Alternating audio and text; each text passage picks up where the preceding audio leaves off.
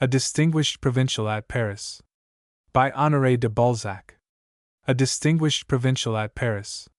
Part 1.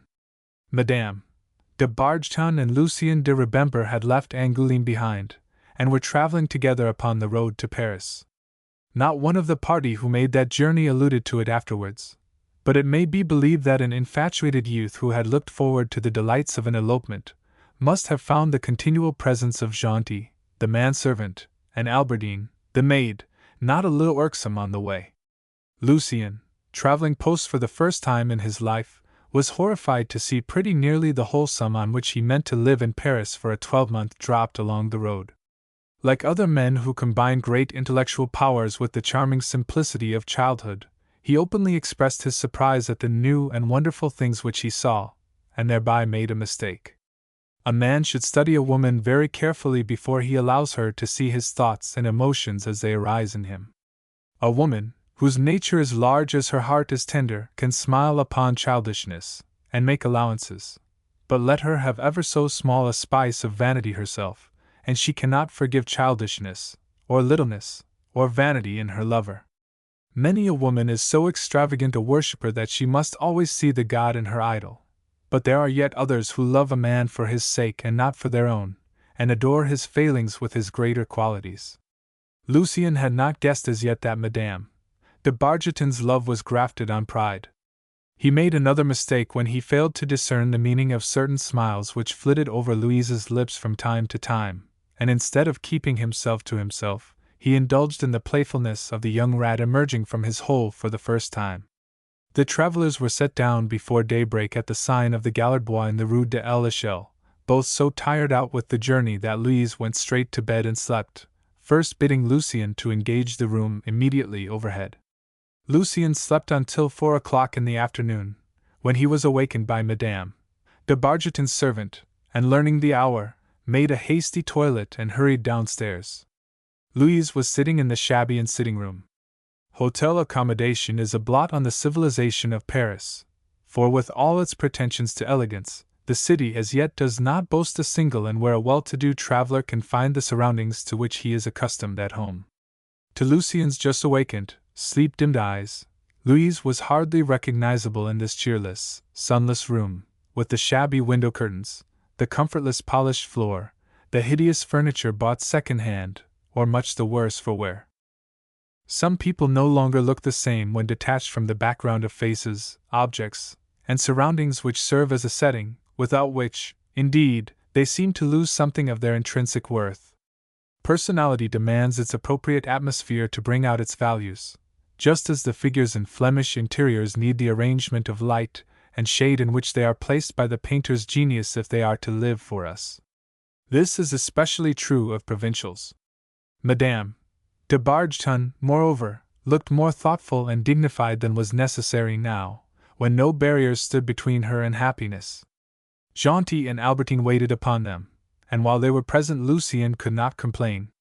The dinner, sent in from a neighboring restaurant, fell far below the provincial average, both in quantity and quality.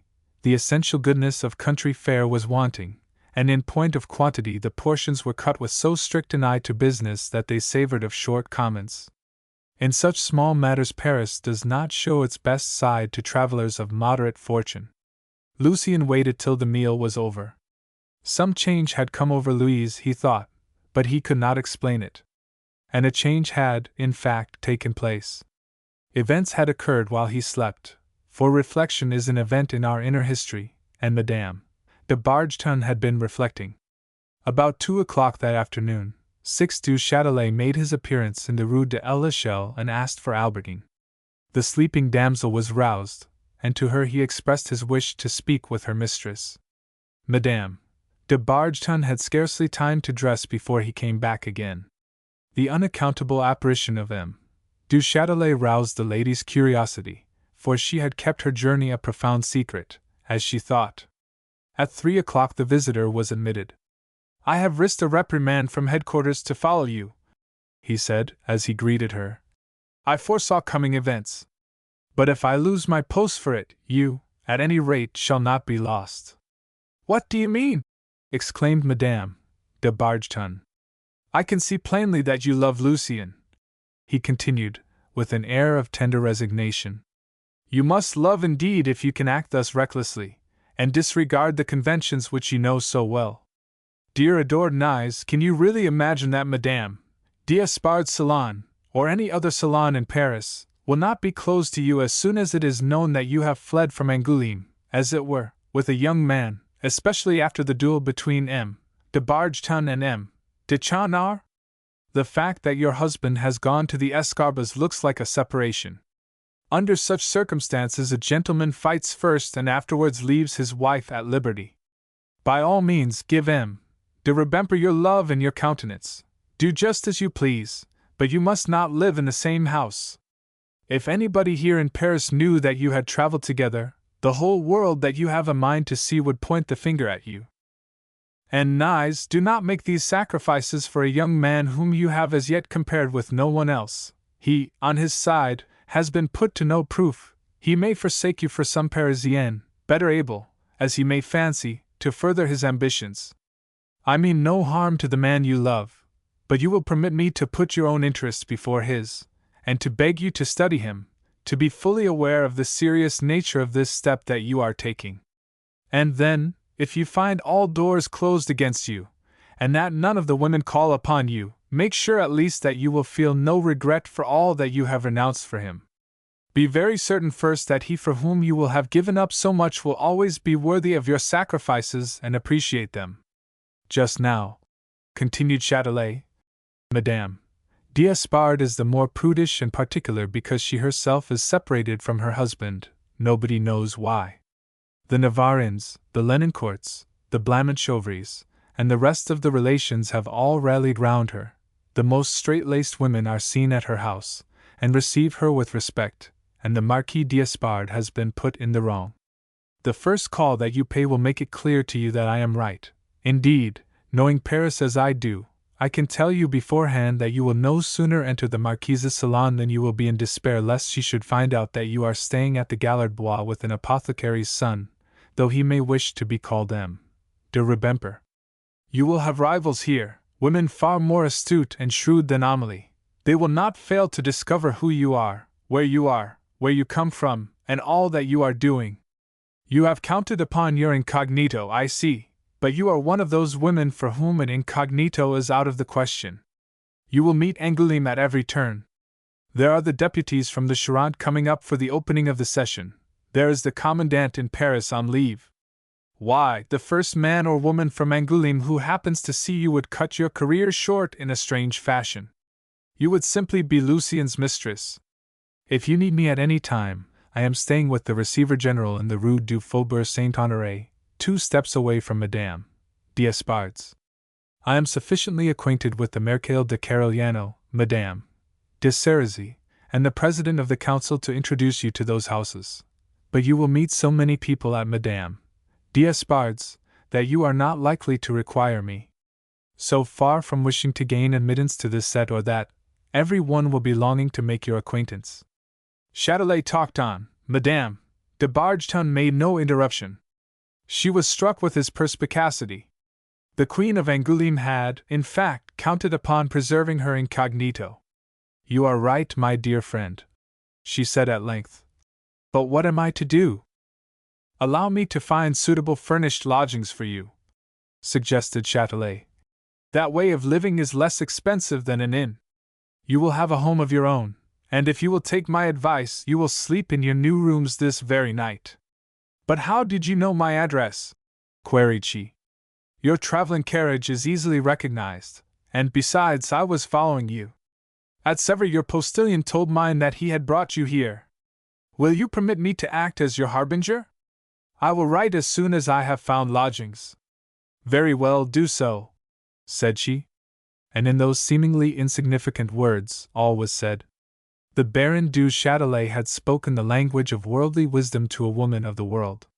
He had made his appearance before her in faultless dress, a neat cab was waiting for him at the door, and Madame de Bargeton, standing by the window thinking over the position, chanced to see the elderly dandy drive away. A few moments later Lucien appeared, half awake and hastily dressed. He was handsome, it is true, but his clothes, his last year's nankeen trousers, and his shabby tight jacket were ridiculous. Put Antinous or the Apollo Belvedere himself into a water-carrier's blouse, and how shall you recognize the godlike creature of the Greek or Roman chisel? The eyes note and compare before the heart has time to revise the swift involuntary judgment, and the contrast between Lucien and Châtelet was so abrupt that it could not fail to strike Louise. Towards 6 o'clock that evening, when dinner was over, Madame de Bargeton beckoned Lucien to sit beside her on the shabby sofa, covered with a flowered chintz, a yellow pattern on a red ground. "Lucien mine," she said, "don't you think that if we have both of us done a foolish thing, suicidal for both our interests, it would only be common sense to set matters right? We ought not to live together in Paris, dear boy, and we must not allow anyone to suspect that we traveled together. Your career depends so much upon my position that I ought to do nothing to spoil it. So, tonight I am going to remove into lodgings nearby. But you will stay on here, we can see each other every day, and nobody can say a word against us." And Louise explained conventions to Lucien, who opened wide eyes. He had still to learn that when a woman thinks better of her folly, she thinks better of her love. But one thing he understood: he saw that he was no longer the Lucien of Angoulême. Louise talked of herself, of her interests, her reputation, and of the world, and to veil her egoism, she tried to make him believe that this was all on his account. He had no claim upon Louise thus suddenly transformed into Madame de Bargeton, and more serious still, he had no power over her. He could not keep back the tears that filled his eyes. "If I am your glory," cried the poet, "you are yet more to me, you are my one hope, my whole future rests with you. I thought that if you meant to make my successes yours, you would surely make my adversity yours also, and here we are going to part already. You are judging my conduct," said she. "You do not love me." Lucien looked at her with such a dolorous expression that, in spite of herself, she said, "Darling, I will stay if you like. We shall both be ruined, we shall have no one to come to our aid. But when we are both equally wretched, and every one shuts their door upon us both, when failure, for we must look all possibilities in the face, when failure drives us back to the escarbas, then remember, love, that I foresaw the end, and that at the first I proposed that we should make your way by conforming to established rules. Louise," he cried with his arms around her, "you are wise, you frighten me. Remember that I am a child, that I have given myself up entirely to your dear will. I myself should have preferred to overcome obstacles and win my way among men by the power that is in me. But if I can reach the goal sooner through your aid, I shall be very glad to owe all my success to you. Forgive me. You mean so much to me that I cannot help fearing all kinds of things. And for me, parting means that desertion is at hand, and desertion is death. But my dear boy, the world's demands are soon satisfied," returned she. "You must sleep here, that is all. All day long you will be with me, and no one can say a word." A few kisses set Lucien's mind completely at rest. An hour later Gentil brought in a note from Châtelet. He told Madame de Bargeton that he had found lodgings for her in the Rue Neuve de Luxembourg. Madame de Bargeton informed herself of the exact place, and found that it was not very far from the Rue de l'Echelle. "We shall be neighbors," she told Lucien. 2 hours afterwards Louise stepped into the hired carriage sent by Châtelet for the removal to the new rooms. The apartments were of the class that upholsterers furnish and let to wealthy deputies and persons of consideration on a short visit to Paris, showy and uncomfortable. It was 11 o'clock when Lucien returned to his inn, having seen nothing as yet of Paris except the part of the Rue Saint-Honoré which lies between the Rue Neuve de Luxembourg and the Rue de l'Echelle. He lay down in his miserable little room, and could not help comparing it in his own mind with Louise's sumptuous apartments. Just as he came away the Baron du Châtelet came in, gorgeously arrayed in evening dress, fresh from the Minister for Foreign Affairs, to inquire whether Madame de Bargeton was satisfied with all that he had done on her behalf. Nise was uneasy. The splendor was alarming to her mind. Provincial life had reacted upon her. She was painfully conscientious over her accounts, and economical to a degree that is looked upon as miserly in Paris. She had brought with her 20,000 francs in the shape of a draft on the Receiver General, considering that the sum would more than cover the expenses of 4 years in Paris. She was afraid already lest she should not have enough, and should run into debt, and now Châtelet told her that her rooms would only cost 600 francs per month. A mere trifle, added he, seeing that Nais was startled. For 500 francs a month you can have a carriage from a livery stable, 50 louis in all. You need only think of your dress. A woman moving in good society could not well do less, and if you mean to obtain a Receiver General's appointment for M. de Balzac, or a post in the household, you ought not to look poverty-stricken. Here, in Paris, they only give to the rich. It is most fortunate that you brought Gentil to go out with you, and Albertine for your own woman, for servants are enough to ruin you here. But with your introductions you will seldom be home to a meal. Madame de Balzac and the Baron de Châtelet chatted about Paris. Châtelet gave her all the news of the day, the myriad nothings that you are bound to know, under penalty of being a nobody. Before very long the Baron also gave advice as to shopping, recommending Herbault for toques and Juliette for hats and bonnets. He added the address of a fashionable dressmaker to supersede Victorine. In short, he made the ladies see the necessity of rubbing off Angoulême. Then he took his leave after a final flash of happy inspiration. I expect I shall have a box at one of the theaters tomorrow, he remarked carelessly. I will call for you and M. de Rubempré, for you must allow me to do the honors of Paris. There is more generosity in his character than I thought, said Madame de Balzac to herself when Lucien was included in the invitation. In the month of June ministers are often puzzled to know what to do with boxes at the theatre. Ministerialist deputies and their constituents are busy in their vineyards or harvest fields, and their more exacting acquaintances are in the country or traveling about. So it comes to pass that the best seats are filled at this season with heterogeneous theatregoers, never seen at any other time of year. And the house is apt to look as if it were tapestried with very shabby material. Châtelet had thought already that this was his opportunity of giving Nais the amusements which provincials crave most eagerly, and that with very little expense. The next morning, the very first morning in Paris, Lucien went to the Rue Neuve-Luxembourg and found that Louise had gone out. She had gone to make some indispensable purchases, to take counsel of the mighty and illustrious authorities in the matter of the feminine toilette, pointed out to her by Châtelet, for she had written to tell the Marquise d'Espard of her arrival. Madame de Balzac possessed a self-confidence born of a long habit of rule, but she was exceedingly afraid of appearing to be provincial.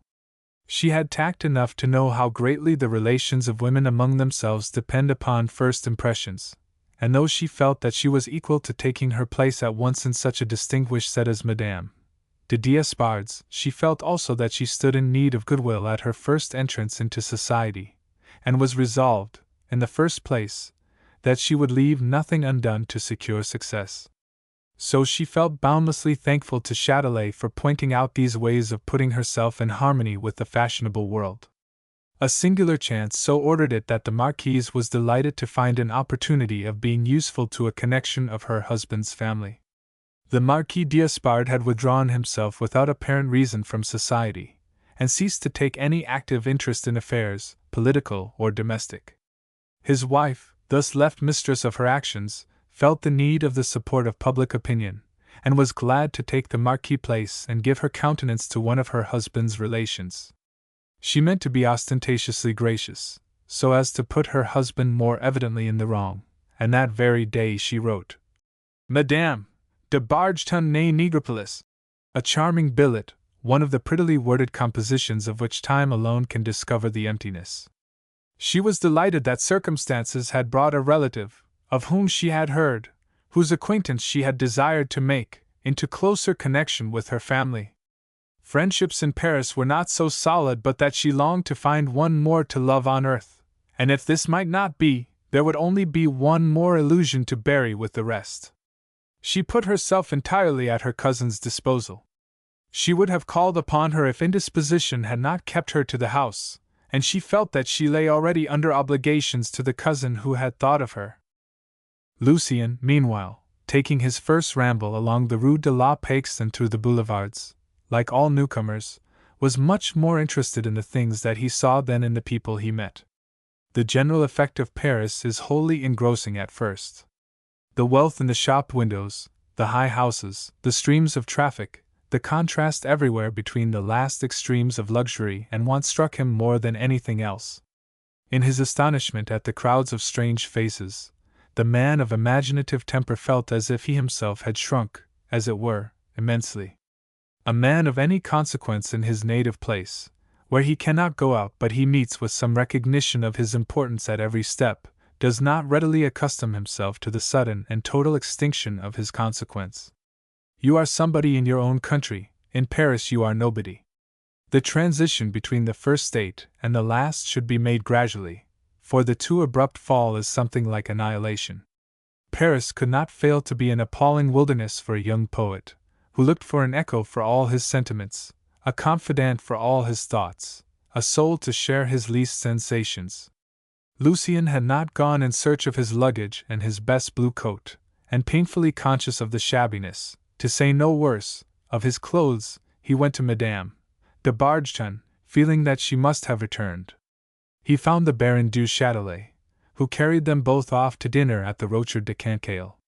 Lucien's head was dizzy with the whirl of Paris. The Baron was in the carriage. He could say nothing to Louise, but he squeezed her hand, and she gave a warm response to the mute confidence. After dinner Châtelet took his guests to the vaudeville. Lucien, in his heart, was not over well pleased to see Châtelet again, and cursed the chance that had brought the Baron to Paris. The Baron said that ambition had brought him to town. He had hopes of an appointment as Secretary General to a government department, and meant to take a seat in the Council of State as Master of Requests. He had come to Paris to ask for fulfillment of the promises that had been given him, for a man of his stamp could not be expected to remain a comptroller all his life. He would rather be nothing at all, and offer himself for election as deputy, or re-enter diplomacy. Châtelet grew visibly taller.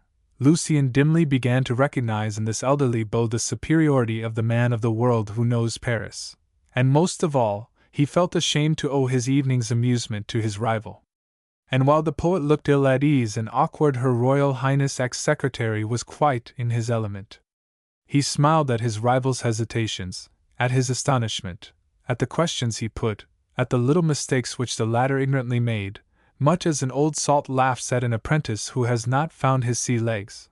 But Lucien's pleasure at seeing a play for the first time in Paris outweighed the annoyance of these small humiliations. That evening marked an epoch in Lucien's career. He put away a good many of his ideas as to provincial life in the course of it. His horizon widened, society assumed different proportions. There were fair Parisiennes in fresh and elegant toilettes all about him. Madame de Balzac's costume, tolerably ambitious though it was, looked dowdy by comparison. The material, like the fashion and the color, was out of date.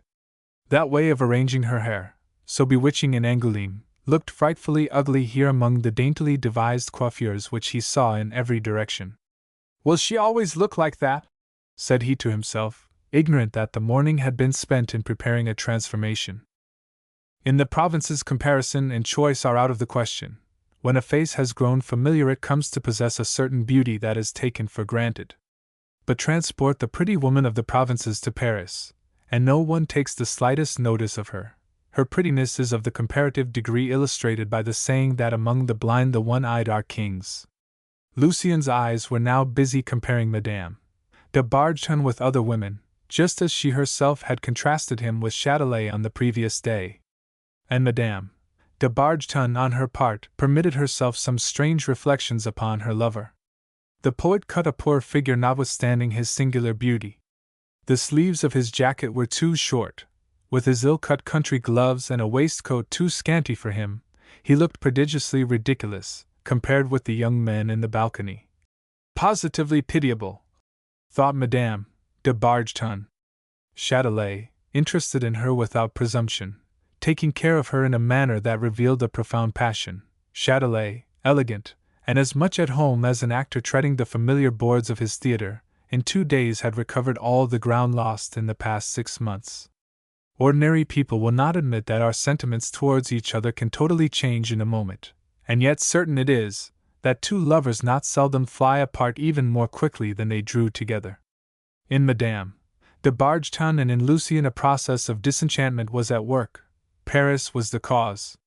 Life had widened out before the poet's eyes, as society came to wear a new aspect for Louise.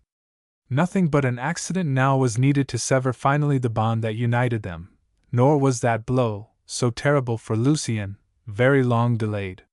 Madame de Bargeton set Lucien down at his inn, and drove home with Châtelet, to the intense vexation of the luckless lover. "What will they say about me?" he wondered, as he climbed the stairs to his dismal room. "That poor fellow is uncommonly dull," said Châtelet, with a smile, when the door was closed. "That is the way with those who have a world of thoughts in their heart and brain. Men who have so much in them to give out and great works long dreamed of, profess a certain contempt for conversation, a commerce in which the intellect spends itself in small change," returned the haughty Negropolis. She still had courage to defend Lucien, but less for Lucien's sake than for her own. "I grant it you willingly," replied the Baron, "but we live with human beings and not with books. There, dear Nyes, I see how it is, there is nothing between you yet, and I am delighted that it is so. If you decide to bring an interest of a kind hitherto lacking into your life, let it not be this so-called genius, I implore you. How if you have made a mistake? Suppose that in a few days' time, when you have compared him with men whom you will meet, men of real ability, men who have distinguished themselves in good earnest, suppose that you should discover, dear and fair siren, that it is no lyre-bearer that you have borne into port on your dazzling shoulders, but a little ape, with no manners and no capacity, a presumptuous fool who may be a wit in Alhamo, but turns out a very ordinary specimen of a young man in Paris? And, after all, volumes of verse come out every week here, the worst of them better than all M. Chardin's poetry put together. For pity's sake, wait and compare! Tomorrow, Friday, is opera night," he continued as the carriage turned into the Rue Neuve de Luxembourg. "Madame d'Espard has the box of the first gentleman of the chamber, and will take you, no doubt. I shall go to Madame de Ceris's box to behold you in your glory. They are giving Les Donades. Goodbye," said she. Next morning Madame de Bargeton tried to arrange a suitable toilette in which to call on her cousin Madame d'Espard.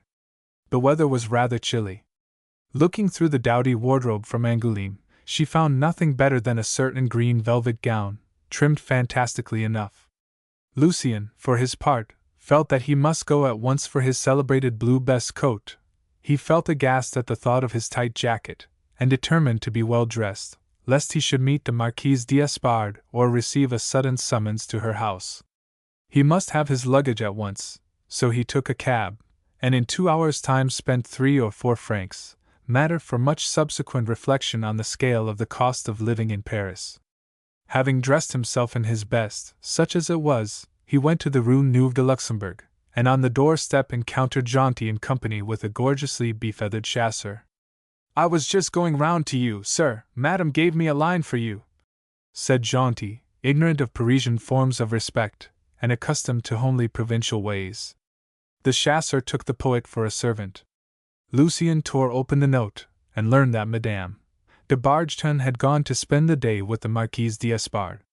She was going to the opera in the evening, but she told Lucien to be there to meet her. Her cousin permitted her to give him a seat in her box. The Marquise d'Espard was delighted to procure the young poet that pleasure. "Then she loves me! My fears were all nonsense," said Lucien to himself. "She is going to present me to her cousin this very evening."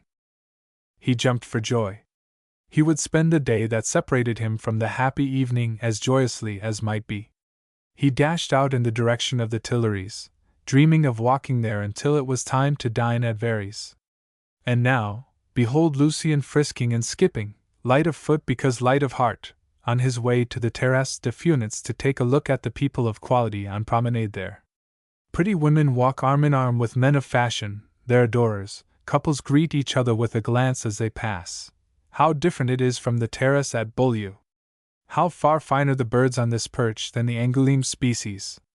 It is as if you beheld all the colors that glow in the plumage of the feathered tribes of India and America, instead of the sober European families. Those were 2 wretched hours that Lucien spent in the garden of the Tuileries. A violent revulsion swept through him, and he sat in judgment upon himself. In the first place, not a single one of these gilded youths wore a swallowtail coat. The few exceptions, 1 or 2 poor wretches, a clerk here and there, an annuitant from the Marais, could be ruled out on the score of age, and hard upon the discovery of a distinction between morning and evening dress. The poet's quick sensibility and keen eyes saw likewise that his shabby old clothes were not fit to be seen. The defects in his coat branded that garment as ridiculous. The cut was old-fashioned. The color was the wrong shade of blue, the collar outrageously ungainly, the coat tails, by dint of long wear, overlapped each other, the buttons were reddened, and there were fatal white lines along the seams. Then his waistcoat was too short, and so grotesquely provincial, that he hastily buttoned his coat over it, and finally, no man of any pretension to fashion wore nankeen trousers. Well-dressed men wore charming fancy materials or immaculate white, and every one had straps to his trousers, while the shrunken hems of Lucien's nether garments manifested a violent antipathy for the heels of boots which they wetted with obvious reluctance. Lucien wore a white cravat with embroidered ends. His sister had seen that M. du Haudoy and M. de Chanar wore such things, and hastened to make similar ones for her brother.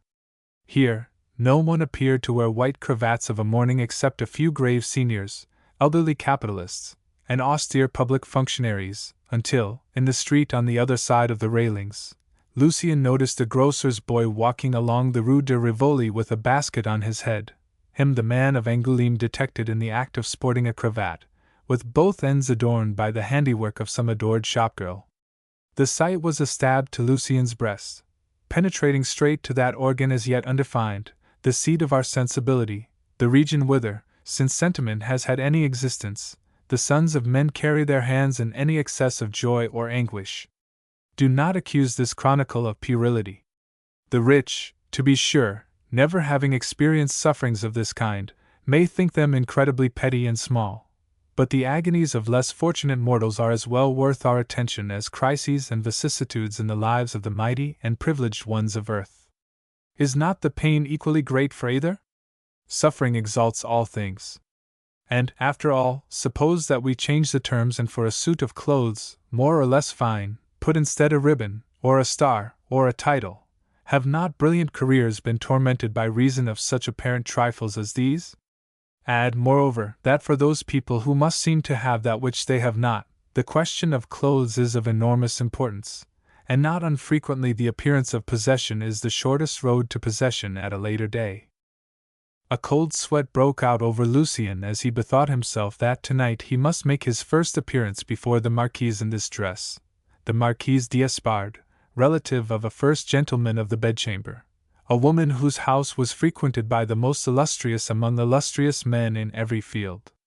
I look like an apothecary's son, a regular shop drudge, he raged inwardly, watching the youth of the Faubourg Saint-Germain pass under his eyes, graceful, spruce, fashionably dressed, with a certain uniformity of air, a sameness due to a fineness of contour, and a certain dignity of carriage and expression, though, at the same time, each one differed from the rest in the setting by which he had chosen to bring his personal characteristics into prominence. Each one made the most of his personal advantages. Young men in Paris understand the art of presenting themselves quite as well as women. Lucien had inherited from his mother the invaluable physical distinction of race, but the metal was still in the ore, and not set free by the craftsman's hand. His hair was badly cut. Instead of holding himself upright with an elastic corset, he felt that he was cooped up inside a hideous shirt collar. He hung his dejected head without resistance on the part of a limp cravat. What woman could guess that a handsome foot was hidden by the clumsy boots which he had brought from Angoulême? What young man could envy him his graceful figure, disguised by the shapeless blue sack which hitherto he had mistakenly believed to be a coat? What bewitching studs he saw on those dazzling white shirt fronts! His own looked dingy by comparison, and how marvelously all these elegant persons were gloved! His own gloves were only fit for a policeman. Yonder was a youth toying with a cane exquisitely mounted. There, another with dainty gold studs in his wristbands. Yet another was twisting a charming riding whip while he talked with a woman. There were specks of mud on the ample folds of his white trousers. He wore clanking spurs and a tight-fitting jacket. Evidently he was about to mount one of the two horses held by a hoplomython of a tiger. A young man who went past drew a watch no thicker than a 5-franc piece from his pocket, and looked at it with the air of a person who is either too early or too late for an appointment. Lucien, seeing these petty trifles, hitherto unimagined, became aware of a whole world of indispensable superfluities, and shuddered to think of the enormous capital needed by a professional pretty fellow. The more he admired these gay and careless beings, the more conscious he grew of his own outlandishness. He knew that he looked like a man who has no idea of the direction of the streets, who stands close to the Palais Royal and cannot find it, and asks his way to the Louvre of a passer-by, who tells him, "Here you are." Lucien saw a great gulf fixed between him and this new world, and asked himself how he might cross over, for he meant to be one of these delicate, slim youths of Paris, these young patricians who bowed before women divinely dressed and divinely fair. For one kiss from one of these, Lucien was ready to be cut in pieces like Count Philip of Königsmarck. Louise's face rose up somewhere in the shadowy background of memory. Compared with these queens, she looked like an old woman. He saw women whose names will appear in the history of the 19th century, women no less famous than the queens of past times for their wit, their beauty, or their lovers. One who passed was the heroine Lee de Touches, so well known as Camille Maupin, the great woman of letters, great by her intellect, great no less by her beauty. He overheard the name pronounced by those who went by. "Ah," he thought to himself, "she is poetry." What was Madame de Bargeton in comparison with this angel in all the glory of youth, and hope, and promise of the future, with that sweet smile of hers, and the great dark eyes with all heaven in them, and the glowing light of the sun? She was laughing and chatting with Madame Firmiani, one of the most charming women in Paris. A voice indeed cried, "Intellect is the lever by which to move the world." But another voice cried no less loudly that money was the fulcrum. He would not stay any longer on the scene of his collapse and defeat, and went towards the Palais Royal. He did not know the topography of his quarter yet, and was obliged to ask his way. Then he went to Very's and ordered dinner by way of an initiation into the pleasures of Paris, and a solace for his discouragement. A bottle of Bordeaux, oysters from Ostend, a dish of fish, a partridge, a dish of macaroni and dessert, this was the ne plus ultra of his desire. He enjoyed this little debauch, studying the while how to give the Marquise d'Espard proof of his wit, and redeem the shabbiness of his grotesque accoutrements by the display of intellectual riches. The total of the bill drew him down from these dreams, and left him the poorer by 50 of the francs which were to have gone such a long way in Paris. He could have lived in Angoulême for a month on the price of that dinner. Wherefore he closed the door of the palace withal, thinking as he did so that he should never set foot in it again.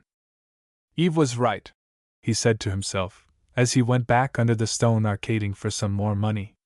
There is a difference between Paris prices and prices in Elhamo. He gazed in at the tailor's windows on the way, and thought of the costumes in the garden of the Tuileries. "No," he exclaimed, "I will not appear before Madame d'Espard dressed out as I am." He fled to his inn, fleet as a stag, rushed up to his room, took out 100 crowns, and went down again to the Palais Royal, where his future elegance lay scattered over half a score of shops. The first tailor whose door he entered tried as many coats upon him as he would consent to put on, and persuaded his customer that all were in the very latest fashion. Lucien came out the owner of a green coat, a pair of white trousers, and a fancy waistcoat, for which outfit he gave 200 francs.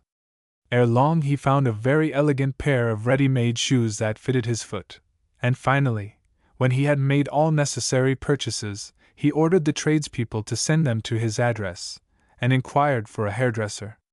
At 7 o'clock that evening he called a cab and drove away to the opera, curled like a St. John of a procession day, elegantly waistcoated and gloved, but feeling a little awkward in this kind of sheath in which he found himself for the first time. In obedience to Madame de Bargeton's instructions, he asked for the box reserved for the first gentleman of the bedchamber. The man at the box office looked at him, and beholding Lucien in all the grandeur assumed for the occasion, in which he looked like a best man at a wedding, asked Lucien for his order. "I have no order." "Then you cannot go in," said the man at the box office drily. "But I belong to Madame D'Espard's party." "It is not our business to know that," said the man, who could not help exchanging a barely perceptible smile with his colleague. A carriage stopped under the peristyle as he spoke. A chasseur, in a livery which Lucien did not recognize, let down the step, and two women in evening dress came out of the brougham. Lucien had no mind to lay himself open to an insolent order to get out of the way from the official. He stepped aside to let the two ladies pass. "Why, that lady is the Marquise d'Espard, whom you say you know, sir," said the man ironically. Lucien was so much the more confounded because Madame de Bargeton did not seem to recognize him in his new plumage, but when he stepped up to her, she smiled at him and said, "This has fallen out wonderfully. Come!" The functionaries at the box office grew serious again as Lucien followed Madame de Bargeton. On their way up the great staircase, the lady introduced M. de Rubempré to her cousin. The box belonging to the first gentleman of the bedchamber is situated in one of the angles at the back of the house, so that its occupants see and are seen all over the theatre. Lucien took his seat on a chair behind Madame de Bargeton, thankful to be in the shadow. "M. de Rubempré," said the Marquise with flattering graciousness, "this is your first visit to the opera, is it not? You must have a view of the house. Take this seat, sit in front of the box. We give you permission." Lucien obeyed as the first act came to an end. "You have made good use of your time," Louise said in his ear, in her first surprise at the change in his appearance. Louise was still the same. The near presence of the Marquise d'Espard, a Parisian Madame de Bargeton, was so damaging to her. The brilliancy of the Parisienne brought out all the defects in her country cousin so clearly by contrast, that Lucien, looking out over the fashionable audience in the superb building, and then at the great lady, was twice enlightened, and saw poor Anaïs de Nigropolis as she really was, as Parisians saw her, a tall, lean, withered woman, with a pimpled face and faded complexion, angular, stiff, affected in her manner, pompous and provincial in her speech, and above all these things, dowdily dressed. As a matter of fact, the creases in an old dress from Paris still bear witness to good taste. You can tell what the gown was meant for. But an old dress made in the country is inexplicable, it is a thing to provoke laughter. There was neither charm nor freshness about the dress or its wearer. The velvet, like the complexion, had seen wear. Lucien felt ashamed to have fallen in love with this cuttlefish bone, and vowed that he would profit by Louise's next fit of virtue to leave her for good. Having an excellent view of the house, he could see the opera glasses pointed at the aristocratic box par excellence. The best-dressed women must certainly be scrutinizing Madame de Bargeton, for they smiled and talked among themselves. If Madame d'Espard knew the object of their sarcasms from those feminine smiles and gestures, she was perfectly insensible to them. In the first place, anybody must see that her companion was a poor relation from the country, an affliction with which any Parisian family may be visited.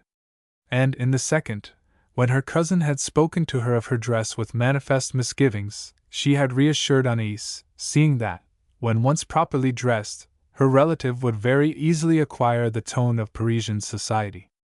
If Madame de Bargeton needed polish, on the other hand, she possessed the native haughtiness of good birth, and that indescribable something which may be called pedigree. So, on Monday her turn would come. And moreover, the Marquise knew that as soon as people learned that the stranger was her cousin, they would suspend their banter and look twice before they condemned her. Lucien did not foresee the change in Louise's appearance shortly to be worked by a scarf about her throat, a pretty dress, an elegant coiffure, and Madame d'Espard's advice. As they came up the staircase even now, the Marquise told her cousin not to hold her handkerchief unfolded in her hand. Good or bad taste turns upon hundreds of such almost imperceptible shades, which a quick-witted woman discerns at once, while others will never grasp them.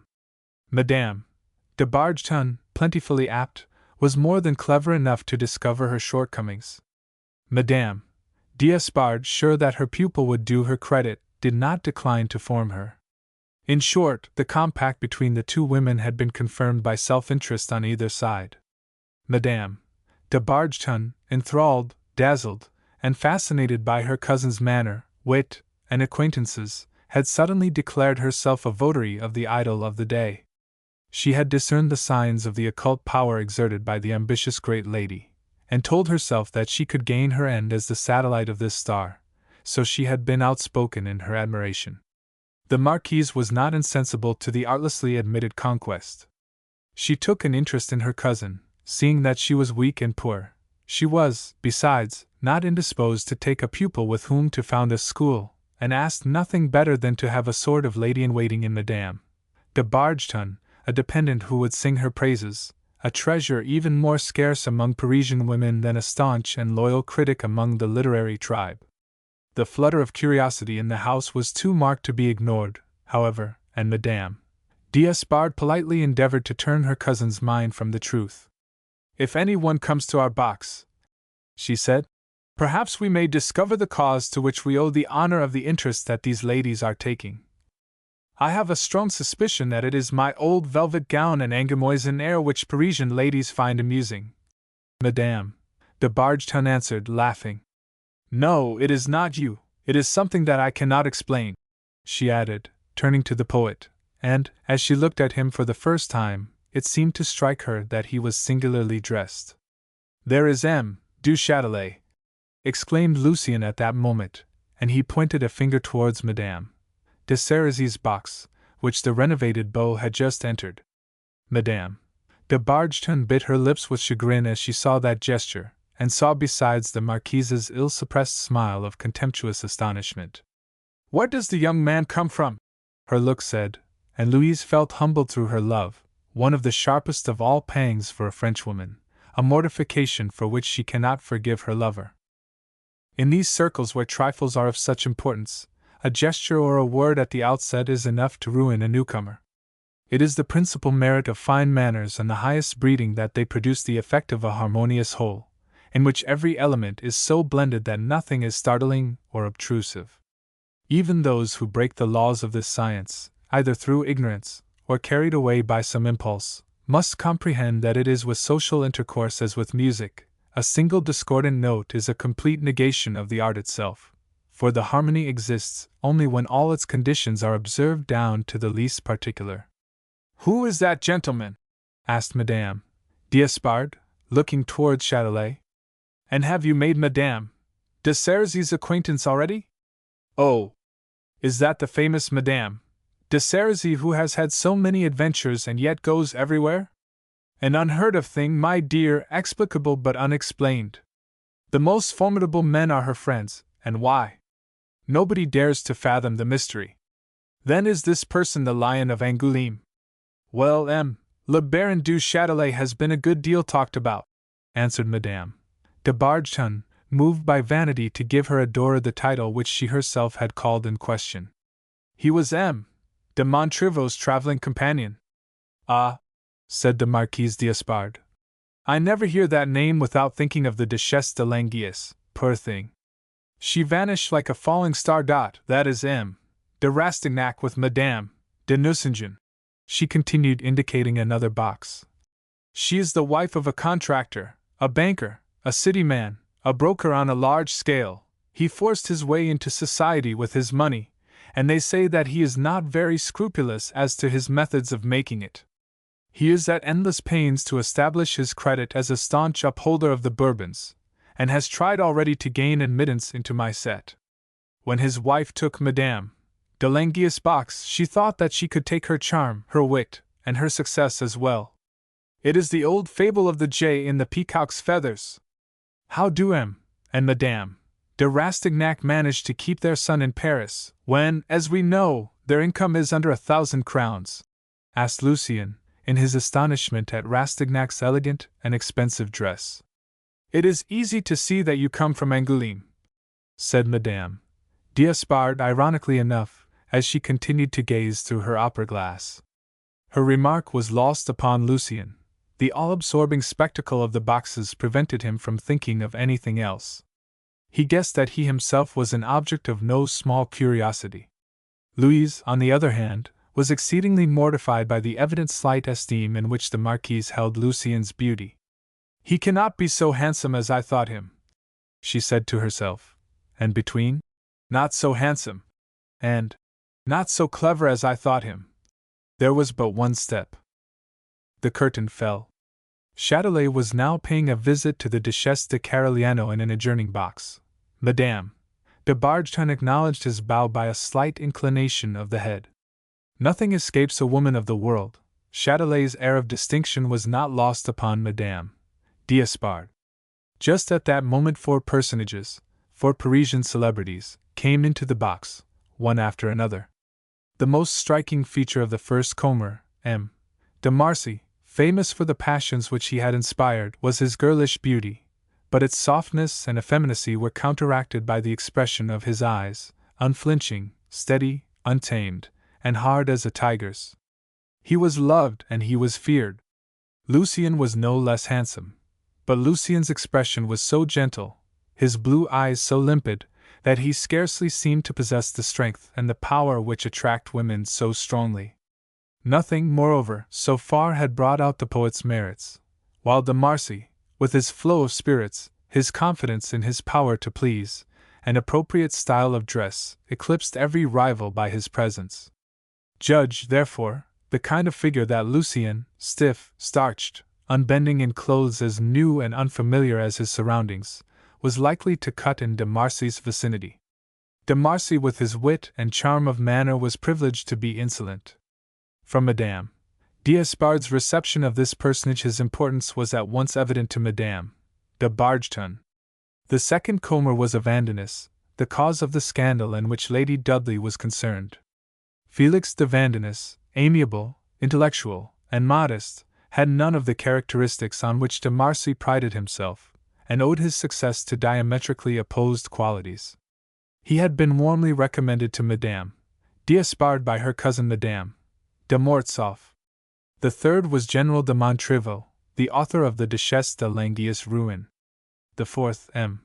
de Canalis, one of the most famous poets of the day, and as yet a newly risen celebrity, was prouder of his birth than of his genius, and dangled in Madame d'Espard's train by way of concealing his love for the Duchesse de Chaulieu. In spite of his graces and the affectation that spoiled them, it was easy to discern the vast, lurking ambitions that plunged him at a later day into the storms of political life. A face that might be called insignificantly pretty and caressing manners thinly disguised the man's deeply rooted egoism and habit of continually calculating the chances of a career which at that time looked problematical enough, though his choice of Madame de Chaulieu, a woman past 40, made interest for him at court, and brought him the applause of the Faubourg Saint-Germain and the jibes of the Liberal party, who dubbed him the poet of the sacristy. Madame de Bargeton, with these remarkable figures before her, no longer wondered at the slight esteem in which the Marquise held Lucien's good looks. And when conversation began, when intellects so keen, so subtle, were revealed in two-edged words with more meaning and depth in them than Anaïs de Bargeton heard in a month of talk at Angoulême, and most of all, when Canalis uttered a sonorous phrase, summing up a materialistic epic, and gilding it with poetry, then Anaïs felt all the truth of Châtelet's dictum of the previous evening. Lucien was nothing to her now. Every one cruelly ignored the unlucky stranger. He was so much like a foreigner listening to an unknown language, that the Marquise d'Espard took pity upon him. She turned to Canalis. "Permit me to introduce M. de Rubempré," she said. "You rank too high in the world of letters not to welcome a debutante. M. de Rubempré is from Angoulême, and will need your influence, no doubt, with the powers that bring genius to light. So far, he has no enemies to help him to success by their attacks upon him. Is there enough originality in the idea of obtaining for him by friendship all that hatred has done for you to tempt you to make the experiment?" The 4 newcomers all looked at Lucien while the Marquise was speaking. De Marcy, only a couple of paces away, put up an eyeglass and looked from Lucien to Madame de Bargeton, and then again at Lucien, coupling them with some mocking thought, cruelly mortifying to both. He scrutinized them as if they had been a pair of strange animals, and then he smiled. The smile was like a stab to the distinguished provincial. Felix de Vandenesse assumed a charitable air. Montriveau looked Lucien through and through. Madame, M. de Canalis answered with a bow. I will obey you, in spite of the selfish instinct which prompts us to show a rival no favor, but you have accustomed us to miracles. Very well, do me the pleasure of dining with me on Monday with M. de Rubemper, and you can talk of matters literary at your ease. I will try to enlist some of the tyrants of the world of letters and the great people who protect them, the author of Eureka, and one or two young poets with sound views. Madame la Marquise, said de Marcy, if you give your support to this gentleman for his intellect, I will support him for his good looks. I will give him advice which will put him in a fair way to be the luckiest dandy in Paris. After that, he may be a poet, if he has a mind. Madame de Bargeton thanked her cousin by a grateful glance. I did not know that you were jealous of intellect, Montriveau said, turning to de Marcy. Good fortune is the death of a poet. Is that why your lordship is thinking of marriage? Inquired the dandy, addressing Canalis, and watching Madame d'Espard to see if the words went home. Canalis shrugged his shoulders, and Madame d'Espard, Madame de Cholas' niece, began to laugh. Lucien in his new clothes felt as if he were an Egyptian statue in its narrow sheath. He was ashamed that he had nothing to say for himself all this while. At length he turned to the Marquise.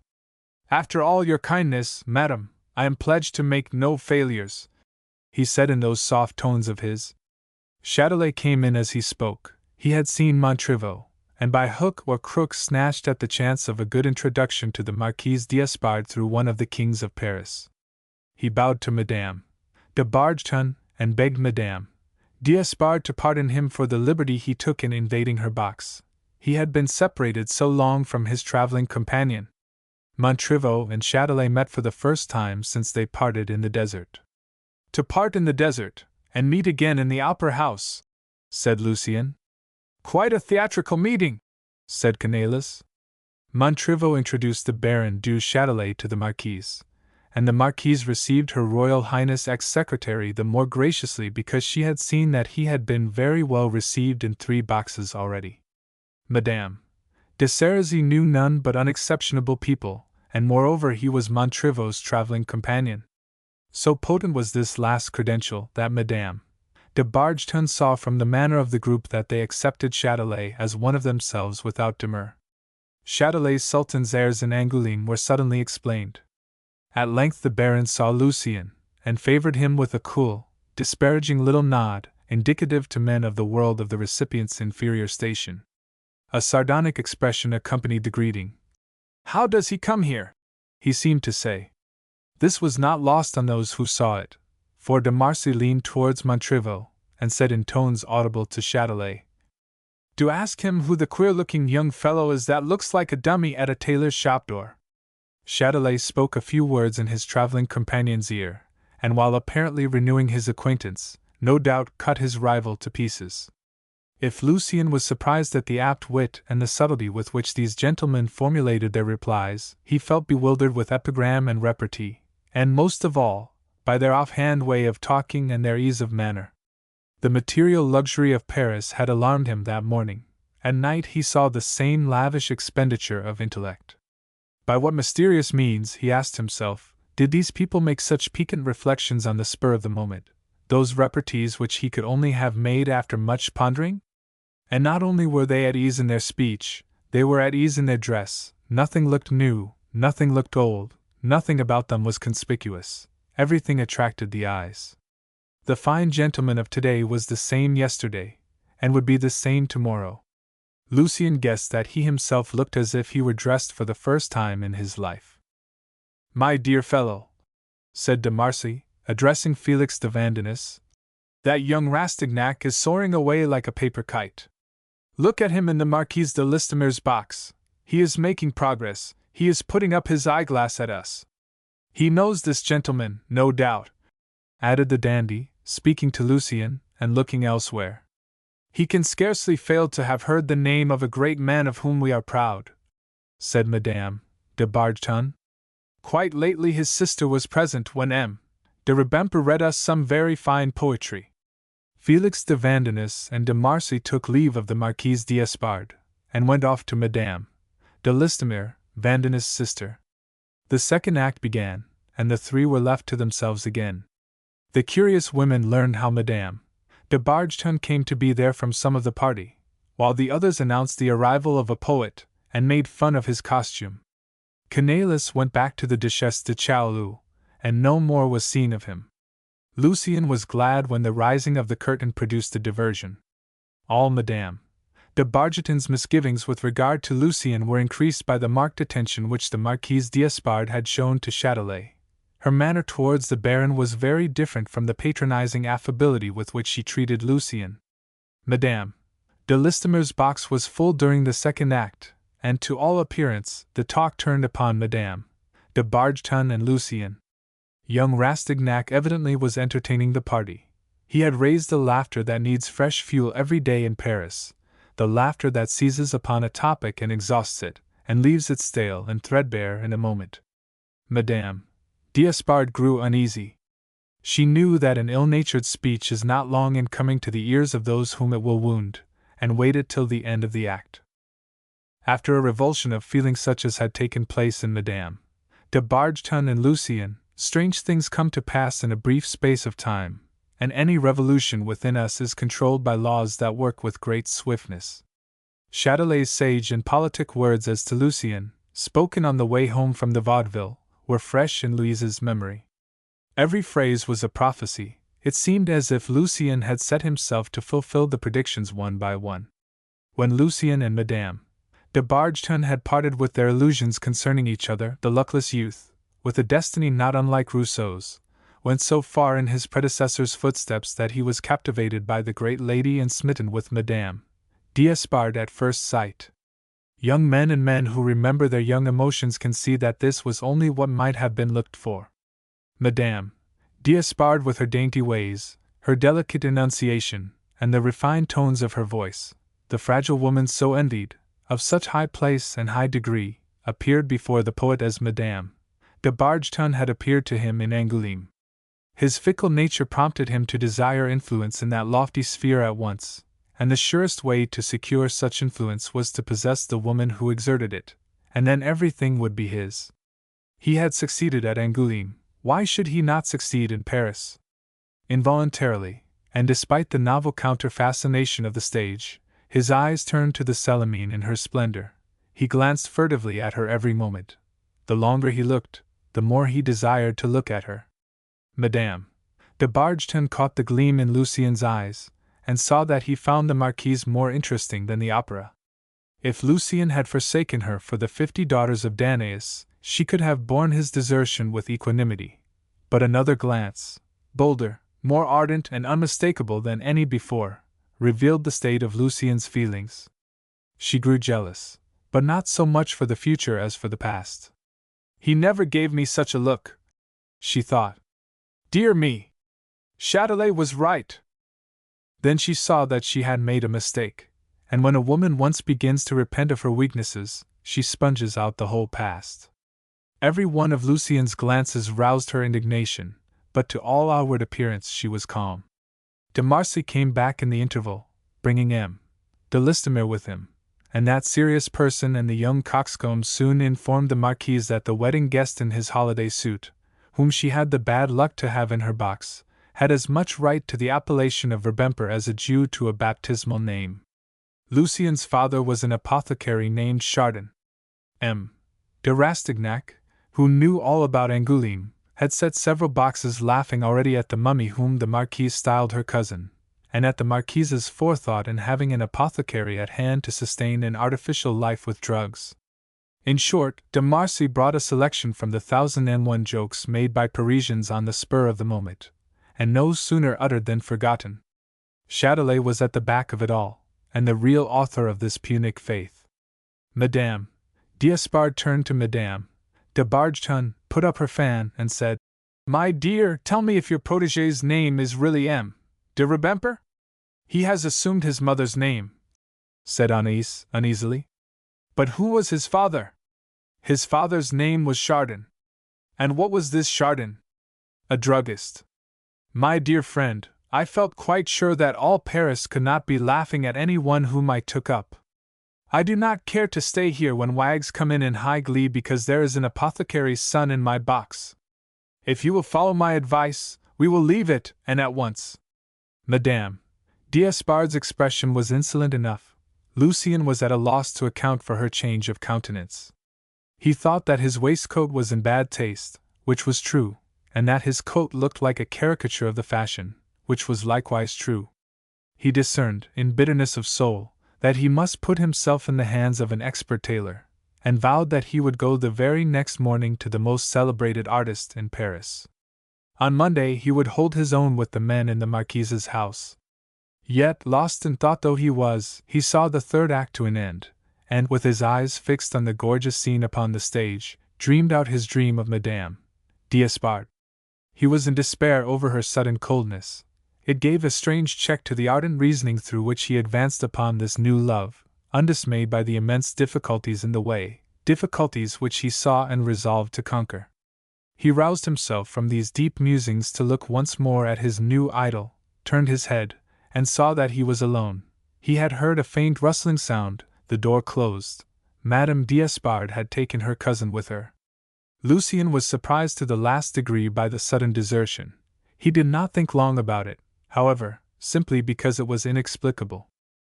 When the carriage was rolling along the Rue de Richelieu on the way to the Faubourg Saint-Honoré, the Marquise spoke to her cousin in a tone of suppressed irritation. "My dear child, what are you thinking about? Pray wait till an apothecary's son has made a name for himself before you trouble yourself about him. The Duchesse de Chaux does not acknowledge Canalis even now, and he is famous and a man of good family. This young fellow is neither your son nor your lover, I suppose?" added the haughty dame, with a keen, inquisitive glance at her cousin. "How fortunate for me that I kept the little scapegrace at a distance," thought Madame de Bargeton.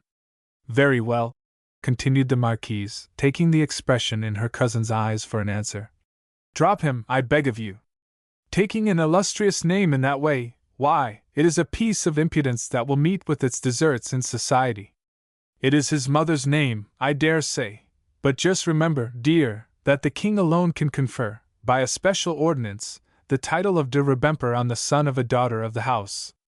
If she made a mésalliance, the favor would be enormous, only to be granted to vast wealth, or conspicuous services, or very powerful influence. The young man looks like a shopman in his Sunday suit. Evidently he is neither wealthy nor noble. He has a fine head, but he seems to me to be very silly. He has no idea what to do, and has nothing to say for himself. In fact, he has no breeding. How came you to take him up?" Madame de Bargeton renounced Lucien as Lucien himself had renounced her. A ghastly fear lest her cousin should learn the manner of her journey shot through her mind. "Dear cousin, I am in despair that I have compromised you." "People do not compromise me," Madame D'Espard said, smiling. "I am only thinking of you. But you have asked him to dine with you on Monday." "I shall be ill," the Marquise said quickly. "You can tell him so, and I shall leave orders that he is not to be admitted under either name." During the interval Lucien noticed that every one was walking up and down the lobby. He would do the same. In the first place, not one of Madame D'Espard's visitors recognized him nor paid any attention to him. Their conduct seemed nothing less than extraordinary to the provincial poet. And secondly, Châtelet, on whom he tried to hang, watched him out of the corner of his eye and fought shy of him. Lucien walked to and fro, watching the eddying crowd of men, till he felt convinced that his costume was absurd, and he went back to his box, ensconced himself in a corner, and stayed there till the end. At times he thought of nothing but the magnificent spectacle of the ballet in the great Inferno scene in the fifth act. Sometimes the sight of the house absorbed him, sometimes his own thoughts. He had seen society in Paris, and the sight had stirred him to the depths. "So this is my kingdom," he said to himself. "This is the world that I must conquer."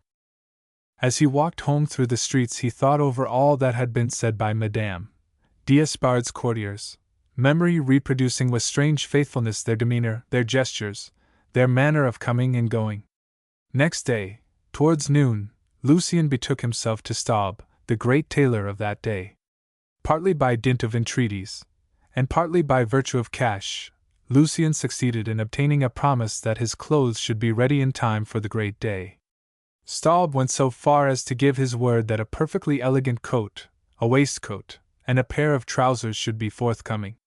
Lucien then ordered linen and pocket handkerchiefs, a little outfit, in short, of a linen draper, and a celebrated bootmaker measured him for shoes and boots. He bought a neat walking cane at Verdier's. He went to Madame Erland for gloves and shirt studs. In short, he did his best to reach the climax of dandyism. When he had satisfied all his fancies, he went to the Rue Neuve de Luxembourg, and found that Louise had gone out. She was dining with Madame la Marquise d'Espard, her maid said, and would not be back till late. Lucien dined for 2 francs at a restaurant in the Palais Royal, and went to bed early. The next day was Sunday. He went to Louise's lodging at 11 o'clock. Louise had not yet risen. At 2 o'clock he returned once more. "Madame cannot see anybody yet," reported Albertine. "But she gave me a line for you." "Cannot see anybody yet?" repeated Lucien. "But I am not anybody." "I do not know," Albertine answered very impertinently, and Lucien, less surprised by Albertine's answer than by a note from Madame de Bargeton, took the billet, and read the following discouraging lines. "Madame d'Espard is not well, she will not be able to see you on Monday. I am not feeling very well myself, but I am about to dress and go to keep her company. I am in despair over this little disappointment, but your talents reassure me, you will make your way without charlatanism. And no signature," Lucien said to himself. He found himself in the Tuileries before he knew whither he was walking. With the gift of second sight which accompanies genius, he began to suspect that the chilly note was but a warning of the catastrophe to come. Lost in thought, he walked on, gazing at the monuments in the Place Louis Quinze. It was a sunny day. A stream of fine carriages went past him on the way to the Champs-Élysées.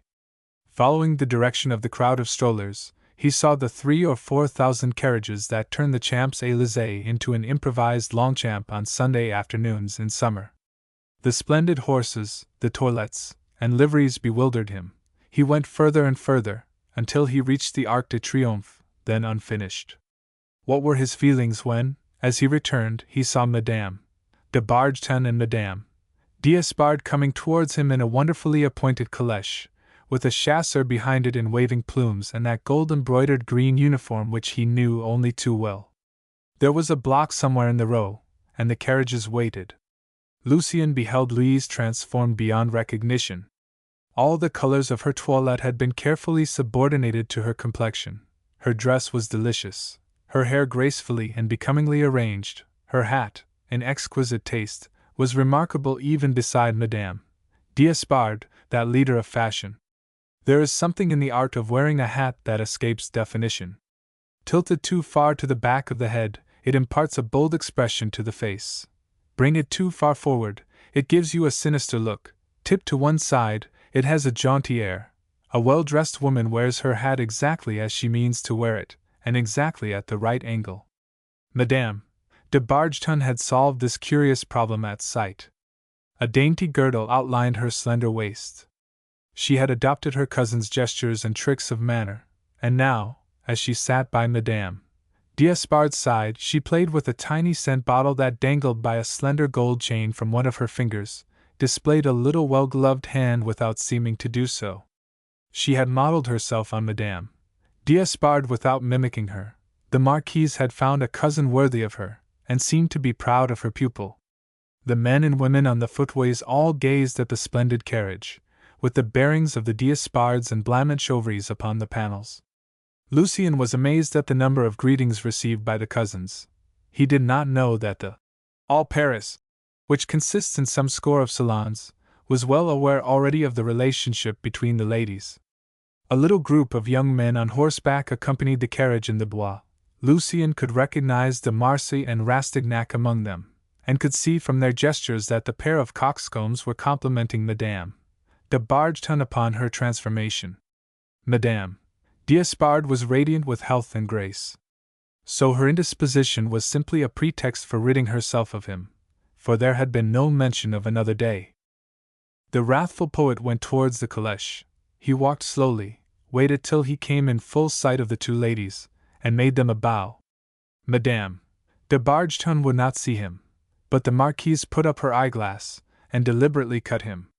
He had been disowned by the sovereign lords of Angoulême, but to be disowned by society in Paris was another thing. The booby squires, by doing their utmost to mortify Lucien, admitted his power and acknowledged him as a man. For Madame d'Espard he had positively no existence. This was a sentence, it was a refusal of justice. Poor poet! A deadly cold seized on him when he saw de Marcy eyeing him through his glass, and when the Parisian lion let that optical instrument fall, it dropped in so singular a fashion that Lucien thought of the knife blade of the guillotine. The calèche went by. Rage and a craving for vengeance took possession of his slighted soul. If Madame de Bargeton had been in his power, he could have cut her throat at that moment. He was a Fouquier Tinville gloating over the pleasure of sending Madame d'Espard to the scaffold. If only he could have put de Marcy to the torture with refinements of savage cruelty.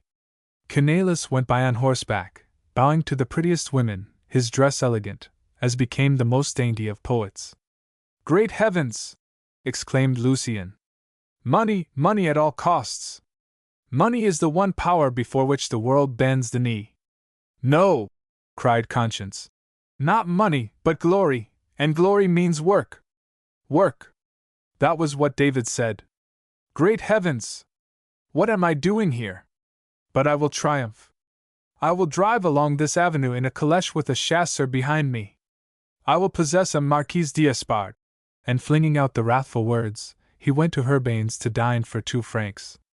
Next morning, at 9 o'clock, he went to the Rue Neuve de Luxembourg to upbraid Louise for her barbarity. But Madame de Bargeton was not at home to him, and not only so, but the porter would not allow him to go up to her rooms, so he stayed outside in the street, watching the house till noon. At 12 o'clock Châtelet came out, looked at Lucien out of the corner of his eye, and avoided him. Stung to the quick, Lucien hurried after his rival, and Châtelet, finding himself closely pursued, turned and bowed, evidently intending to shake him off by this courtesy. "Spare me just a moment for pity's sake, sir," said Lucien. "I want just a word or two with you. You have shown me friendship, I now ask the most trifling service of that friendship. You have just come from Madame de Bargeton. How have I fallen into disgrace with her and Madame d'Espard? Please explain. Chardin, do you know why the ladies left you at the opera that evening?" asked Châtelet, with treacherous good nature. "No," said the poor poet. "Well, it was de Rastignac who spoke against you from the beginning. They asked him about you, and the young dandy simply said that your name was Chardin, and not de Rebemper, that your mother was a monthly nurse, that your father, when he was alive, was an apothecary in El Hameau, a suburb of Angoulême, and that your sister, a charming girl, gets up shirts to admiration, and is just about to be married to a local printer named Seckert. Such is the world! You no sooner show yourself than it pulls you to pieces. De Marcy came to Madame d'Espard to laugh at you with her, so the two ladies, thinking that your presence put them in a false position, went out at once. Do not attempt to go to either house. If Madame de Bargeton continued to receive your visits, her cousin would have nothing to do with her. You have genius, try to avenge yourself. The world looks down upon you. Look down in your turn upon the world. Take refuge in some garret, write your masterpieces, seize on power of any kind, and you will see the world at your feet. Then you can give back the bruises which you have received, and in the very place where they were given. Madame de Bargeton will be the more distant now because she has been friendly. That is the way with women. But the question now for you is not how to win back Annie's friendship, but how to avoid making an enemy of her. I will tell you of a way. She has written letters to you. Send all her letters back to her. She will be sensible that you are acting like a gentleman, and at a later time, if you should need her, she will not be hostile. For my own part, I have so high an opinion of your future that I have taken your part everywhere, and if I can do anything here for you, you will always find me ready to be of use. The elderly both seemed to have grown young again in the atmosphere of Paris. He bowed with frigid politeness, but Lucien, woebegone, haggard, and undone, forgot to return the salutation. He went back to his inn, and there found the great Staub himself, come in person, not so much to try his customer's clothes as to make inquiries of the landlady with regard to that customer's financial status. The report had been satisfactory. Lucien had traveled post. Madame de Bargeton brought him back from Vaudeville last Thursday in her carriage.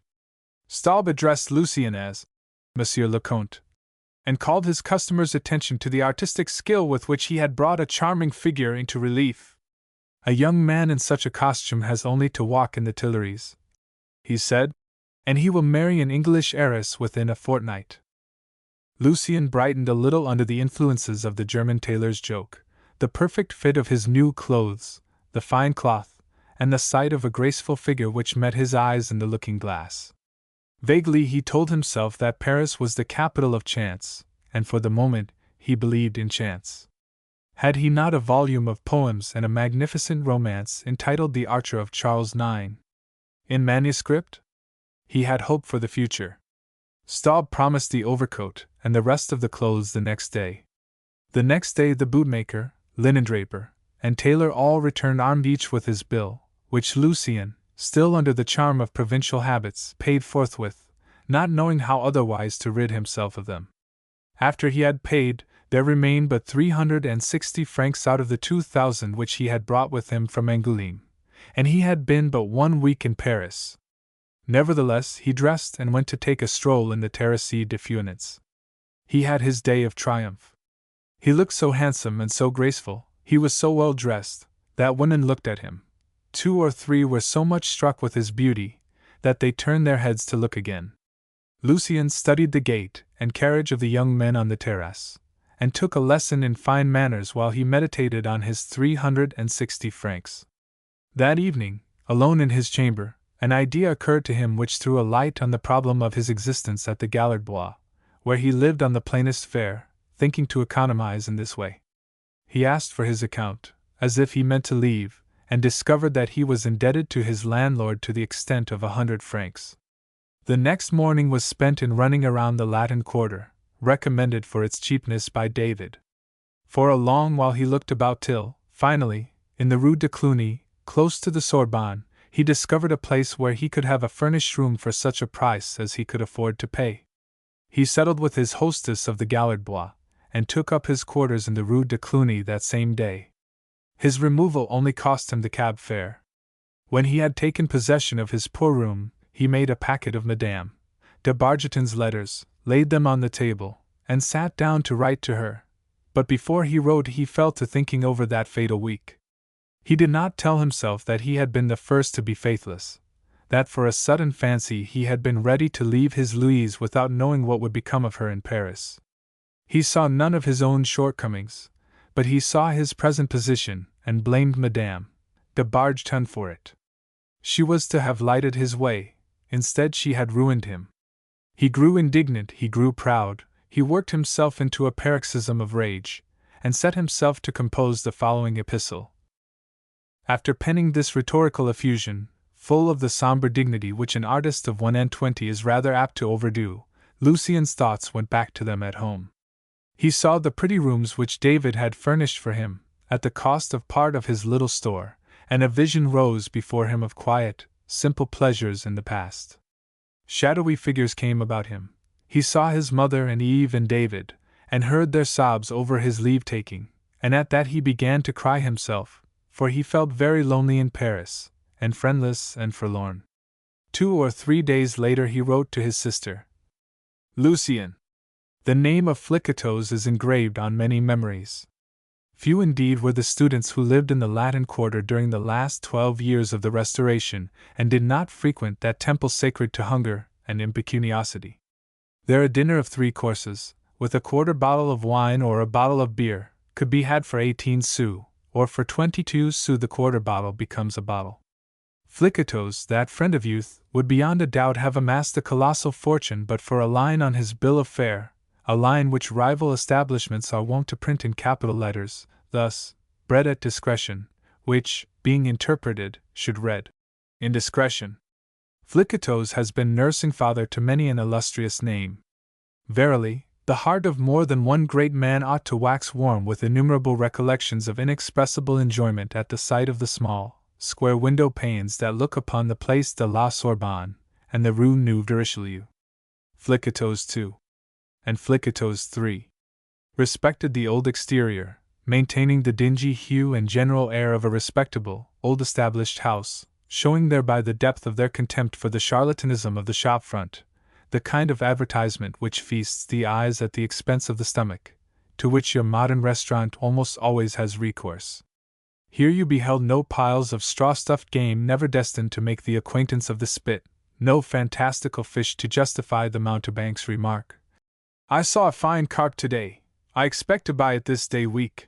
Instead of the prime vegetables more fittingly described by the word primeval, artfully displayed in the window for the delectation of the military man and his fellow countrywoman the nursemaid, honest Flicoteaux's exhibited full salad bowls adorned with many a rivet, or pyramids, of stewed prunes to rejoice the sight of the customer, and assure him that the word dessert, with which other handbills made too free, was in this case no charter to hoodwink the public. Loaves of 6 pounds weight, cut in 4 quarters, made good the promise of bread at discretion. Such was the plenty of the establishment, that Molière would have celebrated it if it had been in existence in his day, so comically appropriate is the name. Flicoteaux's still subsists. So long as students are minded to live, Flicoteaux's will make a living. You feed there, either more nor less, and you feed as you work, with morose or cheerful industry, according to the circumstances and the temperament. At that time his well-known establishment consisted of 2 dining halls, at right angles to each other, long, narrow, low-ceiled rooms, looking respectively on the Rue Neuve de Richelieu and the Place de la Sorbonne. The furniture must have come originally from the refectory of some abbey, for there was a monastic look about the lengthy tables, where the serviettes of regular customers, each thrust through a numbered ring of crystallized tin plate, were laid by their places. Flicoteaux's eye only changed the serviettes of a Sunday, but Flicoteaux's too changed them twice a week, it is said, under pressure of competition which threatened his dynasty. Flicoteaux's restaurant is no banqueting hall, with its refinements and luxuries. It is a workshop where suitable tools are provided, and everybody gets up and goes as soon as he has finished. The coming and going within are swift. There is no dawdling among the waiters, they are all busy, every one of them is wanted. The fare is not very varied. The potato is a permanent institution. There might not be a single tuber left in Ireland, and prevailing dearth elsewhere, but you would still find potatoes at Flicoteaux's. Not once in 30 years shall you miss its pale gold, the color beloved of Titian, sprinkled with chopped verdure. The potato enjoys a privilege that women might envy, such as you see it in 1814, so shall you find it in 1840. Mutton cutlets and fillet of beef at Flicoteaux's represent black game and fillet of sturgeon at Very's. They are not on the regular bill of fare, that is, and must be ordered beforehand. Beef of the feminine gender there prevails. The young of the bovine species appears in all kinds of ingenious disguises.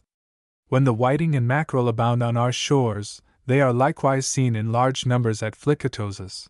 His whole establishment, indeed, is directly affected by the caprices of the season and the vicissitudes of French agriculture. By eating your dinners at Flicoteaux's you learn a host of things of which the wealthy, the idle, and folk indifferent to the phases of nature have no suspicion, and the student penned up in the Latin Quarter is kept accurately informed of the state of the weather, and good or bad seasons. He knows when it is a good year for peas or French beans, and the kind of salad stuff that is plentiful. When the great market is glutted with cabbages, he is at once aware of the fact, and the failure of the beetroot crop is brought home to his mind. A slander, old in circulation in Lucian's time, connected the appearance of beefsteaks with a mortality among horse flesh. Few Parisian restaurants are so well worth seeing. Every one at Flicoteaux's is young.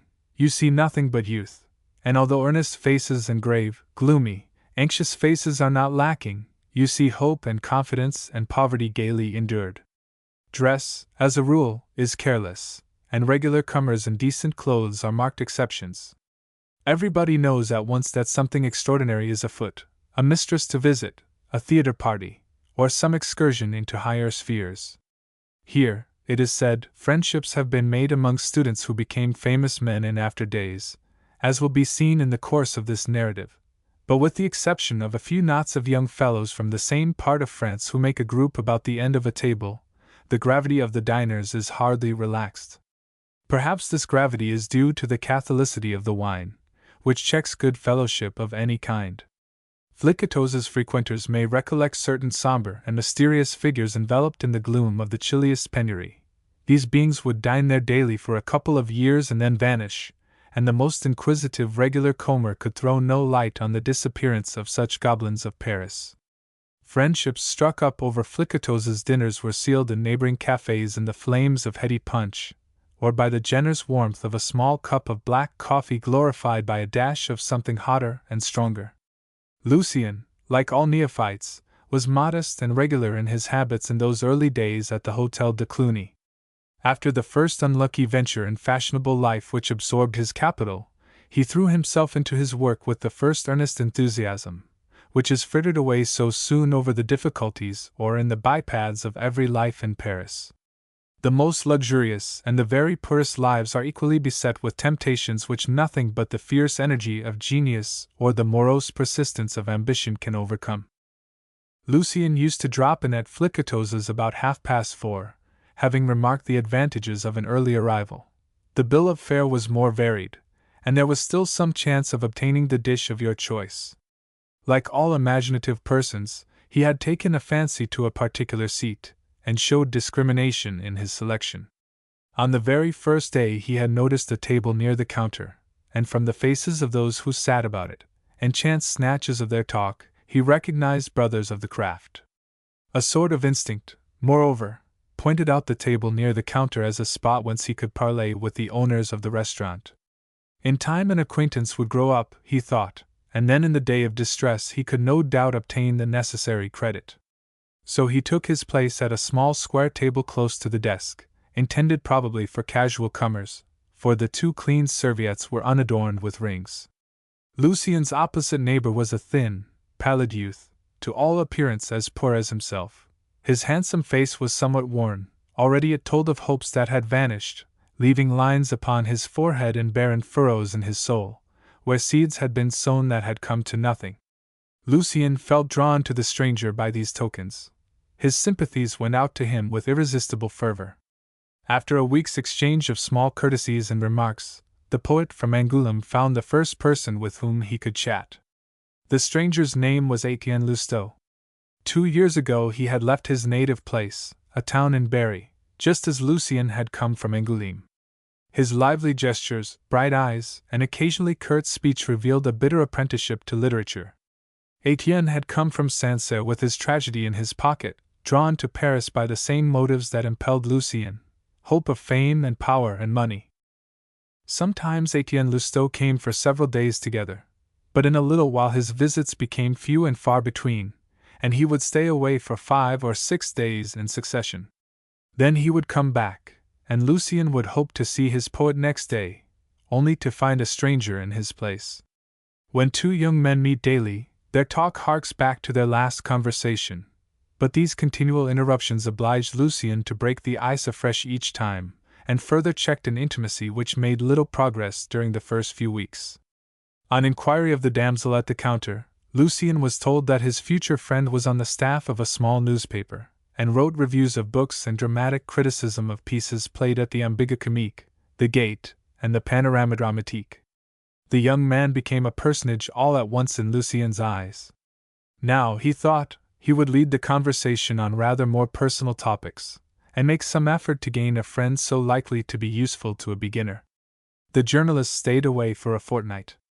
Lucien did not know that Etienne only dined at Flicoteaux's when he was hard up, and hence his gloomy air of disenchantment, and the chilly manner, which Lucien met with gracious smiles and amiable remarks. But, after all, the project of a friendship called for mature deliberation. This obscure journalist appeared to lead an expensive life in which petits verres, cups of coffee, punch bowls, sightseeing, and suppers played a part. In the early days of Lucien's life in the Latin Quarter, he behaved like a poor child bewildered by his first experience of Paris life, so that when he had made a study of prices and weighed his purse, he lacked courage to make advances to Etienne. He was afraid of beginning a fresh series of blunders of which he was still repenting. And he was still under the yoke of provincial creeds. His two guardian angels, Eve and David, rose up before him at the least approach of an evil thought, putting him in mind of all the hopes that were centered on him, of the happiness that he owed to the old mother, of all the promises of his genius. He spent his mornings in studying history at the Bibliothèque Sainte-Geneviève. His very first researches made him aware of frightful errors in the memoirs of the Archer of Charles IX.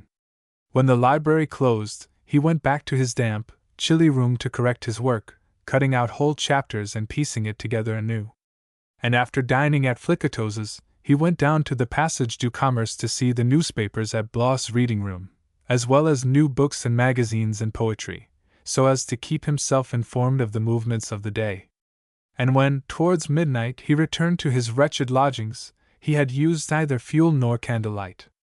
His reading in those days made such an enormous change in his ideas, that he revised a volume of flower sonnets, his beloved Marguerites, working them over to such purpose, that scarce 100 lines of the original verses were allowed to stand.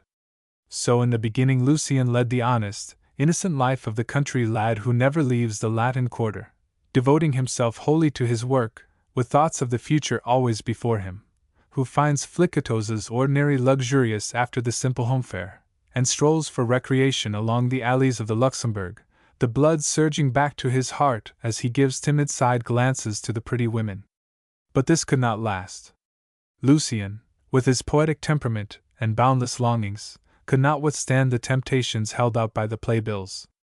The Théâtre Français, the vaudeville, the varieties, the opera comique relieved him of some 60 francs, although he always went to the pit. What student could deny himself the pleasure of seeing Talma in one of his famous roles? Lucien was fascinated by the theatre, that first love of all poetic temperaments.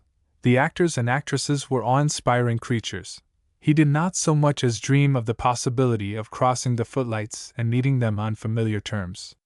The men and women who gave him so much pleasure were surely marvelous beings, whom the newspapers treated with as much gravity as matters of national interest. To be a dramatic author, to have a play produced on the stage. What a dream was this to cherish! A dream which a few bold spirits like Casimir Delavigne had actually realized. Thick swarming thoughts like these, and moments of belief in himself, followed by despair, gave Lucien no rest, and kept him in the narrow way of toil and frugality, in spite of the smothered grumblings of more than one frenzied desire.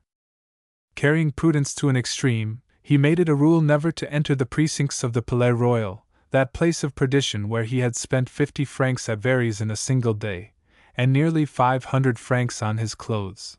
And when he yielded to temptation, and saw Fleury, Talma, the two Baptistes, or Michet, he went no further than the murky passage where theatre-goers used to stand in a string from 5:30 in the afternoon till the hour when the doors opened, and belated comers were compelled to pay 10 sous for a place near the ticket office. And after waiting for 2 hours, the cry of "All tickets are sold!" rang not unfrequently in the ears of disappointed students. When the play was over, Lucien went home with downcast eyes, through streets lined with living attractions, and perhaps fell in with one of those commonplace adventures which loomed so large in a young and timorous imagination. One day Lucien counted over his remaining stock of money, and took alarm at the melting of his funds. A cold perspiration broke out upon him when he thought that the time had come when he must find a publisher, and try also to find work for which a publisher would pay him. The young journalist, with whom he had made a one-sided friendship, never came now to Flicatos's. Lucien was waiting for a chance, which failed to present itself. In Paris there are no chances except for men with a very wide circle of acquaintance. Chances of success of every kind increase with the number of your connections, and therefore, in this sense also the chances are in favor of the big battalions. Lucien had sufficient provincial foresight still left, and had no mind to wait until only a last few coins remained to him. He resolved to face the publishers. So one tolerably chilly September morning Lucien went down the Rue de la Harpe, with his 2 manuscripts under his arm. As he made his way to the Quai des Augustins, and went along, looking into the booksellers' windows on one side and into the Seine on the other, his good genius might have counseled him to pitch himself into the water sooner than plunge into literature. After heart-searching hesitations, after a profound scrutiny of the various countenances, more or less encouraging, soft-hearted, churlish, cheerful, or melancholy, to be seen through the window panes, or in the doorways of the booksellers' establishments, he espied a house where the shopmen were busy packing books at a great rate. Goods were being dispatched. The walls were plastered with bills. "They are lucky, that they are!" exclaimed Lucien. The placard, a new and original idea of the celebrated L'Advocat, was just beginning to blossom out upon the walls. In no long space Paris was to wear motley, thanks to the exertions of his imitators, and the Treasury was to discover a new source of revenue. Anxiety sent the blood surging to Lucien's heart, as he who had been so great at Angoulême, so insignificant of late in Paris, slipped past the other houses, summoned up all his courage, and at last entered the shop thronged with assistants, customers, and booksellers. And authors too, perhaps, thought Lucien. "I want to speak with M. Vidal or M. Porchon," he said, addressing a shopman. He had read the names on the signboard, Vidal and Porchon. It ran, French and foreign booksellers' agents. "Both gentlemen are engaged," said the man. "I will wait." Left to himself, the poet scrutinized the packages, and amused himself for a couple of hours by scanning the titles of books, looking into them, and reading a page or two here and there. At last, as he stood leaning against a window, he heard voices, and suspecting that the green curtains hid either Vidal or Porchon, he listened to the conversation. "Will you take 500 copies of me? If you will, I will let you have them at 5 francs, and give 14 to the dozen. What does that bring them in at? 16 sous less." "4 francs 4 sous?" said Vidal or Porchon, whichever it was. "Yes," said the vendor. "Credit your account?" inquired the purchaser. "Old humbug! You would settle with me in 18 months' time, with bills at a 12-month. "No, settled at once," returned Vidal or Porchon. "Bills at 9 months?" asked the publisher or author, who evidently was selling his book. "No, my dear fellow, 12 months," returned one of the firm of booksellers' agents. There was a pause. "You are simply cutting my throat," said the visitor. "But in a year's time shall we have placed 100 copies of Leonide?" said the other voice. "If books went off as fast as the publishers would like, we should be millionaires, my good sir. But they don't, they go as the public pleases. There is someone now bringing out an edition of Scott's novels at 18 sous per volume, 3 livres 12 sous per copy, and you want me to give you more for your stale remainders? No, if you mean me to push this novel of yours, you must make it worth my while. Vidal." A stout man, with a pen behind his ear, came down from his desk. "How many copies of Ducange did you place last journey?" asked Porchon of his partner. 200 of Le Petit Vieillard de Calais, but to sell them I was obliged to cry down 2 books which pay in less commission, and uncommonly fine nightingales they are now. A nightingale, as Lucien afterwards learned, is a bookseller's name for books that linger on hand, perched out of sight in the loneliest nooks in the shop. "And besides," added Vidal, "Picard is bringing out some novels, as you know. We have been promised 20% on the published price to make the thing a success." "Very well, at 12 months," the publisher answered in a piteous voice, thunderstruck by Vidal's confidential remark. "Is it an offer?" Porchon inquired curtly. "Yes." The stranger went out. After he had gone, Lucien heard Porchon say to Vidal, "We have 300 copies on order now. We will keep him waiting for his settlement, sell the Leonides for 5 francs net, settlement in 6 months, and that will be 1,500 francs into our pockets," said Vidal. "Oh, I saw quite well that he was in a fix.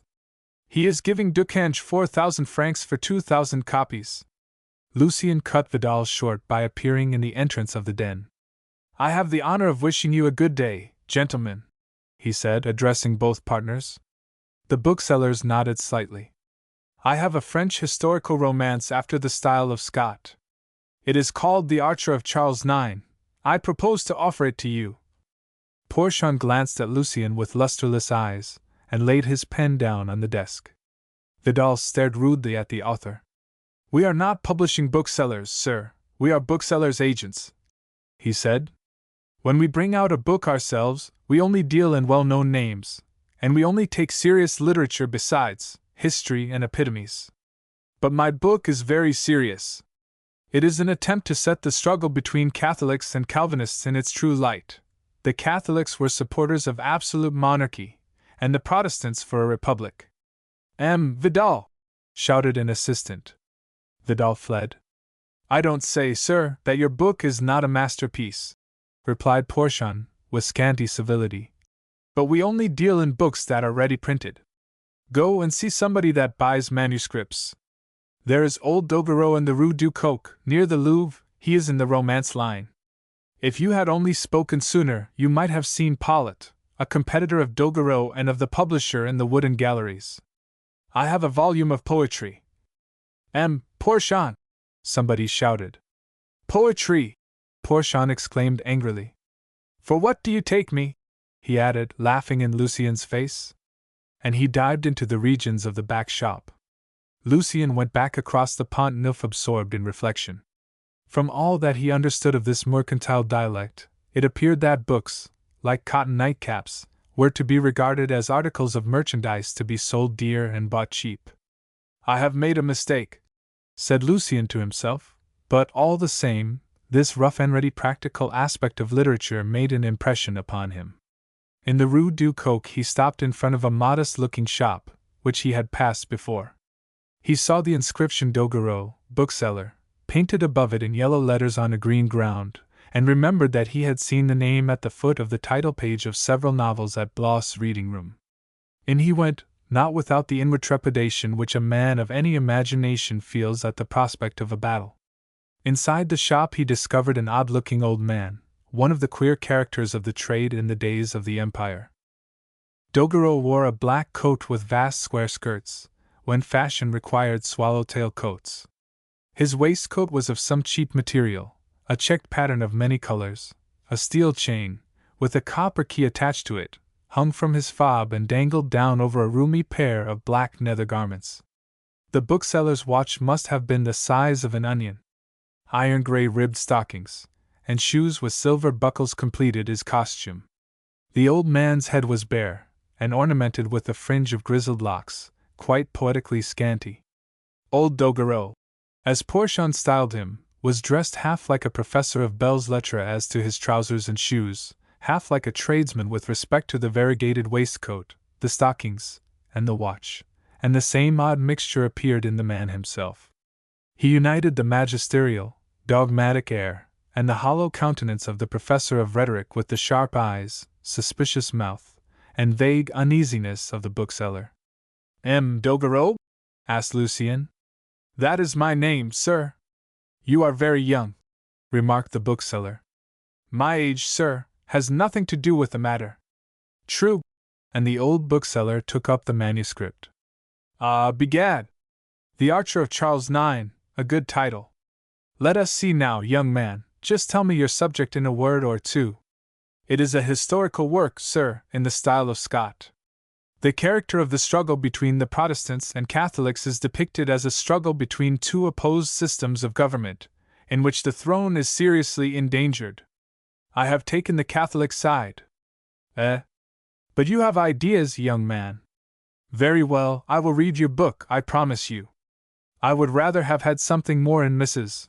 Radcliffe's style, but if you are industrious, if you have some notion of style, conceptions, ideas, and the art of telling a story, I don't ask better than to be of use to you. What do we want but good manuscripts? When can I come back? I am going into the country this evening. I shall be back again the day after tomorrow. I shall have read your manuscript by that time, and if it suits me, we might come to terms that very day. Seeing his acquaintance so easy, Lucien was inspired with the unlucky idea of bringing the Marguerites upon the scene. I have a volume of poetry as well, sir, he began. Oh, you are a poet? Then I don't want your romance. And the old man handed back the manuscript. The rhyming fellows come to grief when they try their hands at prose. In prose you can't use words that mean nothing, you absolutely must say something. But Sir Walter Scott, sir, wrote poetry as well as— That is true, said Doguereau, relenting. He guessed that the young fellow before him was poor, and kept the manuscript. Where do you live? I will come and see you. Lucien, all unsuspicious of the idea at the back of the old man's head, gave his address. He did not see that he had to do with a bookseller of the old school, a survival of the 18th century, when booksellers tried to keep Voltaire's and Montesquieu's starving in garrets under lock and key. The Latin Quarter. I am coming back that very way, said Doguereau, when he had read the address. Good man, thought Lucien, as he took his leave. So I have met with a friend to young authors, a man of taste who knows something. That is the kind of man for me. It is just as I said to David, talent soon makes its way in Paris. Lucien went home again happy and light of heart. He dreamed of glory. He gave not another thought to the ominous words which fell on his ear as he stood by the counter in Vidal and Porchon's shop. He beheld himself the richer by 1,200 francs at least. 1,200 francs. It meant a year in Paris, a whole year of preparation for the work that he meant to do. What plans he built on that hope! What sweet dreams, what visions of a life established on a basis of work! Mentally he found new quarters, and settled himself in them. It would not have taken much to set him making a purchase or two. He could only stave off impatience by constant reading at Blois. 2 days later old Doguereau come to the lodgings of his budding Sir Walter Scott. He was struck with the pains which Lucien had taken with the style of this his first work, delighted with the strong contrasts of character sanctioned by the epoch, and surprised at the spirited imagination which a young writer always displays in the scheming of a first plot. He had not been spoiled, thought old Daddy Doguereau. He had made up his mind to give 1,000 francs for the Archer of Charles IX. He would buy the copyright out, and bind Lucien by an engagement for several books. But when he came to look at the house, the old fox thought better of it. A young fellow that lives here has none but simple tastes, said he to himself. He is fond of study, fond of work.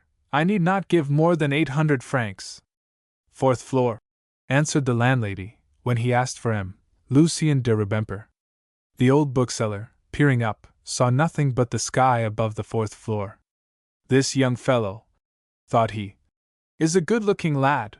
One might go so far as to say that he is very handsome. If he were to make too much money, he would only fall into dissipated ways, and then he would not work. In the interests of us both, I shall only offer 600 francs, in coin though, not paper. He climbed the stairs and gave 3 raps at the door. Lucien came to open it. The room was forlorn in its bareness. A bowl of milk and a penny roll stood on the table. The destitution of genius made an impression on Daddy Doguereau. Let him preserve these simple habits of life, this frugality, these modest requirements. Thought he. Aloud he said, It is a pleasure to me to see you. Thus, sir, lived Jean Jacques, whom you resemble in more ways than one. Amid such surroundings the fire of genius shines brightly. Good work is done in such rooms as these. This is how men of letters should work, instead of living riotously in cafes and restaurants, wasting their time and talent and our money. He sat down. Your romance is not bad, young man. I was a professor of rhetoric once.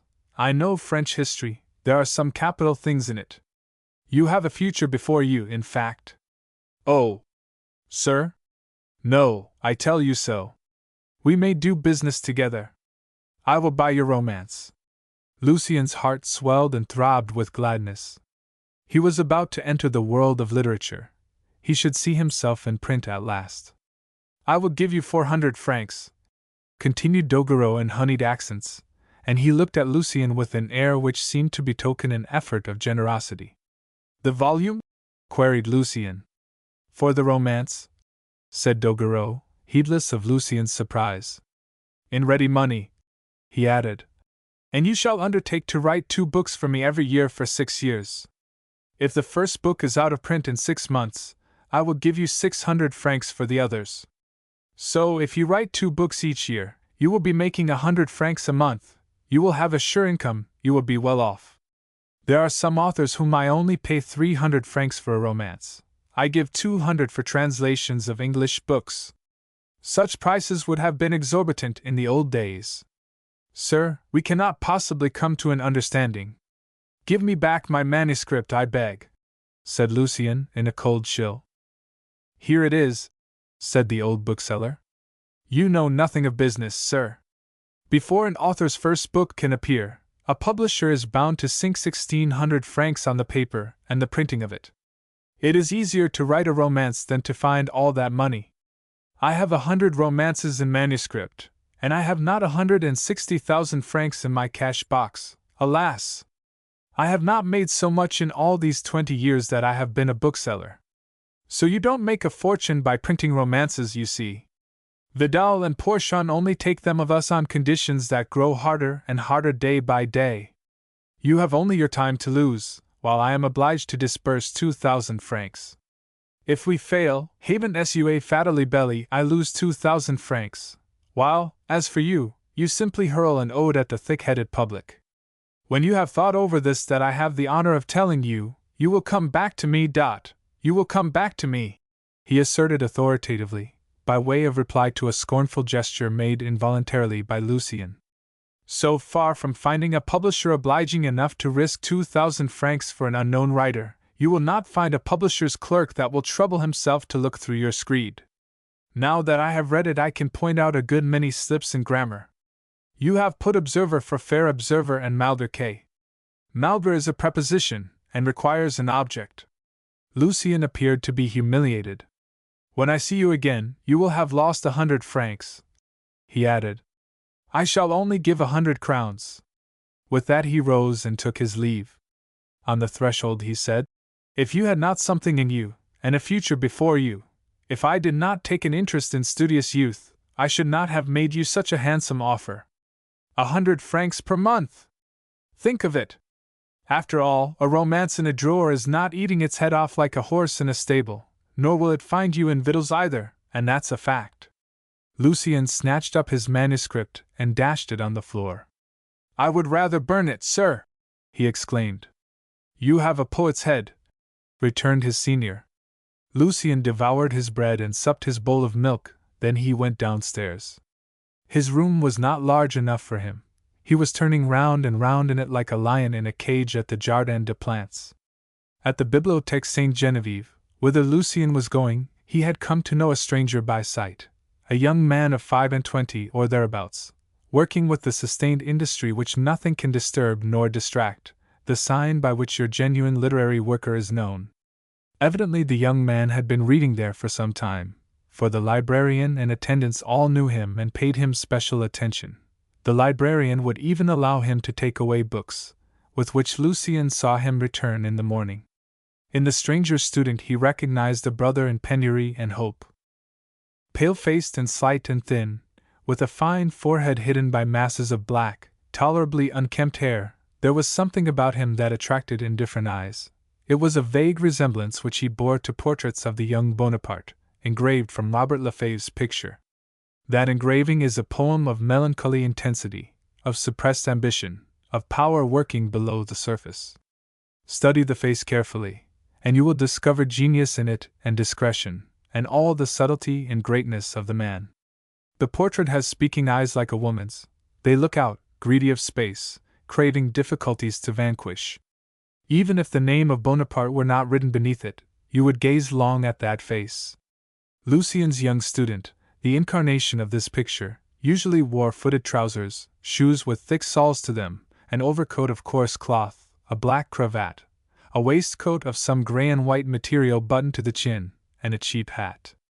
Contempt for superfluity in dress was visible in his whole person.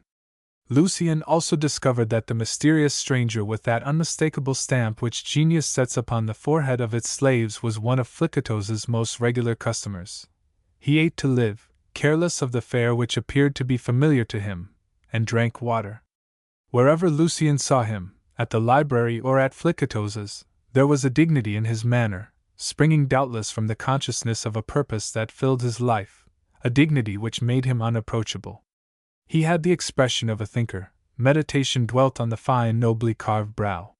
You could tell from the dark, bright eyes, so clear-sighted and quick to observe, that their owner was wont to probe to the bottom of things. He gesticulated very little, his demeanor was grave. Lucien felt an involuntary respect for him. Many times already the pair had looked at each other at the bibliothèque or at Flicatos's.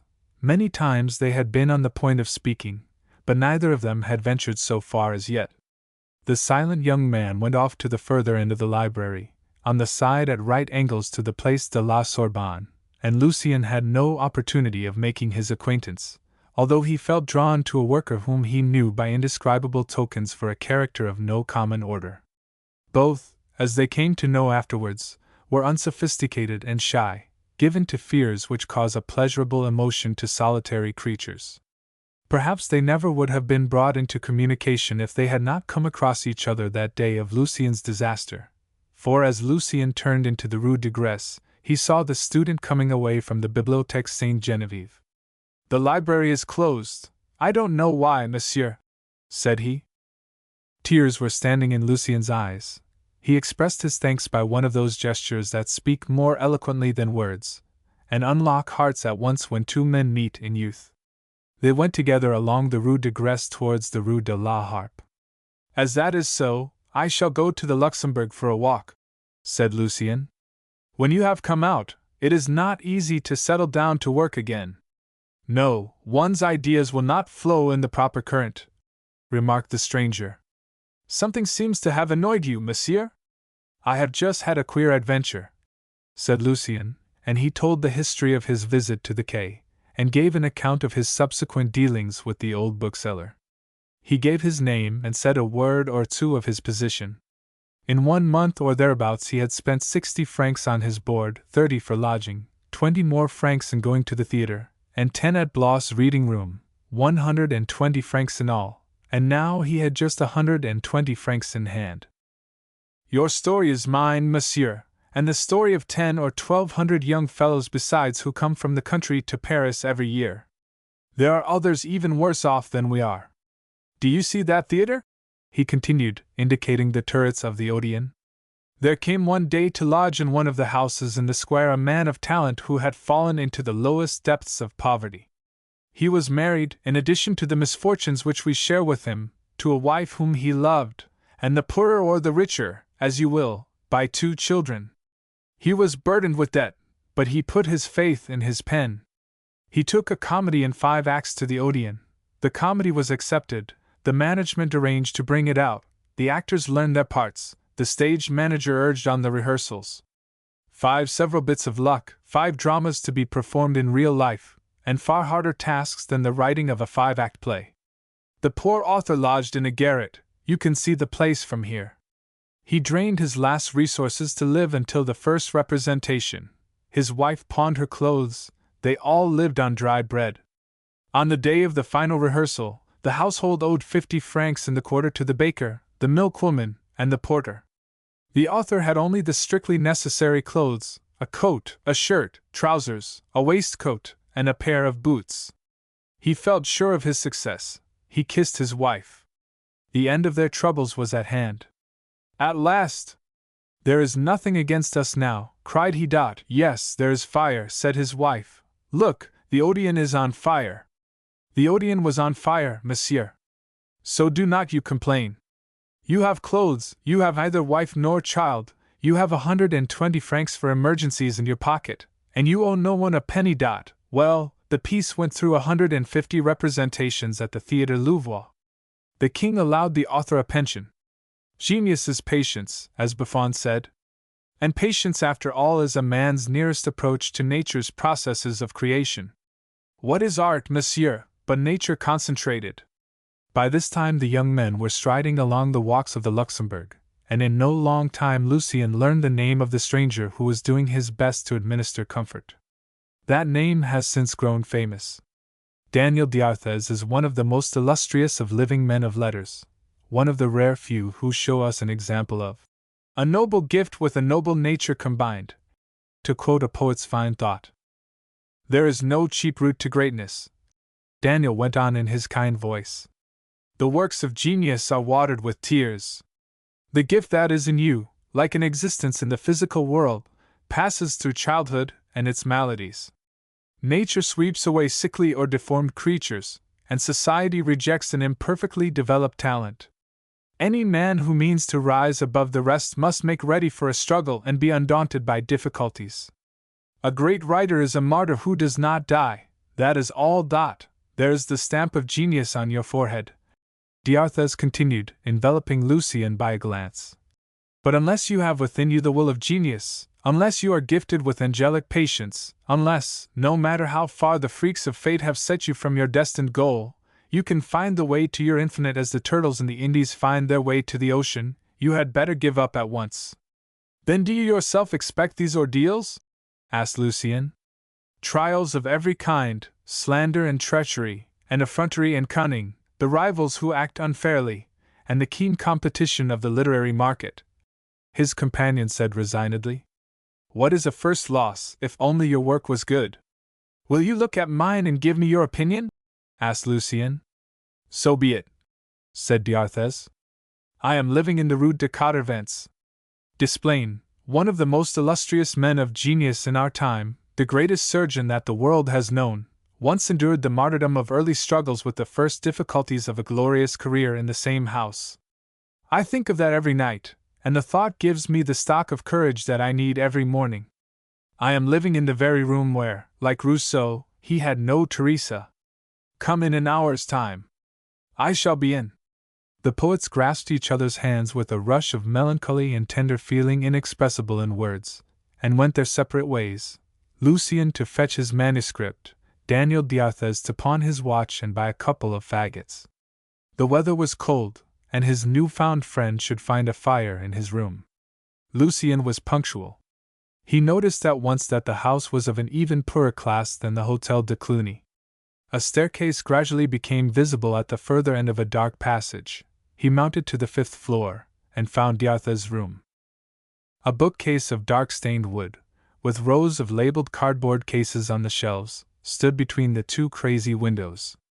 A gaunt, painted wooden bedstead, of the kind seen in school dormitories, a night table, picked up cheaply somewhere, and a couple of horsehair armchairs, filled the further end of the room.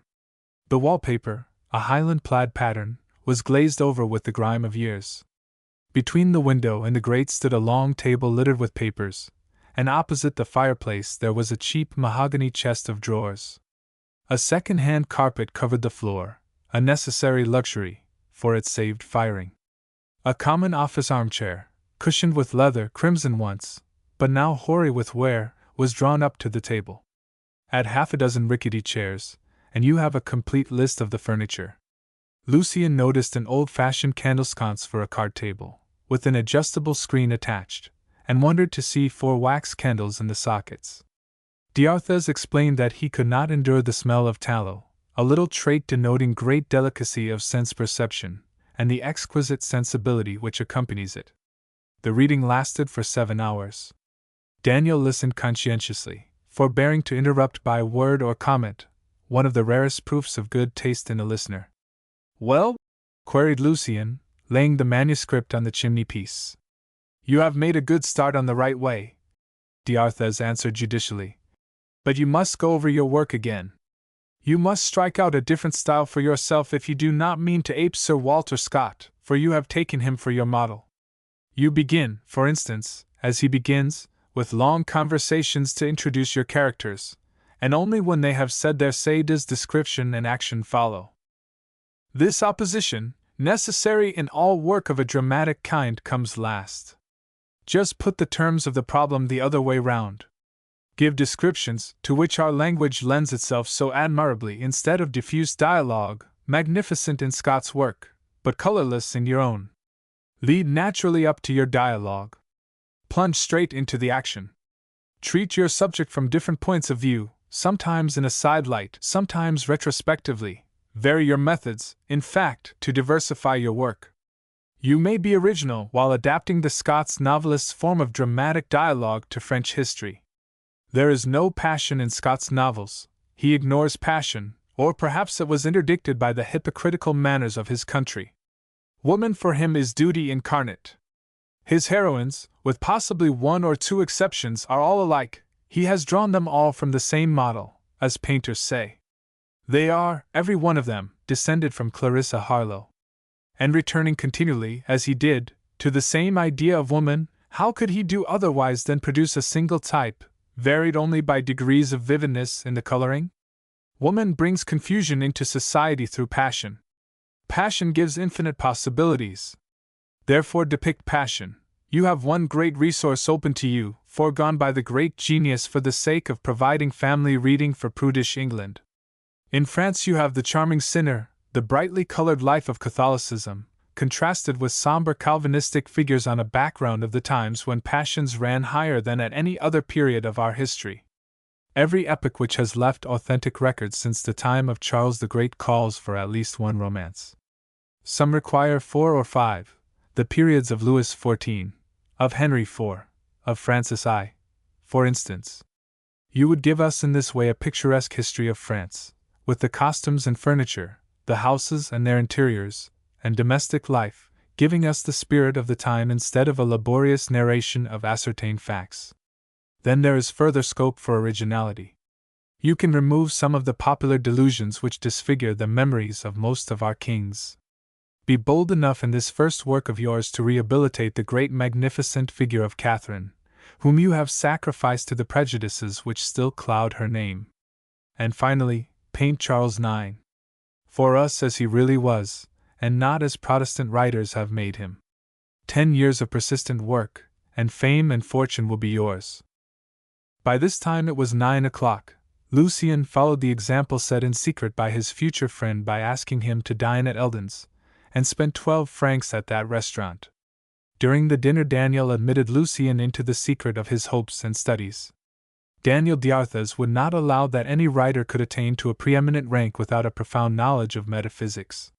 He was engaged in ransacking the spoils of ancient and modern philosophy, and in the assimilation of it all, he would be like Molière, a profound philosopher first, and a writer of comedies afterwards. He was studying the world of books and the living world about him, thought and fact. His friends were learned naturalists, young doctors of medicine, political writers and artists, a number of earnest students full of promise.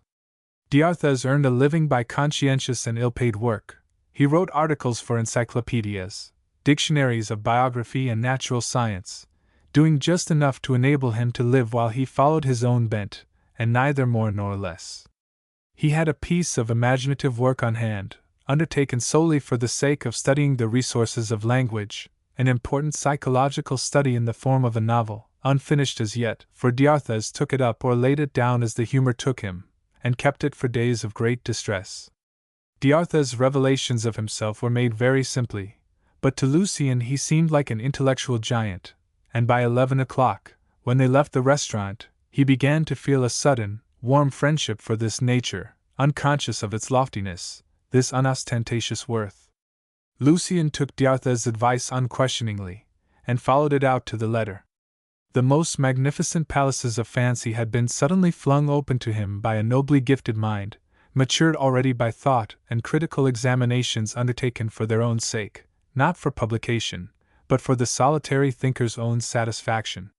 The burning coal had been laid on the lips of the poet of Angoulême. A word uttered by a hard student in Paris had fallen upon ground prepared to receive it in the Provincial. Lucien set about recasting his work. In his gladness at finding in the wilderness of Paris a nature abounding in generous and sympathetic feeling, the Distinguished Provincial did, as all young creatures hungering for affection are wont to do, he fastened, like a chronic disease, upon this one friend that he had found. He called for D'Arthez on his way to the bibliothèque, walked with him on fine days in the Luxembourg Gardens, and went with his friend every evening as far as the door of his lodging-house after sitting next to him at Flicatos's. He pressed close to his friend's side as a soldier might keep by a comrade on the frozen Russian plains. During those early days of his acquaintance, he noticed, not without chagrin, that his presence imposed a certain restraint on the circle of Daniel's intimates. The talk of those superior beings of whom D'Arthez spoke to him with such concentrated enthusiasm kept within the bounds of a reserve but little in keeping with the evident warmth of their friendships. At these times Lucien discreetly took his leave, a feeling of curiosity mingling with the sense of something like pain at the ostracism to which he was subjected by these strangers, who all addressed each other by their Christian names. Each one of them, like D'Arthez, bore the stamp of genius upon his forehead. After some private opposition, overcome by D'Arthez without Lucien's knowledge, the newcomer was at length judged worthy to make one of the cenacle of lofty thinkers. Henceforward he was to be one of a little group of young men who met almost every evening in D'Arthez's room, united by the keenest sympathies and by the earnestness of their intellectual life. They all foresaw a great writer in D'Arthez.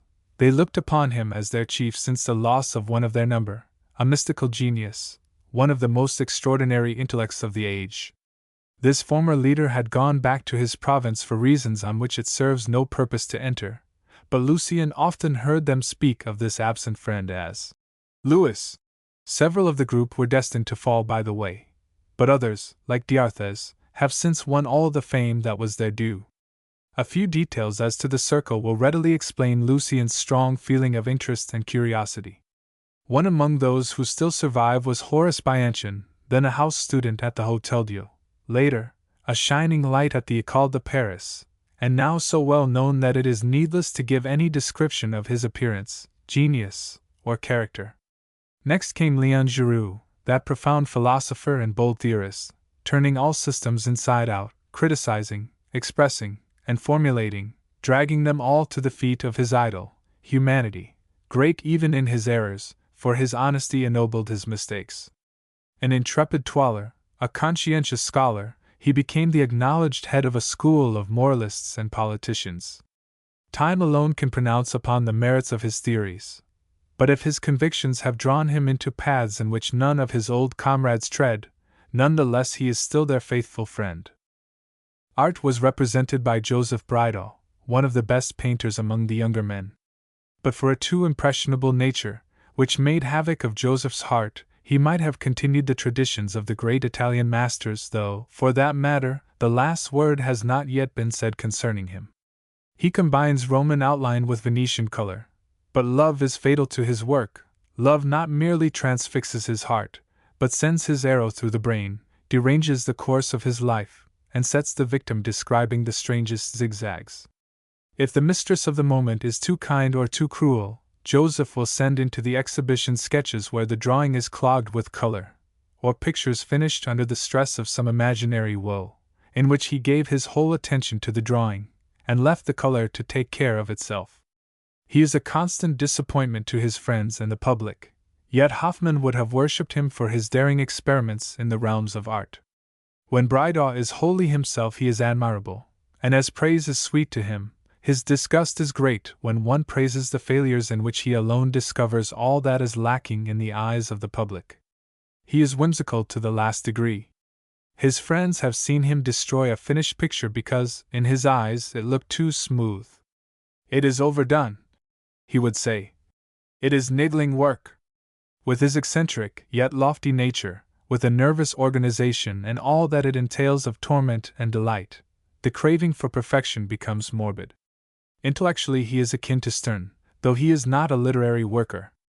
There is an indescribable piquancy about his epigrams and sallies of thought. He is eloquent, he knows how to love, but the uncertainty that appears in his execution is a part of the very nature of the man. The Brotherhood loved him for the very qualities which the Philistin would style defects. Last among the living comes Fulgence Rydal. No writer of our times possesses more of the exuberant spirit of pure comedy than this poet, careless of fame, who will fling his more commonplace productions to theatrical managers, and keep the most charming scenes in the seraglio of his brain for himself and his friends. Of the public he asks just sufficient to secure his independence, and then declines to do anything more. Indolent and prolific as Rossini, compelled, like great poet-comedians, like Molière and Rabelais, to see both sides of everything, and all that is to be said both for and against, he is a skeptic, ready to laugh at all things. Fulgence Rydal is a great practical philosopher. His worldly wisdom, his genius for observation, his contempt for fame. Thus, as he calls it, have not seared a kind heart. He is as energetic on behalf of another as he is careless where his own interests are concerned, and if he bestirs himself, it is for a friend. Living up to his Rabelaisian mask, he is no enemy to good cheer, though he never goes out of his way to find it. He is melancholy and gay. His friends dubbed him the dog of the regiment. You could have no better portrait of the man than his nickname. 3 more of the band, at least as remarkable as the friends who have just been sketched in outline, were destined to fall by the way. Of these, Marot was the first. Marot died after stirring up the famous controversy between Cuvier and Geoffroy St. Hilaire, a great question which divided the whole scientific world into 2 opposite camps, with these 2 men of equal genius as leaders. This befell some months before the death of the champion of rigorous analytical science, as opposed to the pantheism of one who is still living to bear an honored name in Germany. Marot was the friend of that Louis, of whom death was so soon to rob the intellectual world. With these 2, both marked by death, and unknown today in spite of their wide knowledge and their genius, stands a third, Michel Chrestien, the great Republican thinker, who dreamed of European federation, and had no small share in bringing about the Saint-Simonian movement of 1830. A politician of the caliber of St. Justin Danton, but simple, meek as a maid, and brimful of illusions and loving kindness, the owner of a singing voice which would have sent Mozart, or Weber, or Rossini into ecstasies, for his singing of certain songs of Berenger's could intoxicate the heart in you with poetry, or hope, or love. Michel Chrestien, poor as Lucien, poor as Daniel d'Arthez, as all the rest of his friends, gained a living with the haphazard indifference of a Diogenes. He indexed lengthy works, he drew up prospectuses for booksellers, and kept his doctrines to himself, as the grave keeps the secrets of the dead. Yet the gay bohemian of intellectual life, the great statesman who might have changed the face of the world, fell as a private soldier in the cloister of St. Mary. Some shopkeeper's bullet struck down one of the noblest creatures that ever trod French soil, and Michel Chrestien died for other doctrines than his own. His federation scheme was more dangerous to the aristocracy of Europe than the republican propaganda. It was more feasible and less extravagant than the hideous doctrines of indefinite liberty proclaimed by the young madcaps who assumed the character of heirs of the Convention. All who knew the noble plebeian wept for him. There is not one of them but remembers, and often remembers, a great obscure politician. Esteem and friendship kept the peace between the extremes of hostile opinion and conviction represented in the Brotherhood. Daniel d'Arthez came of a good family in Picardy. His belief in the monarchy was quite as strong as Michel Chrestien's faith in European federation. Fulgence Rydal scoffed at Leon Giroud's philosophical doctrines, while Giroud himself prophesied for d'Arthez's benefit the approaching end of Christianity and the extinction of the institution of the family. Michel Chrestien, a believer in the religion of Christ, the divine lawgiver, who taught the equality of men, would defend the immortality of the soul from Bianchon's scalpel, for Horace Bianchon was before all things an analyst. There was plenty of discussion, but no bickering. Vanity was not engaged, for the speakers were also the audience. They would talk over their work among themselves and take counsel of each other with the delightful openness of youth. If the matter in hand was serious, the opponent would leave his own position to enter into his friend's point of view, and being an impartial judge in a matter outside his own sphere, would prove the better helper. Envy, the hideous treasure of disappointment, abortive talent, failure, and mortified vanity, was quite unknown among them. All of them, moreover, were going their separate ways. For these reasons, Lucien and others admitted to their society felt at their ease in it. Wherever you find real talent, you will find frank good fellowship and sincerity, and no sort of pretension, the wit that caresses the intellect and never is aimed at self-love.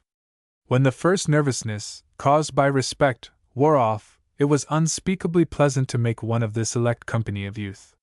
Familiarity did not exclude in each a consciousness of his own value, nor a profound esteem for his neighbor, and finally, as every member of the circle felt that he could afford to receive or to give, no one made a difficulty of accepting. Talk was unflagging, full of charm, and ranging over the most varied topics, words light as arrows sped to the mark. There was a strange contrast between the dire material poverty in which the young men lived and the splendor of their intellectual wealth. They looked upon the practical problems of existence simply as matter for friendly jokes. The cold weather happened to set in early that year. 5 of D'Arthez' friends appeared one day, each concealing firewood under his cloak. The same idea had occurred to the 5, as it sometimes happens that all the guests at a picnic are inspired with the notion of bringing a pie as their contribution. All of them were gifted with the moral beauty which reacts upon the physical form, and no less than work and vigils, overlays a youthful face with a shade of divine gold. Purity of life and the fire of thought had brought refinement and regularity into features somewhat pinched and rugged. The poet's amplitude of brow was a striking characteristic common to them all. The bright, sparkling eyes told of cleanliness of life.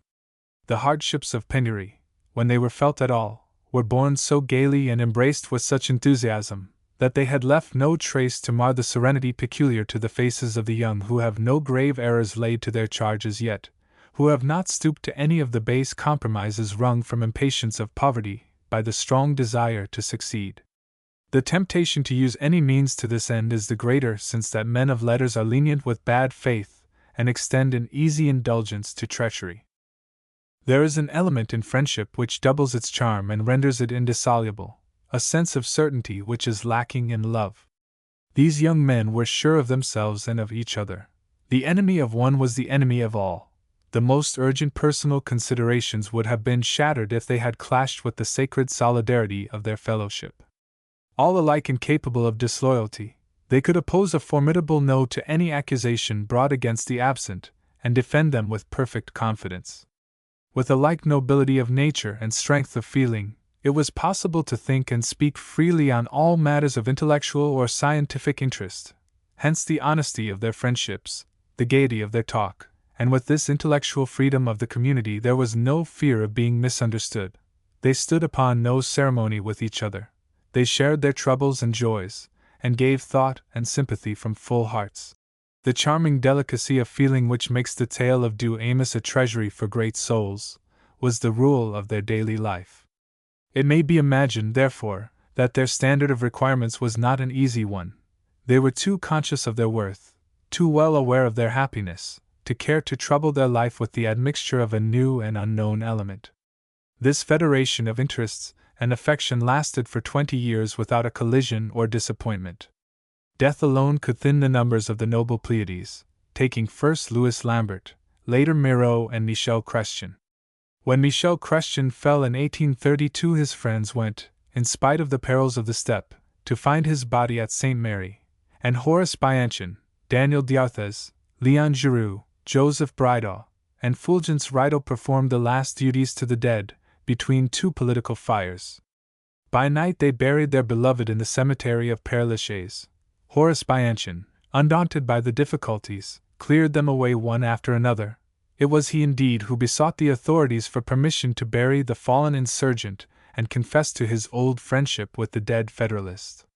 The little group of friends present at the funeral with those 5 great men will never forget that touching scene. As you walk in the trim cemetery you will see a grave purchased in perpetuity, a grass-covered mound with a dark wooden cross above it, and the name in large red letters, Michel Chrestien. There is no other monument like it.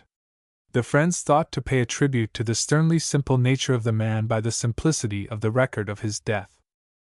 So, in that chilly garret, the fairest dreams of friendship were realized. These men were brothers leading lives of intellectual effort, loyally helping each other, making no reservations, not even of their worst thoughts, men of vast acquirements, natures tried in the crucible of poverty. Once admitted as an equal among such elect souls, Lucien represented beauty and poetry. They admired the sonnets which he read to them. They would ask him for a sonnet as he would ask Michel Chrestien for a song. And in the desert of Paris, Lucien found an oasis in the Rue de Quatre-Vingts. At the beginning of October, Lucien had spent the last of his money on a little firewood. He was halfway through the task of recasting his work, the most strenuous of all toil, and he was penniless. As for Daniel D'Arthez, burning blocks of spentan, and facing poverty like a hero, not a word of complaint came from him. He was as sober as any elderly spinster, and methodical as a miser. This courage called out Lucien's courage. He had only newly come into the circle, and shrank with invincible repugnance from speaking of his straits. One morning he went out, manuscript in hand, and reached the Rue du Coq. He would sell The Archer of Charles IX to Doguereau, but Doguereau was out. Lucien little knew how indulgent great natures can be to the weaknesses of others. Every one of the friends had thought of the peculiar troubles besetting the poetic temperament, of the prostration which follows upon the struggle, when the soul has been overwrought by the contemplation of that nature which it is the task of art to reproduce. And strong as they were to endure their own ills, they felt keenly for Lucien's distress. They guessed that his stock of money was failing, and after all the pleasant evenings spent in friendly talk and deep meditations, after the poetry, the confidences, the bold flights over the fields of thought or into the far future of the nations, yet another trait was to prove how little Lucien had understood these new friends of his. "Lucien, dear fellow," said Daniel, "you did not dine at Flicatos's yesterday, and we know why." Lucien could not keep back the overflowing tears. "You showed a want of confidence in us," said Michel Chrestien. "We shall chalk that up over the chimney, and when we have scored 10 we will." "We have all of us found a bit of extra work," said Bianchon. "For my own part, I have been looking after a rich patient for Desplaines. D'Arthez has written an article for the Revue Encyclopédique. Chrestien thought of going out to sing in the Champs-Élysées of an evening with a pocket handkerchief and 4 candles, but he found a pamphlet to write instead for a man who has a mind to go into politics, and gave his employer 600 francs worth of Machiavelli. Leon Giroux borrowed 50 francs of his publisher. Joseph sold 1 or 2 sketches, and Fulgent's piece was given on Sunday, and there was a full house. "Here are 200 francs," said Daniel, "and let us say no more about it. Why, if he is not going to hug us all as if we had done something extraordinary," cried Chrestien. Lucien, meanwhile, had written to the home circle. His letter was a masterpiece of sensibility and goodwill, as well as a sharp cry wrung from him by distress. The answers which he received the next day will give some idea of the delight that Lucien took in this living encyclopedia of angelic spirits, each of whom bore the stamp of the art or science which he followed. David. Eve. So 2 days after the loan was offered so graciously, Lucien repaid it. Perhaps life had never seemed so bright to him as at that moment, but the touch of self-love in his joy did not escape the delicate sensibility and searching eyes of his friends. "Anyone might think that you were afraid to owe us anything," exclaimed Fulgence. "Oh! The pleasure that he takes in returning the money is a very serious symptom to my mind," said Michel Chrestien. "It confirms some observations of my own. There is a spice of vanity in Lucien. He is a poet," said D'Arthez. "But do you grudge me such a very natural feeling?" asked Lucien. "We should bear in mind that he did not hide it," said Leon Giroux. "He is still open with us, but I am afraid that he may come to feel shy of us." "And why?" Lucien asked. "We can read your thoughts," answered Joseph Bridal. "There is a diabolical spirit in you that will seek to justify courses which are utterly contrary to our principles. Instead of being a sophist in theory, you will be a sophist in practice." "Ah, I am afraid of that," said D'Arthez.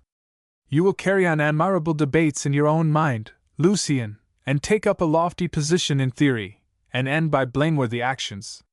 You will never be at one with yourself. What ground have you for these charges? Thy vanity, dear poet, is so great that it intrudes itself even into thy friendships," cried Fulgence. "All vanity of that sort is a symptom of shocking egoism, and egoism poisons friendship." "Oh, dear," said Lucien, "you cannot know how much I love you all. If you loved us as we love you, would you have been in such a hurry to return the money which we had such pleasure in lending? Or have made so much of it? We don't lend here, we give," said Joseph Bridal roughly. "Don't think us unkind, dear boy," said Michel Chrestien.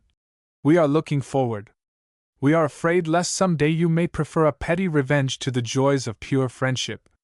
Read Goethe's Tasso, the great master's greatest work, and you will see how the poet hero loved gorgeous stuffs and banquets and triumph and applause. Very well, be Tasso without his folly. Perhaps the world and its pleasures tempt you. Stay with us. Carry all the cravings of vanity into the world of imagination. Transpose folly. Keep virtue for daily wear, and let imagination run riot, instead of doing, as D'Arthez says, thinking high thoughts and living beneath them. Lucien hung his head. His friends were right. I confess that you are stronger than I, he said, with a charming glance at them. My back and shoulders are not made to bear the burden of Paris life. I cannot struggle bravely. We are born with different temperaments and faculties, and you know better than I that faults and virtues have their reverse side. I am tired already, I confess. We will stand by you, said D'Arthez. It is just in these ways that a faithful friendship is of use. The help that I have just received is precarious, and every one of us is just as poor as another. Want will soon overtake me again. Christian, at the service of the first that hires him, can do nothing with the publishers. Bianchon is quite out of it. D'Arthez's booksellers only deal in scientific and technical books. They have no connection with publishers of new literature, and as for Horace and Fulgence Rydal and Bridal, their work lies miles away from the booksellers. There is no help for it. I must make up my mind one way or another. Stick by us, and make up your mind to it, said Bianchon. Bear up bravely, and trust in hard work. But what is hardship for you is death for me, Lucien put in quickly. Before the cock crows thrice, smiled Leon Giroux. This man will betray the cause of work for an idle life and the vices of Paris. Where has work brought you? Asked Lucien, laughing. When you start out from Paris for Italy, you don't find Rome halfway, said Joseph Bridal. You want your peas to grow ready buttered for you. The conversation ended in a joke, and they changed the subject. Lucien's friends, with their perspicacity and delicacy of heart, tried to efface the memory of the little quarrel, but Lucien knew thenceforward that it was no easy matter to deceive them. He soon fell into despair, which he was careful to hide from such stern mentors as he imagined them to be, and the southern temper that runs so easily through the whole gamut of mental dispositions set him making the most contradictory resolutions.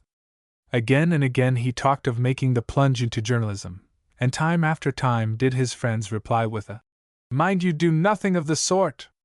It would be the tomb of the beautiful, gracious Lucien whom we love and know," said D'Arthez. "You would not hold out for long between the two extremes of toil and pleasure which make up a journalist's life, and resistance is the very foundation of virtue. You would be so delighted to exercise your power of life and death over the offspring of the brain, that you would be an out-and-out journalist in 2 months' time. To be a journalist, that is to turn Herod in the Republic of Letters. The man who will say anything will end by sticking at nothing. That was Napoleon's maxim, and it explains itself. But you would be with me, would you not?" asked Lucien. "Not by that time," said Fulgence. "If you were a journalist, you would no more think of us than the opera girl in all her glory, with her adorers and her silk-lined carriage, thinks of the village at home and her cows and her sabots. You could never resist the temptation to pen a witticism, though it should bring tears to a friend's eyes. I come across journalists in theater lobbies. It makes me shudder to see them. Journalism is an inferno, a bottomless pit of iniquity and treachery and lies. No one can traverse it undefiled unless, like Dante, he is protected by Virgil's sacred laurel." But the more the set of friends opposed the idea of journalism, the more Lucien's desire to know its perils grew and tempted him. He began to debate within his own mind, was it not ridiculous to allow one to find him a second time defenseless? He bethought him of the failure of his attempts to dispose of his first novel, and felt but little tempted to begin a second. How, besides, was he to live while he was writing another romance? 1 month of privation had exhausted his stock of patience. Why should he not do nobly that which journalists did ignobly and without principle? His friends insulted him with their doubts. He would convince them of his strength of mind. Some day, perhaps, he would be of use to them. He would be the herald of their fame. "And what sort of a friendship is it which recoils from complicity?" demanded he one evening of Michel Chrestien. Lucien and Leon Giroux were walking home with their friend. "We shrink from nothing," Michel Chrestien made reply. If you were so unlucky as to kill your mistress, I would help you to hide your crime, and could still respect you. But if you were to turn spy, I should shun you with abhorrence, for a spy is systematically shameless and base. There you have journalism summed up in a sentence. Friendship can pardon error and the hasty impulse of passion. It is bound to be inexorable when a man deliberately traffics in his own soul, and intellect, and opinions. Why cannot I turn journalist to sell my volume of poetry and the novel, and then give up at once? Machiavelli might do so, but not Lucien de Rubempré, said Léon Giroux. Very well, exclaimed Lucien. I will show you that I can do as much as Machiavelli. Oh, cried Michel, grasping Léon's hand. You have done it, Léon. Lucien, he continued. You have 300 francs in hand. You can live comfortably for 3 months. Very well, then, work hard and write another romance. D'Arthez and Fulgence will help you with the plot. You will improve, you will be a novelist. And I, meanwhile, will enter one of those lupanars of thought. For 3 months I will be a journalist. I will sell your books to some bookseller or other by attacking his publications. I will write the articles myself. I will get others for you. We will organize a success. You shall be a great man, and still remain our Lucien. You must despise me very much, if you think that I should perish while you escape, said the poet. O Lord, forgive him, it is a child, cried Michel Chrestien. When Lucien's intellect had been stimulated by the evenings spent in D'Arthez's garret, he had made some study of the jokes and articles in the smaller newspapers. He was at least the equal, he felt, of the wittiest contributors. In private he tried some mental gymnastics of the kind, and went out one morning with the triumphant idea of finding some colonel of such light skirmishers of the press and enlisting in their ranks. He dressed in his best and crossed the bridges, thinking as he went that authors, journalists, and men of letters, his future comrades, in short, would show him rather more kindness and disinterestedness than the 2 species of booksellers who had so dashed his hopes. He should meet with fellow-feeling, and something of the kindly and grateful affection which he found in the cenacle of the Rue de Codervance. Tormented by emotion, consequent upon the presentiments to which men of imagination cling so fondly, half believing, half battling with their belief in them, he arrived in the Rue Saint-Fiacre off the Boulevard Montmartre. Before a house, occupied by the offices of a small newspaper, he stopped, and at the sight of it his heart began to throb as heavily as the pulses of a youth upon the threshold of some evil haunt. Nevertheless, upstairs he went, and found the offices in the low entresol between the ground floor and the first story. The first room was divided down the middle by a partition, the lower half of solid wood, the upper lattice work to the ceiling. In this apartment Lucien discovered a one-armed pensioner supporting several reams of paper on his head with his remaining hand, while between his teeth he held the passbook which the Inland Revenue Department requires every newspaper to produce with each issue. This ill-favored individual, owner of a yellow countenance covered with red excrescences, to which he owed his nickname of Colloquent, indicated a personage behind the lattice as the Cerberus of the paper. This was an elderly officer with a medal on his chest and a silk skullcap on his head. His nose was almost hidden by a pair of grizzled mustaches, and his person was hidden as completely in an ample blue overcoat as the body of the turtle in its carapace. "From what date do you wish your subscription to commence, sir?" inquired the Emperor's officer. "I did not come about a subscription," returned Lucien. Looking about him, he saw a placard fastened on a door, corresponding to the one by which he had entered, and read the words, "Editor's Office," and below, in smaller letters, "No admittance except on business." "A complaint, I expect?" replied the veteran. "Ah, yes, we have been hard on Mariette. What would you have? I don't know the why and wherefore of it yet, but if you want satisfaction, I am ready for you," he added, glancing at a collection of small arms and foils stacked in a corner, the armory of the modern warrior. "That was still further from my intention, sir. I have come to speak to the editor. Nobody is ever here before 4 o'clock. "Look you here, Gerudo, old chap," remarked a voice. "I make it 11 columns. 11 columns at 5 francs apiece is 55 francs, and I have only been paid 40, so you owe me another 15 francs, as I have been telling you." These words proceeded from a little weasel face, pallid and semi-transparent as the half-boiled white of an egg. 2 slits of eyes looked out of it, mild blue in tint, but appallingly malignant in expression, and the owner, an insignificant young man, was completely hidden by the veteran's opaque person. It was a blood-curdling voice, a sound between the mewing of a cat and the wheezy chokings of a hyena. "Yes, yes, my little militiaman," retorted he of the metal. "But you are counting the headings and white lines. I have Finnett's instructions to add up the totals of the lines, and to divide them by the proper number for each column, and after I performed that concentrating operation on your copy, there were 3 columns less. He doesn't pay for the blanks, the Jew. He reckons them in though when he sends up the total of his work to his partner, and he gets paid for them too. I will go and see Etienne Lousteau Vernou." "I cannot go beyond my orders, my boy," said the veteran. "What? Do you cry out against your foster mother for a matter of 15 francs? You that turn out an article as easily as I smoke a cigar. 15 francs! Why, you will give a bowl of punch to your friends, or win an extra game of billiards, and there's an end of it. Finnett's savings will cost him very dear," said the contributor as he took his departure. "Now, would not anybody think that he was Rousseau and Voltaire rolled in one?" the cashier remarked to himself as he glanced at Lucien.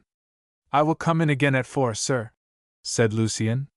While the argument proceeded, Lucien had been looking about him. He saw upon the walls the portraits of Benjamin Constant, General Foy, and the 17 illustrious orators of the left, interspersed with caricatures at the expense of the government. But he looked more particularly at the door of the sanctuary where, no doubt, the paper was elaborated, the witty paper that amused him daily, and enjoyed the privilege of ridiculing kings and the most portentous events, of calling anything and everything in question with a jest. Then he sauntered along the boulevards. It was an entirely novel amusement, and so agreeable did he find it, that, looking at the turret clocks, he saw the hour hands were pointing to 4, and only then remembered that he had not breakfasted. He went at once in the direction of the Rue Saint-Fiacre, climbed the stair, and opened the door. The veteran officer was absent, but the old pensioner, sitting on a pile of stamped papers, was munching a crust and acting as sentinel resignedly. Colloquent was as much accustomed to his work in the office as to the fatigue duty of former days, understanding as much or as little about it as the why and wherefore of forced marches made by the Emperor's orders. Lucien was inspired with the bold idea of deceiving that formidable functionary. He settled his hat on his head, and walked into the editor's office as if he were quite at home. Looking eagerly about him, he beheld a round table covered with a green cloth, and 6 cherry-wood chairs, newly reseated with straw. The colored brick floor had not been waxed, but it was clean, so clean that the public, evidently, seldom entered the room. There was a mirror above the chimney-piece, and on the ledge below, amid a sprinkling of visiting cards, stood a shopkeeper's clock, smothered with dust, and a couple of candlesticks with tallow dips thrust into their sockets. A few antique newspapers lay on the table beside an inkstand containing some black lacquer-like substance, and a collection of quill pens twisted into stars. Sundry dirty scraps of paper, covered with almost undecipherable hieroglyphs, proved to be manuscript articles torn across the top by the compositor to check off the sheets as they were set up. He admired a few rather clever caricatures sketched on bits of brown paper by somebody who evidently had tried to kill time by killing something else to keep his hand in. Other works of art were pinned in the cheap sea-green wallpaper. These consisted of 9 pen-and-ink illustrations for Le Solitaire. The work had attained to such an unheard-of European popularity that journalists evidently were tired of it. The Solitary makes his first appearance in the provinces. Sensation among the women. The Solitary perused at a chateau. Effect of the Solitary on domestic animals. The Solitary explained to savage tribes, with the most brilliant results. The Solitary translated into Chinese and presented by the author to the Emperor at Pekin. The Mont Savage, Rape of Elodie. Lucien thought this caricature very shocking, but he could not help laughing at it. The Solitary under a canopy conducted in triumphal procession by the newspapers. The Solitary breaks the press to splinters, and wounds the printers. Read backwards, the superior beauties of the solitary produce a sensation at the Academy. On a newspaper wrapper Lucien noticed a sketch of a contributor holding out his hat, and beneath it the words, "Finit! My 100 francs," and a name, since grown more notorious than famous. Between the window and the chimney-piece stood a writing table, a mahogany armchair, and a waste-paper basket on a strip of hearthrug. The dust lay thick on all these objects. There were short curtains in the windows. About a score of new books lay on the writing table, deposited there apparently during the day, together with prints, music, snuff-boxes of the Charter, pattern, a copy of the 9th edition of Le Solitaire, the great joke of the moment, and some 10 unopened letters. Lucien had taken stock of this strange furniture, and made reflections of the most exhaustive kind upon it, when, the clock striking 5, he returned to question the pensioner.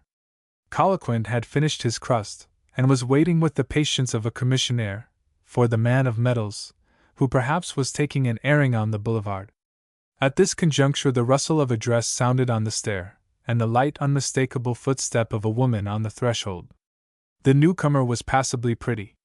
She addressed herself to Lucien. "Sir," she said, "I know why you cry up Virginie's hat so much, and I have come to put down my name for a year's subscription in the first place. But tell me your conditions." "I am not connected with the paper, madam." "Oh! A subscription dating from October?" inquired the pensioner. "What does the lady want to know?" asked the veteran, reappearing on the scene. The fair milliner and the retired military man were soon deep in converse, and when Lucien, beginning to lose patience, came back to the first room, he heard the conclusion of the matter. "Why, I shall be delighted, quite delighted, sir. Florentine can come to my shop and choose anything she likes. Ribbons are in my department. So it is all quite settled. You will say no more about Virginie, a botcher that cannot design a new shape, while I have ideas of my own, I have." Lucien heard a sound as of coins dropping into a cash-box, and the veteran began to make up his books for the day. "I have been waiting here for an hour, sir," Lucien began, looking not a little annoyed. "And they have not come yet!" exclaimed Napoleon's veteran, civilly feigning concern. "I am not surprised at that. It is some time since I have seen them here. It is the middle of the month, you see. Those fine fellows only turn up on pay days, the 29th or the 30th. "And M. Finot?" asked Lucien, having caught the editor's name. "He is in the Rue Feydeau, that's where he lives. Colquhoun, old chap, just take him everything that has come in today when you go with the paper to the printers." "Where is the newspaper put together?" Lucien said to himself. "The newspaper?" repeated the officer, as he received the rest of the stamped money from Colquhoun. "The newspaper, Brown? Brown, mind you are round at the printers by 6 o'clock tomorrow, old chap, to send off the porters. The newspaper, sir, is written in the street, at the writers' houses, in the printing office between 11 and 12 o'clock at night. In the Emperor's time, sir, these shops for spoiled paper were not known. Oh! He would have cleared them out with 4 men and a corporal. They would not have come over him with their talk. But that is enough of prattling. If my nephew finds it worth his while, and so long as they write for the son of the other Brown. After all, there is no harm in that. Ah! By the way, subscribers don't seem to me to be advancing in serried columns. I shall leave my post." "You seem to know all about the newspaper, sir," Lucien began. "From a business point of view, Brown, coughed the soldier, clearing his throat. "From 3 to 5 francs per column, according to ability. 50 lines to a column, 40 letters to a line, no blanks. There you are. As for the staff, they are queer fish, little youngsters whom I wouldn't take on for the commissariat, and because they make fly tracks on sheets of white paper, they look down, forsooth, on an old captain of dragoons of the guard, that retired with a major's rank after entering every European capital with Napoleon." The soldier of Napoleon brushed his coat, and made as if he would go out, but Lucien, swept to the door, had courage enough to make a stand. "I came to be a contributor of the paper," he said. "I am full of respect, I vow and declare, for a captain of the Imperial Guard, those men of bronze." Well said, my little civilian, there are several kinds of contributors. Which kind do you wish to be? Replied the trooper, bearing down on Lucien, and descending the stairs. At the foot of the flight he stopped, but it was only to light a cigar at the porter's box. If any subscribers come, you see them and take note of them, Mother Charlotte. Simply subscribers, never know anything but subscribers, he added, seeing that Lucien followed him. Finot is my nephew. He is the only one of my family that has done anything to relieve me in my position.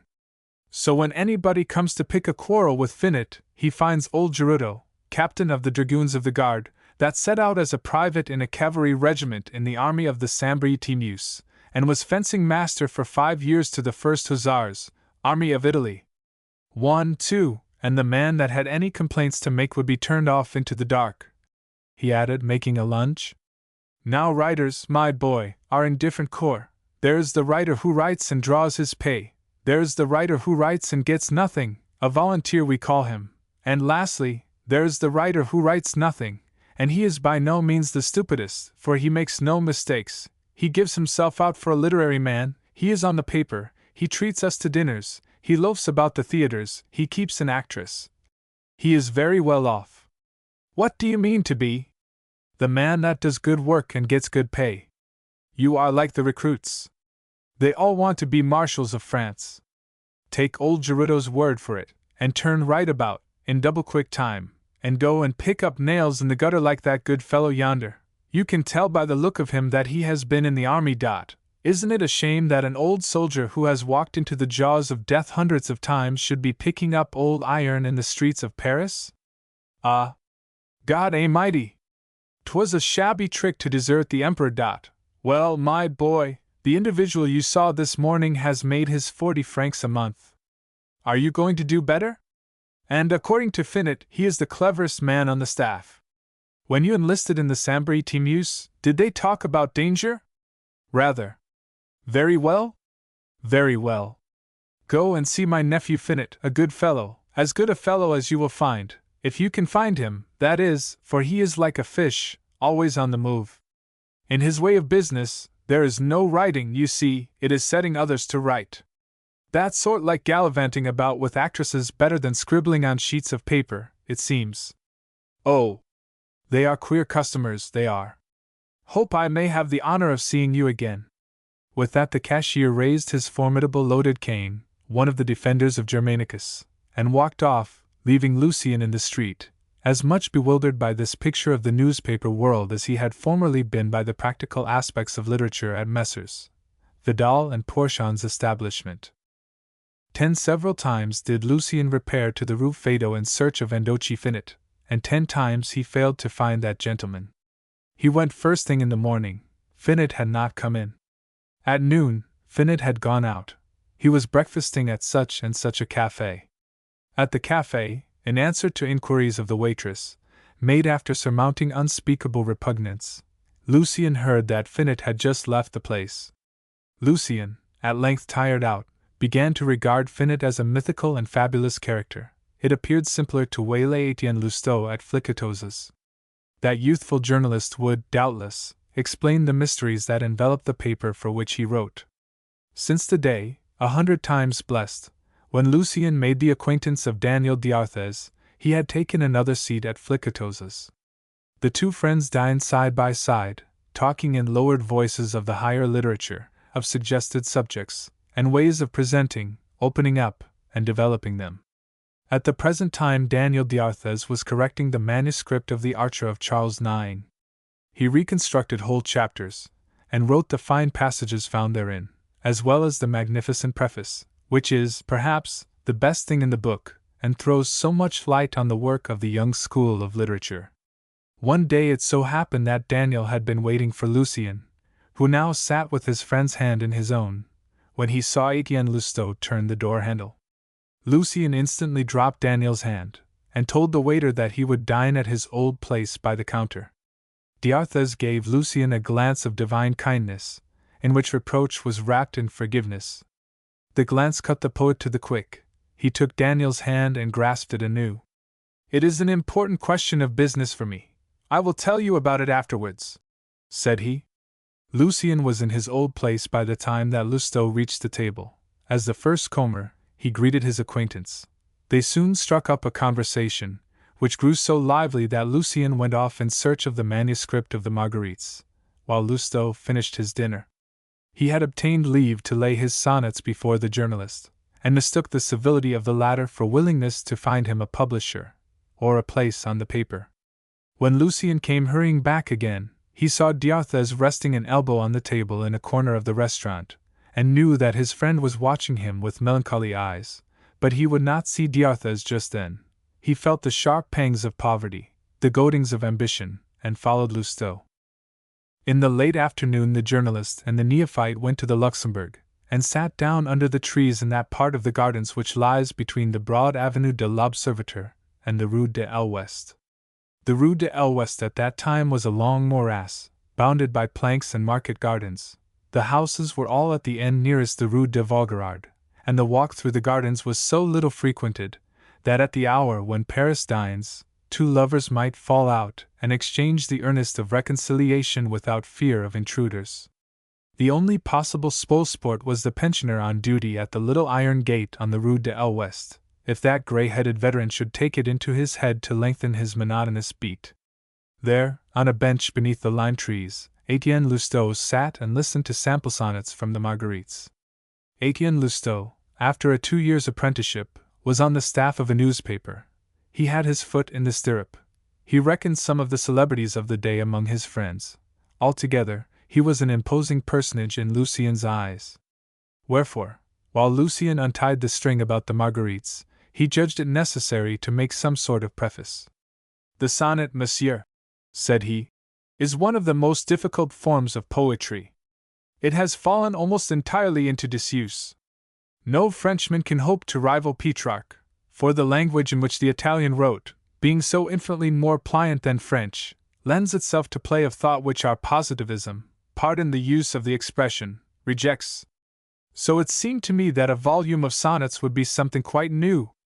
Victor Hugo has appropriated the old, Canales writes lighter verse, Béranger has monopolized songs, Casimir Delavigne has taken tragedy, and Lamartine the poetry of meditation. Are you a classic or a romantic?" inquired Lousteau. Lucien's astonishment betrayed such complete ignorance of the state of affairs in the Republic of Letters, that Lousteau thought it necessary to enlighten him. "You have come up in the middle of a pitched battle, my dear fellow. You must make your decision at once. Literature is divided, in the first place, into several zones, but our great men are ranged in two hostile camps. The Royalists are romantics, the Liberals are classics.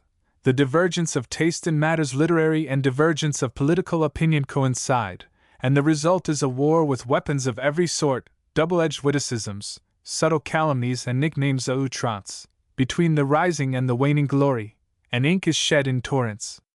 The odd part of it is that the Royalist romantics are all for liberty in literature, and for repealing laws and conventions, while the liberal classics are for maintaining the unities, the Alexandrine, and the classical theme. So opinions in politics on either side are directly at variance with literary taste. If you are eclectic, you will have no one for you. Which side do you take? Which is the winning side?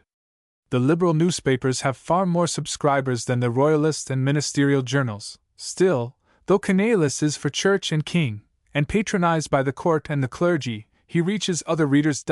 Shaw. Sonnets date back to an epoch before Boileau's time, said Etienne, seeing Lucien's dismay at the prospect of choosing between two banners. Be a romantic. The romantics are young men, and the classics are pedants. The romantics will gain the day. The word pedant was the latest epithet taken up by romantic journalism to heap confusion on the classical faction. Lucien began to read, choosing first of all the title sonnets. Lucien felt piqued by Lousteau's complete indifference during the reading of the sonnet. He was unfamiliar as yet with the disconcerting impassibility of the professional critic, wearied by much reading of poetry, prose, and plays. Lucien was accustomed to applause. He choked down his disappointment and read another, a favorite with Madame de Balzac and with some of his friends in the Rue de Catervents. This one, perhaps, will draw a word from him, he thought. At the end, The poet looked up at his Aristarchus. Etienne Lousteau was gazing at the trees in the pépinière. Well? Asked Lucien. Well, my dear fellow, go on. I am listening to you, am I not? That fact in itself is as good as praise in Paris. Have you had enough? Lucien asked.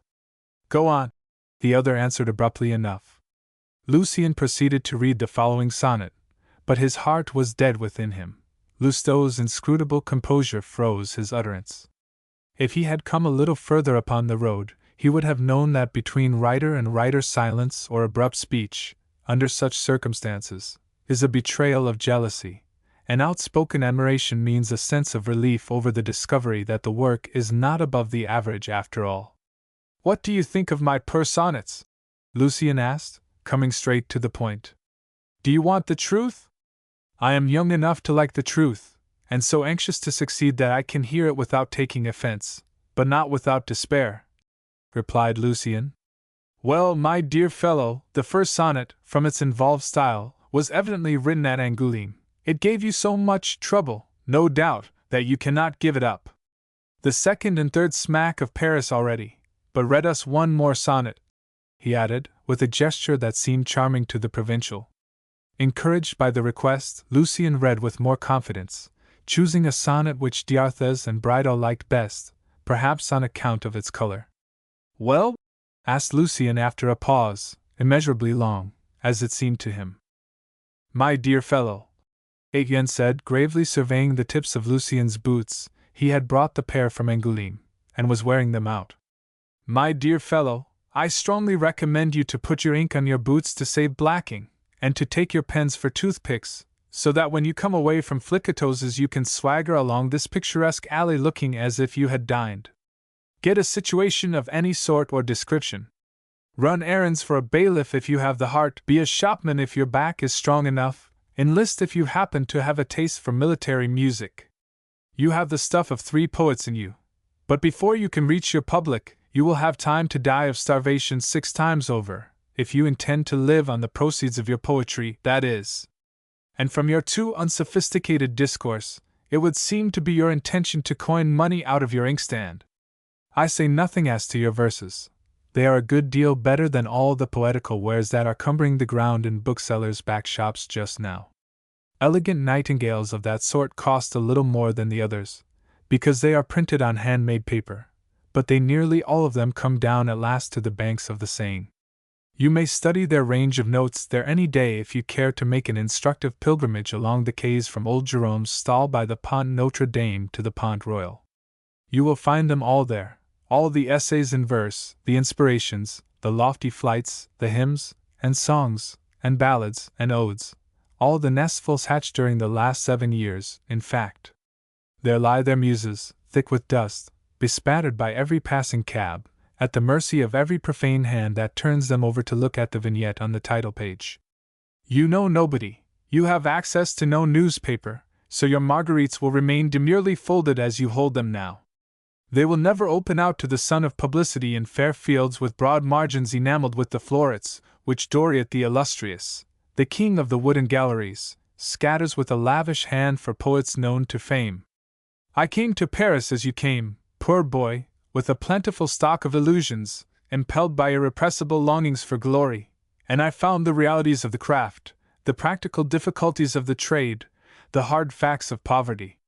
In my enthusiasm, it is kept well under control now, my first ebullition of youthful spirits, I did not see the social machinery at work, so I had to learn to see it by bumping against the wheels and bruising myself against the shafts and chains.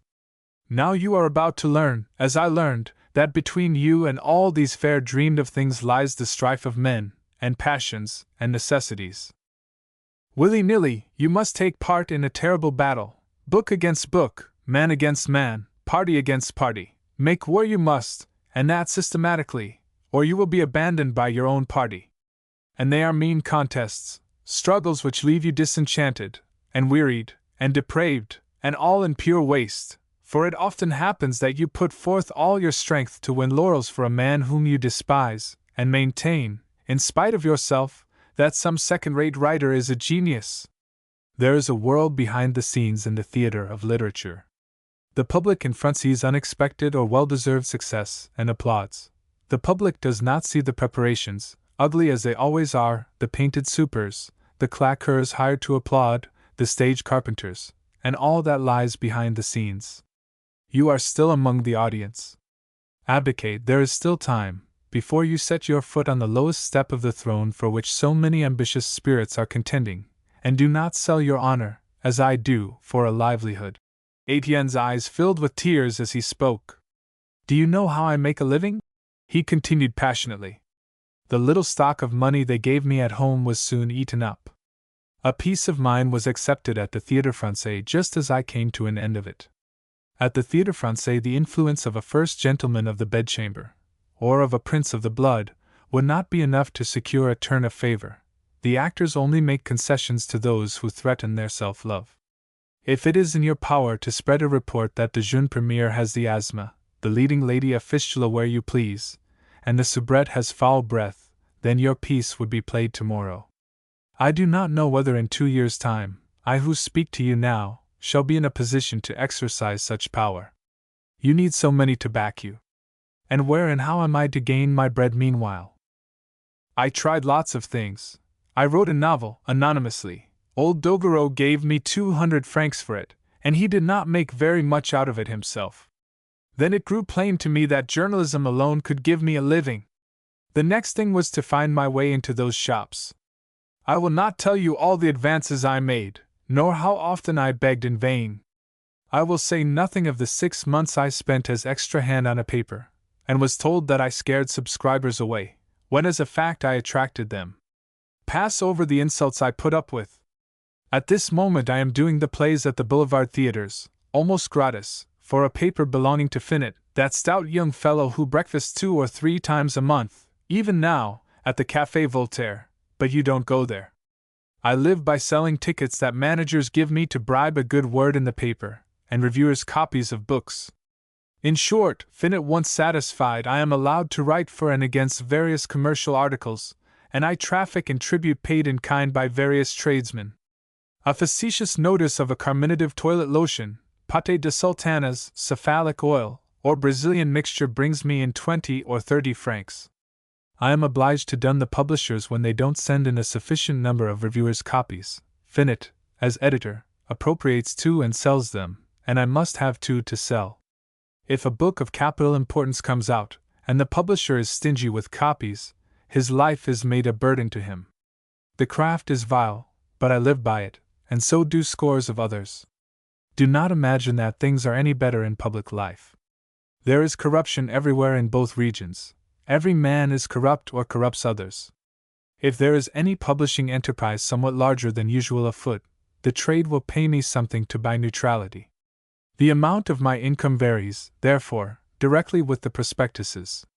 When prospectuses break out like a rash, money pours into my pockets. I stand treat all round. When trade is dull, I dine at Flicatos's. Actresses will pay you likewise for praise, but the wiser among them pay for criticism. To be passed over in silence is what they dread the most, and the very best thing of all, from their point of view, is criticism which draws down a reply. It is far more effectual than bald praise, forgotten as soon as read, and it costs more in consequence. Celebrity, my dear fellow, is based upon controversy. I am a hired bravo. I ply my trade among ideas and reputations, commercial, literary, and dramatic. I make some 50 crowns a month. I can sell a novel for 500 francs, and I am beginning to be looked upon as a man to be feared. Some day, instead of living with Florine at the expense of a druggist who gives himself the airs of a lord, I shall be in a house of my own. I shall be on the staff of a leading newspaper. I shall have a feuilleton. And on that day, my dear fellow, Florine will become a great actress. As for me, I am not sure what I shall be when that time comes, a minister or an honest man. All things are still possible. He raised his humiliated head, and looked out at the green leaves, with an expression of despairing self-condemnation dreadful to see. And I had a great tragedy accepted, he went on. And among my papers there is a poem, which will die. And I was a good fellow, and my heart was clean. I used to dream lofty dreams of love for great ladies, queens in the great world, and my mistress is an actress at the Panorama Dramatique. And lastly, if a bookseller declines to send a copy of a book to my paper, I will run down work which is good, as I know." Lucien was moved to tears, and he grasped Etienne's hand in his. The journalist rose to his feet, and the pair went up and down the broad Avenue de l'Observatoire, as if their lungs craved ampler breathing space. "Outside the world of letters," Etienne Lousteau continued, "not a single creature suspects that every one who succeeds in that world, who has a certain vogue, that is to say, or comes into fashion, or gains reputation, or renown, or fame, or favor with the public, for by these names we know the rungs of the ladder by which we climb to the higher heights above and beyond them, every one who comes even thus far is the hero of a dreadful odyssey. Brilliant portents rise above the mental horizon through a combination of 1,000 accidents. Conditions change so swiftly that no two men have been known to reach success by the same road. Cornelis and Nathan are two dissimilar cases. Things never fall out in the same way twice. There is D'Arthez, who knocks himself to pieces with work. He will make a famous name by some other chance. This so much desired reputation is nearly always crown prostitution. Yes, the poorest kind of literature is the hapless creature freezing at the street corner. Second-rate literature is the kept mistress picked out of the brothels of journalism, and I am her bully. Lastly, there is lucky literature, the flaunting, insolent courtesan who has a house of her own and pays taxes, who receives great lords, treating or ill-treating them as she pleases, who has liveried servants and a carriage, and can afford to keep greedy creditors waiting. Ah! And for yet others, for me not so very long ago, for you today, she is a white-robed angel with many-colored wings, bearing a green palm branch in the one hand, and in the other a flaming sword. An angel, something akin to the mythological abstraction which lives at the bottom of a well, and to the poor and honest girl who lives a life of exile in the outskirts of the great city, earning every penny with a noble fortitude and in the full light of virtue, returning to heaven inviolate of body and soul, unless, indeed, she comes to lie at the last soiled, despoiled, polluted, and forgotten, on a pauper's bier. As for the men whose brains are encompassed with bronze, whose hearts are still warm under the snows of experience, they are found but seldom in the country that lies at our feet," he added, pointing to the great city seething in the late afternoon light. A vision of D'Arthez and his friends flashed upon Lucien's sight, and made appeal to him for a moment, but Lousteau's appalling lamentation carried him away. "They are very few and far between in that great fermenting vat, rare as love and love-making, rare as fortunes honestly made in business, rare as the journalist whose hands are clean. The experience of the first man who told me all that I am telling you was thrown away upon me, and mine no doubt will be wasted upon you. It is always the same old story year after year, the same eager rush to Paris from the provinces, the same, not to say a growing, number of beardless, ambitious boys, who advance, head erect, and the heart that Princess Turandot of the Mille et un jours, each one of them fain to be her Prince Caliph. But never a one of them reads the riddle. One by one they drop, some into the trench where failures lie, some into the mire of journalism, some again into the quagmires of the book trade. They pick up a living, these beggars, what with biographical notices, penny a-lining, and scraps of news for the papers. They become booksellers' hacks for the clear-headed dealers in printed paper, who would sooner take the rubbish that goes off in a fortnight than a masterpiece which requires time to sell. The life is crushed out of the grubs before they reach the butterfly stage. They live by shame and dishonor. They are ready to write down a rising genius or to praise him to the skies at a word from the Pasha of the Constitutional, the Quotidian, or the Debats, at a sign from a publisher, at the request of a jealous comrade, or, as not seldom happens, simply for a dinner. Some surmount the obstacles, and these forget the misery of their early days. I, who am telling you this, have been putting the best that is in me into newspaper articles for 6 months past for a blackguard who gives them out as his own and has secured a feuilleton in another paper on the strength of them. He has not taken me on as his collaborator, he has not given me so much as a 5-franc piece, but I hold out a hand to grasp his when we meet. I cannot help myself. And why? Lucien asked, indignantly. I may want to put a dozen lines into his feuilleton some day, Lousteau answered coolly. In short, my dear fellow, in literature you will not make money by hard work. That is not the secret of success. The point is to exploit the work of somebody else. A newspaper proprietor is a contractor, we are the bricklayers. The more mediocre the man, the better his chance of getting on among mediocrities. He can play the toad-eater, put up with any treatment, and flatter all the little base passions of the sultans of literature. There is Hector Merlin, who came from Limoges a short time ago. He is writing political articles already for a right-center daily, and he is at work on our little paper as well. I have seen an editor drop his hat and Merlin pick it up. The fellow was careful never to give offense, and slipped into the thick of the fight between rival ambitions. I am sorry for you. It is as if I saw in you the self that I used to be, and sure am I that in 1 or 2 years' time you will be what I am now. You will think that there is some lurking jealousy or personal motive in this bitter counsel, but it is prompted by the despair of a damned soul that can never leave hell. No one ventures to utter such things as these. You hear the groans of anguish from a man wounded to the heart, crying like a second Job from the ashes, "Behold my sores!" But whether I fight upon this field or elsewhere, fight I must, said Lucien. Then be sure of this, returned Lousteau. If you have anything in you, the war will know no truce. The best chance of success lies in an empty head. The austerity of your conscience, clear as yet, will relax when you see that a man holds your future in his 2 hands, when a word from such a man means life to you, and he will not say that word. For, believe me, the most brutal bookseller in the trade is not so insolent, so hard-hearted to a newcomer as the celebrity of the day. The bookseller sees a possible loss of money, while the writer of books dreads a possible rival. The first shows you the door, the second crushes the life out of you. To do really good work, my boy, means that you will draw out the energy, sap, and tenderness of your nature at every dip of the pen in the ink, to set it forth for the world in passion and sentiment and phrases. Yes, instead of acting, you will write. You will sing songs instead of fighting. You will love and hate and live in your books.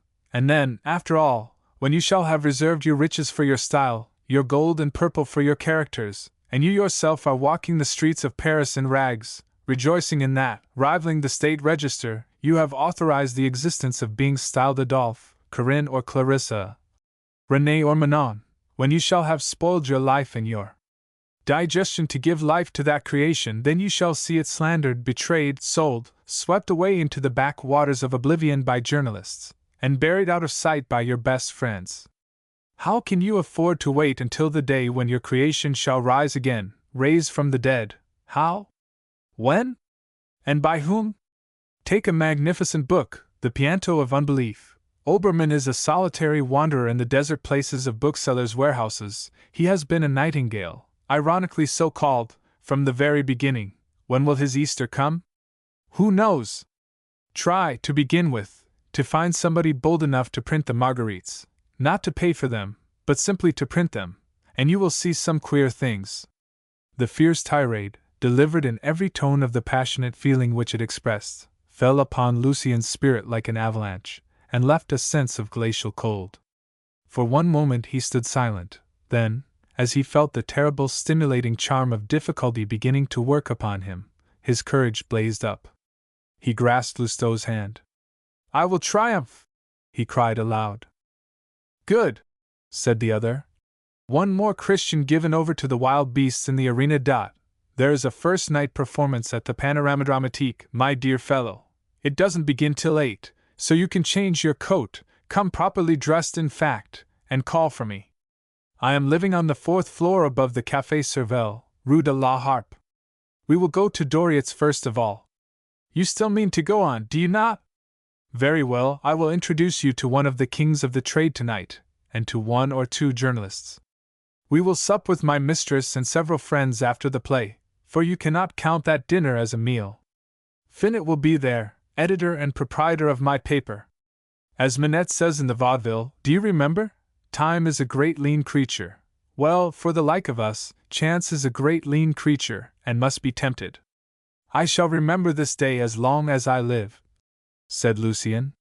"Bring your manuscript with you, and be careful of your dress, not on Florine's account, but for the bookseller's benefit." The comrade's good nature, following upon the poet's passionate outcry, as he described the war of letters, moved Lucien quite as deeply as D'Arthez' grave and earnest words on a former occasion. The prospect of entering at once upon the strife with men warmed him. In his youth and inexperience he had no suspicion how real were the moral evils denounced by the journalist. Nor did he know that he was standing at the parting of two distinct ways between two systems, represented by the Brotherhood upon one hand, and journalism upon the other. The first way was long, honorable, and sure, the second beset with hidden dangers, a perilous path, among muddy channels where conscience is inevitably bespattered. The bent of Lucien's character determined for the shorter way, and the apparently pleasanter way, and to snatch at the quickest and promptest means. At this moment he saw no difference between D'Arthez' noble friendship and Lousteau's easy camaraderie. His inconstant mind discerned a new weapon in journalism. He felt that he could wield it, so he wished to take it. He was dazzled by the offers of this new friend, who had struck a hand in his in an easy way, which charmed Lucien. How should he know that while every man in the army of the press needs friends, every leader needs men? Lousteau, seeing that Lucien was resolute, enlisted him as a recruit, and hoped to attach him to himself. The relative positions of the two were similar. One hoped to become a corporal, the other to enter the ranks. Lucien went back gaily to his lodgings. He was as careful over his toilet as on that former unlucky occasion when he occupied the Marquise d'Espard's box. But he had learned by this time how to wear his clothes with a better grace. They looked as though they belonged to him.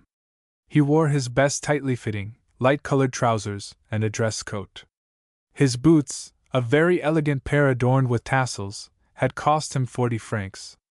His thick, fine, golden hair was scented and crimped into bright, rippling curls. Self-confidence and belief in his future lighted up his forehead. He paid careful attention to his almost feminine hands. The filbert nails were a spotless pink, and the white contours of his chin were dazzling by contrast with a black satin stock. Never did a more beautiful youth come down from the hills of the Latin Quarter. Glorious as a Greek god, Lucien took a cab, and reached the Café Cervelle at 6:45. There the portress gave him some tolerably complicated directions for the ascent of 4 pairs of stairs. Provided with these instructions, he discovered, not without difficulty, an open door at the end of a long, dark passage, and in another moment made the acquaintance of the traditional room of the Latin Quarter. A young man's poverty follows him wherever he goes, into the Rue de la Harpe as into the Rue de Cluny, into D'Arthez' room, into Chrestien's lodging, yet everywhere no less the poverty has its own peculiar characteristics, due to the idiosyncrasies of the sufferer. Poverty in this case wore a sinister look. A shabby, cheap carpet lay in wrinkles at the foot of a curtainless walnut-wood bedstead. Dingy curtains, begrimed with cigar smoke and fumes from a smoky chimney, hung in the windows. A Carcel lamp, Florine's gift, on the chimney-piece, had so far escaped the pawnbroker. At a forlorn-looking chest of drawers, and a table littered with papers and disheveled quill pens, and the list of furniture was almost complete. All the books had evidently arrived in the course of the last 24 hours, and there was not a single object of any value in the room. In one corner you beheld a collection of crushed and flattened cigars, coiled pocket handkerchiefs, shirts which had been turned to do double duty, and cravats that had reached a 3rd edition, while a sordid array of old boots stood gaping in another angle of the room among aged socks worn into lace. The room, in short, was a journalist's bivouac, filled with odds and ends of no value, and the most curiously bare apartment imaginable. A scarlet tinderbox glowed among a pile of books on the nightstand. A brace of pistols, a box of cigars, and a stray razor lay upon the mantelshelf. A pair of foils, crossed under a wire mask, hung against a panel. 3 chairs and a couple of armchairs, scarcely fit for the shabbiest lodging-house in the street, completed the inventory. The dirty, cheerless room told a tale of a restless life and a want of self-respect. Someone came hither to sleep and work at high pressure, staying no longer than he could help, longing, while he remained, to be out and away. What a difference between this cynical disorder and D'Arthez' neat and self-respecting poverty! A warning came with the thought of D'Arthez, but Lucien would not heed it, for Etienne made a joking remark to cover the nakedness of a reckless life. "This is my kennel. I appear in state in the Rue de Bondy, in the new apartments which our druggist has taken for Florine. We hold the housewarming this evening." Etienne Lousteau wore black trousers and beautifully varnished boots. His coat was buttoned up to his chin. He probably meant to change his linen at Florine's house, for his shirt collar was hidden by a velvet stock. He was trying to renovate his hat by an application of the brush. "Let us go," said Lucien. "Not yet. I am waiting for a bookseller to bring me some money. I have not a farthing. There will be play, perhaps, and in any case I must have gloves." As he spoke, the two new friends heard a man's step in the passage outside. "There he is," said Lousteau. "Now you will see, my dear fellow, the shape that Providence takes when he manifests himself to poets. You are going to behold Doriot, the fashionable bookseller of the Quai des Augustins, the pawnbroker, the marine store dealer of the trade, the Norman ex-greengrocer. Come along, old Tartar!" shouted Lousteau. "Here am I," said a voice like a cracked bell. "Brought the money with you." "Money? There is no money now in the trade," retorted the other, a young man who eyed Lucien curiously. "Imprimis, you owe me 50 francs," Lousteau continued. "There are 2 copies of Travels in Egypt here, a marvel, so they say, swarming with woodcuts, sure to sell. Finot has been paid for 2 reviews that I am to write for him. Item 2 works, just out, by Victor Ducange, a novelist highly thought of in the Marais. Item a couple of copies of a second work by Paul de Kock, a beginner in the same style. Item 2 copies of Eusult of Dole, a charming provincial work. Total, 100 francs, my little Barbot." Barbot made a close survey of edges and binding. "Oh! They are in perfect condition," cried Lousteau. "The Travels are uncut, so is the Paul de Kock, so is the Ducange, so is that other thing on the chimney-piece, Considerations on Symbolism. I will throw that in. Myths weary me to that degree that I will let you have the thing to spare myself the sight of the swarms of mites coming out of it." "But," asked Lucien, "how are you going to write your reviews?" Barbot, in profound astonishment, stared at Lucien. Then he looked at Etienne and chuckled. "One can see that the gentleman has not the misfortune to be a literary man," said he. "No, Barbot, no. He is a poet, a great poet. He is going to cut out Cornelis, and Berenger, and Delavigne. He will go a long way if he does not throw himself into the river, and even so he will get as far as the dragnets at St. Cloud. If I had any advice to give the gentleman," remarked Barbot, "it would be to give up poetry and take to prose. Poetry is not wanted on the quays just now." Barbot's shabby overcoat was fastened by a single button. His collar was greasy.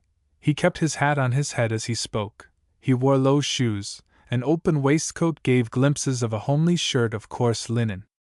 Good nature was not wanting in the round countenance, with its 2 slits of covetous eyes.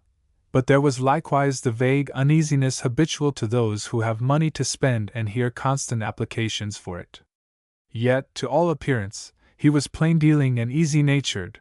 His business shrewdness was so well wadded round with fat. He had been an assistant until he took a wretched little shop on the Quai des Augustins 2 years since, and issued thence on his rounds among journalists, authors, and printers, buying up free copies cheaply, making in such ways some 10 or 20 francs daily. Now, he had money saved. He knew instinctively where every man was pressed. He had a keen eye for business. If an author was in difficulties, he would discount a bill given by a publisher at 15 or 20%. Then the next day he would go to the publisher, haggle over the price of some work in demand, and pay him with his own bills instead of cash. Barbot was something of a scholar. He had had just enough education to make him careful to steer clear of modern poetry and modern romances. He had a liking for small speculations, for books of a popular kind which might be bought outright for 1,000 francs and exploited at pleasure, such as the Child's History of France, Bookkeeping in 20 Lessons, and Botany for Young Ladies. 2 or 3 times already he had allowed a good book to slip through his fingers. The authors had come and gone a score of times while he hesitated, and could not make up his mind to buy the manuscript. When reproached for his pusillanimity, he was wont to produce the account of a notorious trial taken from the newspapers. It cost him nothing, and had brought him in 2,000 or 3,000 francs. Barbet was the type of bookseller that goes in fear and trembling, lives on bread and walnuts, rarely puts his name to a bill, filches little profits on invoices, makes deductions, and hawks his books about himself. Heaven only knows where they go, but he sells them somehow, and gets paid for them. Barbet was the terror of printers, who could not tell what to make of him. He paid cash and took off the discount. He nibbled at their invoices whenever he thought they were pressed for money, and when he had fleeced a man once, he never went back to him. He feared to be caught in his turn. "Well," said Lousteau, "shall we go on with our business?" My boy," returned Barbet in a familiar tone, "I have 6,000 volumes of stock on hand at my place, and paper is not gold, as the old bookseller said. Trade is dull. If you went into his shop, my dear Lucien," said Etienne, turning to his friend, "you would see an oak counter from some bankrupt wine merchant's sale, and a tallow dip, never snuffed for fear it should burn too quickly, making darkness visible. By that anomalous light you descry rows of empty shelves with some difficulty. An urchin in a blue blouse mounts guard over the emptiness, and blows his fingers, and shuffles his feet, and slaps his chest, like a cabman on the box. Just look about you. There are no more books there than I have here. Nobody could guess what kind of shop he keeps. Here is a bill at 3 months for 100 francs, said Barbet, and he could not help smiling as he drew it out of his pocket. I will take your old books off your hands. I can't pay cash any longer, you see, sales are too slow. I thought that you would be wanting me. I had not a penny, and I made a bill simply to oblige you, for I am not fond of giving my signature. So you want my thanks and esteem into the bargain, do you? Bills are not met with sentiment, responded Barbet. But I will accept your esteem, all the same. But I want gloves, and the perfumers will be base enough to decline your paper, said Lousteau. Stop, there is a superb engraving in the top drawer of the chest there, worth 80 francs, proof before letters and after letterpress, for I have written a pretty droll article upon it. There was something to lay hold of in Hippocrates refusing the presence of Artaxerxes. A fine engraving, eh? Just the thing to suit all the doctors, who are refusing the extravagant gifts of Parisian satraps. You will find 2 or 3 dozen novels underneath it. Come now, take the lot and give me 40 francs. 40 francs! Exclaimed the bookseller, emitting a cry like the squall of a frightened fowl. 20 at the very most. And then I may never see the money again, he added. Where are your 20 francs? Asked Lousteau. My word, I don't know that I have them, said Barbet, fumbling in his pockets. Here they are. You are plundering me, you have an ascendancy over me. Come, let us be off, said Lousteau, and taking up Lucien's manuscript, he drew a line upon it in ink under the string. Have you anything else? Asked Barbet. Nothing, you young Shylock. I am going to put you in the way of a bit of very good business, Etienne continued, in which you shall lose 1,000 crowns, to teach you to rob me in this fashion, he added for Lucien's ear. But how about your reviews? Said Lucien, as they rolled away to the Palais Royal. Pooh! You do not know how reviews are knocked off. As for the travels in Egypt, I looked into the book here and there, without cutting the pages, and I found 11 slips in grammar. I shall say that the writer may have mastered the dicky bird language on the flints that they call obelisks out there in Egypt, but he cannot write in his own, as I will prove to him in a column and a half. I shall say that instead of giving us the natural history and archaeology, he ought to have interested himself in the future of Egypt, in the progress of civilization, and the best method of strengthening the bond between Egypt and France. France has won and lost Egypt, but she may yet attach the country to her interests by gaining a moral ascendancy over it. Then some patriotic penny aligning, interlarded with diatribes on Marseilles, the Levant, and our trade. But suppose that he had taken that view, what would you do? Oh well, I should say that instead of boring us with politics, he should have written about art, and described the picturesque aspects of the country and the local color. Then the critic bewails himself. Politics are intruded everywhere. We are weary of politics on all sides. I should regret those charming books of travel that dwelt upon the difficulties of navigation, the fascination of steering between two rocks, the delights of crossing the line, and all the things that those who never will travel ought to know. Mingled this approval with scoffing at the travelers who hail the appearance of a bird or a flying fish as a great event, who dilate upon fishing, and make transcripts from the log. Where, you ask, is that perfectly unintelligible scientific information, fascinating, like all that is profound, mysterious, and incomprehensible? The reader laughs. That is all that he wants. As for novels, Florine is the greatest novel reader alive. She gives me a synopsis, and I take her opinion and put a review together. When a novelist bores her with author's stuff, as she calls it, I treat the work respectfully, and ask the publisher for another copy, which he sends forthwith, delighted to have a favorable review. Goodness! And what of criticism, the critic's sacred office? Cried Lucien, remembering the ideas instilled into him by the Brotherhood. My dear fellow, said Lousteau, criticism is a kind of brush which must not be used upon flimsy stuff, or it carries it all away with it. That is enough of the craft. Now listen. Do you see that mark? He continued, pointing to the manuscript of the Marguerites. I have put ink on the string and paper. If Doriot reads your manuscript, he certainly could not tie the string and leave it just as it was before. So your book is sealed, so to speak. This is not useless to you for the experiment that you propose to make. And another thing, please to observe that you are not arriving quite alone and without a sponsor in the place, like the youngsters who make the round of half a score of publishers before they find one that will offer them a chair. Lucien's experience confirmed the truth of this particular. Lousteau paid the cabman, giving him 3 francs, a piece of prodigality following upon such impecuniosity astonishing Lucien more than a little. Then the 2 friends entered the wooden galleries, where fashionable literature, as it is called, used to reign in state. Part 2. The wooden galleries of the Palais Royal used to be one of the most famous sights of Paris. Some description of the squalid bazaar will not be out of place, for there are few men of 40 who will not take an interest in recollections of a state of things which will seem incredible to a younger generation. The great dreary, spacious Galerie d'Orleans, that flowerless hothouse, as yet was not.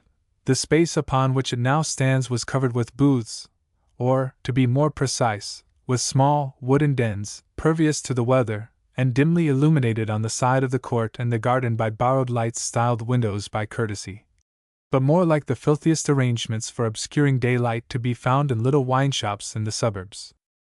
The galleries, parallel passages about 12 feet in height, were formed by a triple row of shops. The center row, giving back and front upon the galleries, was filled with the fetid atmosphere of the place, and derived a dubious daylight through the invariably dirty windows of the roof. But so thronged were these hives, that rents were excessively high, and as much as 1,000 crowns was paid for a space scarce 6 feet by 8. The outer rows gave respectively upon the garden and the court, and were covered on that side by a slight trellis-work painted green, to protect the crazy plastered walls from continual friction with the passers-by. In a few square feet of earth at the back of the shops, strange freaks of vegetable life unknown to science grew amid the products of various no less flourishing industries. You beheld a rosebush capped with printed paper in such a sort that the flowers of rhetoric were perfumed by the cankered blossoms of that ill-kept, ill-smelling garden. Handbills and ribbon streamers of every hue flaunted gaily among the leaves. Natural flowers competed unsuccessfully for an existence with odds and ends of millinery. You discovered a knot of ribbon adorning a green tuft. The dahlia admired afar proved on a nearer view to be a satin rosette. The Palais seen from the court or from the garden was a fantastic sight, a grotesque combination of walls of plaster patchwork which had once been whitewashed, of blistered paint, heterogeneous placards, and all the most unaccountable freaks of Parisian squalor. The green trellises were prodigiously the dingier for constant contact with a Parisian public. So, upon either side, the fetid, disreputable approaches might have been there for the express purpose of warning away fastidious people. But fastidious folk no more recoiled before these horrors than the prince in the fairy stories turns tail at sight of the dragon or of the other obstacles put between him and the princess by the wicked fairy. There was a passage through the center of the galleries then as now, and, as at the present day, You entered them through the 2 peristyles begun before the Revolution, and left unfinished for lack of funds. But in place of the handsome modern arcade leading to the Théâtre Français, you passed along a narrow, disproportionately lofty passage, so ill-roofed that the rain came through on wet days. All the roofs of the hovels indeed were in very bad repair, and covered here and again with a double thickness of tarpaulin. A famous silk mercer once brought an action against the Orleans family for damages done in the course of a night to his stock of shawls and stuffs, and gained the day in a considerable sum. It was in this last named passage, called the Glass Gallery, to distinguish it from the wooden galleries, that Chevet laid the foundations of his fortunes. Here, in the Palais, you trod the natural soil of Paris, augmented by importations brought in upon the boots of foot passengers. Here, at all seasons, you stumbled among hills and hollows of dried mud swept daily by the shopman's besom, and only after some practice could you walk at your ease. The treacherous mud heaps, the window panes encrusted with deposits of dust and rain, the mean-looking hovels covered with ragged placards, the grimy unfinished walls, the general air of a compromise between a gypsy camp, the booths of a country fair, and the temporary structures that we in Paris build round about public monuments that remain unbuilt. The grotesque aspect of the mart as a whole was in keeping with the seething traffic of various kinds carried on within it, for here in this shameless, unblushing haunt, amid wild mirth and a babble of talk, an immense amount of business was transacted between the Revolution of 1789 and the Revolution of 1830. For 20 years the Bourse stood just opposite, on the ground floor of the Palais. Public opinion was manufactured, and reputations made and ruined here, just as political and financial jobs were arranged. People made appointments to meet in the galleries before or after change. On showery days the Palais Royal was often crowded with weather-bound capitalists and men of business. The structure which had grown up, no one knew how, about this point was strangely resonant. Laughter was multiplied. If 2 men quarreled, the whole place rang from one end to the other with the dispute. In the daytime milliners and booksellers enjoyed a monopoly of the place. Towards nightfall it was filled with women of the town. Here dwelt poetry, politics, and prose, new books and classics, the glories of ancient and modern literature side by side with political intrigue and the tricks of the bookseller's trade. Here all the very latest and newest literature were sold to a public which resolutely declined to buy elsewhere. Sometimes several thousand copies of such and such a pamphlet by Paul Louis Courier would be sold in a single evening, and people crowded thither to buy Les Avenches de la Fille d'un Roi, that first shot fired by the Orleanists at the charter promulgated by Louis XVIII. When Lucien made his first appearance in the wooden galleries, some few of the shops boasted proper fronts and handsome windows, but these in every case looked upon the court or the garden.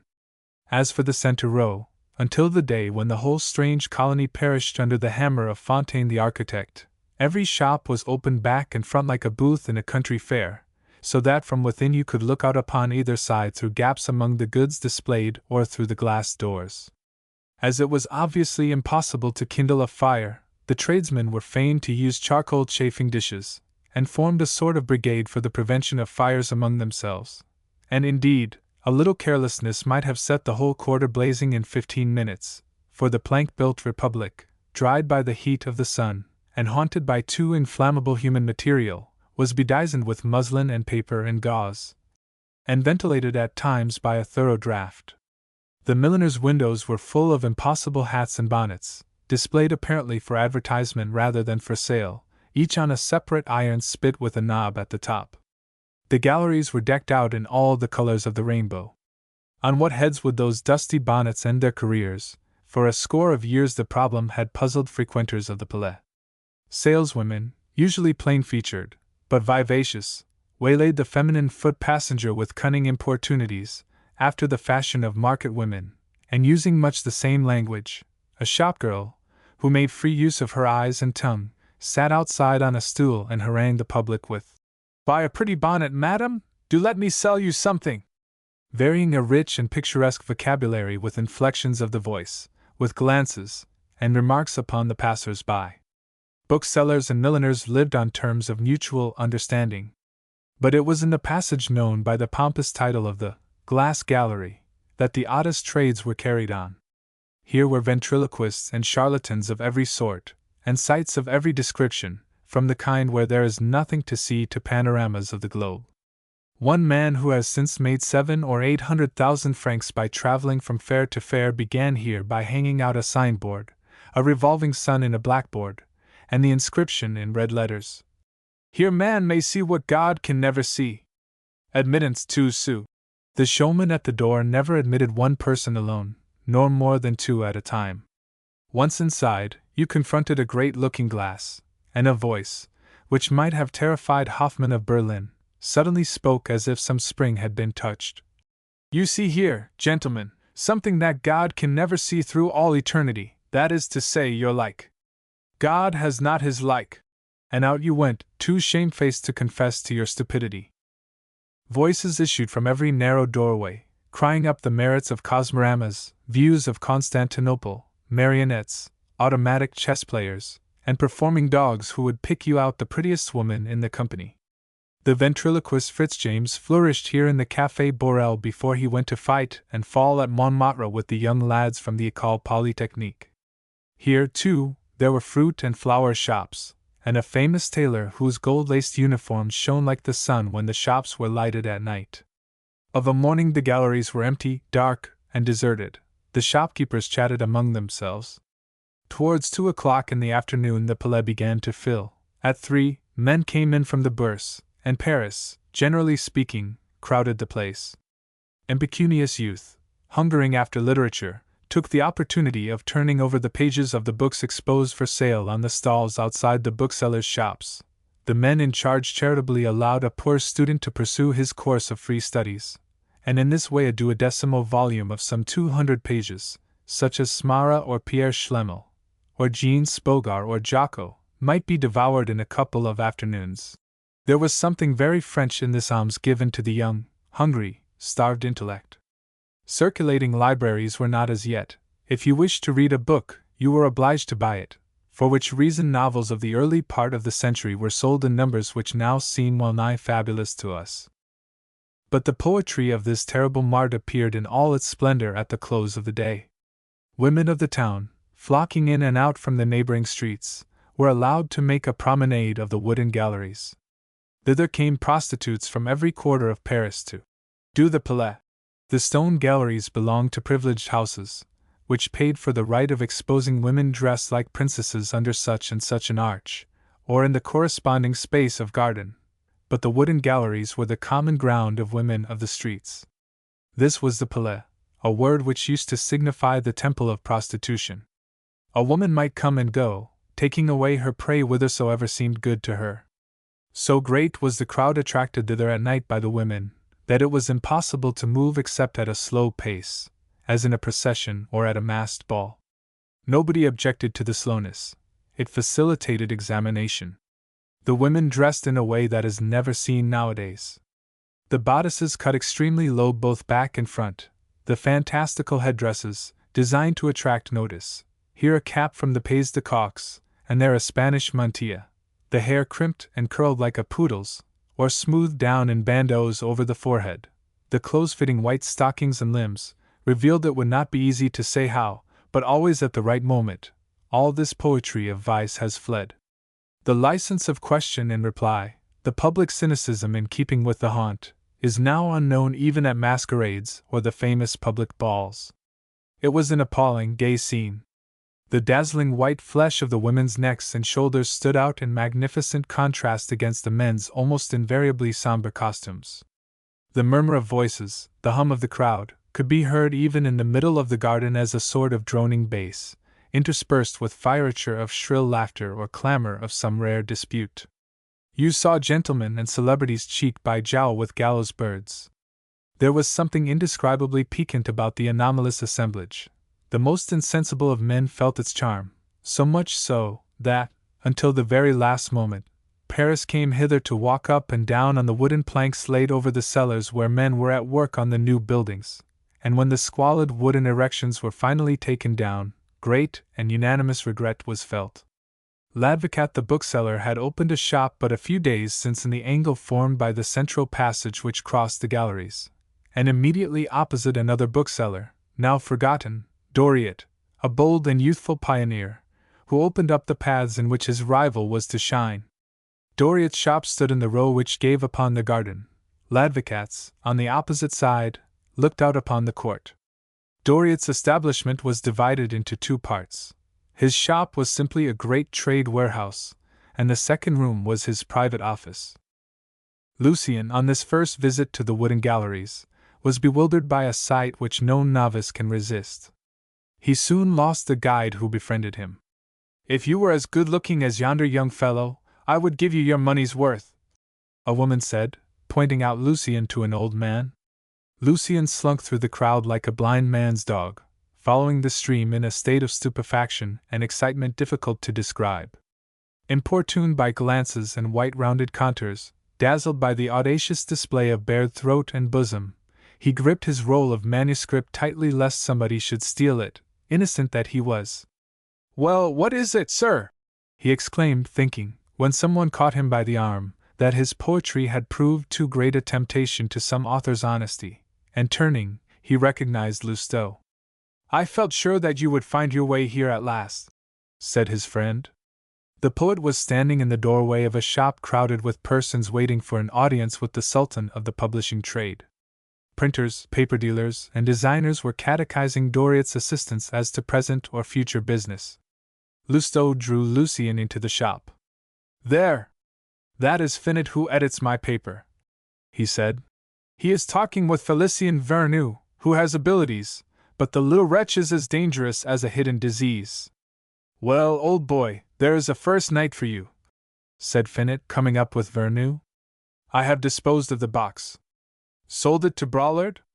"Well, and if I did, what then?" "You will get a seat."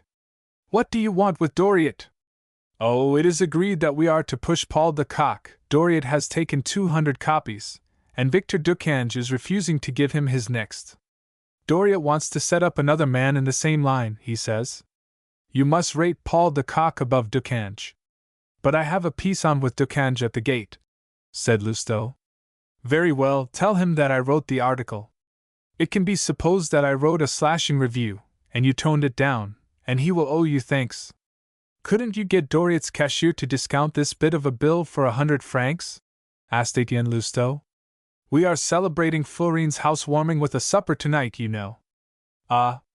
Yes, you are treating us all," said Finot, with an apparent effort of memory. "Here, Gabusson," he added, handing Barbot's bill to the cashier. "Let me have 90 francs for this individual dot. Fill in your name, old man." Lousteau signed his name while the cashier counted out the money, and Lucien, all eyes and ears, lost not a syllable of the conversation. "That is not all, my friend," Etienne continued. "I don't thank you, we have sworn an eternal friendship. I have taken it upon myself to introduce this gentleman to Doriot, and you must incline his ear to listen to us." "What is on foot?" asked Finot. "A volume of poetry," said Lucien. "Oh," said Finot, with a shrug of the shoulders. "Your acquaintance cannot have had much to do with publishers, or he would have hidden his manuscript in the loneliest spot in his dwelling," remarked Vernou, looking at Lucien as he spoke. Just at that moment a good-looking young man came into the shop, gave a hand to Finot and Lousteau, and nodded slightly to Vernou. The newcomer was Émile Blondet, who had made his first appearance in the Journal des Débats, with articles revealing capacities of the very highest order. "Come and have supper with us at midnight at Florine's," said Lousteau. "Very good," said the newcomer. "But who is going to be there?" "Oh, Florine and Matifat the druggist," said Lousteau. "And Du Bruel, the author who gave Florine the part in which she is to make her first appearance, a little old fogey named Cardat, and his son-in-law Camusat, and Finot, and— Does your druggist do things properly? He will not give us doctored wine," said Lucien. "You are very witty, monsieur," Blondet returned gravely. "Is he coming, Lousteau?" "Yes." "Then we shall have some fun." Lucien had flushed red to the tips of his ears. Blondet tapped on the window above Doriot's desk. "Is your business likely to keep you long, Doriot?" "I am at your service, my friend." "That's right," said Lousteau, addressing his protégé. That young fellow is hardly any older than you are, and he is on the débats. He is one of the princes of criticism. They are afraid of him, Doriot will fawn upon him, and then we can put in a word about our business with the Pasha of vignettes and type. Otherwise we might have waited till 11 o'clock, and our turn would not have come. The crowd of people waiting to speak with Doriot is growing bigger every moment. Lucien and Lousteau followed Blondet, Finot, and Vernou, and stood in a knot at the back of the shop. What is he doing? Asked Blondet of the head clerk, who rose to bid him good evening. He is buying a weekly newspaper. He wants to put new life into it, and set up a rival to the Minerve and the Conservateur. Amory has rather too much of his own way in the Minerve, and the Conservateur is too blindly romantic. Is he going to pay well? Only too much, as usual, said the cashier. Just as he spoke, another young man entered. This was the writer of a magnificent novel which had sold very rapidly and met with the greatest possible success. Doriot was bringing out a second edition. The appearance of this odd and extraordinary-looking being, so unmistakably an artist, made a deep impression on Lucien's mind. That is Nathan, Lousteau said in his ear. Nathan, then in the prime of his youth, came up to the group of journalists, hat in hand, and in spite of his look of fierce pride he was almost humble to Blondet, whom as yet he only knew by sight. Blondet did not remove his hat, either did Finot. Monsieur, I am delighted to avail myself of an opportunity yielded by chance. He is so nervous that he is committing a pleonasm, said Felicien in an aside to Lousteau. To give expression to my gratitude for the splendid review which you were so good as to give me in the Journal de Débats. Half the success of my book is owing to you. No, my dear fellow, no, said Blondet, with an air of patronage scarcely masked by good nature. You have talent, the deuce you have, and I'm delighted to make your acquaintance. Now that your review has appeared, I shall not seem to be courting power. We can feel at ease. Will you do me the honor and the pleasure of dining with me tomorrow? Finot is coming. Lousteau, old man, you will not refuse me, will you? Added Nathan, shaking Etienne by the hand. Ah, you are on the way to a great future, monsieur, he added, turning again to Blondet. You will carry on the line of Dessau's, Fives, and Geoffroy. Hoffmann was talking about you to a friend of mine, Claude Vignon, his pupil. He said that he could die in peace, the Journal de Débats would live forever. They ought to pay you tremendously well. 100 francs a column, said Blondet. Poor pay when one is obliged to read the books, and read 100 before you find one worth interesting yourself in, like yours. Your work gave me pleasure, upon my word. And brought him in 1,500 francs, said Lousteau for Lucien's benefit. But you write political articles, don't you? Asked Nathan. Yes, now and again. Lucien felt like an embryo among these men. He had admired Nathan's book, he had reverenced the author as an immortal. Nathan's abject attitude before this critic, whose name and importance were both unknown to him, stupefied Lucien. How if I should come to behave as he does? He thought. Is a man obliged to part with his self-respect? Pray put on your hat again, Nathan. You have written a great book, and the critic has only written a review of it. These thoughts set the blood tingling in his veins. Scarce a minute passed but some young author, poverty-stricken and shy, came in, asked to speak with Doriot, looked round the crowded shop despairingly, and went out saying, I will come back again. 2 or 3 politicians were chatting over the convocation of the chambers and public business with a group of well-known public men. The weekly newspaper for which Doriot was in treaty was licensed to treat of matters political, and the number of newspapers suffered to exist was growing smaller and smaller, till a paper was a piece of property as much in demand as a theatre. One of the largest shareholders in the Constitutional was standing in the midst of the knot of political celebrities. Lousteau performed the part of cicerone to admiration. With every sentence he uttered Doriot rose higher in Lucien's opinion. Politics and literature seemed to converge in Doriot's shop. He had seen a great poet prostituting his muse to journalism, humiliating art, as woman was humiliated and prostituted in those shameless galleries without, and the provincial took a terrible lesson to heart. Money! That was the key to every enigma. Lucien realized the fact that he was unknown and alone, and that the fragile clue of an uncertain friendship, was his sole guide to success and fortune. He blamed the kind and loyal little circle for painting the world for him in false colors, for preventing him from plunging into the arena, pen in hand. "I should be a Blondet at this moment," he exclaimed within himself. Only a little while ago they had sat looking out over Paris from the gardens of the Luxembourg, and Lousteau had uttered the cry of a wounded eagle. Then Lousteau had been a great man in Lucien's eyes, and now he had shrunk to scarce visible proportions.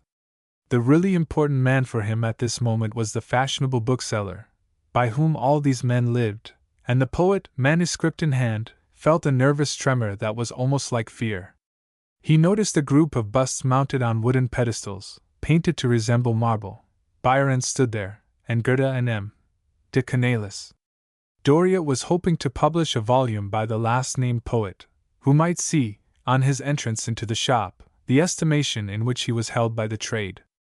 Unconsciously Lucien's own self-esteem began to shrink, and his courage ebbed. He began to see how large a part this Doriot would play in his destinies, and waited impatiently for him to appear. "Well, children," said a voice, and a short, stout man appeared, with a puffy face that suggested a Roman proconsul's visage, mellowed by an air of good nature which deceived superficial observers. "Well, children, here am I, the proprietor of the only weekly paper in the market, a paper with 2,000 subscribers. Old joker! The registered number is 700, and that is over the mark," said Blondet. 12,000, on my sacred word of honor. I said 2,000 for the benefit of the printers and paper dealers yonder," he added, lowering his voice, then raising it again. "I thought you had more tact, my boy," he added. "Are you going to take any partners?" inquired Finot. "That depends," said Doriot. "Will you take a third at 40,000 francs? It's a bargain, if you will take Émile Blondet here on the staff, and Claude Vignon, Scribe, Theodore Leclerc, Félicien Vernou, Joey Lousteau, and why not Lucien de Rubempré?" the provincial poet put in boldly. "And Nathan," concluded Finot. "Why not the people out there in the street?" asked Doriot, scowling at the author of the Marguerite's Dot. "To whom have I the honor of speaking?" he added, with an insolent glance. "One moment, Doriot," said Lousteau. "I have brought this gentleman to you. Listen to me, while Finot is thinking over your proposals." Lucien watched this Doriot, who addressed Finot with the familiar tu, which even Finot did not permit himself to use in reply, who called the redoubtable Blondet "my boy," and extended a hand royally to Nathan with a friendly nod. The provincial poet felt his shirt wet with perspiration when the formidable Sultan looked indifferent and ill-pleased. "Another piece of business, my boy!" exclaimed Doriot. "Why, I have 1,100 manuscripts on hand, as you know." "Yes, gentlemen, I have 1,100 manuscripts submitted to me at this moment," asked Gabusson. "I shall soon be obliged to start a department to keep account of the stock of manuscripts, and a special office for reading them, and a committee to vote on their merits, with numbered counters for those who attend, and a permanent secretary to draw up the minutes for me. It will be a kind of local branch of the Academy, and the academicians will be better paid in the wooden galleries than at the Institute." "'Tis an idea," said Blondet. "A bad idea," returned Doriot. "It is not my business to take stock of the lucubrations of those among you who take to literature because they cannot be capitalists, and there is no opening for them as bootmakers, nor corporals, nor domestic servants, nor officials, nor bailiffs. Nobody comes here until he has made a name for himself. Make a name for yourself, and you will find gold in torrents. I have made 3 great men in the last 2 years, and lo and behold 3 examples of ingratitude. Here is Nathan talking of 6,000 francs for the 2nd edition of his book, which cost me 3,000 francs in reviews, and has not brought in 1,000 yet. I paid 1,000 francs for Blondet's 2 articles, besides a dinner, which cost me 500. But if all booksellers talked as you do, sir, how could a man publish his first book at all?" asked Lucien. Blondet had gone down tremendously in his opinion since he had heard the amount given by Doriot for the articles in the débats. "That is not my affair," said Doriot, looking daggers at this handsome young fellow, who was smiling pleasantly at him. I do not publish books for amusement, nor risk 2,000 francs for the sake of seeing my money back again. I speculate in literature, and publish 40 volumes of 10,000 copies each, just as Pankow does and the Baudouins. With my influence and the articles which I secure, I can push a business of 100,000 crowns, instead of a single volume involving a couple of thousand francs. It is just as much trouble to bring out a new name and to induce the public to take up an author and his book, as to make a success with the Theatres Étrangers, Victoria's et Conquêtes, or Memoirs sur la Révolution, books that bring in a fortune. I am not here as a stepping stone to future fame, but to make money, and to find it for men with distinguished names. The manuscripts for which I give 100,000 francs pay me better than work by an unknown author who asks 600. If I am not exactly a Maecenas, I deserve the gratitude of literature. I have doubled the prices of manuscripts. I am giving you this explanation because you are a friend of Lousteau's, my boy," added Doriot, clapping Lucien on the shoulder with odious familiarity. "If I were to talk to all the authors who have a mind that I should be their publisher, I should have to shut up shop. I should pass my time very agreeably, no doubt, but the conversations would cost too much. I am not rich enough yet to listen to all the monologues of self-conceit. Nobody does, except in classical tragedies on the stage." The terrible Doriot's gorgeous raiment seemed in the provincial poet's eyes to add force to the man's remorseless logic. "What is it about?" he continued, addressing Lucien's protector. "It is a volume of magnificent poetry." At that word, Doriot turned to Gabusson with a gesture worthy of Talma. "Gabusson, my friend," he said, "from this day forward, when anybody begins to talk of works in manuscript here, do you hear that, all of you?" He broke in upon himself, and 3 assistants at once emerged from among the piles of books at the sound of their employer's wrathful voice. "If anybody comes here with manuscripts," he continued, looking at the fingernails of a well-kept hand, "ask him whether it is poetry or prose, and if he says poetry, show him the door at once. Verses mean reverses in the book trade." "Bravo! Well put, Doriot!" cried the chorus of journalists. "It is true!" cried the bookseller, striding about his shop with Lucien's manuscript in his hand. "You have no idea, gentlemen, of the amount of harm that Byron, Lamartine, Victor Hugo, Casimir Delavigne, Cornelis, and Berenger have done by their success. The fame of them has brought down an invasion of barbarians upon us. I know this. There are 1,000 volumes of manuscript poetry going the round of the publishers at this moment, things that nobody can make head nor tail of, stories in verse that begin in the middle, like the Corsair and Lara. They set up to be original, forsooth, and indulgent stanzas that nobody can understand, and descriptive poetry after the pattern of the younger men who discovered Delille, and imagine that they are doing something new. Poets have been swarming like cockchafers for 2 years past. I have lost 20,000 francs through poetry in the last 12 months. You ask Gabusson? There may be immortal poets somewhere in the world. I know of some that are blooming and rosy, and have no beards on their chins as yet," he continued, looking at Lucien. "But in the trade, young man, there are only 4 poets: Berenger, Casimir Delavigne, Lamartine, and Victor Hugo. As for Cornelis, he is a poet made by sheer force of writing him up." Lucien felt that he lacked the courage to hold up his head and show his spirit before all these influential persons, who were laughing with all their might. He knew very well that he should look hopelessly ridiculous, and yet he felt consumed by a fierce desire to catch the bookseller by the throat, to ruffle the insolent composure of his cravat, to break the gold chain that glittered on the man's chest, trample his watch under his feet, and tear him in pieces. Mortified vanity opened the door to thoughts of vengeance, and inwardly he swore eternal enmity to that bookseller. But he smiled amiably. "Poetry is like the sun," said Blondet, "giving life alike to primeval forests and to ants and gnats and mosquitoes. There is no virtue but has a vice to match, and literature breeds the publisher." "And the journalist," said Lousteau. Doriot burst out laughing. "What is this after all?" he asked, holding up the manuscript. "A volume of sonnets that will put Petrarch to the blush," said Lousteau. "What do you mean?" "Just what I say," answered Lousteau, seeing the knowing smile that went round the group. Lucien could not take offense, but he chafed inwardly. "Very well, I will read them," said Doriot, with a regal gesture that marked the full extent of the concession. "If these sonnets of yours are up to the level of the 19th century, I will make a great poet of you, my boy. If he has brains to equal his good looks, you will run no great risks," remarked one of the greatest public speakers of the day, a deputy who was chatting with the editor of the Minerve, and a writer for the Constitutional. "Fame means 12,000 francs in reviews, and 1,000 more for dinners, General," said Doriot. "If Benjamin de Constant means to write a paper on this young poet, it will not be long before I make a bargain with him." At the title of General, and the distinguished name of Benjamin Constant, the bookseller's shop took the proportions of Olympus for the provincial great man.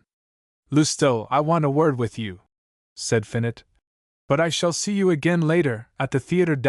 Doriot, I will take your offer, but on conditions. Let us step into your office." "Come in, my boy," answered Doriot, allowing Finot to pass before him.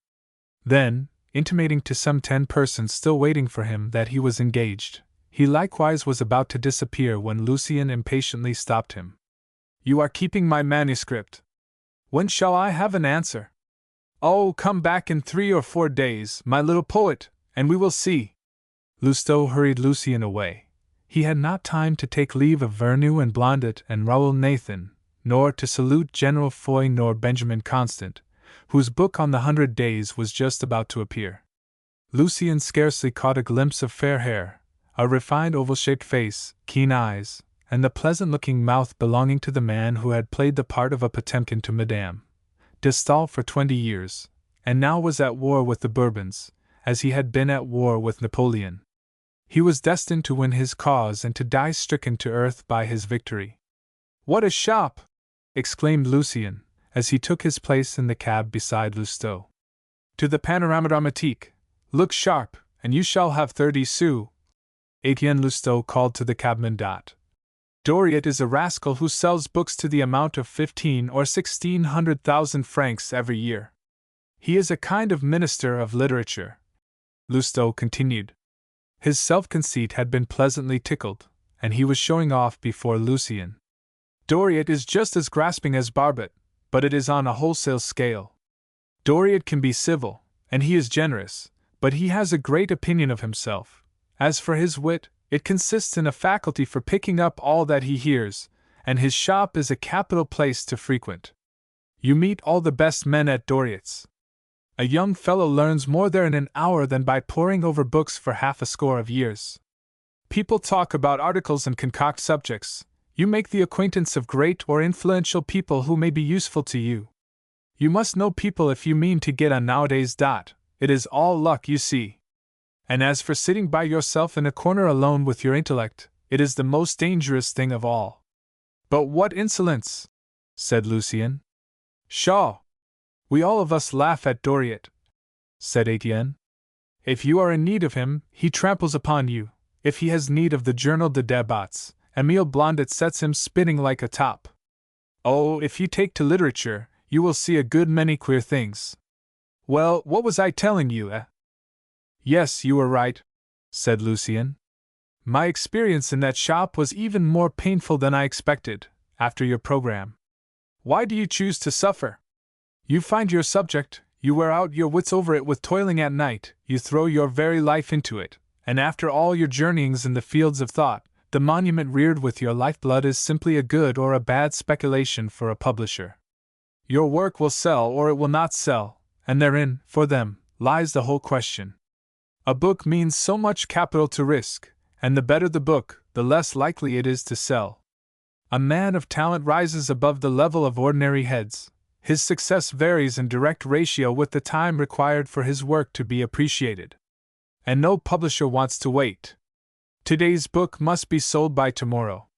Acting on this system, publishers and booksellers do not care to take real literature, books that call for the high praise that comes slowly." "D'Arthez was right," exclaimed Lucien. "Do you know D'Arthez?" asked Lousteau. "I know of no more dangerous company than solitary spirits like that fellow yonder, who fancy that they can draw the world after them." All of us begin by thinking that we are capable of great things, and when once a youthful imagination is heated by this superstition, the candidate for posthumous honors makes no attempt to move the world while such moving of the world is both possible and profitable. He lets the time go by. I am for Mahomet's system. If the mountain does not come to me, I am for going to the mountain. The common sense so trenchantly put in this sally left Lucien halting between the resignation preached by the Brotherhood and Lousteau's militant doctrine. He said not a word till they reached the Boulevard du Temple. The Panorama Dramatique no longer exists. A dwelling house stands on the site of the once charming theatre in the Boulevard du Temple, where 2 successive managements collapsed without making a single hit, and yet Vignal, who has since fallen heir to some of Potier's popularity, made his debut there, and Florine, 5 years later a celebrated actress, made her first appearance in the theatre opposite the Rue Charlot. Playhouses, like men, have their vicissitudes. The Panorama Dramatique suffered from competition. The machinations of its rivals, the Ambigu, the Gate, the Porte Saint Martin, and the Vaudeville, together with a plethora of restrictions and a scarcity of good plays, combined to bring about the downfall of the house. No dramatic author cared to quarrel with a prosperous theatre for the sake of the Panorama Dramatique, whose existence was, to say the least, problematical. The management at this moment, however, was counting on the success of a new melodramatic comedy by M. Du Breul, a young author who, after working in collaboration with divers celebrities, had now produced a piece professedly entirely his own. It had been specially composed for the leading lady, a young actress who began her stage career as a supernumerary at the Gate, and had been promoted to small parts for the last 12 months. But though Florine's acting had attracted some attention, she obtained no engagement, and the Panorama accordingly had carried her off. Coralie, another actress, was to make her debut at the same time. Lucien was amazed at the power wielded by the press. "This gentleman is with me," said Etienne Lousteau, and the box-office clerks bowed before him as one man. "You will find it no easy matter to get seats," said the head clerk. "There is nothing left now but the stage box."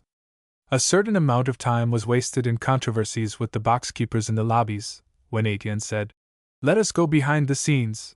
We will speak to the manager, he will take us into the stage box. And besides, I will introduce you to Florine, the heroine of the evening." At a sign from Etienne Lousteau, the doorkeeper of the orchestra took out a little key and unlocked a door in the thickness of the wall. Lucien, following his friend, went suddenly out of the lighted corridor into the black darkness of the passage between the house and the wings. A short flight of damp steps surmounted, one of the strangest of all spectacles opened out before the provincial poet's eyes. The height of the roof, the slenderness of the props, the ladders hung with argand lamps, the atrocious ugliness of scenery beheld at close quarters, the thick paint on the actors' faces, and their outlandish costumes, made of such coarse materials, the stage carpenters in greasy jackets, the firemen, the stage manager strutting about with his hat on his head, the supernumeraries sitting among the hanging back scenes, the ropes and pulleys, the heterogeneous collection of absurdities, shabby, dirty, hideous, and gaudy, was something so altogether different from the stage scene over the footlights, that Lucien's astonishment knew no bounds. The curtain was just about to fall on a good old-fashioned melodrama entitled Bertram, a play adapted from a tragedy by Maturin which Charles Nodier, together with Byron and Sir Walter Scott, held in the highest esteem, though the play was a failure on the stage in Paris. "Keep a tight hold of my arm, unless you have a mind to fall through a trapdoor, or bring down a forest on your head. You will pull down a palace, or carry off a cottage if you are not careful," said Etienne. "Is Florine in her dressing-room, my pet?" he added, addressing an actress who stood waiting for her cue. "Yes, love. Thank you for the things you said about me. You are so much nicer since Florine has come here. Come, don't spoil your entry, little one. Quick with you, look sharp, and say, 'Stop, wretched man,' nicely, for there are 2,000 francs of takings." Lucien was struck with amazement when the girl's whole face suddenly changed, and she shrieked, "Stop, wretched man!" a cry that froze the blood in your veins. She was no longer the same creature. "So this is the stage," he said to Lousteau. "It is like the bookseller's shop in the wooden galleries, or a literary paper, said Etienne Lousteau. It is a kitchen, neither more nor less. Nathan appeared at this moment. What brings you here? Inquired Lousteau. Why, I am doing the minor theatres for the Gazette until something better turns up. Oh! Come to supper with us this evening, speak well of Florine, and I will do as much for you. Very much at your service, returned Nathan. You know, she is living in the Rue du Bondy now. Lousteau, dear boy, who is the handsome young man that you have brought with you? Asked the actress, now returned to the wings. A great poet, dear, that will have a famous name one of these days. M. Nathan, I must introduce M. Lucien de Rubempré to you, as you are to meet again at supper. You have a good name, monsieur, said Nathan. Lucien M. Raoul Nathan, continued Etienne. I read your book 2 days ago, and upon my word I cannot understand how you, who have written such a book, and such poetry, can be so humble to a journalist. Wait till your first book comes out, said Nathan, and a shrewd smile flitted over his face. I say! Here are ultras and liberals actually shaking hands, cried Vernou, spying the trio. In the morning I hold the views of my paper, said Nathan. In the evening I think as I please. All journalists see double at night. Félicien Vernou turned to Lousteau. Finot is looking for you, Etienne. He came with me, and here he is. Ah, by the by, there is not a place in the house, is there? Asked Finot. You will always find a place in our hearts, said the actress, with the sweetest smile imaginable. I say, my little Florville, are you cured already of your fancy? They told me that a Russian prince had carried you off. Who carries off women in these days? Said Florville, she who had cried. Stop, wretched man! We stayed at Saint Mandé for 10 days, and my prince got off with paying the forfeit money to the management. The manager will go down on his knees to pray for some more Russian princes. Florville continued laughing. The forfeit money was so much clear gain. And as for you, child, said Finot, turning to a pretty girl in a peasant's costume, where did you steal these diamond eardrops? Have you hooked an Indian prince? No, a blacking manufacturer, an Englishman, who has gone off already. It is not everybody who can find millionaire shopkeepers, tired of domestic life, whenever they like, as Florine does in Coralie. Aren't they just lucky? Floril, you will make a bad entry, said Lousteau. The blacking has gone to your head. If you want a success, said Nathan. Instead of screaming, he is saved, like a fury, walk on quite quietly, go to the staircase, and say, he is saved, in a chest voice, like Pasta's O Patria, in Tancredi. There, go along! And he pushed her towards the stage. It is too late, said Vernou. The effect has hung fire. What did she do? The house is applauding like mad, asked Lousteau. Went down on her knees and showed her bosom, that is her great resource, said the blacking maker's widow. The manager is giving up the stage box to us. You will find me there when you come, said Finot, as Lousteau walked off with Lucien. At the back of the stage, through a labyrinth of scenery and corridors, the pair climbed several flights of stairs and reached a little room on a 3rd floor, Nathan and Félicien Vernou following them.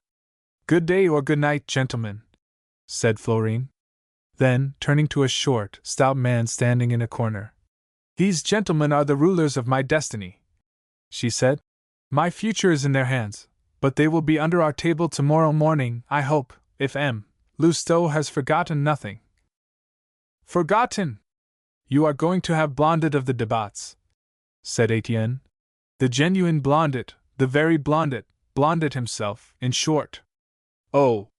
Lousteau, you dear boy! Stop, I must give you a kiss! And she flung her arms about the journalist's neck. Matifat, the stout person in the corner, looked serious at this. Florine was thin. Her beauty, like a bud, gave promise of the flower to come. The girl of 16 could only delight the eyes of artists who prefer the sketch to the picture. All the quick subtlety of her character was visible in the features of the charming actress, who at that time might have sat for Goethe's Mignon. Matifat, a wealthy druggist of the Rue de Lombards, had imagined that a little boulevard actress would have no very expensive tastes, but in 11 months Florine had cost him 60,000 francs. Nothing seemed more extraordinary to Lucien than the sight of an honest and worthy merchant standing like a statue of the god Terminus in the actress' narrow dressing-room, a tiny place some 10 feet square, hung with a pretty wallpaper, and adorned with a full-length mirror, a sofa, and 2 chairs. There was a fireplace in the dressing-closet, a carpet on the floor, and cupboards all round the room. A dresser was putting the finishing touches to a Spanish costume, for Florine was to take the part of a countess in an imbroglio. "That girl will be the handsomest actress in Paris in 5 years' time," said Nathan, turning to Félicien Vernou. "By the by, darlings, you will take care of me tomorrow, won't you?" said Florine, turning to the 3 journalists. "I have engaged cabs for tonight, for I am going to send you home as tipsy as Shrove Tuesday. Matifat has sent in wines, wines worthy of Louis XVIII, and engaged the Prussian ambassador's cook. We expect something enormous from the look of the gentleman," remarked Nathan. "And he is quite aware that he is treating the most dangerous men in Paris," added Florine. Matifat was looking uneasily at Lucien. He felt jealous of the young man's good looks. "But here is someone that I do not know," Florine continued, confronting Lucien. "Which of you has imported the Apollo Belvedere from Florence? He is as charming as one of Girodet's figures. He is a poet, mademoiselle, from the provinces. I forgot to present him to you. You are so beautiful tonight that you put the complete guide to etiquette out of a man's head." "Is he so rich that he can afford to write poetry?" asked Florine. "Pour his job," said Lucien. "It is a great temptation for some of us," said the actress. Just then the author of the play suddenly entered, and Lucien beheld them. Du Breul, a short, attenuated young man in an overcoat, a composite human blend of the jack-in-office, the owner of house property, and the stockbroker. "Florine, child," said this personage, "are you sure of your part, eh? No slips of memory, you know. And mind that scene in the second act, make the irony tell, bring out that subtle touch, say, 'I do not love you,' just as we agreed. Why do you take parts in which you have to say such things?" asked Matifat. The druggist's remark was received with a general shout of laughter. "What does it matter to you?" said Florine. "So long as I don't say such things to you, great stupid? Oh! His stupidity is the pleasure of my life," she continued, glancing at the journalist. "Upon my word, I would pay him so much for every blunder, if it would not be the ruin of me." "Yes, but you will look at me when you say it, as you do when you are rehearsing, and it gives me a turn," remonstrated the druggist. "Very well, then, I will look at my friend Lousteau here." A bell rang outside in the passage. "Go out, all of you!" cried Florine. "Let me read my part over again and try to understand it." Lucien and Lousteau were the last to go. Lousteau set a kiss on Florine's shoulder, and Lucien heard her say, "Not tonight. Impossible. That stupid old animal told his wife that he was going out into the country." "Isn't she charming?" said Etienne, as they came away. But that Matifat, my dear fellow." "Oh! You know nothing of Parisian life, my boy. Some things cannot be helped. Suppose that you fell in love with a married woman, it comes to the same thing. It all depends on the way that you look at it." Etienne and Lucien entered the stage box, and found the manager there with Finot. Matifat was in the ground floor box exactly opposite with a friend of his, a silk mercer named Camusat, Coralie's protector, and a worthy little old soul, his father-in-law. All 3 of these city men were polishing their opera glasses, and anxiously scanning the house. Certain symptoms in the pit appeared to disturb them. The usual heterogeneous first-night elements filled the boxes: journalists and their mistresses, laureates and their lovers, a sprinkling of the determined playgoers who never miss a first night if they can help it, and a very few people of fashion who care for this sort of sensation. The first box was occupied by the head of a department, to whom Du Breul, maker of vaudevilles, owed a snug little sinecure in the treasury. Lucien had gone from surprise to surprise since the dinner at Flicatosa's. For 2 months literature had meant a life of poverty and want, In Lousteau's room he had seen it at its cynical worst. In the wooden galleries he had met literature abject and literature insolent.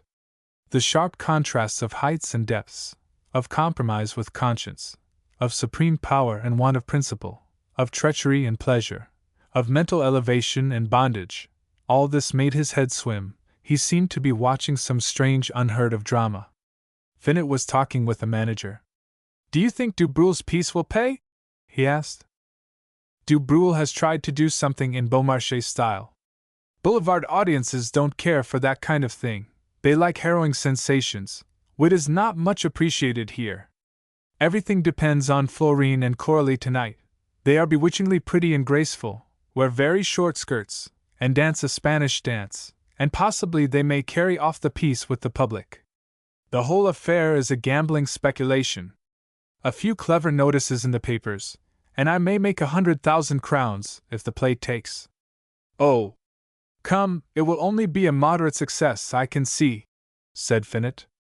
"3 of the theaters have got up a plot," continued the manager. "They will even hiss the piece, but I have made arrangements to defeat their kind intentions. I have squared the men in their pay, they will make a muddle of it. A couple of city men yonder have taken 100 tickets apiece to secure a triumph for Florine and Coralie, and given them to acquaintances able and ready to act as chuckers out. The fellows, having been paid twice, will go quietly, and a scene of that sort always makes a good impression on the house. 200 tickets! What invaluable men!" exclaimed Finot. "Yes. With 2 more actresses as handsomely kept as Florine and Coralie, I should make something out of the business." For the past 2 hours the word money had been sounding in Lucien's ears as the solution of every difficulty. In the theater as in the publishing trade, and in the publishing trade as in the newspaper office, it was everywhere the same.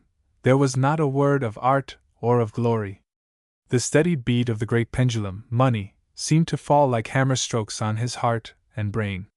And yet, while the orchestra played the overture, while the pit was full of noisy tumult of applause and hisses, unconsciously he drew a comparison between this scene and others that came up in his mind.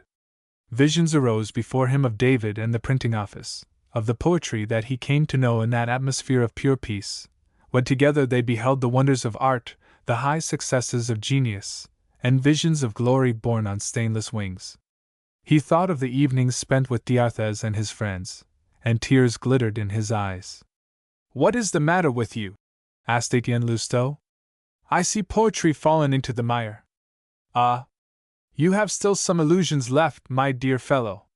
Is there nothing for it but to cringe and submit to thickheads like Matifat and Camusat, as actresses bow down to journalists, and we ourselves to the booksellers?" "My boy, do you see that dull-brained fellow?" said Etienne, lowering his voice, and glancing at Finot. "He has neither genius nor cleverness, but he is covetous. He means to make a fortune at all costs, and he is a keen man of business. Didn't you see how he made 40% out of me at Doriot's, and talked as if he were doing me a favor? Well, he gets letters from not a few unknown men of genius who go down on their knees to him for 100 francs. The words recalled the pen and ink sketch that lay on the table in the editor's office, and the words, "Finot, my 100 francs!" Lucien's inmost soul shrank from the man in disgust. "I would sooner die," he said. "Sooner live," retorted Etienne. The curtain rose, and the stage manager went off to the wings to give orders. Finot turned to Etienne. "My dear fellow, Doriot has passed his word. I am proprietor of 1/3 of his weekly paper. I have agreed to give 30,000 francs in cash, on condition that I am to be editor and director. 'Tis a splendid thing. Blondet told me that the government intends to take restrictive measures against the press. There will be no new papers allowed. In 6 months' time it will cost 1,000,000 francs to start a new journal, so I struck a bargain though I have only 10,000 francs in hand. Listen to me. If you can sell 1/2 of my share, that is 1/6 of the paper, to Matifat for 30,000 francs, you shall be editor of my little paper with a salary of 250 francs per month. I want in any case to have the control of my old paper, and to keep my hold upon it, but nobody need know that, and your name will appear as editor. You will be paid at the rate of 5 francs per column. You need not pay contributors more than 3 francs, and you keep the difference. That means another 450 francs per month. But at the same time, I reserve the right to use the paper to attack or defend men or causes, as I please, and you may indulge your own likes and dislikes so long as you do not interfere with my schemes. Perhaps I may be a ministerialist, perhaps ultra, I do not know yet, but I mean to keep up my connections with the Liberal Party, below the surface. I can speak out with you, you are a good fellow. I might, perhaps, give you the chambers to do for another paper on which I work. I am afraid I can scarcely keep on with it now. So let Florine do this bit of jockeying. Tell her to put the screw on her druggist. If I can't find the money within 48 hours, I must cry off my bargain. Doriot sold another third to his printer and paper dealer for 30,000 francs, so he has his own third gratis, and 10,000 francs to the good, for he only gave 50,000 for the whole affair. And in another year's time the magazine will be worth 200,000 francs, if the court buys it up, if the court has the good sense to suppress newspapers, as they say. You are lucky, said Lousteau. If you had gone through all that I have endured, you would not say that of me. I had my fill of misery in those days, you see, and there was no help for it. My father is a hatter. He still keeps a shop in the Rue du Coq. Nothing but millions of money or a social cataclysm can open out the way to my goal, and of the two alternatives, I don't know now that the revolution is not the easier. If I bore your friend's name, I should have a chance to get on. Hush, here comes the manager. Goodbye. And Finot rose to his feet. I am going to the opera. I shall very likely have a duel on my hands tomorrow, for I have put my initials to a terrific attack on a couple of dancers under the protection of 2 generals. I am giving it them hot and strong at the opera. Aha! said the manager. Yes. They are stingy with me, returned Finot, now cutting off a box, and now declining to take 50 subscriptions. I have sent in my ultimatum. I mean to have 100 subscriptions out of them and a box 4 times a month. If they take my terms, I shall have 800 readers and 1,000 paying subscribers, so we shall have 1,200 with the new year. You will end by ruining us, said the manager. You are not much hurt with your 10 subscriptions. I had 2 good notices put into the Constitutional. Oh, I am not complaining of you, cried the manager. Goodbye till tomorrow evening, Lousteau, said Finot. You can give me your answer at the Francais. There is a new piece on there, and as I shall not be able to write the notice, you can take my box. I will give you preference. You have worked yourself to death for me, and I am grateful. Felicien Vernou offered 20,000 francs for a third share of my little paper, and to work without a salary for a 12-month, but I want to be absolute master. Goodbye. He is not named Finot. Finot Slyboots. For nothing, said Lucien. He is a gallows bird that will get on in the world, said Etienne, careless whether the wily schemer overheard the remark or not, as he shut the door of the box. He, said the manager. He will be a millionaire. He will enjoy the respect of all who know him. He may perhaps have friends some day. Good heavens! What a den! Said Lucien. And are you going to drag that excellent creature into such a business? He continued, looking at Florine, who gave them side glances from the stage. She will carry it through too. You do not know the devotion and the wiles of these beloved beings, said Lousteau. They redeem their failings and expiate all their sins by boundless love, when they love, said the manager. A great love is all the grander in an actress by reason of its violent contrast with her surroundings. And he who finds it, finds a diamond worthy of the proudest crown lying in the mud, returned Lousteau. But Coralie is not attending to her part, remarked the manager. Coralie is smitten with our friend here, all unsuspicious of his conquest, and Coralie will make a fiasco. She is missing her cues. This is the second time she had not heard the prompter. Pray, go into the corner, monsieur, he continued. If Coralie is smitten with you, I will go and tell her that you have left the house. No! No! Cried Lousteau. Tell Coralie that this gentleman is coming to supper, and that she can do as she likes with him, and she will play like Mars. The manager went, and Lucien turned to Etienne. What? Do you mean to say that you will ask that druggist through Florine, to pay 30,000 francs for 1/2 a share, when Finot gave no more for the whole of it? And ask without the slightest scruple? Lousteau interrupted Lucien before he had time to finish his expostulation. My dear boy, what country can you come from? The druggist is not a man. He is a strong box delivered into our hands by his fancy for an actress. How about your conscience? Conscience, my dear fellow, is a stick which every one takes up to beat his neighbor and not for application to his own back. Come now! Who the devil are you angry with? In one day chance has worked a miracle for you, a miracle for which I have been waiting these 2 years, and you must needs amuse yourself by finding fault with the means? What? You appear to me to possess intelligence.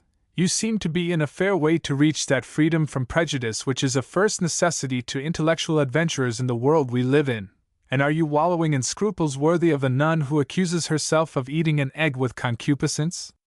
If Florine succeeds, I shall be editor of a newspaper with a fixed salary of 250 francs per month. I shall take the important plays and leave the vaudevilles to Vernou, and you can take my place and do the boulevard theaters, and so get a foot in the stirrup. You will make 3 francs per column and write a column a day. 30 columns a month means 90 francs. You will have some 60 francs worth of books to sell to Barbet.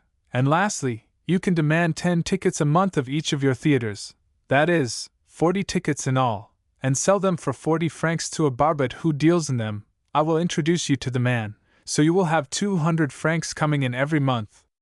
Then if you make yourself useful to Finot, you might get 100 francs for an article in this new weekly review of his, in which case you would show uncommon talent, for all the articles are signed, and you cannot put in slipshod work as you can on a small paper. In that case you would be making 100 crowns a month. Now, my dear boy, there are men of ability, like that poor D'Arthez, who dines at Flicatos's every day, who may wait for 10 years before they will make 100 crowns. And you will be making 4,000 francs a year by your pen, to say nothing of the books you will write for the trade, if you do work of that kind. Now, a sub-prefect's salary only amounts to 1,000 crowns, and there he stops in his arrondissement, wearing away time like the rung of a chair.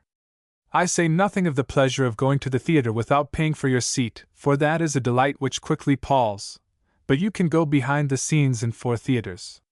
Be hard and sarcastic for a month or 2, and you will be simply overwhelmed with invitations from actresses, and their adorers will pay court to you. You will only dine at Flicatos's when you happen to have less than 30 sous in your pocket, and no dinner engagement. At the Luxembourg, at 5 o'clock, you did not know which way to turn. Now, you are on the eve of entering a privileged class, you will be one of the 100 persons who tell France what to think. In 3 days' time, if all goes well, you can, if you choose, make a man's life a curse to him by putting 30 jokes at his expense in print at the rate of 3 a day. You can, if you choose, draw a revenue of pleasure from the actresses at your theaters. You can wreck a good play and send all Paris running after a bad one. If Doriot declines to pay you for your Marguerites, you can make him come to you, and meekly and humbly implore you to take 2,000 francs for them. If you have the ability, and knock off 2 or 3 articles that threaten to spoil some of Doriot's speculations, or to ruin a book on which he counts, you will see him come climbing up your stairs like a clematis, and always at the door of your dwelling. As for your novel, the booksellers who would show you more or less politely to the door at this moment will be standing outside your attic in a string, and the value of the manuscript, which old Doguereau valued at 400 francs, will rise to 4,000. These are the advantages of the journalist's profession. So let us do our best to keep all newcomers out of it. It needs an immense amount of brains to make your way, and a still greater amount of luck. And here are you quibbling over your good fortune. If we had not met today, you see, at Flicatos's, you might have danced attendance on the booksellers for another 3 years, or starved like D'Arthez in a garret. By the time that D'Arthez is as learned as Bell and as great a writer of prose as Rousseau, we shall have made our fortunes, you and I, and we shall hold his in our hands, wealth and fame to give or to hold.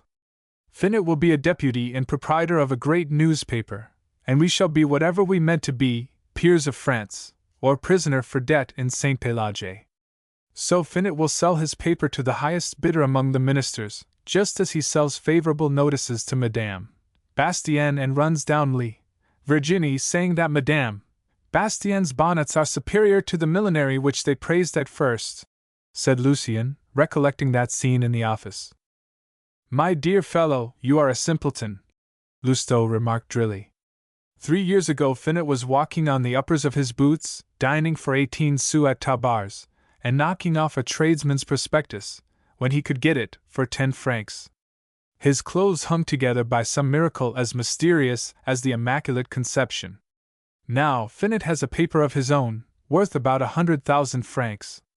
What with subscribers who pay and take no copies, genuine subscriptions, and indirect taxes levied by his uncle, he is making 20,000 francs a year.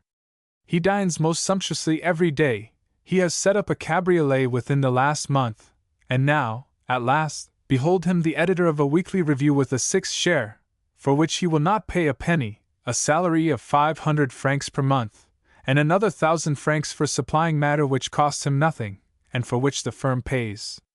You yourself, to begin with, if Finot consents to pay you 50 francs per sheet, will be only too glad to let him have 2 or 3 articles for nothing. When you are in his position, you can judge Finot. A man can only be tried by his peers. And for you, is there not an immense future opening out before you, if you will blindly minister to his enmity, attack at Finot's bidding, and praise when he gives the word? Suppose that you yourself wish to be revenged upon somebody, you can break a foe or friend on the wheel. You have only to say to me, Lousteau, let us put an end to so-and-so, and we will kill him by a phrase put in the paper morning by morning, and afterwards you can slay the slain with a solemn article in Finot's Weekly. Indeed, if it is a matter of capital importance to you, Finot would allow you to bludgeon your man in a big paper with 10 or 12,000 subscribers, if you make yourself indispensable to Finot. Then are you sure that Florine can bring her druggist to make the bargain? Asked Lucien, dazzled by these prospects. Quite sure. Now comes the interval. I will go and tell her everything at once in a word or two. It will be settled tonight. If Florine once has her lesson by heart, she will have all my wit and her own besides. And there sits that honest tradesman, gaping with open-mouthed admiration at Florine, little suspecting that you are about to get 30,000 francs out of him. More twaddle! Anybody might think that the man was going to be robbed, cried Lousteau. Why, my dear boy, if the minister buys the newspaper, the druggist may make 20,000 francs in 6 months on an investment of 30,000. Matifat is not looking at the newspaper, but at Florine's prospects. As soon as it is known that Matifat and Camusat, for they will go shares, that Matifat and Camusat are proprietors of a review, the newspapers will be full of friendly notices of Florine and Coralie. Florine's name will be made. She will perhaps obtain an engagement in another theatre with a salary of 12,000 francs. In fact, Matifat will save 1,000 francs every month in dinners and presents to journalists. You know nothing of men, nor of the way things are managed. Poor man, said Lucien. He is looking forward to an evening's pleasure. And he will be sawn in two with arguments until Florine sees Finot's receipt for a 6th share of the paper. And tomorrow I shall be editor of Finot's paper, and making 1,000 francs a month. The end of my troubles is in sight, cried Florine's lover. Lousteau went out, and Lucien sat like one bewildered, lost in the infinite of thought, soaring above this everyday world. In the wooden galleries he had seen the wires by which the trade in books is moved. He has seen something of the kitchen where great reputations are made. He had been behind the scenes. He had seen the seamy side of life, the consciences of men involved in the machinery of Paris, the mechanism of it all. As he watched Florine on the stage he almost envied Lousteau his good fortune. Already, for a few moments he had forgotten Matifat in the background. He was not left alone for long, perhaps for not more than 5 minutes, but those minutes seemed an eternity. Thoughts rose within him that set his soul on fire, as the spectacle on the stage had heated his senses. He looked at the women with their wanton eyes, all the brighter for the red paint on their cheeks, at the gleaming bare necks, the luxuriant forms outlined by the lascivious folds of the basquina, the very short skirts, that displayed as much as possible of limbs encased in scarlet stockings with green clocks to them, a disquieting vision for the pit. A double process of corruption was working within him in parallel lines, like two channels that will spread sooner or later in flood time and make one. That corruption was eating into Lucien's soul, as he leaned back in his corner, staring vacantly at the curtain, one arm resting on the crimson velvet cushion, and his hand drooping over the edge. He felt the fascination of the life that was offered to him, of the gleams of light among its clouds, and this so much the more keenly because it shone out like a blaze of fireworks against the blank darkness of his own obscure, monotonous days of toil. Suddenly his listless eyes became aware of a burning glance that reached him through a rent in the curtain, and roused him from his lethargy. Those were Coralie's eyes that glowed upon him. He lowered his head and looked across at Camusot, who just then entered the opposite box. That amateur was a worthy silk mercer of the Rue de Bourdonnais, stout and substantial, a judge in the commercial court, a father of 4 children, and the husband of a second wife. At the age of 56, with a cap of grey hair on his head, he had the smug appearance of a man who has his 80,000 francs of income, and having been forced to put up with a good deal that he did not like in the way of business, has fully made up his mind to enjoy the rest of his life, and not to quit this earth until he has had his share of cakes and ale. A brow the color of fresh butter and florid cheeks like a monk's jowls seemed scarcely big enough to contain his exuberant jubilation. Camusot had left his wife at home, and they were applauding Coralie to the skies. All the rich man's citizen vanity was summed up and gratified in Coralie. In Coralie's lodging he gave himself the airs of a great lord of a bygone day. Now, at this moment, he felt that half of her success was his. The knowledge that he had paid for it confirmed him in this idea. Camusot's conduct was sanctioned by the presence of his father-in-law, a little old fogey with powdered hair and leering eyes, highly respected nevertheless. Again Lucien felt disgust rising within him. He thought of the year when he loved Madame de Bargeton with an exalted and disinterested love, and at that thought love, as a poet understands it, spread its white wings about him. Countless memories drew a circle of distant blue horizon about the great man of Angoulême, and again he fell to dreaming. Up went the curtain, and there stood Coralie and Florine upon the stage. "He is thinking about as much of you as of the Grand Turk, my dear girl," Florine said in an aside while Coralie was finishing her speech. Lucien could not help laughing. He looked at Coralie. She was one of the most charming and captivating actresses in Paris, rivaling Madame Perrin and Lee, Fleuriet, and destined likewise to share their fate. Coralie was a woman of a type that exerts at will a power of fascination over men. With an oval face of deep ivory tint, a mouth red as a pomegranate, and a chin subtly delicate in its contour as the edge of a porcelain cup, Coralie was a Jewess of the sublime type. The jet-black eyes behind their curving lashes seemed to scorch her eyelids.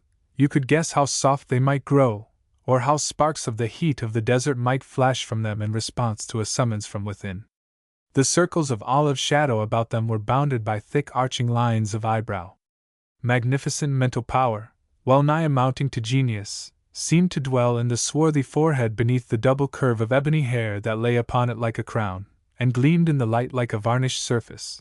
But like many another actress, Coralie had little wit in spite of her aptness at greenroom repartee, and scarcely any education in spite of her boudoir experience. Her brain was prompted by her senses. Her kindness was the impulsive warm-heartedness of girls of her class. But who could trouble over Coralie's psychology when his eyes were dazzled by those smooth, round arms of hers, the spindle-shaped fingers, the fair white shoulders, and breasts celebrated in the Song of Songs, the flexible curving lines of throat, the graciously molded outlines beneath the scarlet silk stockings? And this beauty, worthy of an Eastern poet, was brought into relief by the conventional Spanish costume of the stage. Coralie was the delight of the pit. All eyes dwelt on the outlines molded by the clinging folds of her bodice, and lingered over the Andalusian contour of the hips from which her skirt hung, fluttering wantonly with every movement. To Lucien, watching this creature, who played for him alone, caring no more for Camusot than a street boy in the gallery cares for an apple paring, there came a moment when he set desire above love, and enjoyment above desire, and the demon of lust stirred strange thoughts in him. "I know nothing of the love that wallows in luxury and wine and sensual pleasure," he said within himself. I have lived more with ideas than with realities. You must pass through all experience if you mean to render all experience. This will be my first great supper, my first orgy in a new and strange world. Why should I not know, for once, the delights which the great lords of the 18th century sought so eagerly of wantons of the opera? Must one not first learn of courtesans and actresses the delights, the perfections, the transports, the resources, the subtleties of love, if only to translate them afterwards into the regions of a higher love than this?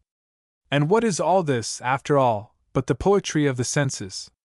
2 months ago these women seemed to me to be goddesses guarded by dragons that no one dared approach. I was envying Lousteau just now, but here is another handsomer than Florine. Why should I not profit by her fancy, when the greatest nobles buy a night with such women with their richest treasures? When ambassadors set foot in these depths, they fling aside all thought of yesterday or tomorrow. I should be a fool to be more squeamish than princes, especially as I love no one as yet. Lucien had quite forgotten Camusat. To Lousteau he had expressed the utmost disgust for this most hateful of all partitions, and now he himself had sunk to the same level, and carried away by the casuistry of his vehement desire, had given the reins to his fancy. "Coralie is raving about you," said Lousteau as he came in. "Your countenance, worthy of the greatest Greek sculptors, has worked unutterable havoc behind the scenes. You are in luck, my dear boy. Coralie is 18 years old, and in a few days' time she may be making 60,000 francs a year by her beauty. She is an honest girl still. Since her mother sold her 3 years ago for 60,000 francs, she has tried to find happiness, and found nothing but annoyance.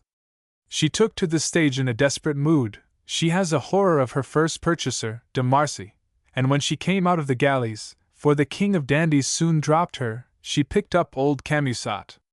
She does not care much about him, but he is like a father to her, and she endures him and his love.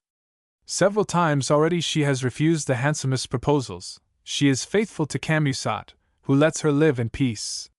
So you are her first love. The first sight of you went to her heart like a pistol shot.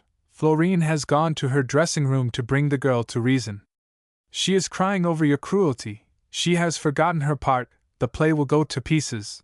And good day to the engagement at the gymnase which Camusat had planned for her." "Pooh! Poor thing!" said Lucien. Every instinct of vanity was tickled by the words. He felt his heart swell high with self-conceit. "More adventures have befallen me in this one evening, my dear fellow, than in all the first 18 years of my life."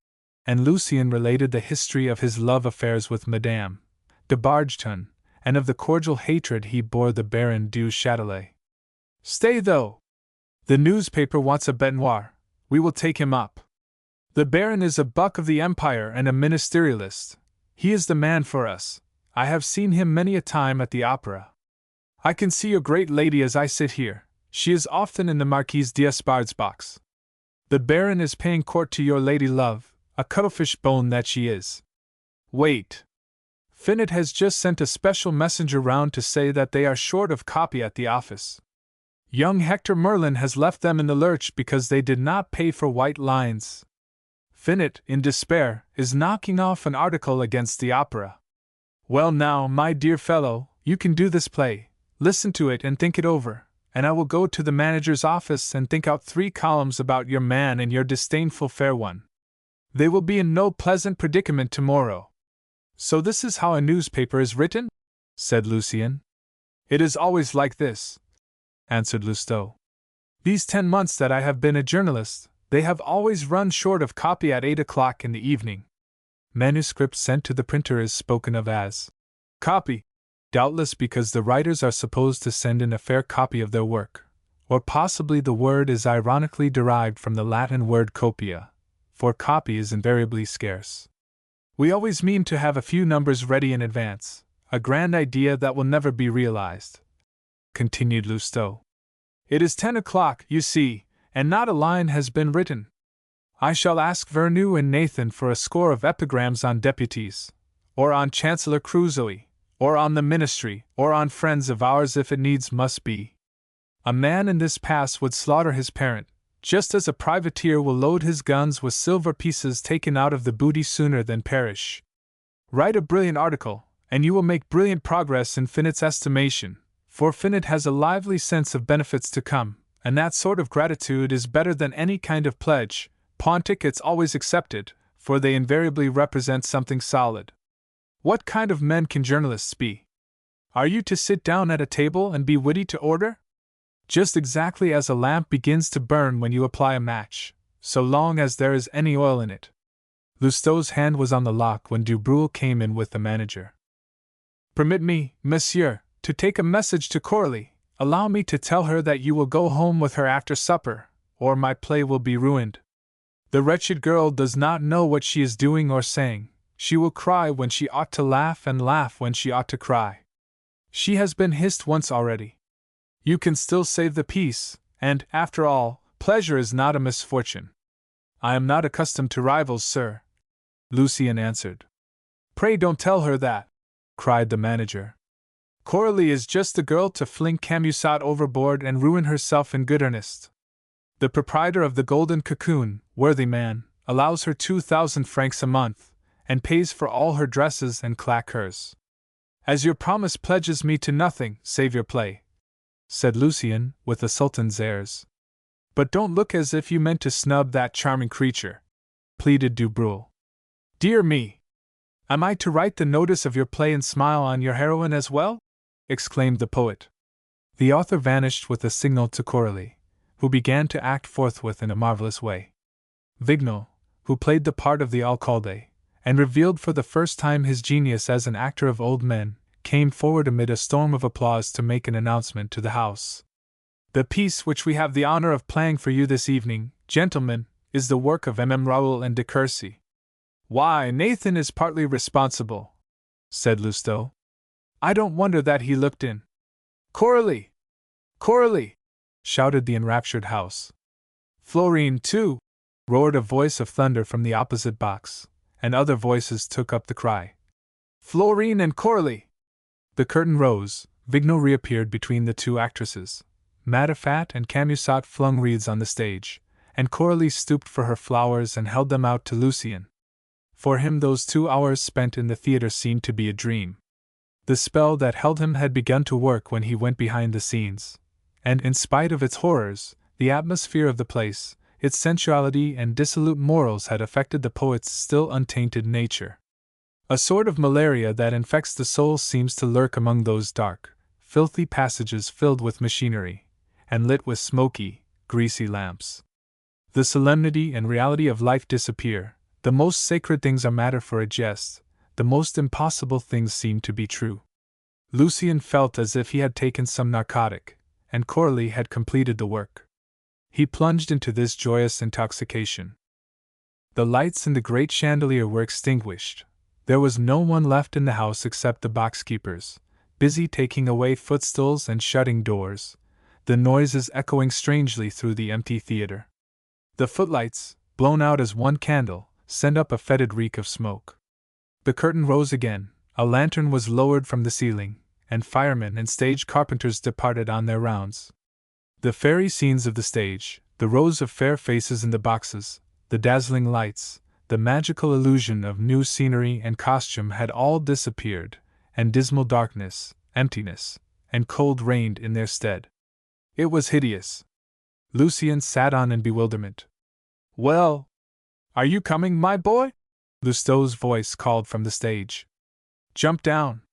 Lucien sprang over. He scarcely recognized Florine and Coralie in their ordinary quilted paletots and cloaks, with their faces hidden by hats and thick black veils. 2 butterflies returned to the chrysalis stage could not be more completely transformed. Will you honor me by giving me your arm?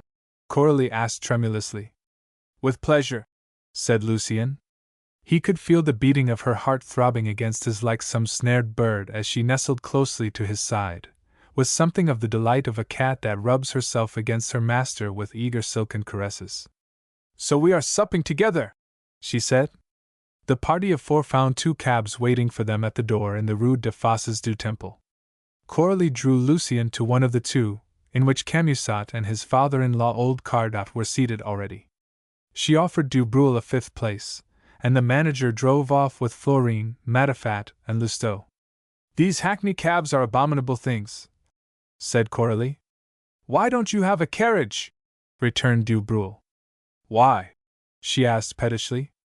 I do not like to tell you before him, Cardot's face, for he trained his son-in-law, no doubt. Would you believe it, little and old as he is, Cardot only gives Florine 500 francs a month, just about enough to pay for her rent and her grub and her clothes. The old Marquis de Rochegood offered me a brougham 2 months ago, and he has 600,000 francs a year, but I am an artist and not a common hussy. You shall have a carriage the day after tomorrow, miss, said Camusot benignly. You never asked me for one. As if one asked for such a thing as that? What? You love a woman and let her paddle about in the mud at the risk of breaking her legs? Nobody but a knight of the yardstick likes to see a draggled skirt hem. As she uttered the sharp words that cut Camusot to the quick, she groped for Lucien's knee, and pressed it against her own, and clasped her fingers upon his hand. She was silent. All her power to feel seemed to be concentrated upon the ineffable joy of a moment which brings compensation for the whole wretched past of a life such as these poor creatures lead, and develops within their souls a poetry of which other women, happily ignorant of these violent revulsions, know nothing. You played like Mars herself towards the end, said Du Brule. Yes, said Camusot. Something put her out at the beginning, but from the middle of the second act to the very end, she was enough to drive you wild with admiration. Half of the success of your play was due to her, and half of her success is due to me, said Du Brule. This is all much ado about nothing, said Coralie in an unfamiliar voice. And, seizing an opportunity in the darkness, she carried Lucien's hand to her lips and kissed it, and drenched it with tears. Lucien felt thrilled through and through by that touch, for in the humility of the courtesan's love there is a magnificence which might set an example to angels. Are you writing the dramatic criticism, monsieur? Said Du Brule, addressing Lucien. You can write a charming paragraph about our dear Coralie. Oh!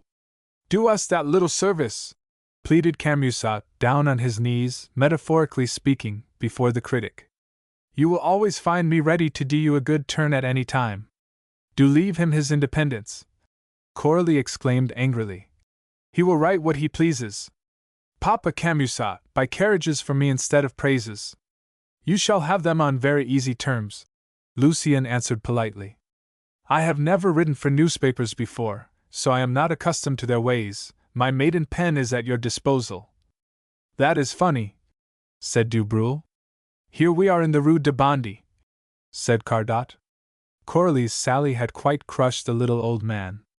If you are giving me the first fruits of your pen, the first love that has sprung up in my heart shall be yours, whispered Coralie in the brief instant that they remained alone together in the cab. Then she went up to Florine's bedroom to change her dress for a toilette previously sent. Lucien had no idea how lavishly a prosperous merchant will spend money upon an actress or a mistress when he means to enjoy a life of pleasure. Matifat was not nearly so rich a man as his friend Camusot, and he had done his part rather shabbily, yet the sight of the dining room took Lucien by surprise. The walls were hung with green cloth with a border of gilded nails, the whole room was artistically decorated, lighted by handsome lamps, stands full of flowers stood in every direction. The drawing-room was resplendent with the furniture in fashion in those days, a Tom Meyer chandelier, a carpet of Eastern design, and yellow silken hangings relieved by a brown border. The candlesticks, fire-irons, and clock were all in good taste, for Matifat had left everything to Grinot, a rising architect, who was building a house for him, and the young man had taken great pains with the rooms when he knew that Florine was to occupy them. Matifat, a tradesman to the backbone, went about carefully, afraid to touch the new furniture. He seemed to have the totals of the bills always before his eyes, and to look upon the splendors about him as so much jewelry imprudently withdrawn from the case. And I shall be obliged to do as much for Florentine, old Cardot's eyes seemed to say. Lucien at once began to understand Lousteau's indifference to the state of his garret. Etienne was the real king of these festivals. Etienne enjoyed the use of all these fine things. He was standing just now on the hearth-rug with his back to the fire, as if he were the master of the house, chatting with the manager, who was congratulating Du Brule. Copy! called Finot, coming into the room. There is nothing in the box. The printers are setting up my article, and they will soon have finished. We will manage, said Etienne. There is a fire burning in Florine's boudoir, there is a table there, and if Matifat will find us paper and ink, we will knock off the newspaper while Florine and Coralie are dressing. Cardot, Camusot, and Matifat disappeared in search of quills, penknives, and everything necessary. Suddenly the door was flung open, and Tullia, one of the prettiest opera dancers of the day, dashed into the room. They agreed to take the 100 copies, dear boy, she cried, addressing Finot. They won't cost the management anything, for the chorus and the orchestra and the corps de ballet are to take them whether they like it or not, but your paper is so clever that nobody will grumble. And you are going to have your boxes. Here is the subscription for the first quarter, she continued, holding out a couple of banknotes. So don't cut me up. It is all over with me, groaned Finot. I must suppress my abominable diatribe, and I haven't another notion in my head. What a happy inspiration, divine lays! Exclaimed Blondet, who had followed the lady upstairs and brought Nathan, Vernou, and Claude Vignon with him. Stop to supper, there is a dear, or I will crush thee, butterfly as thou art. There will be no professional jealousies, as you are a dancer, and as to beauty, you have all of you too much sense to show jealousy in public. Oh dear! Cried Finot. Nathan, Blondet, du Bruel, help friends. I want 5 columns. I can make 2 of the play, said Lucien. I have enough for 1, added Lousteau. Very well, Nathan, Vernou, and du Bruel will make the jokes at the end, and Blondet, good fellow, surely will vouchsafe a couple of short columns for the first sheet. I will run round to the printer. It is lucky that you brought your carriage, Tullia. Yes, but the Duke is waiting below in it, and he has a German minister with him. Ask the Duke and the minister to come up, said Nathan. A German? They are the ones to drink, and they listen too. He shall hear some astonishing things to send home to his government, cried Blondet. Is there any sufficiently serious personage to go down to speak to him? Asked Finot. Here, du Bruel, you are an official.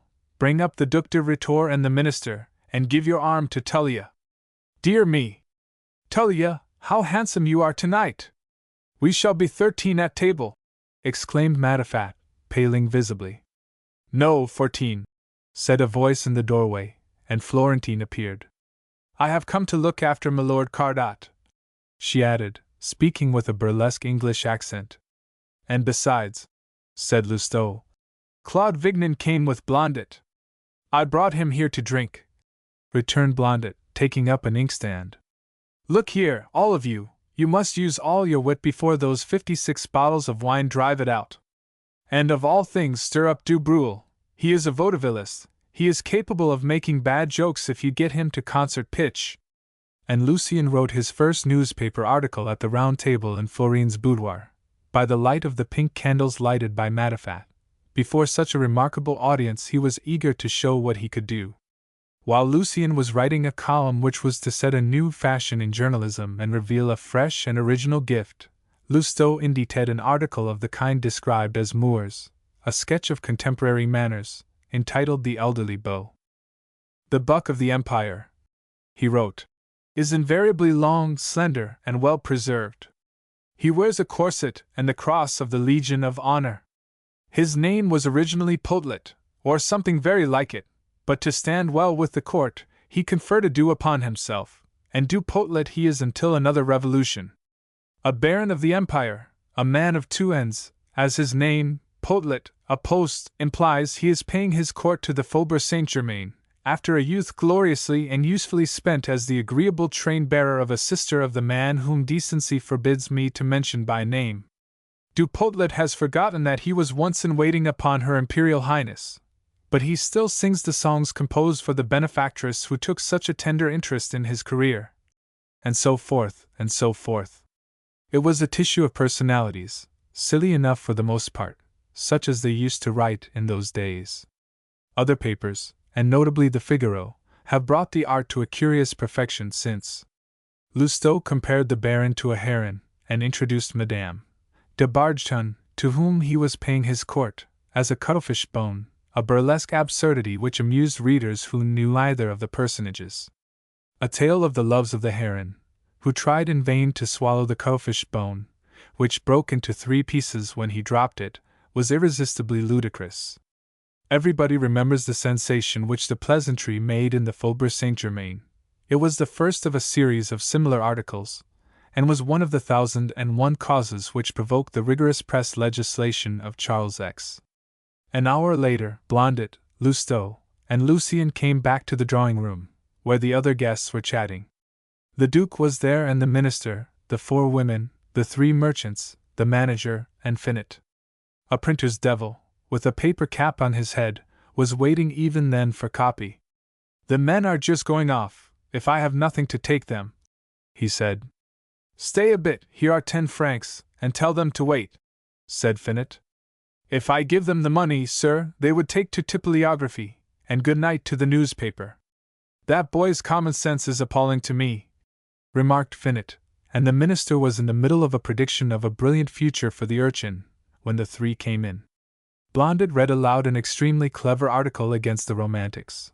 Lousteau's paragraph drew laughter, and by the Duc de Rhetor's advice an indirect eulogium of Madame d'Espard was slipped in, lest the whole Faubourg Saint-Germain should take offense.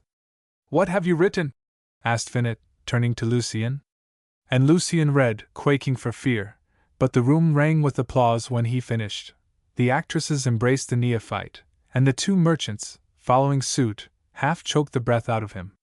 There were tears in Du Brul's eyes as he grasped his critic's hand, and the manager invited him to dinner. "There are no children nowadays," said Blondet. "Since M. de Chateaubriand called Victor Hugo a sublime child, I can only tell you quite simply that you have spirit and taste, and write like a gentleman." "He is on the newspaper," said Finot, as he thanked Etienne, and gave him a shrewd glance. "What jokes have you made?" inquired Lousteau, turning to Blondet and Du Brul. "Here are Du Brul's," said Nathan. "With such a beginning, I don't ask more of you," said Finot. "It will be all right. Run round with this," he added, turning to the boy. "The paper is not exactly a genuine article, but it is our best number yet." And he turned to the group of writers. Already Lucien's colleagues were privately taking his measure. "That fellow has brains," said Blondet. "His article is well written," said Claude Vignon. "Supper!" cried Matifat.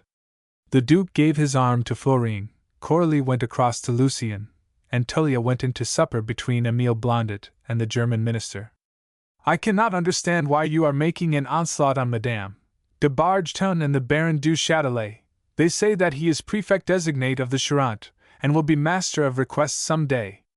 "Madame de Bargeton showed Lucien the door as if he had been an impostor," said Lousteau.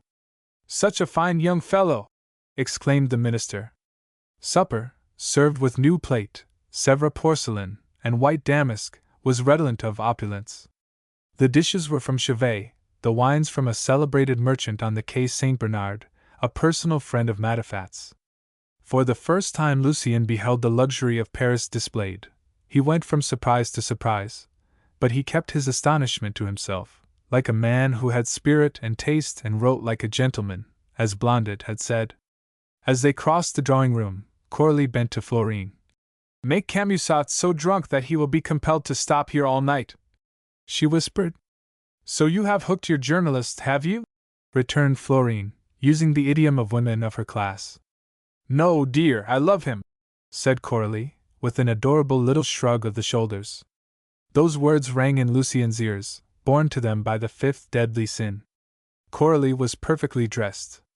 Every woman possesses some personal charm and perfection, and Coralie's toilette brought her characteristic beauty into prominence.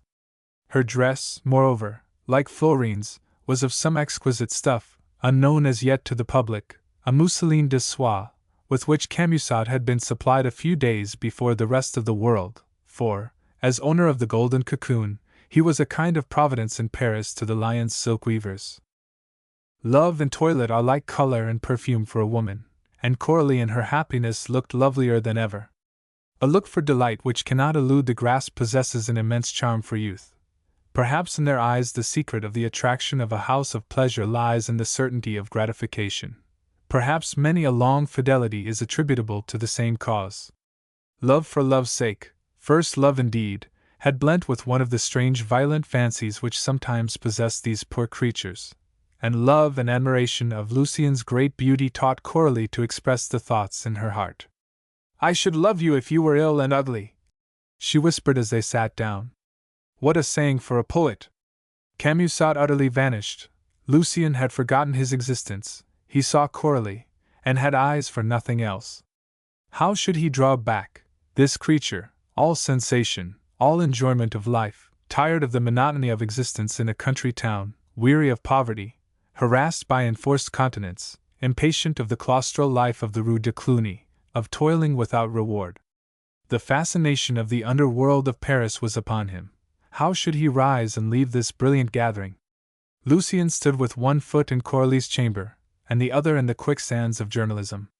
After so much feigned search, and climbing of so many stairs, after standing about and waiting in the Rue de Sentier, he had found journalism a jolly boon companion, joyous over the wine. His wrongs had just been avenged. There were two for whom he had vainly striven to fill the cup of humiliation and pain which he had been made to drink to the dregs, and now tomorrow they should receive a stab in their very hearts. "Here is a real friend," he thought, as he looked at Lousteau. It never crossed his mind that Lousteau already regarded him as a dangerous rival. He had made a blunder. He had done his very best when a colorless article would have served him admirably well. Blondet's remark to Finot that it would be better to come to terms with a man of that caliber had counteracted Lousteau's gnawing jealousy. He reflected that it would be prudent to keep on good terms with Lucien, and, at the same time, to arrange with Finot to exploit this formidable newcomer. He must be kept in poverty. The decision was made in a moment, and the bargain made in a few whispered words. "He has talent. He will want the more." "Ah? Good! A supper among French journalists always fills me with dread," said the German diplomatist, with serene urbanity. He looked as he spoke at Blondet, whom he had met at the Comtesse de Montcornet's. "It is laid upon you, gentlemen, to fulfill a prophecy of Blücher's." "What prophecy?" asked Nathan. "When Blücher and Sacquin arrived on the heights of Montmartre in 1814, pardon me, gentlemen, for recalling a day unfortunate for France, Sacquin, a rough brute, remarked, 'Now we will set Paris alight.' 'Take very good care that you don't,' said Blücher.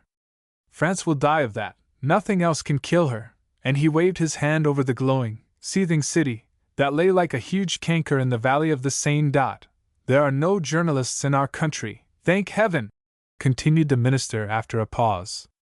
"I have not yet recovered from the fright that the little fellow gave me, a boy of 10, in a paper cap, with the sense of an old diplomatist. And tonight I feel as if I were supping with lions and panthers, who graciously sheathe their claws in my honor." "It is clear," said Blondet, "that we are at liberty to inform Europe that a serpent dropped from your Excellency's lips this evening, and that the venomous creature failed to inoculate M'Lee, Tolia, the prettiest dancer in Paris, and to follow up the story with a commentary on Eve, and the Scriptures, and the first and last transgression. But have no fear, you are our guest." "It would be funny," said Finot. "We would begin with a scientific treatise on all the serpents found in the human heart and human body, and so proceed to the Corps Diplomatique," said Lousteau. "And we could exhibit one in spirits, in a bottle of brandy cherries," said Vernou. "Till you yourself would end by believing in the story," added Vignan, looking at the diplomatist. "Gentlemen," cried the Duc de Rhetore, "let sleeping claws lie. The influence and power of the press is only dawning," said Finot. "Journalism is in its infancy, it will grow. In 10 years' time, everything will be brought into publicity. The light of thought will be turned on all subjects and the blight of thought will be over it all," corrected Blondet. "Here is an apothegm," cried Claude Vignan. "Thought will make kings," said Lousteau. "And undo monarchs," said the German. "And therefore," said Blondet, "if the press did not exist, it would be necessary to invent it forthwith. But here we have it, and live by it. You will die of it." returned the German diplomatist. Can you not see that if you enlighten the masses, and raise them in the political scale, you make it all the harder for the individual to rise above their level? Can you not see that if you sow the seeds of reasoning among the working classes, you will reap revolt, and be the first to fall victims? What do they smash in Paris when a riot begins? The street lamps, said Nathan. But we are too modest to fear for ourselves, we only run the risk of cracks. As a nation, you have too much mental activity to allow any government to run its course without interference. But for that, you would make the conquest of Europe a second time, and win with the pen all that you failed to keep with the sword. Journalism is an evil, said Claude Vignon. The evil may have its uses, but the present government is resolved to put it down. There will be a battle over it. Who will give way? That is the question. The government will give way, said Blondet. I keep telling people that with all my might.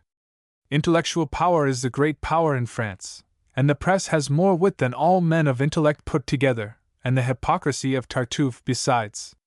Blondet! Blondet! You are going too far, called Finot. Subscribers are present. You are the proprietor of one of those poison shops. You have reason to be afraid, but I can laugh at the whole business, even if I live by it. Blondet is right, said Claude Vignon. Journalism, so far from being in the hands of a priesthood, came to be first a party weapon, and then a commercial speculation, carried on without conscience or scruple, like other commercial speculations. Every newspaper, as Blondet says, is a shop to which people come for opinions of the right shade.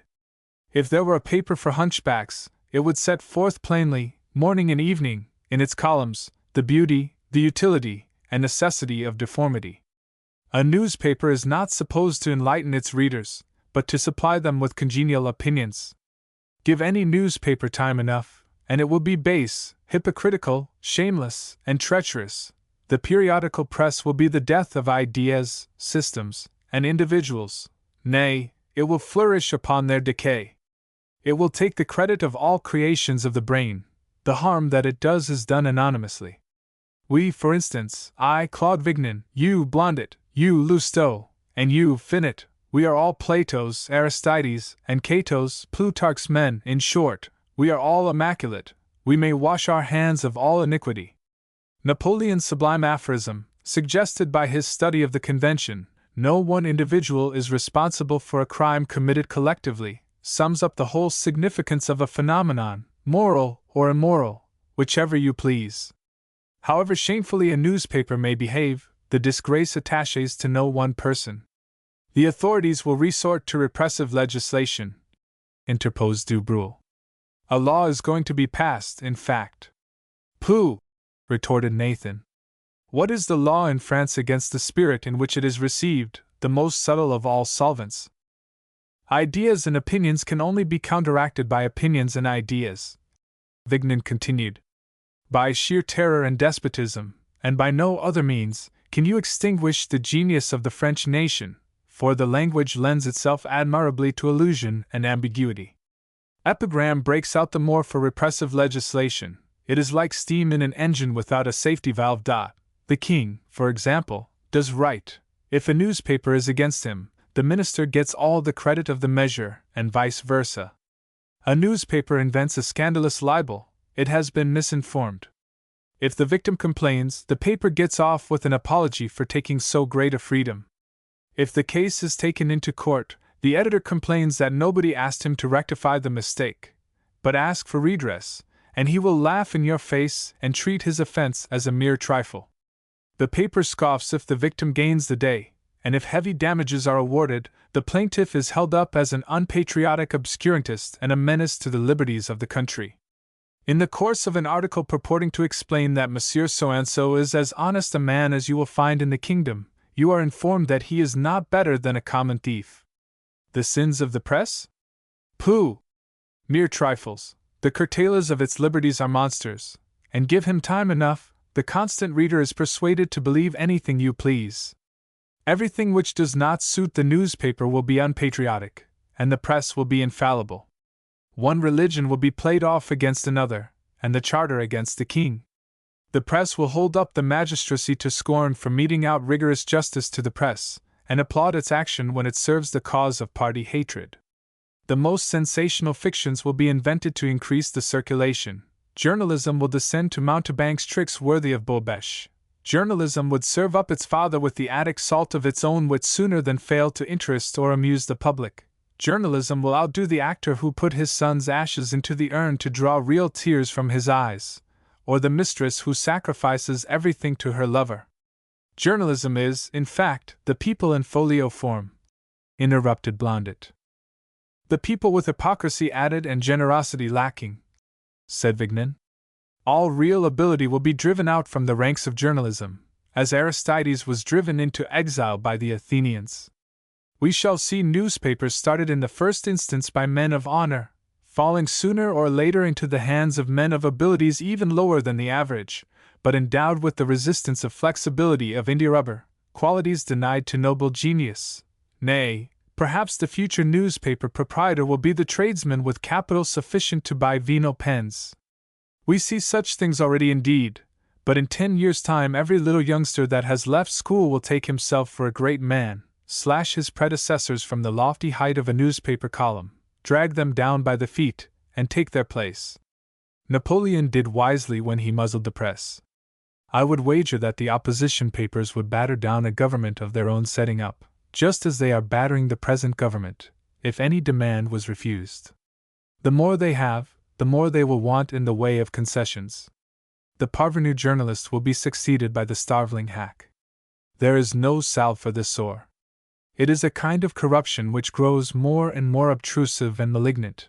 The wider it spreads, the more patiently it will be endured, until the day comes when newspapers shall so increase and multiply in the earth that confusion will be the result, a second Babel. We, all of us, such as we are, have reason to know that crowned kings are less ungrateful than kings of our profession, that the most sordid man of business is not so mercenary nor so keen in speculation, that our brains are consumed to furnish their daily supply of poisonous trash. And yet we, all of us, shall continue to write, like men who work in quicksilver mines, knowing that they are doomed to die of their trade. Look there, he continued, at that young man sitting beside Coralie. What is his name? Lucien. He has a beautiful face, he is a poet, and what is more, he is witty, so much the better for him. Well, he will cross the threshold of one of those dens where a man's intellect is prostituted. He will put all his best and finest thought into his work. He will blunt his intellect and sully his soul. He will be guilty of anonymous meannesses which take the place of stratagem, pillage, and ratting to the enemy in the warfare of condottieri. And when, like hundreds more, he has squandered his genius in the service of others who find the capital and do no work, those dealers in poisons will leave him to starve if he is thirsty, and to die of thirst if he is starving. Thanks, said Finot. But dear me, continued Claude Vignan, I knew all this, yet here am I in the galleys, and the arrival of another convict gives me pleasure.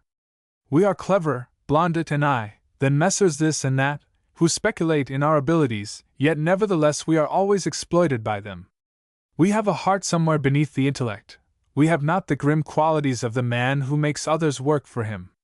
We are indolent, we like to look on at the game, we are meditative, and we are fastidious. They will sweat our brains and blame us for improvidence. I thought you would be more amusing than this, said Florine. Florine is right, said Blondet.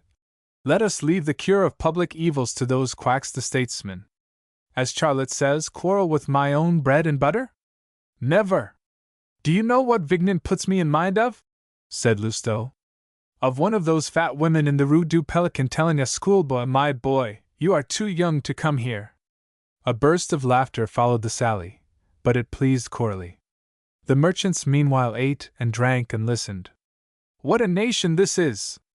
You see so much good in it and so much evil, said the minister, addressing the Duc de Rhetore. You are prodigals who cannot ruin yourselves, gentlemen. And so, by the blessing of chance, Lucien, standing on the brink of the precipice over which he was destined to fall, heard warnings on all sides. D'Arthez had set him on the right road, had shown him the noble method of work, and aroused in him the spirit before which all obstacles disappear. Lousteau himself, partly from selfish motives, had tried to warn him away by describing journalism and literature in their practical aspects. Lucien had refused to believe that there could be so much hidden corruption. But now he had heard the journalists themselves crying woe for their hurt, he had seen them at their work, had watched them tearing their foster mother's heart to read auguries of the future. That evening he had seen things as they are. He beheld the very heart's core of corruption of that Paris which Blücher so aptly described, and so far from shuddering at the sight, he was intoxicated with enjoyment of the intellectually stimulating society in which he found himself. These extraordinary men, clad in armor damascened by their vices, these intellects environed by cold and brilliant analysis, seemed so far greater in his eyes than the grave and earnest members of the Brotherhood. And besides all this, he was reveling in his first taste of luxury. He had fallen under the spell. His capricious instincts awoke. For the first time in his life he drank exquisite wines. This was his first experience of cookery carried to the pitch of a fine art. A minister, a duke, and an opera dancer had joined the party of journalists, and wondered at their sinister power. Lucien felt a horrible craving to reign over these kings, and he thought that he had power to win his kingdom. Finally, there was this Coralie, made happy by a few words of his. By the bright light of the wax candles, through the steam of the dishes and the fumes of wine, she looked sublimely beautiful to his eyes, so fair had she grown with love. She was the loveliest, the most beautiful actress in Paris. The Brotherhood, the heaven of noble thoughts, faded away before a temptation that appealed to every fiber of his nature. How could it have been otherwise? Lucien's author's vanity had just been gratified by the praises of those who know, by the appreciation of his future rivals. The success of his articles and his conquest of Coralie might have turned an older head than his. During the discussion, moreover, every one at table had made a remarkably good supper, and such wines are not met with every day. Lousteau, sitting beside Camusot, furtively poured cherry brandy several times into his neighbor's wineglass, and challenged him to drink. And Camusot drank, all unsuspicious, for he thought himself, in his own way, a match for a journalist. The jokes became more personal when dessert appeared and the wine began to circulate. The German minister, a keen-witted man of the world, made a sign to the Duke and Tullia, and the three disappeared with the first symptoms of vociferous nonsense which precede the grotesque scenes of an orgy in its final stage. Coralie and Lucien had been behaving like children all the evening. As soon as the wine was uppermost in Camusot's head, they made good their escape down the staircase and sprang into a cab. Camusot subsided under the table. Matifat, looking round for him, thought that he had gone home with Coralie, left his guests to smoke, laugh, and argue, and followed Florine to her room. Daylight surprised the party, or more accurately, the first dawn of light discovered one man still able to speak, and Blondet, that intrepid champion, was proposing to the assembled sleepers a health to Aurora the rosy-fingered.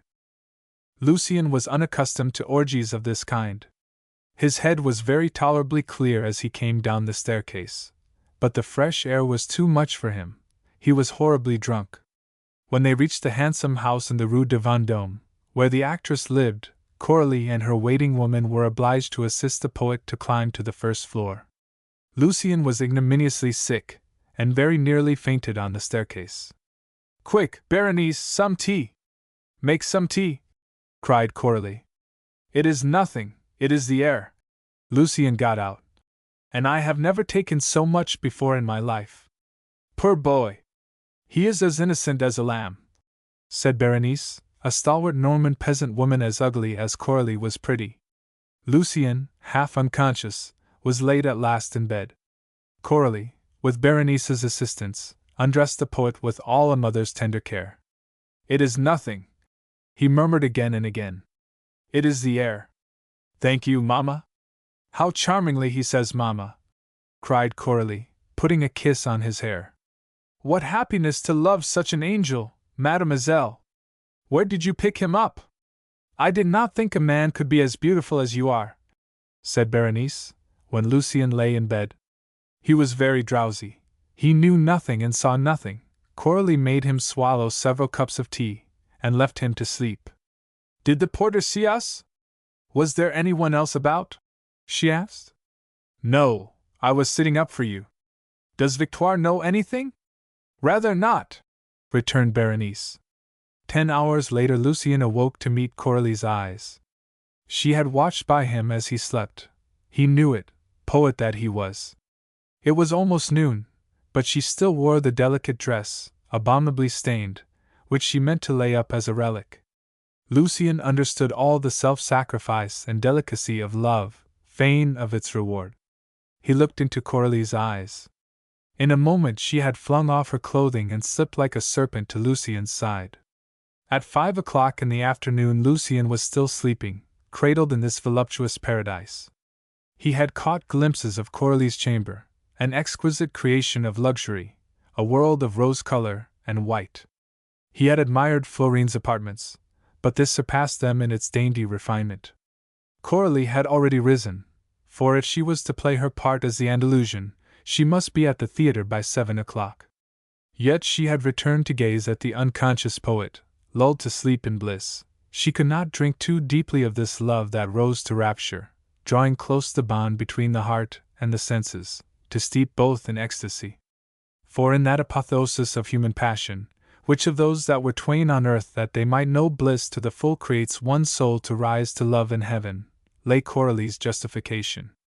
Who, moreover, would not have found excuse in Lucien's more than human beauty?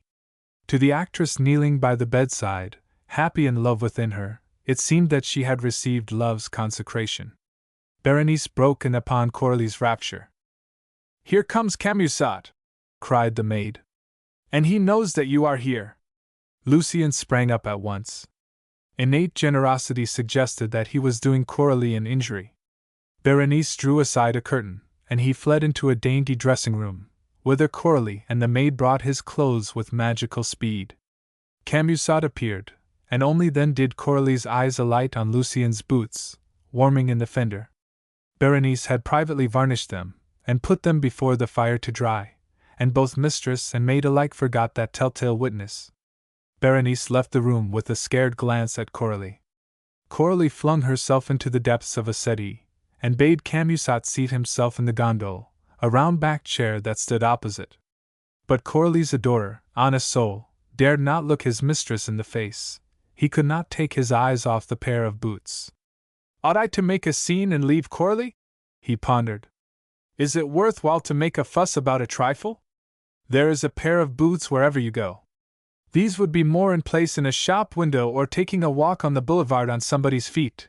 Here, however, without a pair of feet in them, they tell a pretty plain tale. I am 50 years old, and that is the truth. I ought to be as blind as Cupid himself."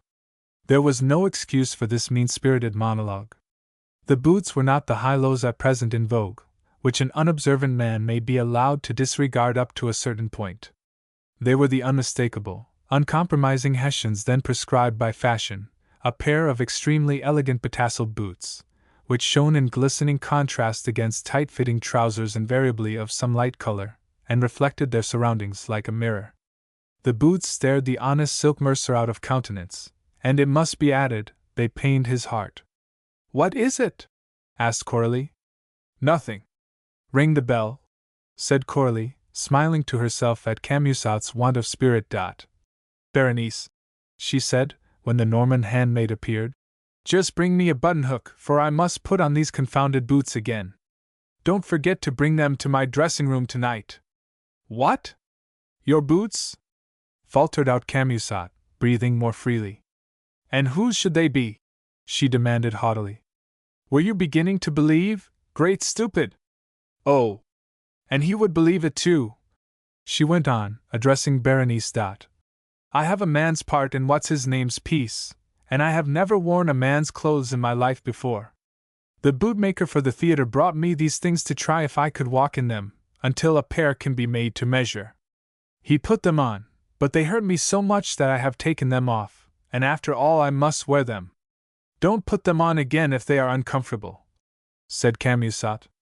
The boots had made him feel so very uncomfortable himself. "Mademoiselle would do better to have a pair made of very thin morocco, sir, instead of torturing herself as she did just now, but the management is so stingy. She was crying, sir, if I was a man and loved a woman, I wouldn't let her shed a tear, I know. You ought to order a pair for her. Yes, yes, said Camusot. Are you just getting up, Coralie? Just this moment. I only came in at 6 o'clock after looking for you everywhere. I was obliged to keep the cab for 7 hours. So much for your care of me, you forget me for a wine bottle. I ought to take care of myself now when I am to play every night so long as the alcalde draws. I don't want to fall off after that young man's notice of me. That is a handsome boy, said Camusot. Do you think so? I don't admire men of that sort. They are too much like women, and they do not understand how to love like you stupid old business men. You are so bored with your own society. Is Monsieur dining with Madame? Inquired Berenice. No, my mouth is clammy. You were nicely screwed yesterday. Ah, Papa Camusot, I don't like men who drink, I tell you at once. You will give that young man a present, I suppose? Interrupted Camusot. Oh, yes. I would rather do that than pay as Florine does. There, go away with you, good for nothing that one loves, or give me a carriage to save time in future. You shall go in your own carriage tomorrow to your manager's dinner at the Rocher de Cancale. The new piece will not be given next Sunday. Come, I am just going to dine, said Coralie, hurrying Camusot out of the room. An hour later Berenice came to release Lucien. Berenice, Coralie's companion since her childhood, had a keen and subtle brain in her unwieldy frame. Stay here, she said. Coralie is coming back alone. She even talked of getting rid of Camusot if he is in your way. But you are too much of an angel to ruin her, her heart's darling as you are. She wants to clear out of this, she says, to leave this paradise and go and live in your garret. Oh! There are those that are jealous and envious of you, and they have told her that you haven't a brass farthing, and live in the Latin Quarter, and I should go, too, you see, to do the housework. But I have just been comforting her, poor child. I have been telling her that you were too clever to do anything so silly. I was right, wasn't I, sir? Oh! You will see that you are her darling, her love, the god to whom she gives her soul. Yonder old fool has nothing but the body. If you only knew how nice she is when I hear her say her part over. My Coralie, my little pet, she is. She deserved that God in heaven should send her one of his angels. She was sick of the life. She was so unhappy with her mother that used to beat her, and sold her. Yes, sir, sold her own child. If I had a daughter, I would wait on her hand and foot as I wait on Coralie. She is like my own child to me. These are the first good times she has seen since I have been with her, the first time that she has been really applauded. You have written something, it seems, and they have got up a famous claque for the second performance. Braulard has been going through the play with her while you were asleep. Who? Braulard? Asked Lucien. It seemed to him that he had heard the name before. He is the head of the claqueurs, and she was arranging with him the places where she wished him to look after her. Florine might try to play her some shabby trick, and take all for herself, for all she calls herself her friend. There is such a talk about your article on the boulevards. Isn't it a bed fit for a prince? She said, smoothing the lace bedspread. She lighted the wax candles, and to Lucien's bewildered fancy, the house seemed to be some palace in the Cabinet de Fees. Camusot had chosen the richest stuffs from the golden cocoon for the hangings and window curtains. A carpet fit for a king's palace was spread upon the floor. The carving of the rosewood furniture caught and imprisoned the light that rippled over its surface. Priceless trifles gleamed from the white marble chimney-piece. The rug beside the bed was of swan skins bordered with sable. A pair of little, black velvet slippers lined with purple silk told of happiness awaiting the poet of the Marguerites. A dainty lamp hung from the ceiling draped with silk. The room was full of flowering plants, delicate white heaths and scentless camellias, in stands marvelously wrought. Everything called up associations of innocence. How was it possible in these rooms to see the life that Coralie led in its true colors? Berenice noticed Lucien's bewildered expression. Isn't it nice? She said coaxingly. You would be more comfortable here, wouldn't you, than in a garret? You won't let her do anything rash? She continued, setting a costly stand before him, covered with dishes abstracted from her mistress' dinner table, lest the cook should suspect that her mistress had a lover in the house. Lucien made a good dinner. Berenice waiting on him, the dishes were of wrought silver, the painted porcelain plates had cost a louis d'or apiece. The luxury was producing exactly the same effect upon him that the sight of a girl walking the pavement, with her bare flaunting throat and neat ankles, produces upon a schoolboy. "How lucky Camusot is!" cried he. "Lucky?" repeated Berenice. "He would willingly give all that he is worth to be in your place. He would be glad to barter his grey hair for your golden head." She gave Lucien the richest wine that Bordeaux keeps for the wealthiest English purchaser, and persuaded Lucien to go to bed to take a preliminary nap, and Lucien, in truth, was quite willing to sleep on the couch that he had been admiring. Berenice had read his wish, and felt glad for her mistress. At 10:30 that night Lucien awoke to look into eyes brimming over with love. There stood Coralie in most luxurious night attire. Lucien had been sleeping. Lucien was intoxicated with love, and not with wine. Berenice left the room with the inquiry, "What time tomorrow morning?" "At 11 o'clock. We will have breakfast in bed. I am not at home to anybody before 2 o'clock. At 2 o'clock in the afternoon Coralie and her lover were sitting together. The poet to all appearance had come to pay a call. Lucien had been bathed and combed and dressed. Coralie had sent to Collio's for a dozen fine shirts, a dozen cravats and a dozen pocket handkerchiefs for him, as well as 12 pairs of gloves in a cedarwood box. When a carriage stopped at the door, they both rushed to the window, and watched Camusot alight from a handsome coupe. "I would not have believed that one could so hate a man and luxury. I am too poor to allow you to ruin yourself for me," he replied. And thus Lucien passed under the Caudine Forks. "Poor pet," said Coralie, holding him tightly to her. "Do you love me so much? I persuaded this gentleman to call on me this morning," she continued, indicating Lucien to Camusot, who entered the room. "I thought that we might take a drive in the Champs-Élysées to try the carriage." "Go without me," said Camusot in a melancholy voice. "I shall not dine with you. It is my wife's birthday, I had forgotten that." "Poor Musette, how badly bored you will be," she said, putting her arms about his neck. She was wild with joy at the thought that she and Lucien would handle this gift together. She would drive with him in the new carriage, and in her happiness, she seemed to love Camusot. She lavished caresses upon him. "If only I could give you a carriage every day," said the poor fellow. "Now, sir, it is 2 o'clock," she said, turning to Lucien, who stood in distress and confusion, but she comforted him with an adorable gesture. Down the stairs she went, several steps at a time, drawing Lucien after her, the elderly merchant following in their wake like a seal on land, and quite unable to catch them up. Lucien enjoyed the most intoxicating of pleasures. Happiness had increased Coralie's loveliness to the highest possible degree. She appeared before all eyes an exquisite vision in her dainty toilette. All Paris and the Champs-Élysées beheld the lovers. In an avenue of the Bois de Boulogne they met a calèche. Madame d'Espard and Madame de Balzac looked in surprise at Lucien, and met a scornful glance from the poet. He saw glimpses of a great future before him, and was about to make his power felt. He could fling them back in a glance some of the revengeful thoughts which had gnawed his heart ever since they planted them there. That moment was one of the sweetest in his life, and perhaps decided his fate. Once again the Furies seized on Lucien at the bidding of pride. He would reappear in the world of Paris. He would take a signal revenge.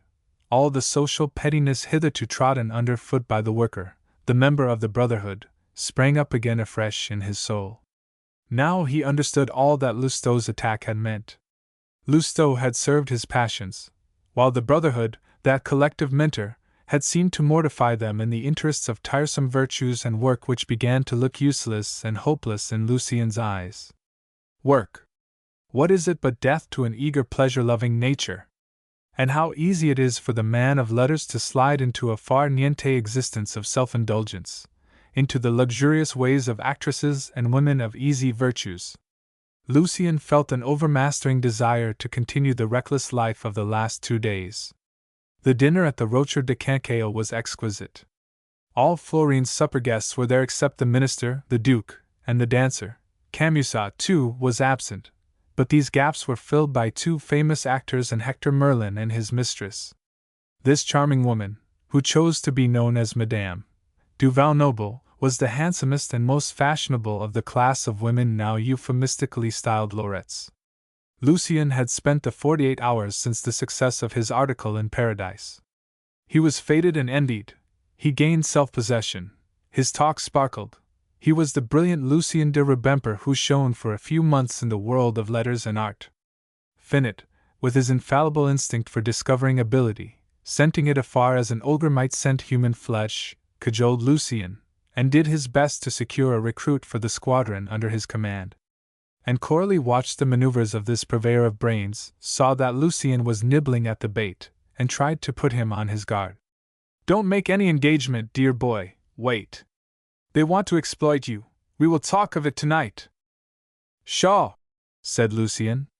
"I am sure I am quite as sharp and shrewd as they can be." Finot and Hector Merlin evidently had not fallen out over that affair of the white lines and spaces in the columns, for it was Finot who introduced Lucien to the journalist. Coralie and Madame du Val-Noble were overwhelmingly amiable and polite to each other, and Madame du Val-Noble asked Lucien and Coralie to dine with her. Hector Merlin, short and thin, with lips always tightly compressed, was the most dangerous journalist present. Unbounded ambition and jealousy smoldered within him. He took pleasure in the pain of others, and fomented strife to turn it to his own account. His abilities were but slender, and he had little force of character, but the natural instinct which draws the upstart towards money and power served him as well as fixity of purpose. Lucien and Merlin at once took a dislike to one another, for reasons not far to seek. Merlin, unfortunately, proclaimed aloud the thoughts that Lucien kept to himself. By the time the dessert was put on the table, the most touching friendship appeared to prevail among the men, each one of whom in his heart thought himself a cleverer fellow than the rest, and Lucien as the newcomer was made much of by them all. They chatted frankly and unrestrainedly. Hector Merlin, alone, did not join in the laughter. Lucien asked the reason of his reserve. "You are just entering the world of letters, I can see," he said. "You are a journalist with all your illusions left. You believe in friendship. Here we are friends or foes, as it happens. We strike down a friend with the weapon which by rights should only be turned against an enemy. You will find out, before very long, that fine sentiments will do nothing for you. If you are naturally kindly, learn to be ill-natured, to be consistently spiteful. If you have never heard this golden rule before, I give it you now in confidence, and it is no small secret. If you have a mind to be loved, never leave your mistress until you have made her shed a tear or two, and if you mean to make your way in literature, let other people continually feel your teeth, make no exception even of your friends, wound their susceptibilities, and everybody will fawn upon you." Hector Merlin watched Lucien as he spoke, saw that his words went to the neophyte's heart like a stab, and Hector Merlin was glad. Play followed. Lucien lost all his money, and Coralie brought him away, and he forgot for a while, in the delights of love, the fierce excitement of the gambler, which was to gain so strong a hold upon him. When he left Coralie in the morning and returned to the Latin Quarter, he took out his purse and found the money he had lost. At first he felt miserable over the discovery, and thought of going back at once to return a gift which humiliated him. But he had already come as far as the Rue de la Harpe. He would not return now that he had almost reached the Hotel de Cluny. He pondered over Coralie's forethought as he went, till he saw in it a proof of the maternal love which is blended with passion in women of her stamp. For Coralie and her like, passion includes every human affection. Lucien went from thought to thought, and argued himself into accepting the gift. "I love her," he said. "We shall live together as husband and wife. I will never forsake her." What mortal, short of a Diogenes, could fail to understand Lucien's feelings as he climbed the dirty, fetid staircase to his lodging, turned the key that grated in the lock, and entered and looked round at the unswept brick floor, at the cheerless grate, at the ugly poverty and bareness of the room. A package of manuscript was lying on the table. It was his novel. A note from Daniel d'Arthez lay beside it. "Regrets," What does he mean? Exclaimed Lucien. The polite tone of the note astonished him. Was he to be henceforth a stranger to the Brotherhood? He had learned to set a higher value on the good opinion and the friendship of the circle in the Rue de Quatervents since he had tasted of the delicious fruits offered to him by the Eve of the theatrical underworld. For some moments he stood in deep thought. He saw his present in the garret, and foresaw his future in Coralie's rooms. Honorable resolution struggled with temptation and swayed him now this way, now that. He sat down and began to look through his manuscript, to see in what condition his friends had returned it to him. What was his amazement, as he read chapter after chapter, to find his poverty transmuted into riches by the cunning of the pen, and the devotion of the unknown great men, his friends of the Brotherhood. Dialogue, closely packed, nervous, pregnant, terse, and full of the spirit of the age, replaced his conversations, which seemed poor and pointless prattle in comparison. His characters, a little uncertain in the drawing, now stood out in vigorous contrast of color and relief. Physiological observations, due no doubt to Horace Bianchon, supplied links of interpretations between human character and the curious phenomena of human life, subtle touches which made his men and women live. His wordy passages of description were condensed and vivid. The misshapen, ill-clad child of his brain had returned to him as a lovely maiden, with white robes and rosy-hued girdle and scarf, an entrancing creation. Night fell and took him by surprise, reading through rising tears, stricken to earth by such greatness of soul, feeling the worth of such a lesson, admiring the alterations, which taught him more of literature and art than all his 4 years' apprenticeship of study and reading and comparison. A master's correction of a line made upon the study always teaches more than all the theories and criticisms in the world. What friends are these? What hearts? How fortunate I am! He cried, grasping his manuscript tightly. With the quick impulsiveness of a poetic and mobile temperament, he rushed off to Daniel's lodging. As he climbed the stairs, and thought of these friends, who refused to leave the path of honor, he felt conscious that he was less worthy of them than before. A voice spoke within him, telling him that if D'Arthez had loved Coralie, he would have had her break with Camusat. And besides this, he knew that the Brotherhood held journalism in utter abhorrence, and that he himself was already, to some small extent, a journalist. All of them, except Meyraux, who had just gone out, were in D'Arthez's room when he entered it, and saw that all their faces were full of sorrow and despair. "What is it?" he cried. "We have just heard news of a dreadful catastrophe. The greatest thinker of the age, our most loved friend, who was like a light among us for 2 years, Louis Lambert, has fallen a victim to catalepsy. There is no hope for him," said Bianchon.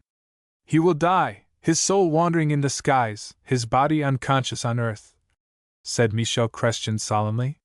"He will die as he lived," said D'Arthez. "Love fell like a firebrand in the vast empire of his brain and burned him away," said Leon Giroux. "Yes," said Joseph Bridal. "He has reached a height that we cannot so much as see." "We are to be pitied, not Louis," said Fulgence Rydal. "Perhaps he will recover," exclaimed Lucien. "From what Moreau has been telling us, recovery seems impossible," answered Bianchon. "Medicine has no power over the change that is working in his brain." "Yet there are physical means," said D'Arthez. "Yes," said Bianchon. "We might produce imbecility instead of catalepsy. Is there no way of offering another head to the spirit of evil?" "I would give mine to save him," cried Michel Chrestien. "And what would become of European Federation?" asked D'Arthez. "Ah, true," replied Michel Chrestien. "Our duty to humanity comes first, to one man afterwards." "I came here with a heart full of gratitude to you all," said Lucien. "You have changed my alloy into golden coin." "Gratitude! For what do you take us?" asked Bianchon. "We had the pleasure," added Fulgence. "Well, so you are a journalist, are you?" asked Leon Giroux. "The fame of your first appearance has reached even the Latin Quarter." "I am not a journalist yet," returned Lucien. "Aha! So much the better," said Michel Chrestien. "I told you so," said D'Arthez. Lucien knows the value of a clean conscience. When you can say to yourself as you lay your head on the pillow at night, I have not sat in judgment on another man's work, I have given pain to no one, I have not used the edge of my wit to deal a stab to some harmless soul, I have sacrificed no one's success to a jest, I have not even troubled the happiness of imbecility, I have not added to the burdens of genius, I have scorned the easy triumphs of epigram, in short, I have not acted against my convictions. Is not this a viaticum that gives one daily strength? But one can say all this, surely, and yet work on a newspaper, said Lucien. If I had absolutely no other way of earning a living, I should certainly come to this. Oh! Oh! Oh! Cried Fulgence, his voice rising a note each time. We are capitulating, are we? He will turn journalist, Leon Giroux said gravely. Oh, Lucien, if you would only stay and work with us. We are about to bring out a periodical in which justice and truth shall never be violated. We will spread doctrines that, perhaps, will be of real service to mankind. You will not have a single subscriber. Lucien broke in with Machiavellian wisdom. There will be 500 of them, asserted Michel Chrestien. But they will be worth 500,000. You will need a lot of capital, continued Lucien. No, only devotion, said d'Arthez. Anybody might take him for a perfumer's assistant, burst out Michel Chrestien, looking at Lucien's head and sniffing comically. You were seen driving about in a very smart turnout with a pair of thoroughbreds, and a mistress for a prince, Coralie herself. Well, and is there any harm in it? You would not say that if you thought that there was no harm in it, said Bianchon. I could have wished Lucien a Beatrice, said d'Arthez, a noble woman, who would have been a help to him in life. But Daniel, asked Lucien, love is love wherever you find it, is it not? Ah, said the Republican member. On that one point I am an aristocrat. I could not bring myself to love a woman who must rub shoulders with all sorts of people in the green room, whom an actor kisses on stage. She must lower herself before the public, smile on everyone, lift her skirts as she dances, and dress like a man, that all the world may see what none should see save I alone. Or if I loved such a woman, she should leave the stage, and my love should cleanse her from the stain of it. And if she would not leave the stage, I should die of mortification, jealousy, and all sorts of pain. You cannot pluck love out of your heart as you draw a tooth. Lucien's face grew dark and thoughtful. When they find out that I am tolerating Camusat, how they will despise me, he thought. Look here, said the fierce Republican, with humorous fierceness. You can be a great writer, but a little play actor you shall never be. And he took up his hat and went out. He is hard, is Michel Chrestien, commented Lucien. Hard and salutary, like the dentist's pincers, said Bianchon. Michel foresees your future, perhaps in the street, at this moment, he is thinking of you with tears in his eyes. D'Arthez was kind, and talked comfortingly, and tried to cheer Lucien. The poet spent an hour with his friends, then he went, but his conscience treated him hardly, crying to him, You will be a journalist, as the witch cried to Macbeth that he should be king hereafter.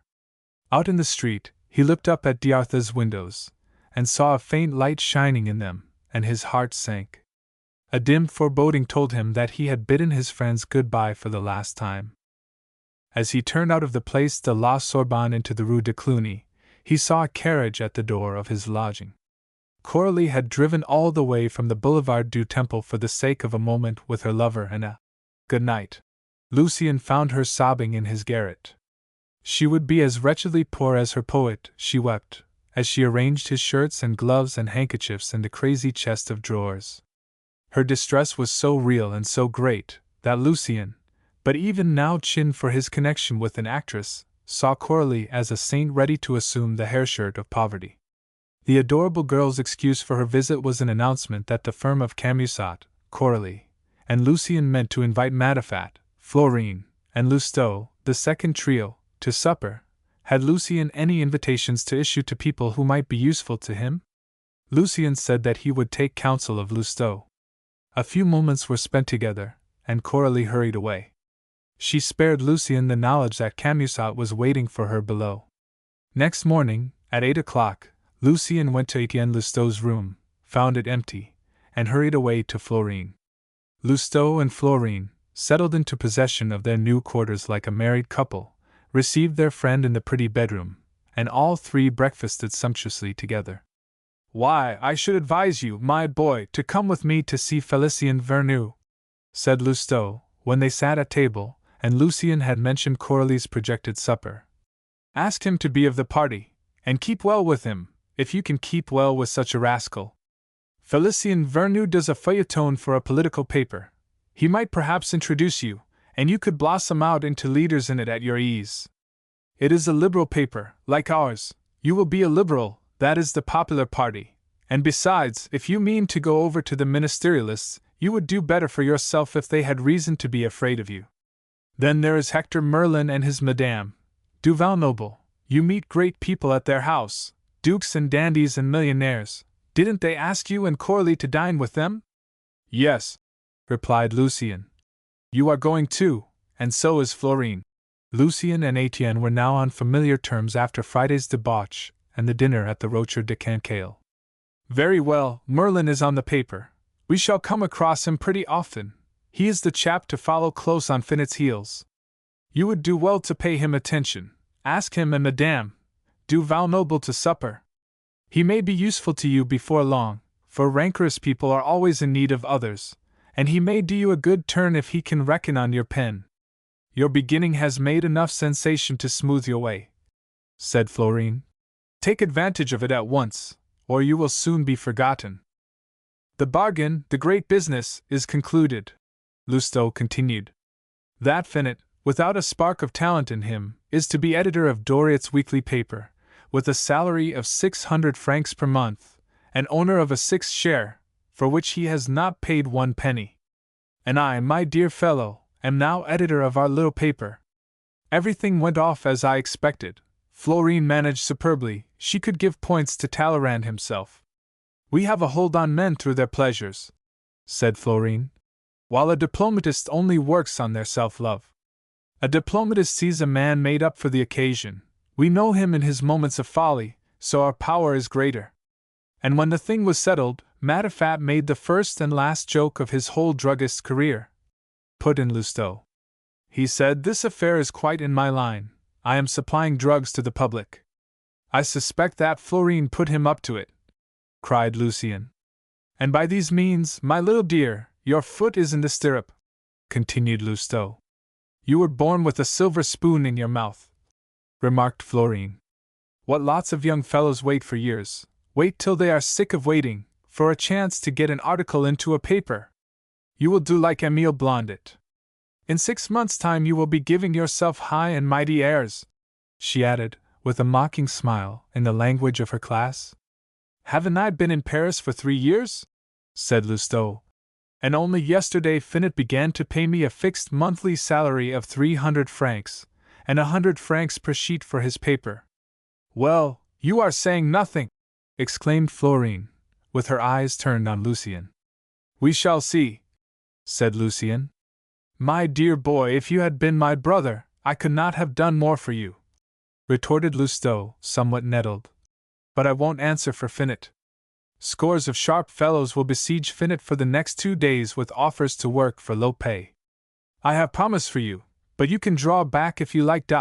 You little know how lucky you are," he added after a pause. "All those in our set combine to attack an enemy in various papers, and lend each other a helping hand all round. Let us go in the first place to Félicien Vernou," said Lucien. He was eager to conclude an alliance with such formidable birds of prey. Lousteau sent for a cab, and the pair of friends drove to Vernou's house on the 2nd floor up an alley in the Rue Mondar. To Lucien's great astonishment, the harsh, fastidious, and severe critic's surroundings were vulgar to the last degree. A marbled paper, cheap and shabby, with a meaningless pattern repeated at regular intervals, covered the walls, and a series of aqua tints in gilt frames decorated the apartment, where Vernou sat at table with a woman so plain that she could only be the legitimate mistress of the house, and 2 very small children perched on high chairs with a bar in front to prevent the infants from tumbling out.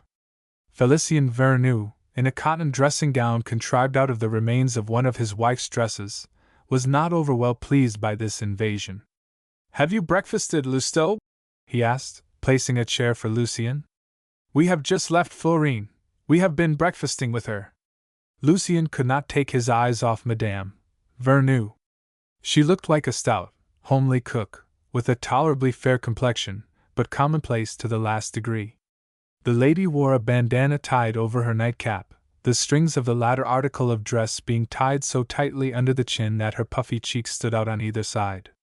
A shapeless, beltless garment, fastened by a single button at the throat, enveloped her from head to foot in such a fashion that a comparison to a milestone at once suggested itself. Her health left no room for hope. Her cheeks were almost purple. Her fingers looked like sausages. In a moment it dawned upon Lucien how it was that Vernou was always so ill at ease in society. Here was the living explanation of his misanthropy. Sick of his marriage, unable to bring himself to abandon his wife and family, he had yet sufficient of the artistic temper to suffer continually from their presence.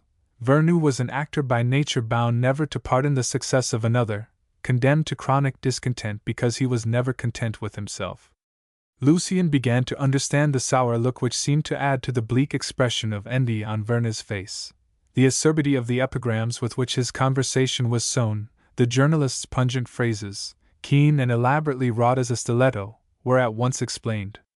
"Let us go into my study," Vernou said, rising from the table.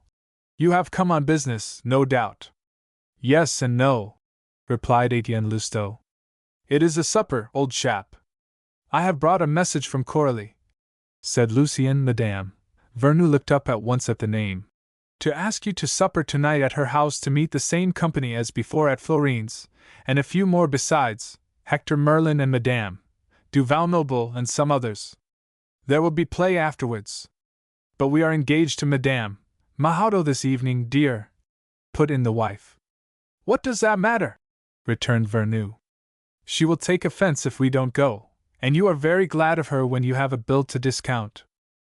This wife of mine, my dear boy, can never be made to understand that a supper engagement for 12 o'clock does not prevent you from going to an evening party that comes to an end at 11. She is always with me while I work," he added. "You have so much imagination," said Lucien, and thereby made a mortal enemy of Vernou. "Well," continued Lousteau, "you are coming, but that is not all. M. de Rebemper is about to be one of us, so you must push him in your paper. Give him out for a chap that will make a name for himself in literature, so that he can put in at least a couple of articles every month. Yes, if he means to be one of us, and will attack our enemies, as we will attack his, I will say a word for him at the opera tonight," replied Vernou. "Very well, goodbye till tomorrow, my boy," said Lousteau, shaking hands with every sign of cordiality. "When is your book coming out?" "That depends on Doriot. It is ready," said Vernou paterfamilias. "Are you satisfied?" "Yes and no." "We will get up a success," said Lousteau, and he rose with a bow to his colleague's wife. The abrupt departure was necessary indeed, for the two infants, engaged in a noisy quarrel, were fighting with their spoons, and flinging the pap in each other's faces. "That, my boy, is a woman who all unconsciously will work great havoc in contemporary literature," said Etienne, when they came away. "Poor Vernou cannot forgive us for his wife. He ought to be relieved of her in the interests of the public, and a deluge of bloodthirsty reviews and stinging sarcasms against successful men of every sort would be averted. What is to become of a man with such a wife and that pair of abominable brats? Have you seen Rigaudin in Picard's La Maison et l'Hôtellerie? You have? Well, like Rigaudin, Vernou will not fight himself, but he will set others fighting. He would give an eye to put out both eyes in the head of the best friend he has. You will see him using the bodies of the slain for a stepping stone, rejoicing over everyone's misfortunes, attacking princes, dukes, marquises, and nobles, because he himself is a commoner, reviling the work of unmarried men because he forsooth has a wife, and everlastingly preaching morality, the joys of domestic life, and the duties of the citizen. In short, this very moral critic will spare no one, not even infants of tender age. He lives in the Rue Mundar with a wife who might be the Mamamuchi of the bourgeois gentilhomme and a couple of little Vernes as ugly as sin. He tries to sneer at the Faubourg Saint-Germain, where he will never set foot, and makes his duchesses talk like his wife. That is the sort of man to raise a howl at the Jesuits, insult the court, and credit the court party with the design of restoring feudal rights and the right of primogeniture, just the one to preach a crusade for equality, he that thinks himself the equal of no one. If he were a bachelor, he would go into society. If he were in a fair way to be a royalist poet with a pension and the cross of the Legion of Honor, he would be an optimist, and journalism offers starting points by the hundred. Journalism is the giant catapult set in motion by pygmy hatreds. Have you any wish to marry after this?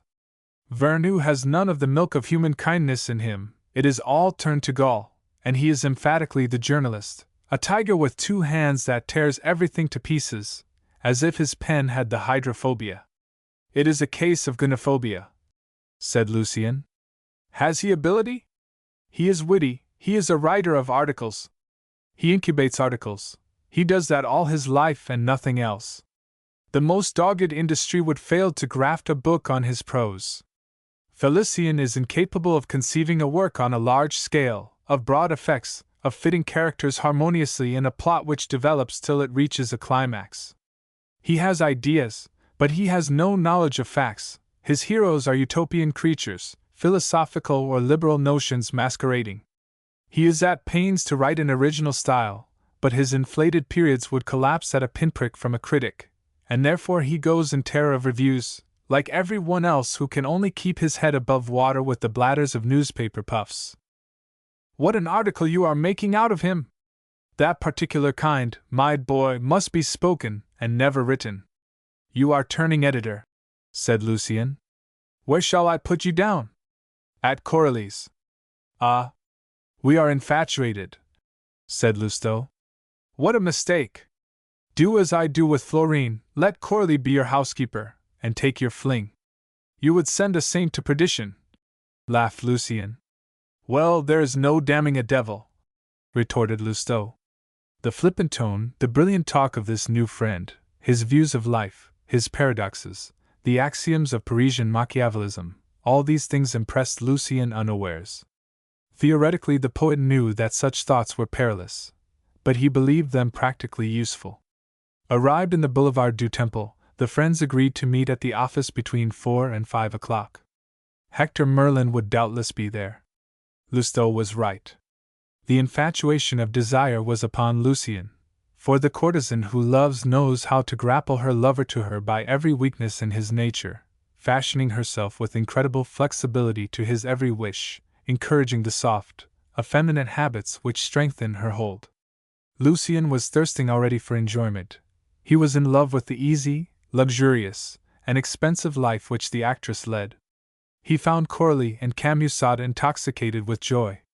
The Gymnase offered Coralie an engagement after Easter on terms for which she had never dared to hope. And this great success is owing to you, said Camusot. Yes, surely. The Alcalde would have fallen flat but for him, cried Coralie. If there had been no article, I should have been in for another 6 years of the Boulevard theaters. She danced up to Lucien and flung her arms round him, putting an indescribable silken softness and sweetness into her enthusiasm. Love had come to Coralie. And Camusot? His eyes fell. Looking down after the wont of mankind in moments of sharp pain, he saw the seam of Lucien's boots, a deep yellow thread used by the best bootmakers of that time, in strong contrast with the glistening leather. The color of that seam had tinged his thoughts during a previous conversation with himself, as he sought to explain the presence of a mysterious pair of Hessians in Coralie's fender. He remembered now that he had seen the name of Gay Rue de la Miquadière printed in black letters on the soft white kid lining. You have a handsome pair of boots, sir, he said. Like everything else about him, said Coralie. I should be very glad of your bootmaker's address. Oh, how like the Rue de Bourdonnais to ask for a tradesman's address, cried Coralie. Do you intend to patronize a young man's bootmaker? A nice young man you would make. Do keep to your own top boots. They are the kind for a steady-going man with a wife and family and a mistress.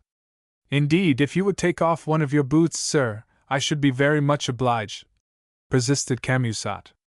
I could not get it on again without a button-hook, said Lucien, flushing up. Berenice will fetch you one, we can do with some here, jeered Camusot. Papa Camusot, said Coralie, looking at him with cruel scorn. Have the courage of your pitiful baseness. Come, speak out. You think that this gentleman's boots are very like mine, do you not? I forbid you to take off your boots, she added, turning to Lucien. Yes, Camusot. Yes, you saw some boots lying about in the fender here the other day, and that is the identical pair, and this gentleman was hiding in my dressing room at the time, waiting for them, and he had passed the night here. That was what you were thinking, Hein? Think so, I would rather you did. It is the simple truth. I am deceiving you. And if I am? I do it to please myself. She sat down. There was no anger in her face, no embarrassment. She looked from Camusot to Lucien. The two men avoided each other's eyes. I will believe nothing that you do not wish me to believe, said Camusot. Don't play with me, Coralie. I was wrong. I am either a shameless baggage that has taken a sudden fancy, or a poor, unhappy girl who feels what love really is for the first time, the love that all women long for. And whichever way it is, you must leave me or take me as I am, she said, with a queenly gesture that crushed Camusot. Is it really true?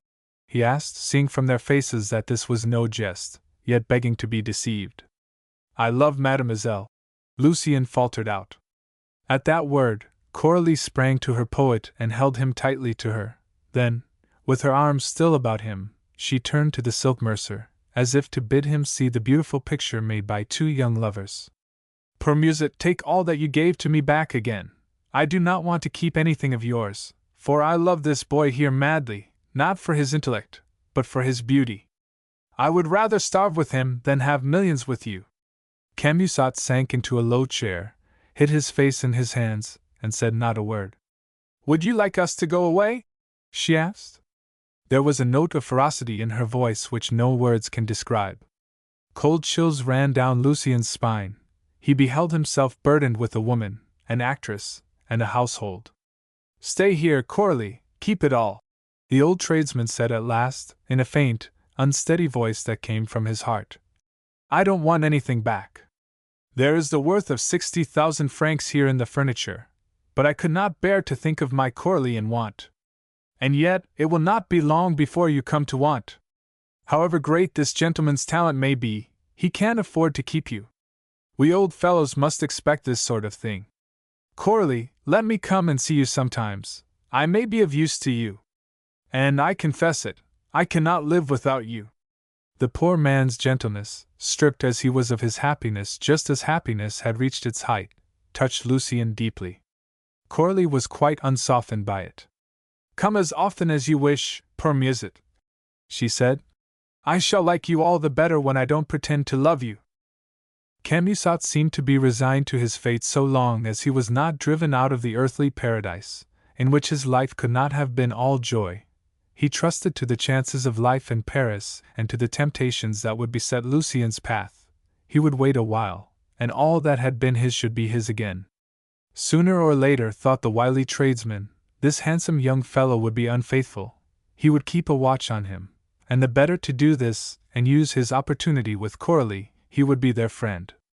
The persistent passion that could consent to such humiliation terrified Lucien. Camusot's proposal of a dinner at Very's in the Palais Royal was accepted. What joy!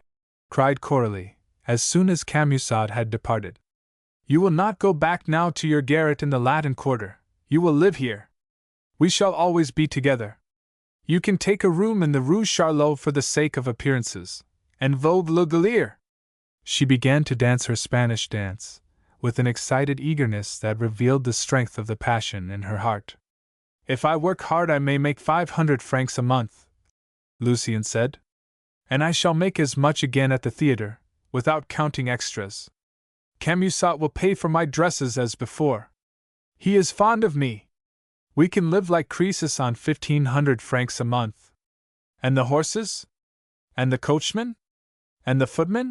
inquired Berenice. I will get into debt, said Coralie. And she began to dance with Lucien. I must close with Finot after this, Lucien exclaimed. There, said Coralie. I will dress and take you to your office.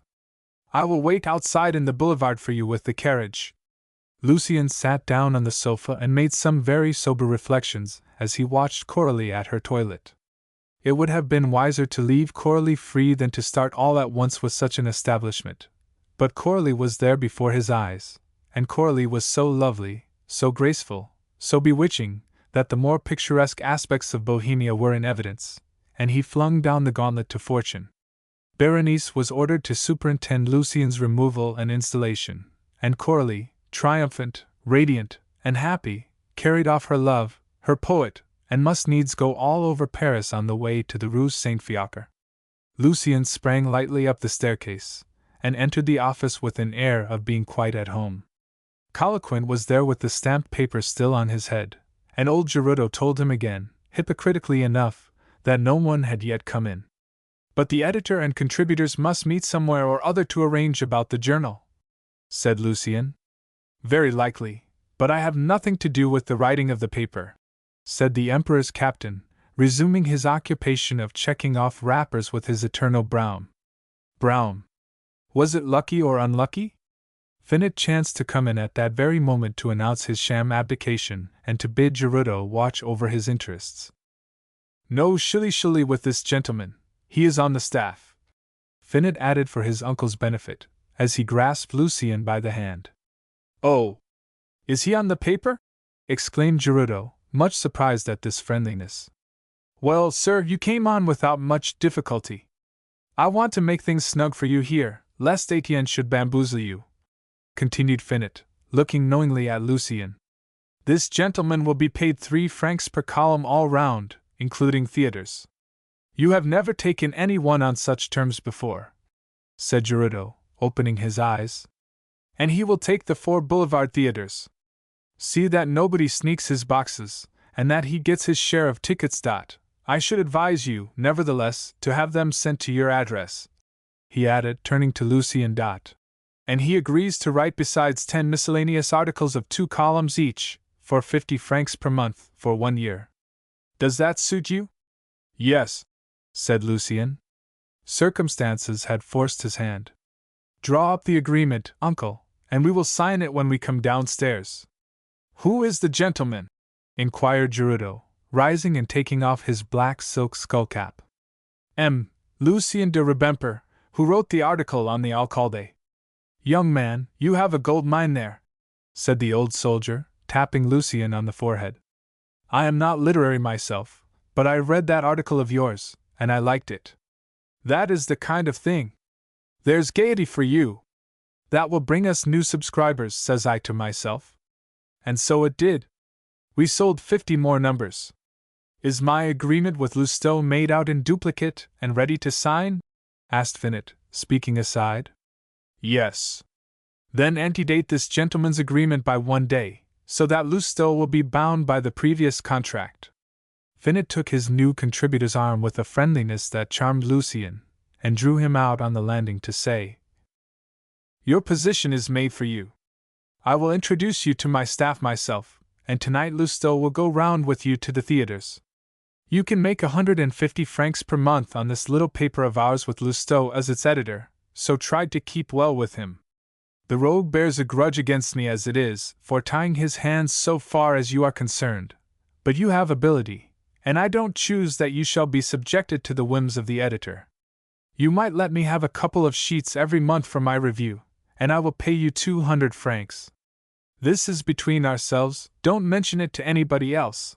I should be laid open to the spite of every one whose vanity is mortified by your good fortune. Write 4 articles, fill your 2 sheets, sign 2 with your own name, and 2 with a pseudonym, so that you may not seem to be taking the bread out of anybody else's mouth. You owe your position to Blondet and Vignon. They think that you have a future before you. So keep out of scrapes, and above all things, be on your guard against your friends. As for me, we shall always get on well together, you and I. Help me, and I will help you. You have 40 francs worth of boxes and tickets to sell, and 60 francs worth of books to convert into cash. With that and your work on the paper, you will be making 450 francs every month. If you use your wits, you will find ways of making another 200 francs at least among the publishers. They will pay you for reviews and prospectuses. But you are mine, are you not? I can count upon you. Lucien squeezed Finette's hand in transports of joy which no words can express. Don't let anyone see that anything has passed between us, said Finette in his ear, and he flung open a door of a room in the roof at the end of a long passage on the 5th floor. A table covered with a green cloth was drawn up to a blazing fire, and seated in various chairs and lounges Lucien discovered Lousteau, Félicien Vernou, Hector Merlin, and 2 others unknown to him, all laughing or smoking. A real inkstand, full of ink this time, stood on the table among a great litter of papers, while a collection of pens, the worse for wear, but still serviceable for journalists, told the new contributor very plainly that the mighty enterprise was carried on in this apartment. Gentlemen, said Finette, the object of this gathering is the installation of our friend Lousteau in my place as editor of the newspaper which I am compelled to relinquish. But although my opinions will necessarily undergo a transformation when I accept the editorship of a review of which the politics are known to you, my convictions remain the same, and we shall be friends as before. I am quite at your service, and you likewise will be ready to do anything for me. Circumstances change, principles are fixed. Principles are the pivot on which the hands of the political barometer turn. There was an instant shout of laughter. Who put that into your mouth? Asked Lousteau. Blondet, said Finette. Windy, showery, stormy, settled fair, said Merlin. We will all row in the same boat. In short, continued Finette, not to muddle our wits with metaphors, anyone who has an article or 2 for me will always find Finette. This gentleman, turning to Lucien, will be one of you. I have arranged with him, Lousteau. Every one congratulated Finette on his advance and new prospects. So there you are, mounted on our shoulders, said a contributor whom Lucien did not know. You will be the Janus of Journal. So long as he isn't the Janet, put in Vernou. Are you going to allow us to make a tax on our bêtes noires? Anyone you like. Ah, yes, said Lousteau. But the paper must keep on its lines. Châtelet is very wroth. We shall not let him off for a week yet. What has happened? Asked Lucien. He came here to ask for an explanation, said Vernou. The imperial buck found old Gerudo at home, and old Gerudo told him, with all the coolness in the world, that Philippe Bridau wrote the article. Philippe asked the Baron to mention the time and the weapons, and there it ended. We are engaged at this moment in offering excuses to the Baron in tomorrow's issue. Every phrase is a stab for him. Keep your teeth in him and he will come round to me, said Finette, and it will look as if I were obliging him by appeasing you. He can say a word to the ministry, and we can get something or other out of him, an assistant schoolmaster's place, or a tobacconist's license. It is a lucky thing for us that we flicked him on the raw. Does anybody here care to take a serious article on Nathan for my new paper? Give it to Lucien, said Lousteau. Hector and Vernou will write articles in their papers at the same time. Good day, gentlemen, we shall meet each other face to face at Barbin's, said Finette, laughing. Lucien received some congratulations on his admission to the mighty army of journalists, and Lousteau explained that they could be sure of him. Lucien wants you all to sup in a body at the house of the fair Coralie. Coralie is going on at the Gymnase, said Lucien. Very well, gentlemen. It is understood that we push Coralie, eh? Put a few lines about her new engagement in your papers, and say something about her talent. Credit the management of the Gymnase with tact and discernment. Will it do to say intelligence? Yes, say intelligence, said Merlin. Frederick has something of scribes. Oh. Well then, the manager of the Gymnase is the most perspicacious and far-sighted of men of business, said Vernou. Look here. Don't write your articles on Nathan until we have come to an understanding. You shall hear why, said Etienne Lousteau. We ought to do something for our new comrade. Lucien here has 2 books to bring out, a volume of sonnets and a novel. The power of the paragraph should make him a great poet due in 3 months, and we will make use of his sonnets. Marguerites is the title, to run down odes, ballads, and reveries, and all the romantic poetry. It would be a droll thing if the sonnets were no good after all, said Vernu. What do you yourself think of your sonnets, Lucien? Yes, what do you think of them? Asked one of the two whom Lucien did not know. They are all right, gentlemen, I give you my word, said Lousteau. Very well, that will do for me, said Vernu. I will heave your book at the poets of the sacristy. I am tired of them. If Doriot declines to take the Marguerites this evening, we will attack him by pitching into Nathan. But what will Nathan say? Cried Lucien. His 5 colleagues burst out laughing. Oh! He will be delighted, said Vernu. You will see how we manage these things. So he is one of us? Said one of the 2 journalists. Yes, yes, Frederick. No tricks. We are all working for you, Lucien. You see, you must stand by us when your turn comes. We are all friends of Nathan's, and we are attacking him. Now let us divide Alexander's empire. Frederick, will you take the Francais and the Odeon? If these gentlemen are willing, returned the person addressed as Frederick. The others nodded assent, but Lucien saw a gleam of jealousy here and there. I am keeping the opera, the Italians, and the opera comique, put in Vernu. And how about me? Am I to have no theaters at all? Asked the second stranger. Oh well, Hector can let you have the varieties, and Lucien can spare you the Porte Saint Martin. Let him have the Porte Saint Martin, Lucien, he is wild about Fanny Beaupré, and you can take the Cirque Olympique in exchange. I shall have Bobino and the Funambules and Madame Saki. Now, what have we for tomorrow? Nothing. Nothing? Nothing. Gentlemen, be brilliant for my first number. The Baron du Châtelet and his cuttlefish bone will not last for a week, and the writer of Le Solitaire is worn out.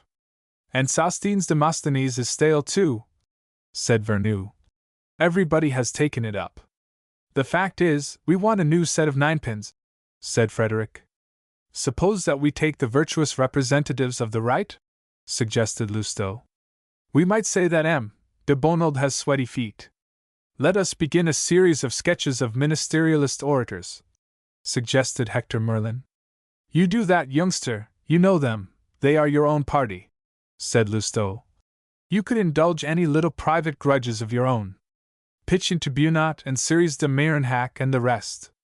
You might have the sketches ready in advance, and we shall have something to fall back upon.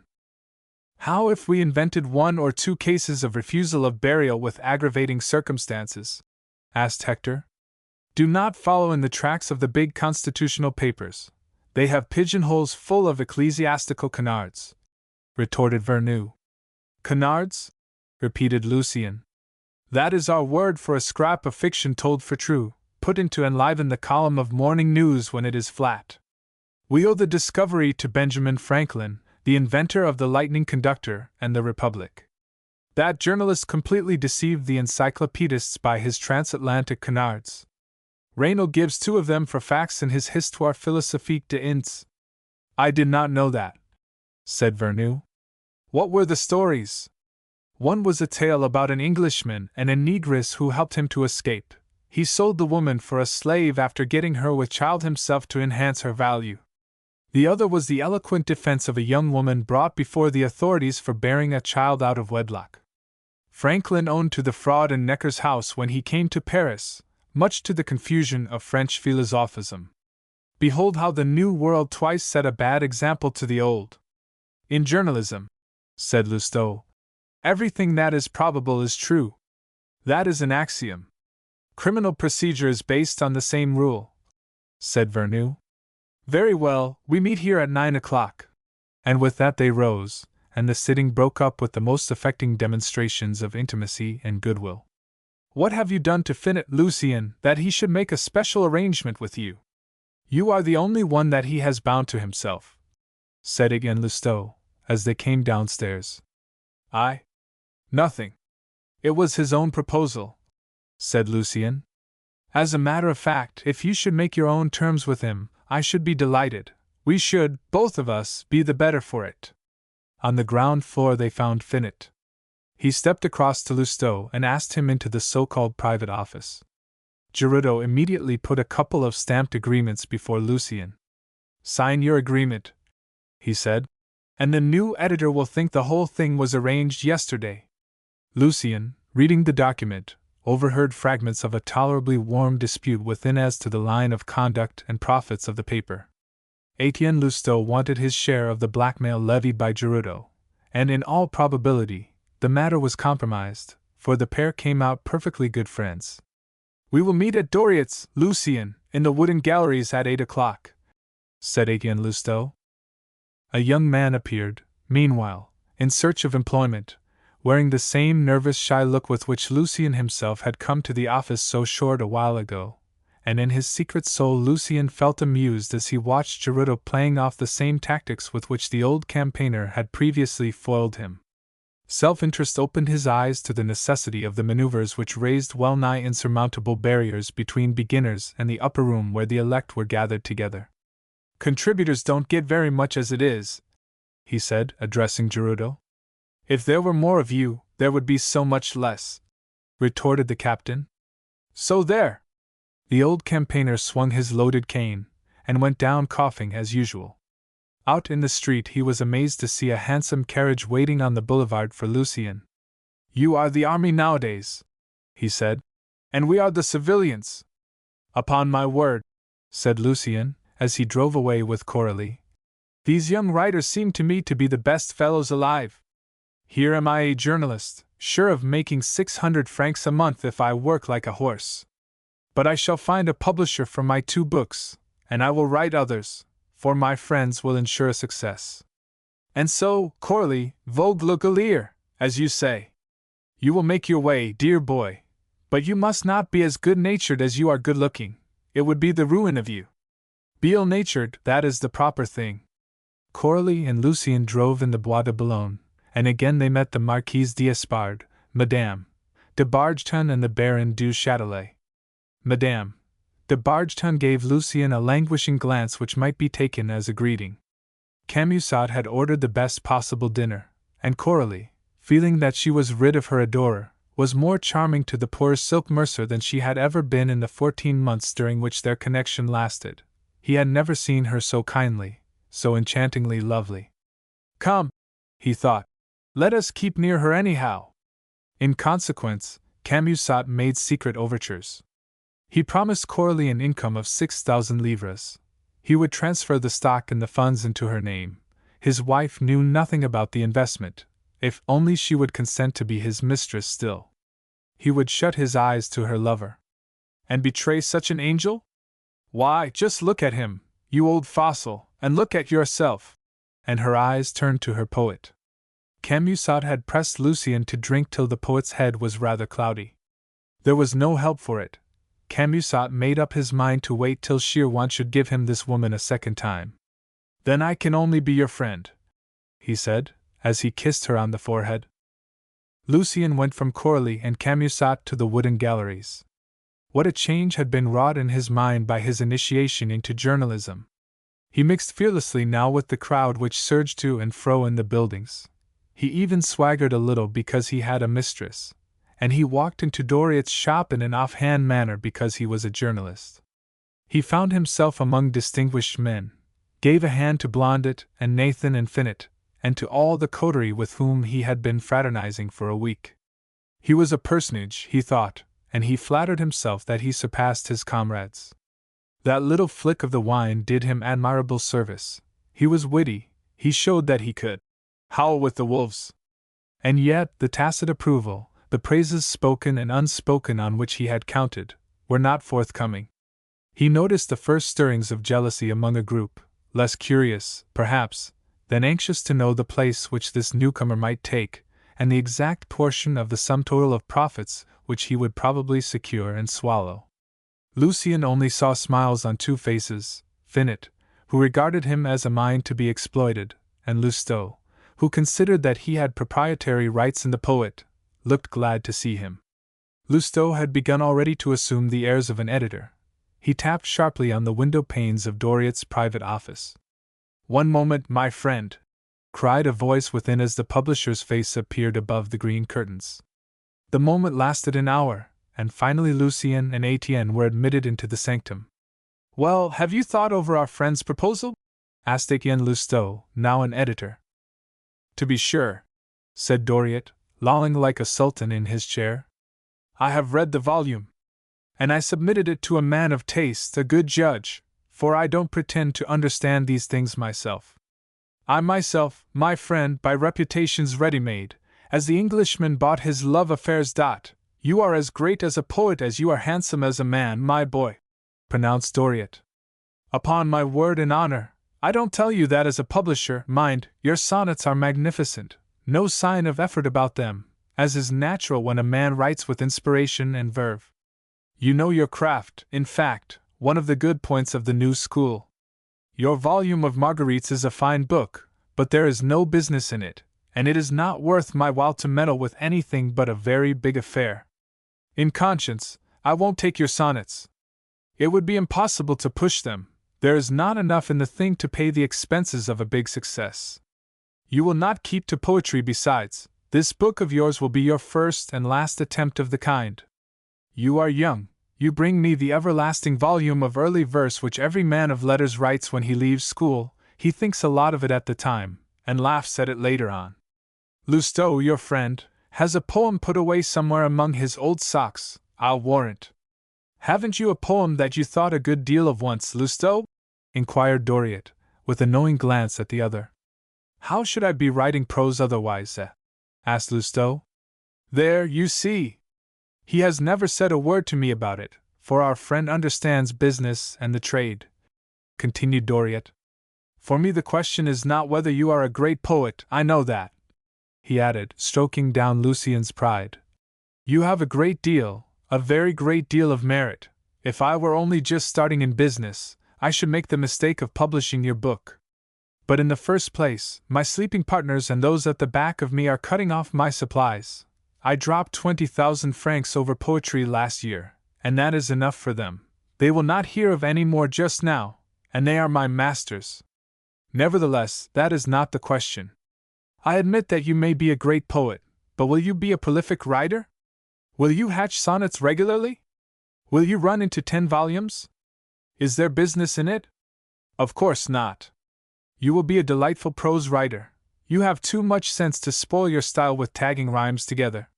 You have a chance to make 30,000 francs per annum by writing for the papers, and you will not exchange that chance for 3,000 francs made with difficulty by your hemistichs and strophes and tomfoolery. You know that he is on the paper, Doriot? Put in Lousteau. Yes, Doriot answered. Yes, I saw his article, and in his own interests I declined the Marguerites. Yes, sir, in 6 months' time I shall have paid you more money for the articles that I shall ask you to write than for your poetry that will not sell. And fame? Said Lucien. Doriot and Lousteau laughed. Oh dear, said Lousteau, there be illusions left.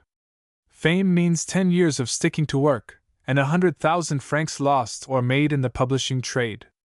If you find anybody mad enough to print your poetry for you, you will feel some respect for me in another 12-month, when you have had time to see the outcome of the transaction. Have you the manuscript here? Lucien asked coldly. Here it is, my friend, said Doriot. The publisher's manner towards Lucien had sweetened singularly.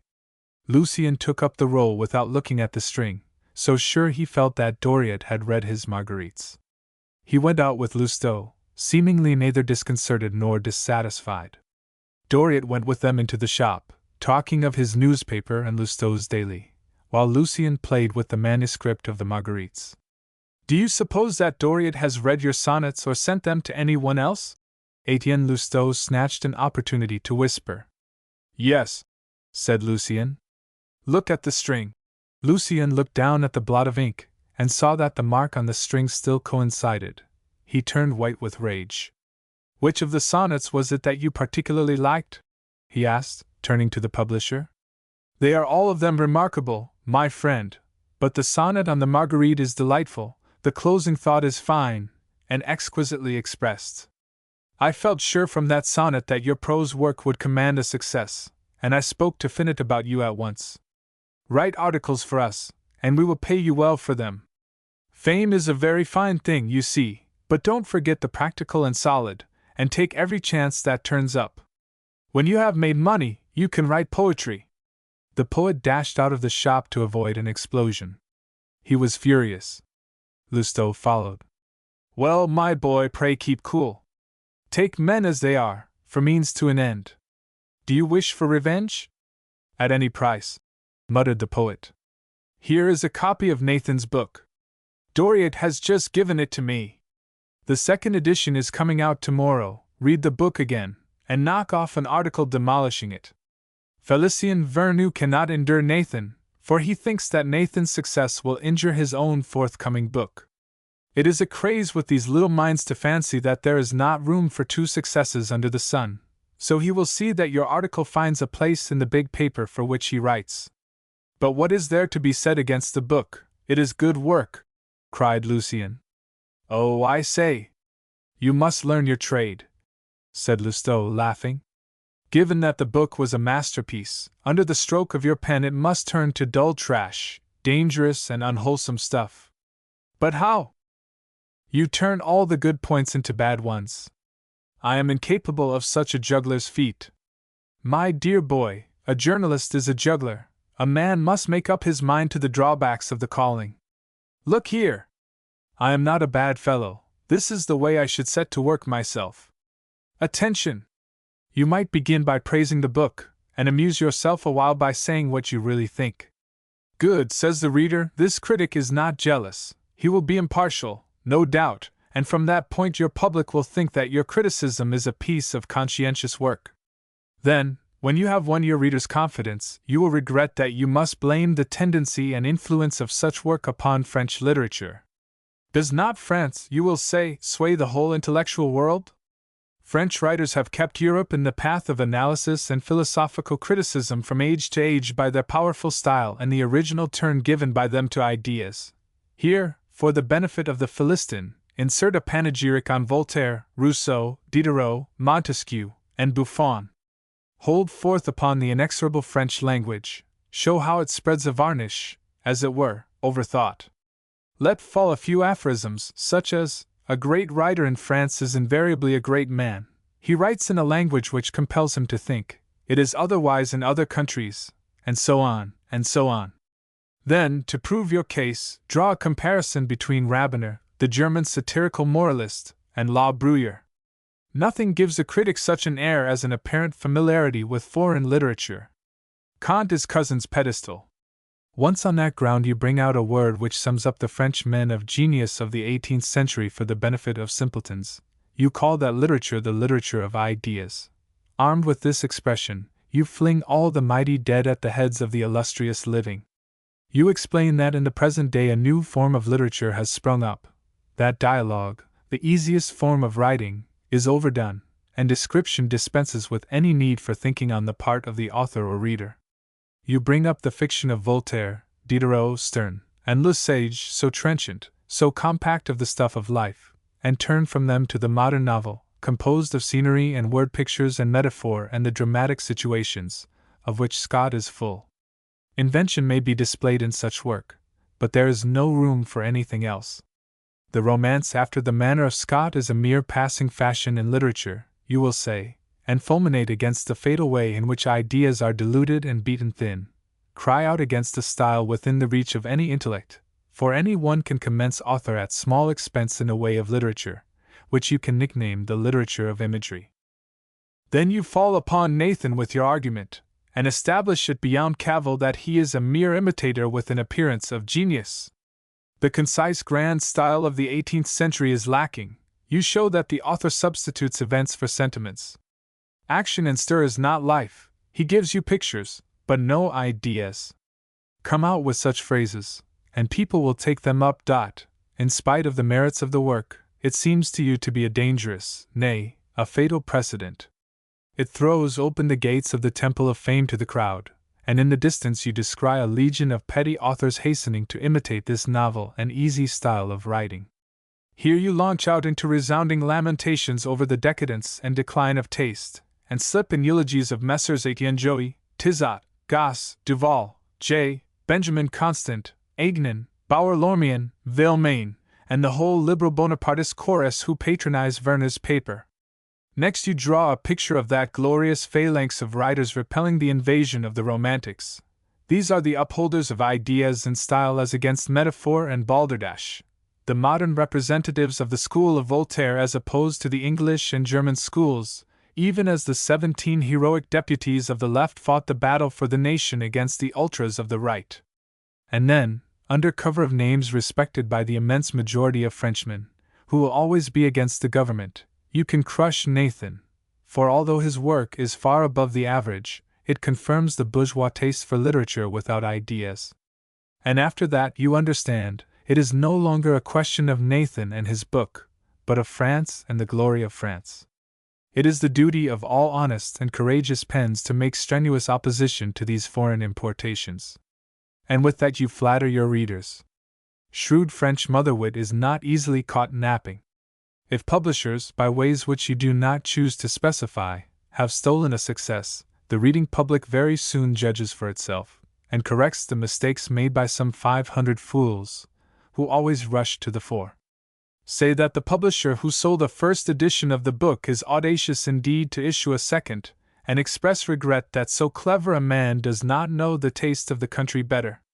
There is the gist of it. Just a sprinkle of the salt of wit, and a dash of vinegar to bring out the flavor, and Doriot will be done to a turn.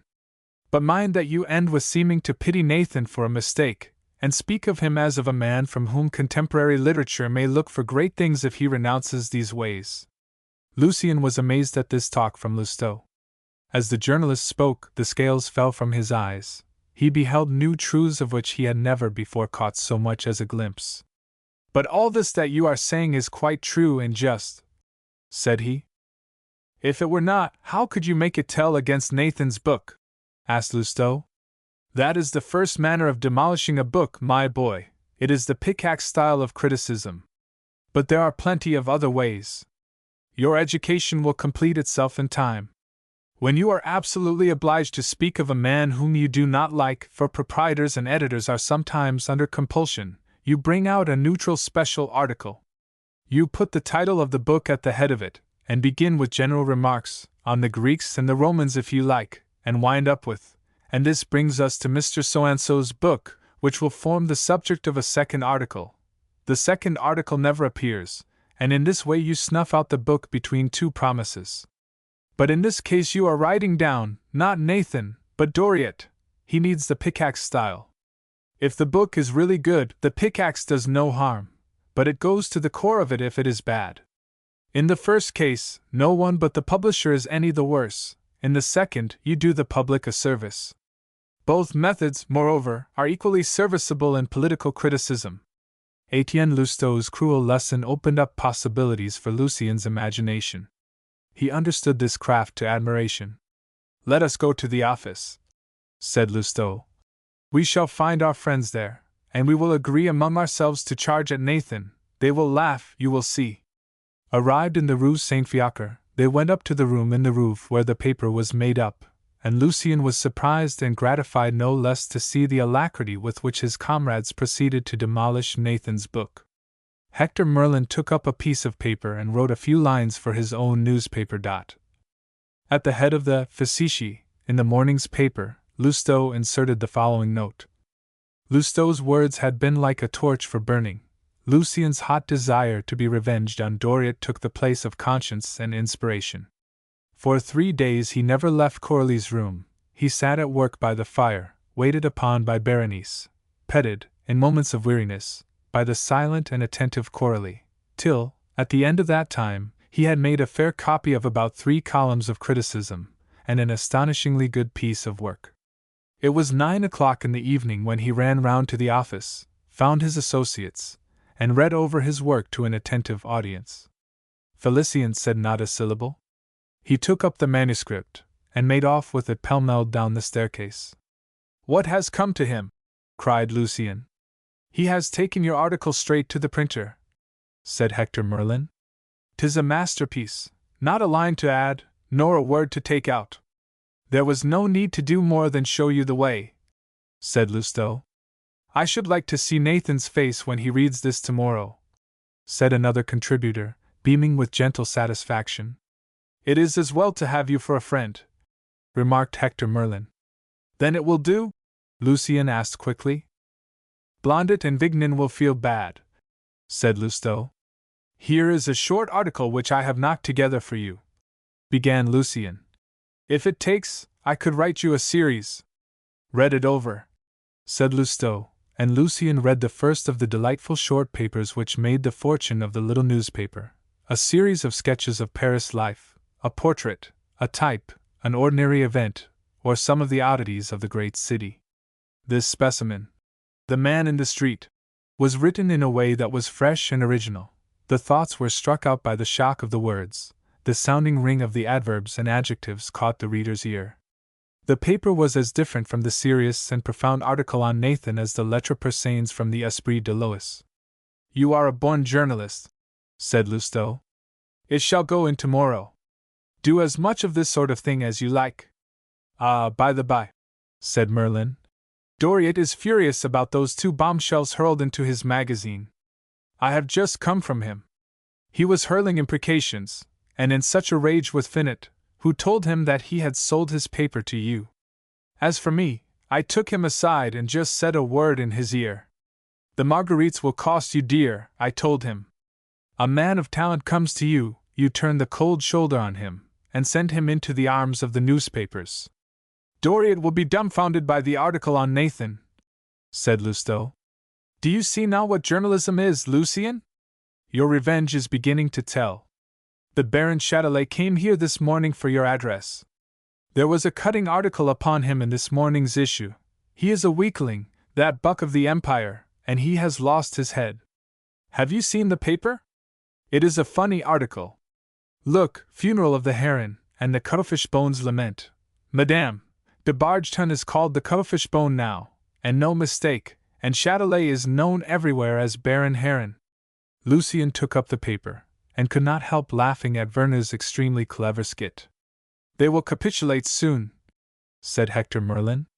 Lucien merrily assisted at the manufacture of epigrams and jokes at the end of the paper, and the associates smoked and chatted over the day's adventures, over the foibles of some among their number, or some new bit of personal gossip. From their witty, malicious, bantering talk, Lucien gained a knowledge of the inner life of literature, and of the manners and customs of the craft. While they are setting up the paper, I will go round with you and introduce you to the managers of your theaters, and take you behind the scenes, said Lousteau. And then we will go to the Panorama Dramatique, and have a frolic in their dressing rooms. Arm in arm, they went from theater to theater. Lucien was introduced to this one and that, and enthroned as a dramatic critic. Managers complimented him, actresses flung him side glances, for every one of them knew that this was the critic who, by a single article, had gained an engagement at the Gymnase, with 12,000 francs a year, for Coralie, and another for Florine at the Panorama Dramatique with 8,000 francs. Lucien was a man of importance. The little ovations raised Lucien in his own eyes, and taught him to know his power. At 11 o'clock the pair arrived at the Panorama Dramatique, Lucien with a careless air that worked wonders. Nathan was there. Nathan held out a hand, which Lucien squeezed. Ah, my masters, so you have a mind to floor me, have you? Said Nathan, looking from one to the other. Just you wait till tomorrow, my dear fellow, and you shall see how Lucien has taken you in hand. Upon my word, you will be pleased. A piece of serious criticism like that is sure to do a book good. Lucien reddened with confusion. Is it severe? Inquired Nathan. It is serious, said Lousteau. Then there is no harm done, Nathan rejoined. Hector Merlin in the green room of the vaudeville was saying that I had been cut up.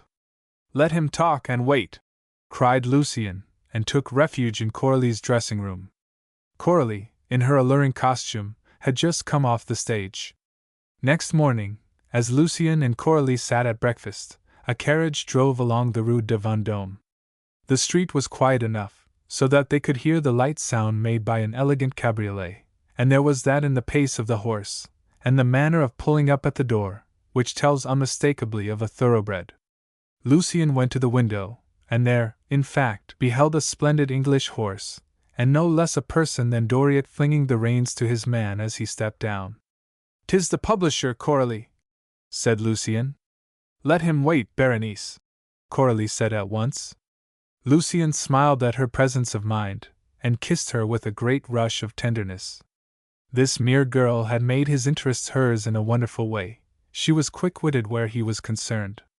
The apparition of the insolent publisher, the sudden and complete collapse of that prince of charlatans, was due to circumstances almost entirely forgotten, so utterly has the book trade changed during the last 15 years. From 1816 to 1827, when newspaper reading rooms were only just beginning to lend new books, the fiscal law pressed more heavily than ever upon periodical publications, and necessity created the invention of advertisements. Paragraphs and articles in the newspapers were the only means of advertisement known in those days, and French newspapers before the year 1822 were so small that the largest sheet of those times was not so large as the smallest daily paper of ours.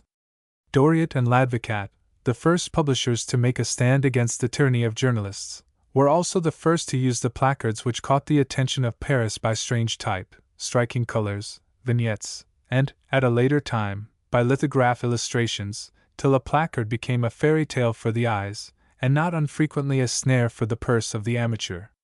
So much originality indeed was expended on placards in Paris, that one of that peculiar kind of maniacs, known as a collector, possesses a complete series.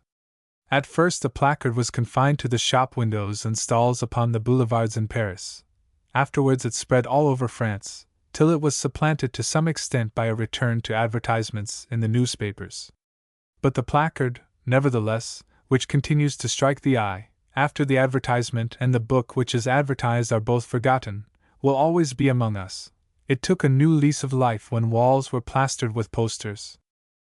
Newspaper advertising, the offspring of heavy stamp duties, a high rate of postage, and the heavy deposits of caution money required by the government as security for good behavior, is within the reach of all who care to pay for it, and has turned the fourth page of every journal into a harvest field alike for the speculator and the Inland Revenue Department.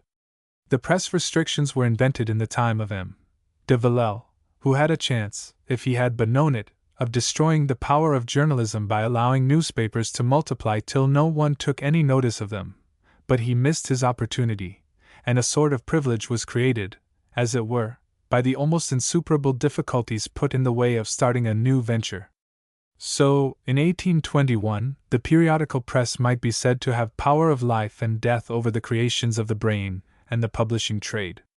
A few lines among the items of news cost a fearful amount.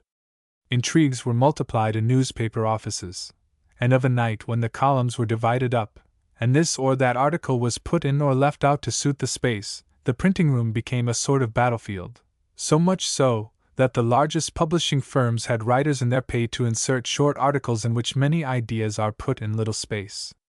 Obscure journalists of this stamp were only paid after the insertion of the items, and not unfrequently spent the night in the printing office to make sure that their contributions were not omitted, sometimes putting in a long article, obtained heaven knows how, sometimes a few lines of a puff. The manners and customs of journalism and of the publishing houses have since changed so much that many people nowadays will not believe what immense efforts were made by writers and publishers of books to secure a newspaper puff. The martyrs of glory, and all those who are condemned to the penal servitude of a lifelong success, were reduced to such shifts, and stooped to depths of bribery and corruption as seem fabulous today. Every kind of persuasion was brought to bear on journalists: dinners, flattery, and presents.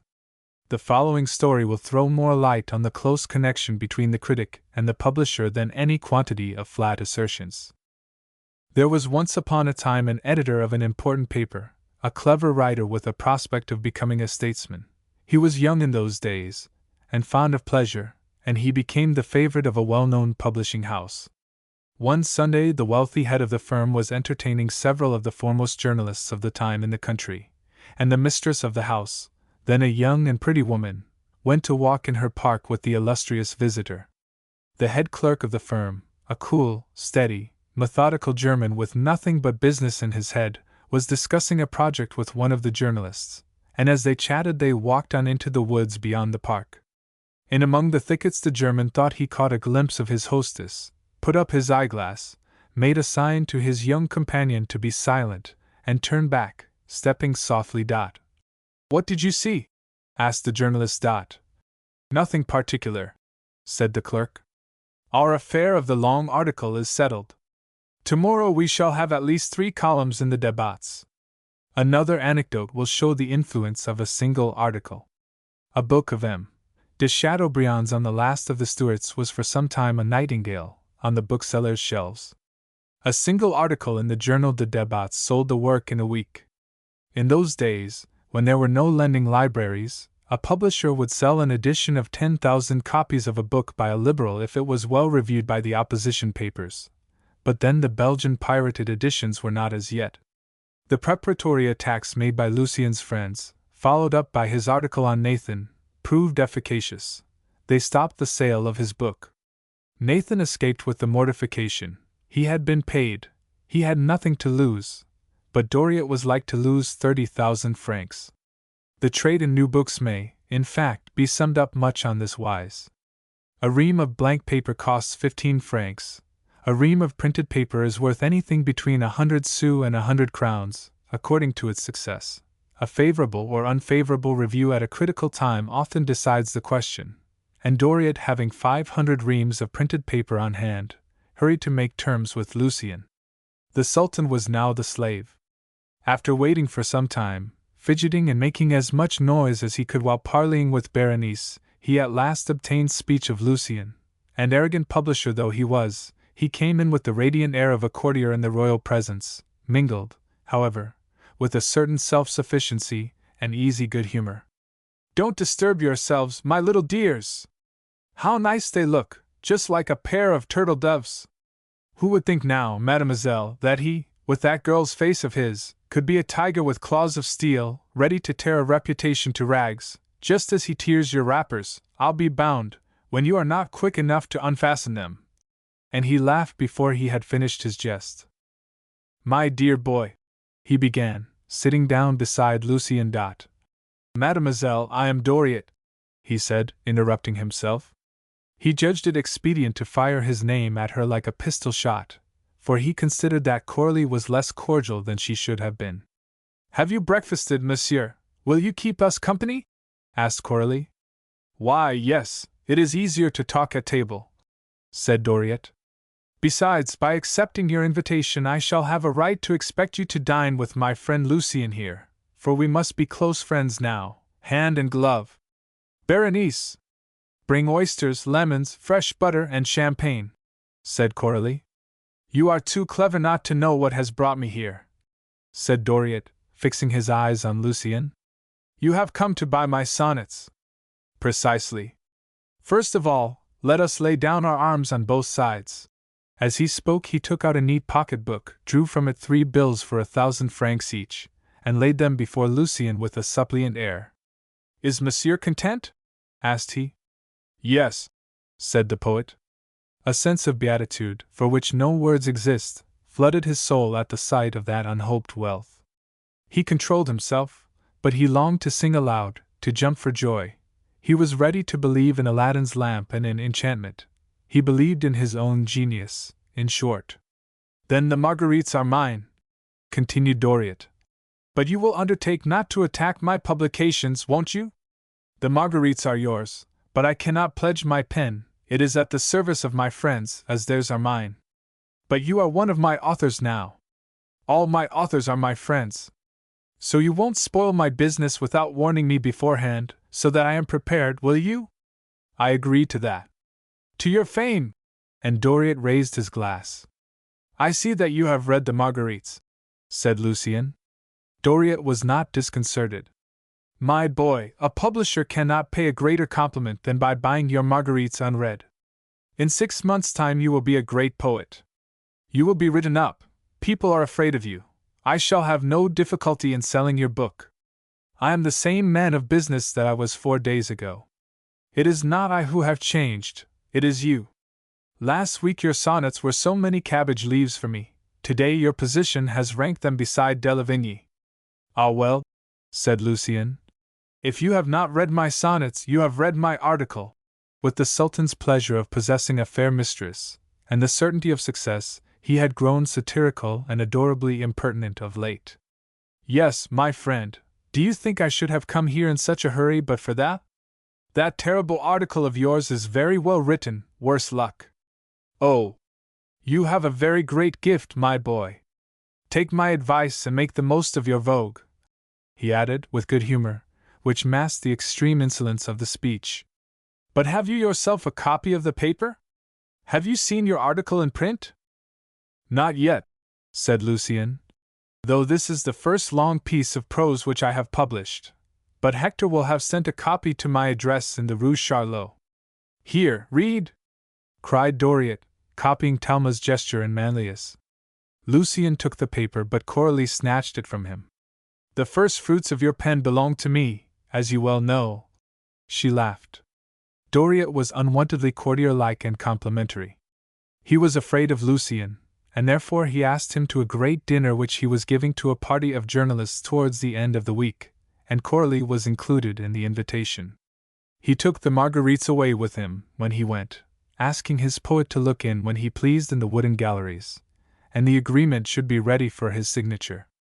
Doriot never forgot the royal airs with which he endeavored to overawe superficial observers, and to impress them with the notion that he was a Maecenas rather than a publisher. At this moment he left the 3,000 francs, waving away in lordly fashion the receipt which Lucien offered, kissed Coralie's hand, and took his departure.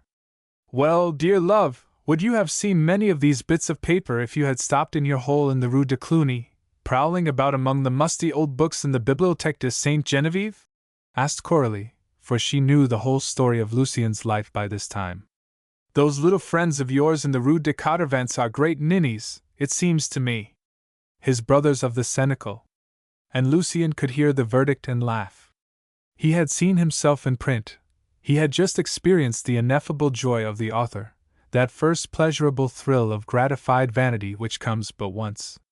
The full import and bearing of his article became apparent to him as he read and reread it. The garb of print is to manuscript as the stage is to women. It brings beauties and defects to light, killing and giving life. The fine thoughts and the faults alike stare you in the face. Lucien, in his excitement and rapture, gave not another thought to Nathan. Nathan was a stepping stone for him, that was all, and he, Lucien, was happy exceedingly. He thought himself rich. The money brought by Doriot was a very potasse for the lad who used to go about unnoticed through the streets of Angoulême and down the steep path into Alhumaud to Postel's garret, where his whole family had lived upon an income of 1,200 francs. The pleasures of his life in Paris must inevitably dim the memories of those days, but so keen were they, that, as yet, he seemed to be back again in the Place du Mûrier. He thought of Eve, his beautiful, noble sister, of David his friend, and of his poor mother, and he sent Berenice out to change one of the notes. While she went he wrote a few lines to his family, and on the maid's return he sent her to the coach office with a packet of 500 francs addressed to his mother. He could not trust himself. He wanted to send the money at once. Later he might not be able to do it. Both Lucien and Coralie looked upon this restitution as a meritorious action. Coralie put her arms about her lover and kissed him, and thought him a model son and brother. She could not make enough of him, for generosity is a trait of character which delights these kindly creatures, who always carry their hearts in their hands. We have a dinner now every day for a week, she said. We will make a little carnival. You have worked quite hard enough. Coralie, feigned to delight in the beauty of a man whom all other women should envy her, took Lucien back to Staub. He was not dressed finely enough for her. Thence the lovers went to drive in the Bois de Boulogne, and came back to dine at Madame du Valnoble's.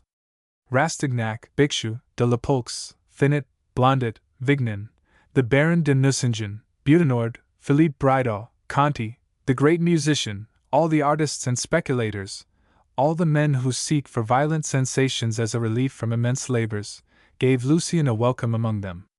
And Lucien had gained confidence. He gave himself out in talk as though he had not to live by his wit, and was pronounced to be a clever fellow, in the slang of the coterie of semi-comrades. Oh! We must wait and see what he has in him, said Theodore Gallard, a poet patronized by the court, who thought of starting a royalist paper to be entitled The Reveille at a later day. After dinner, Merlin, Lucien, Coralie, and Madame du Val-Noble went to the opera, where Merlin had a box. The whole party adjourned thither, and Lucien triumphant reappeared upon the scene of his first serious check. He walked in the lobby, arm in arm with Merlin and Blondet, looking the dandies who had once made merry at his expense between the eyes. Châtelet was under his feet. He clashed glances with de Marcy, Vandenesse, and Manerville, the bucks of that day. And indeed Lucien, beautiful and elegantly arrayed, had caused a discussion in the Marquise d'Espard's box. Rastignac had paid a long visit, and the Marquise and Madame de Bargeton put up their opera glasses at Coralie. Did the sight of Lucien send a pang of regret through Madame de Bargeton's heart? This thought was uppermost in the poet's mind. The longing for revenge aroused in him by the sight of the Corinne of Angoulême was as fierce as on that day when the lady and her cousin had cut him in the Champs-Élysées. "Did you bring an amulet with you from the provinces?" It was Blondet who made this inquiry some few days later, when he called at 11 o'clock in the morning and found that Lucien was not yet risen. "His good looks are making ravages from cellar to garret, high and low," continued Blondet, kissing Coralie on the forehead. "I have come to enlist you, dear fellow," he continued, grasping Lucien by the hand. "Yesterday, at the Italians, the Comtesse de Montcornet asked me to bring you to her house. You will not give a refusal to a charming woman? You meet people of the first fashion there. If Lucien is nice, he will not go to see your countess," put in Coralie. "What call is there for him to show his face in fine society? He would only be bored there. Have you a vested interest in him? Are you jealous of fine ladies?" "Yes," cried Coralie. "They are worse than we are." "How do you know that, my pet?" asked Blondet. "From their husbands," retorted she. "You are forgetting that I once had 6 months of de Marcy. Do you suppose, child, that I am particularly anxious to take such a handsome fellow as your poet to Madame de Montcornet's house? If you object, let us consider that nothing has been said. But I don't fancy that the women are so much in question as a poor devil that Lucien pilloried in his newspaper. He is begging for mercy and peace. The Baron du Châtelet is imbecile enough to take the thing seriously. The Marquise d'Espard, Madame de Bargeton, and Madame de Montcornet's set have taken up the Heron's cause, and I have undertaken to reconcile Petrarch and his Laura, Madame de Bargeton and Lucien." "Aha!" cried Lucien, the glow of the intoxication of revenge throbbing full pulse through every vein. "Aha! So my foot is on their necks. You make me adore my pen, worship my friends, bow down to the fate-dispensing power of the press. I have not written a single sentence as yet upon the heron and the cuttlefish bone. I will go with you, my boy," he cried, catching Blondet by the waist. "Yes, I will go, but first the couple shall feel the weight of this, for so light as it is." He flourished the pen which had written the article upon Nathan. "Tomorrow," he cried, "I will hurl a couple of columns at their heads. Then we shall see. Don't be frightened, Coralie, it is not love but revenge. Revenge! And I will have it to the full." "What a man it is!" said Blondet. "If you but knew, Lucien, how rare such explosions are in this jaded Paris, you might appreciate yourself. You will be a precious scamp." The actual expression was a trifle stronger. "You are in a fair way to be a power in the land." "He will get on," said Coralie. "Well, he has come a good way already in 6 weeks. And if he should climb so high that he can reach a scepter by treading over a corpse, he shall have Coralie's body for a stepping stone," said the girl. "You are a pair of lovers of the golden age," said Blondet. "I congratulate you on your big article," he added, turning to Lucien. "There were a lot of new things in it. You are past master," Lousteau called with Hector Merlin and Vernou. Lucien was immensely flattered by this attention. Felicien Vernou brought 100 francs for Lucien's article. It was felt that such a contributor must be well paid to attach him to the paper. Coralie, looking round at the chapter of journalists, ordered in a breakfast from the Cadran Bleu, the nearest restaurant, and asked her visitors to adjourn to her handsomely furnished dining room when Berenice announced that the meal was ready. In the middle of the repast, when the champagne had gone to all heads, the motive of the visit came out. "You do not mean to make an enemy of Nathan, do you?" asked Lousteau. "Nathan is a journalist, and he has friends. He might play you an ugly trick with your first book. You have your Archer of Charles IX to sell, have you not? We went round to Nathan this morning. He is in a terrible way. But you will set about another article, and puff praise in his face." "What? After my article against his book, would you have me say?" began Lucien. The whole party cut him short with a shout of laughter. "Did you ask him to supper here the day after tomorrow?" asked Blondet. "Your article was not signed," added Lousteau. "Felicien, not being quite such a new hand as you are, was careful to put an initial C at the bottom. You can do that now with all your articles in his paper, which is pure unadulterated left. We are all of us in the opposition. Felicien was tactful enough not to compromise your future opinions.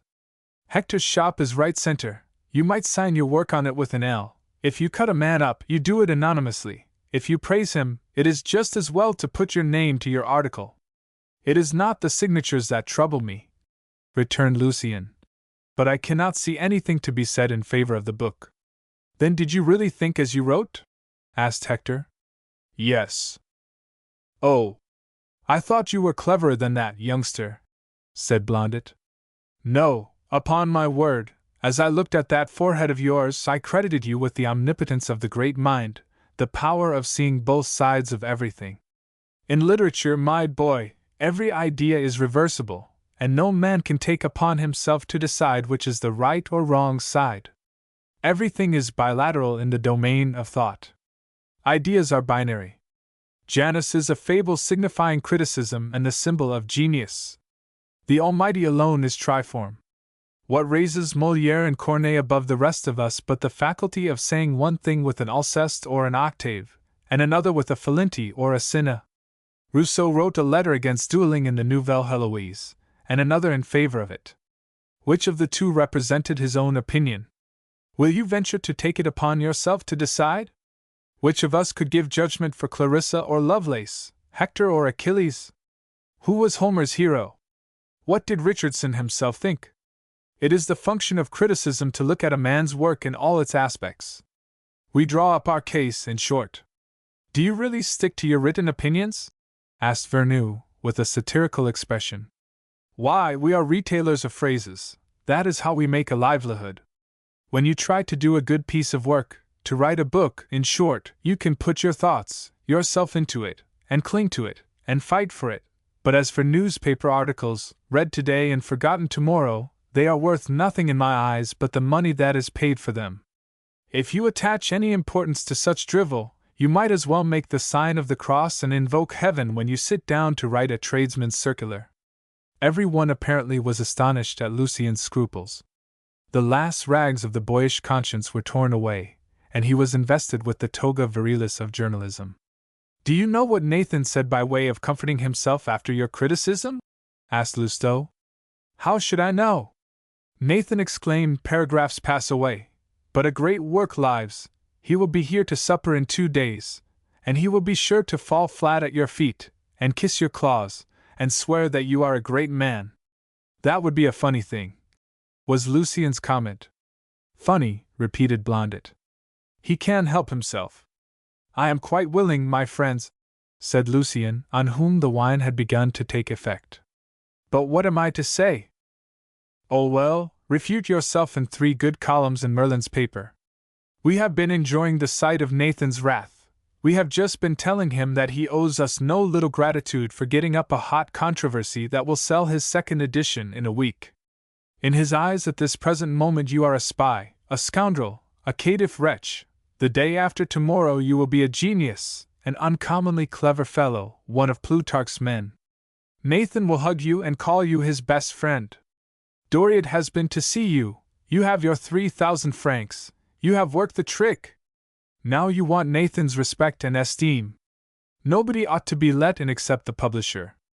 We must not immolate any one but an enemy. We should not talk like this if it were a question of some outsider, some inconvenient person who had made a name for himself without us and was not wanted. But Nathan is one of us. Blondet got someone to attack him in the Mercure for the pleasure of replying in the débats. For which reason the first edition went off at once. My friends, upon my word and honor, I cannot write 2 words in praise of that book. You will have another 100 francs, interrupted Merlin. Nathan will have brought you in 10 louis d'or, to say nothing of an article that you might put in Finet's paper. You would get 100 francs for writing that, and another 100 francs from Doriot. Total, 20 louis. But what am I to say? Here is your way out of the difficulty, said Blondet, after some thought. Say that the envy that fastens on all good work, like wasps on ripe fruit, has attempted to set its fangs in this production. The captious critic, trying his best to find fault, has been obliged to invent theories for that purpose, and has drawn a distinction between 2 kinds of literature, the literature of ideas and the literature of imagery, as he calls them. On the heads of that youngster, say that to give expression to ideas through imagery is the highest form of art. Try to show that all poetry is summed up in that, and lament that there is so little poetry in French. Quote foreign criticisms on the unimaginative precision of our style, and then extol M. de Cornelis and Nathan for the services they have done France by infusing a less prosaic spirit into the language. Knock your previous argument to pieces by calling attention to the fact that we have made progress since the 18th century. Discover the progress, a beautiful word to mystify the bourgeois public. Say that the new methods in literature concentrate all styles, comedy and tragedy, description, character drawing and dialogues, in a series of pictures set in the brilliant frame of a plot which holds the reader's interest. The novel, which demands sentiment, style, and imagery, is the greatest creation of modern days. It is the successor of stage comedy grown obsolete with its restrictions. Facts and ideas are all within the province of fiction. The intellect of an incisive moralist, like La Bruyere, the power of treating character as Molière could treat it, the grand machinery of a Shakespeare, together with the portrayal of the most subtle shades of passion, the one treasury left untouched by our predecessors, for all this the modern novel affords free scope. How far superior is all this to the cut-and-dried logic chopping, the cold analysis to the 18th century, the novel, say sententiously, is the epic grown amusing. Instance Corinne, bring Madame de Staël up to support your argument. The 18th century called all things in question. It is the task of the 19th to conclude and speak the last word, and the last word of the 19th century has been for realities, realities which live, however, and move. Passion, in short, an element unknown in Voltaire's philosophy, has been brought into play. Here a diatribe against Voltaire, and as for Rousseau, his characters are polemics and systems masquerading. Julie and Claire are entelechies, informing spirit awaiting flesh and bones. You might slip off on a side issue at this, and say that we owe a new and original literature to the peace and the restoration of the Bourbons, for you are writing for a right-center paper. Scoff at founders of systems, and cry with a glow of fine enthusiasm, here are errors and misleading statements in abundance in our contemporaries' work, and to what end? To depreciate a fine work, to deceive the public, and to arrive at this conclusion. A book that sells does not sell. Pro-pewter! Mind you put pro-pewter! 'Tis a harmless expletive that stimulates the reader's interest. Foresee the approaching decadence of criticism, in fact. Moral: there is but one kind of literature, the literature which aims to please. Nathan has started upon a new way. He understands his epoch and fulfills the requirements of his age, the demand for drama, the natural demand of a century in which the political stage has become a permanent puppet show. Have we not seen 4 dramas in a score of years? The Revolution, the Directory, the Empire, and the Restoration? With that, wallow in dithyramb and eulogy, and the second edition shall vanish like smoke. This is the way to do it. Next Saturday put a review in our magazine, and sign it de Rebemper, out in full. In that final article say that fine work always brings about abundant controversy. This week such and such a paper contained such and such an article on Nathan's book, and such another paper made a vigorous reply.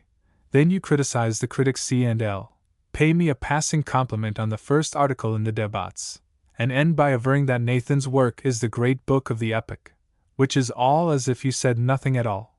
They say the same of everything that comes out. And so, continued Blondet, you will have made 400 francs in a week, to say nothing of the pleasure of now and again saying what you really think.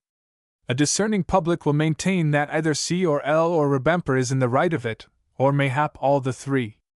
Mythology, beyond doubt one of the grandest inventions of the human brain, places truth at the bottom of a well, and what are we to do without buckets? You will have supplied the public with 3 for 1. There you are, my boy, go ahead! Lucien's head was swimming with bewilderment. Blondet kissed him on both cheeks. I am going to my shop, said he. And every man likewise departed to his shop. For these Homsforts, a newspaper office was nothing but a shop. They were to meet again in the evening at the Wooden Galleries, and Lucien would sign his treaty of peace with Doriot. Florine and Lousteau, Lucien and Coralie, Blondet and Finot, were to dine at the Palais Royal. Du Breul was giving the manager of the Panorama Dramatique a dinner. They are right, exclaimed Lucien, when he was alone with Coralie. Men are made to be tools in the hands of stronger spirits. 400 francs for 3 articles. Doguereau would scarcely give me as much for a book which cost me 2 years of work. Right criticism, said Coralie. Have a good time. Look at me, I am an Andalusian girl tonight, tomorrow I may be a gypsy, and a man the night after. Do as I do, give them grimaces for their money, and let us live happily. Lucien, smitten with love of paradox, set himself to mount and ride that unruly hybrid product of Pegasus and Balaam's ass, started out at a gallop over the fields of thought while he took a turn in the Bois, and discovered new possibilities in Blondet's outline. He dined as happy people dine, and signed away all his rights in the Marguerites. It never occurred to him that any trouble might arise from that transaction in the future. He took a turn of work at the office, wrote off a couple of columns, and came back to the Rue de Vendôme. Next morning he found the germs of yesterday's ideas had sprung up and developed in his brain, as ideas develop while the intellect is yet unjaded and the sap is rising, and thoroughly did he enjoy the projection of this new article. He threw himself into it with enthusiasm. At the summons of the spirit of contradiction, new charms met beneath his pen. He was witty and satirical, he rose to yet new views of sentiment, of ideas and imagery in literature. With subtle ingenuity, he went back to his own first impressions of Nathan's work, when he read it in the newsroom of the Cour du Commerce, and the ruthless, bloodthirsty critic, the lively mocker, became a poet in the final phrases which rose and fell with majestic rhythm like the swaying censer before the altar. 100 francs, Coralie! Cried he, holding up 8 sheets of paper covered with writing while she dressed. The mood was upon him.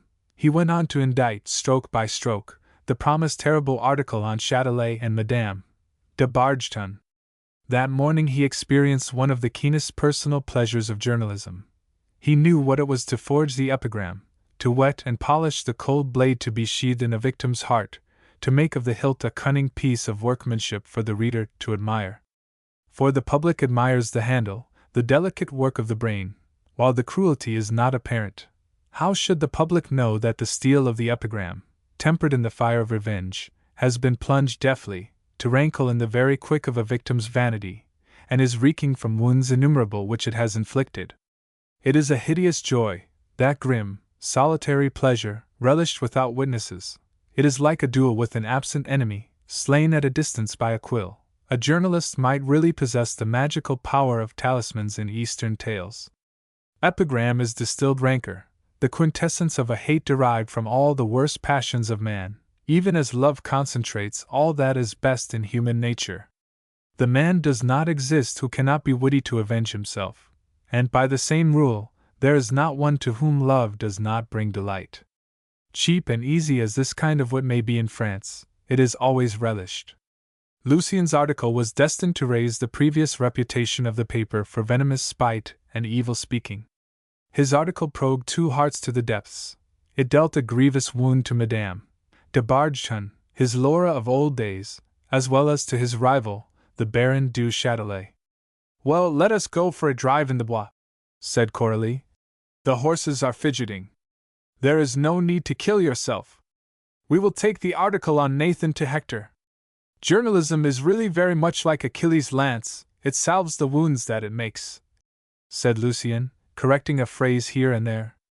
The lovers started forth in splendor to show themselves to the Paris which had but lately given Lucien the cold shoulder, and now was beginning to talk about him. To have Paris talking of you! And this after you have learned how large the great city is, how hard it is to be anybody there. It was this thought that turned Lucien's head with exultation. "Let us go by way of your tailor's, dear boy, and tell him to be quick with your clothes, or try them on if they are ready. If you are going to your fine ladies' houses, you shall eclipse that monster of a de Marcy and young Rastignac and any Ajuda Pinto or Maxime de Trailles or Vandenus of them all. Remember that your mistress is Coralie. But you will not play me any tricks, eh?" 2 days afterwards, on the eve of the supper party at Coralie's house, there was a new play at the Ambigu, and it fell to Lucien to write the dramatic criticism. Lucien and Coralie walked together after dinner from the Rue de Vendôme to the Panorama Dramatique, going along the Café Turc side of the Boulevard du Temple, a lounge much frequented at that time. People wondered at his luck, and praised Coralie's beauty. Chance remarks reached his ears. Some said that Coralie was the finest woman in Paris, others that Lucien was a match for her. The romantic youth felt that he was in his atmosphere. This was the life for him. The brotherhood was so far away that it was almost out of sight. Only 2 months ago, how he had looked up to those lofty great natures. Now he asked himself if they were not just a trifle ridiculous with their notions and their puritanism. Coralie's careless words had lodged in Lucien's mind, and begun already to bear fruit. He took Coralie to her dressing room, and strolled about like a sultan behind the scenes. The actresses gave him burning glances and flattering speeches. "I must go to the Ambigu and attend to business," said he. At the Ambigu the house was full. There was not a seat left for him. Indignant complaints behind the scenes brought no redress. The box-office keeper, who did not know him as yet, said that they had sent orders for 2 boxes to his paper, and sent him about his business. "I shall speak of the play as I find it," said Lucien, nettled at this. "What a dunce you are!" said the leading lady, addressing the box-office keeper. "That is Coralie's adorer." The box-office keeper turned round immediately at this. "I will speak to the manager at once, sir," he said. In all these small details Lucien saw the immense power wielded by the press. His vanity was gratified. The manager appeared to say that the Duc de Rhetore and Tullia the opera dancer were in the stage box, and they had consented to allow Lucien to join them. "You have driven 2 people to distraction," remarked the young Duke, mentioning the names of the Baron du Châtelet and Madame de Bargeton. "Distraction? What will it be tomorrow?" said Lucien. "So far, my friends have been mere skirmishers, but I have given them red-hot shot tonight. Tomorrow you will know why we are making game of Potelet. The article is called Potelet from 1811 to 1821. Châtelet will be a byword, a name for the type of courtiers who deny their benefactor and rally to the Bourbons. When I have done with him, I am going to Madame de Montcornet's." Lucien's talk was sparkling. He was eager that this great personage should see how gross a mistake Mesdames d'Espard and de Bargeton had made when they slighted Lucien de Rubempré. But he showed the tip of his ear when he asserted his right to bear the name of Rubempré, the Duc de Rhetore having purposely addressed him as Chardon. "You should go over to the Royalists," said the Duke. "You have proved yourself a man of ability, now show your good sense. The one way of obtaining a patent of nobility and the right to bear the title of your mother's family is by asking for it in return for services to be rendered to the court. The Liberals will never make account of you. The Restoration will get the better of the press, you see, in the long run, and the press is the only formidable power. They have borne with it too long as it is. The press is sure to be muzzled. Take advantage of the last moments of liberty to make yourself formidable, and you will have everything: intellect, nobility, and good looks. Nothing will be out of your reach. So if you are a liberal, let it be simply for the moment, so that you can make a better bargain for your royalism." With that the Duke entreated Lucien to accept an invitation to dinner, which the German minister, of Florine's supper party, was about to send. Lucien fell under the charm of the noble peer's arguments, the salons from which he had been exiled forever, as he thought, but a few months ago, would shortly open their doors for him. He was delighted. He marveled at the power of the press. Intellect and the press, these then were the real powers in society. Another thought shaped itself in his mind. Was Etienne Lousteau sorry that he had opened the gate of the temple to a newcomer? Even now he, Lucien, felt on his own account that it was strongly advisable to put difficulties in the way of eager and ambitious recruits from the provinces. If a poet should come to him as he had flung himself into Etienne's arms, he dared not think of the reception that he would give him. The youthful Duke meanwhile saw that Lucien was deep in thought, and made a pretty good guess at the matter of his meditations. He himself had opened out wide horizons of public life before an ambitious poet, with a vacillating will, it is true, but not without aspirations, and the journalists had already shown the neophyte, from a pinnacle of the temple, all the kingdoms of the world of letters and its riches. Lucien himself had no suspicion of a little plot that was being woven, nor did he imagine that M. de Rhetore had a hand in it. M. de Rhetore had spoken of Lucien's cleverness, and Madame d'Espardset had taken alarm. Madame de Bargeton had commissioned the Duke to sound Lucien, and with that object in view, the noble youth had come to the Ambigu Comique. Do not believe in stories of elaborate treachery. Neither the great world nor the world of journalists laid any deep schemes. Definite plans are not made by their Machiavellism lives from hand to mouth, so to speak, and consists, for the most part, in being always on the spot, always on the alert to turn everything to account, always on the watch for the moment when a man's ruling passion shall deliver him into the hands of his enemies. The young Duke had seen through Lucien at Florine's supper party. He had just touched his vain susceptibilities, and now he was trying his first efforts in diplomacy upon the living subject. Lucien hurried to the Rue Saint-Fiacre after the play to write his article. It was a piece of savage and bitter criticism, written in pure wantonness. He was amusing himself by trying his power. The melodrama, as a matter of fact, was a better piece than the Alcalde, but Lucien wished to see whether he could damn a good play and send everybody to see a bad one, as his associates had said. He unfolded the sheet at breakfast next morning, telling Coralie as he did so that he had cut up the Ambigu Comique, and not a little astonished was he to find below his paper on Madame de Bargeton and Châtelet a notice of the Ambigu, so mellowed and softened in the course of the night, that although the witty analysis was still preserved, the judgment was favorable. The article was more likely to fill the house than to empty it. No words can describe his wrath. He determined to have a word or two with Lousteau. He had already begun to think himself an indispensable man, and he vowed that he would not submit to be tyrannized over and treated like a fool. To establish his power beyond cavil, he wrote the article for Doriot's Review, summing up and weighing all the various opinions concerning Nathan's book, and while he was in the humor, he hit off another of his short sketches for Lousteau's newspaper. Inexperienced journalists, in the first effervescence of youth, make a labor of love of ephemeral work, and lavish their best thought unthriftily thereon. The manager of the Panorama Dramatique gave a first performance of a vaudeville that night, so that Florine and Coralie might be free for the evening. There were to be cards before supper. Lousteau came for the short notice of the vaudeville. It had been written beforehand after the general rehearsal, for Etienne wished to have the paper off his mind. Lucien read over one of the charming sketches of Parisian whimsicalities which made the fortune of the paper, and Lousteau kissed him on both eyelids, and called him the providence of journalism. "Then why do you amuse yourself by turning my article inside out?" asked Lucien.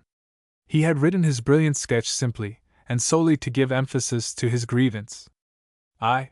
exclaimed Lousteau. "Well, who else can have altered my article?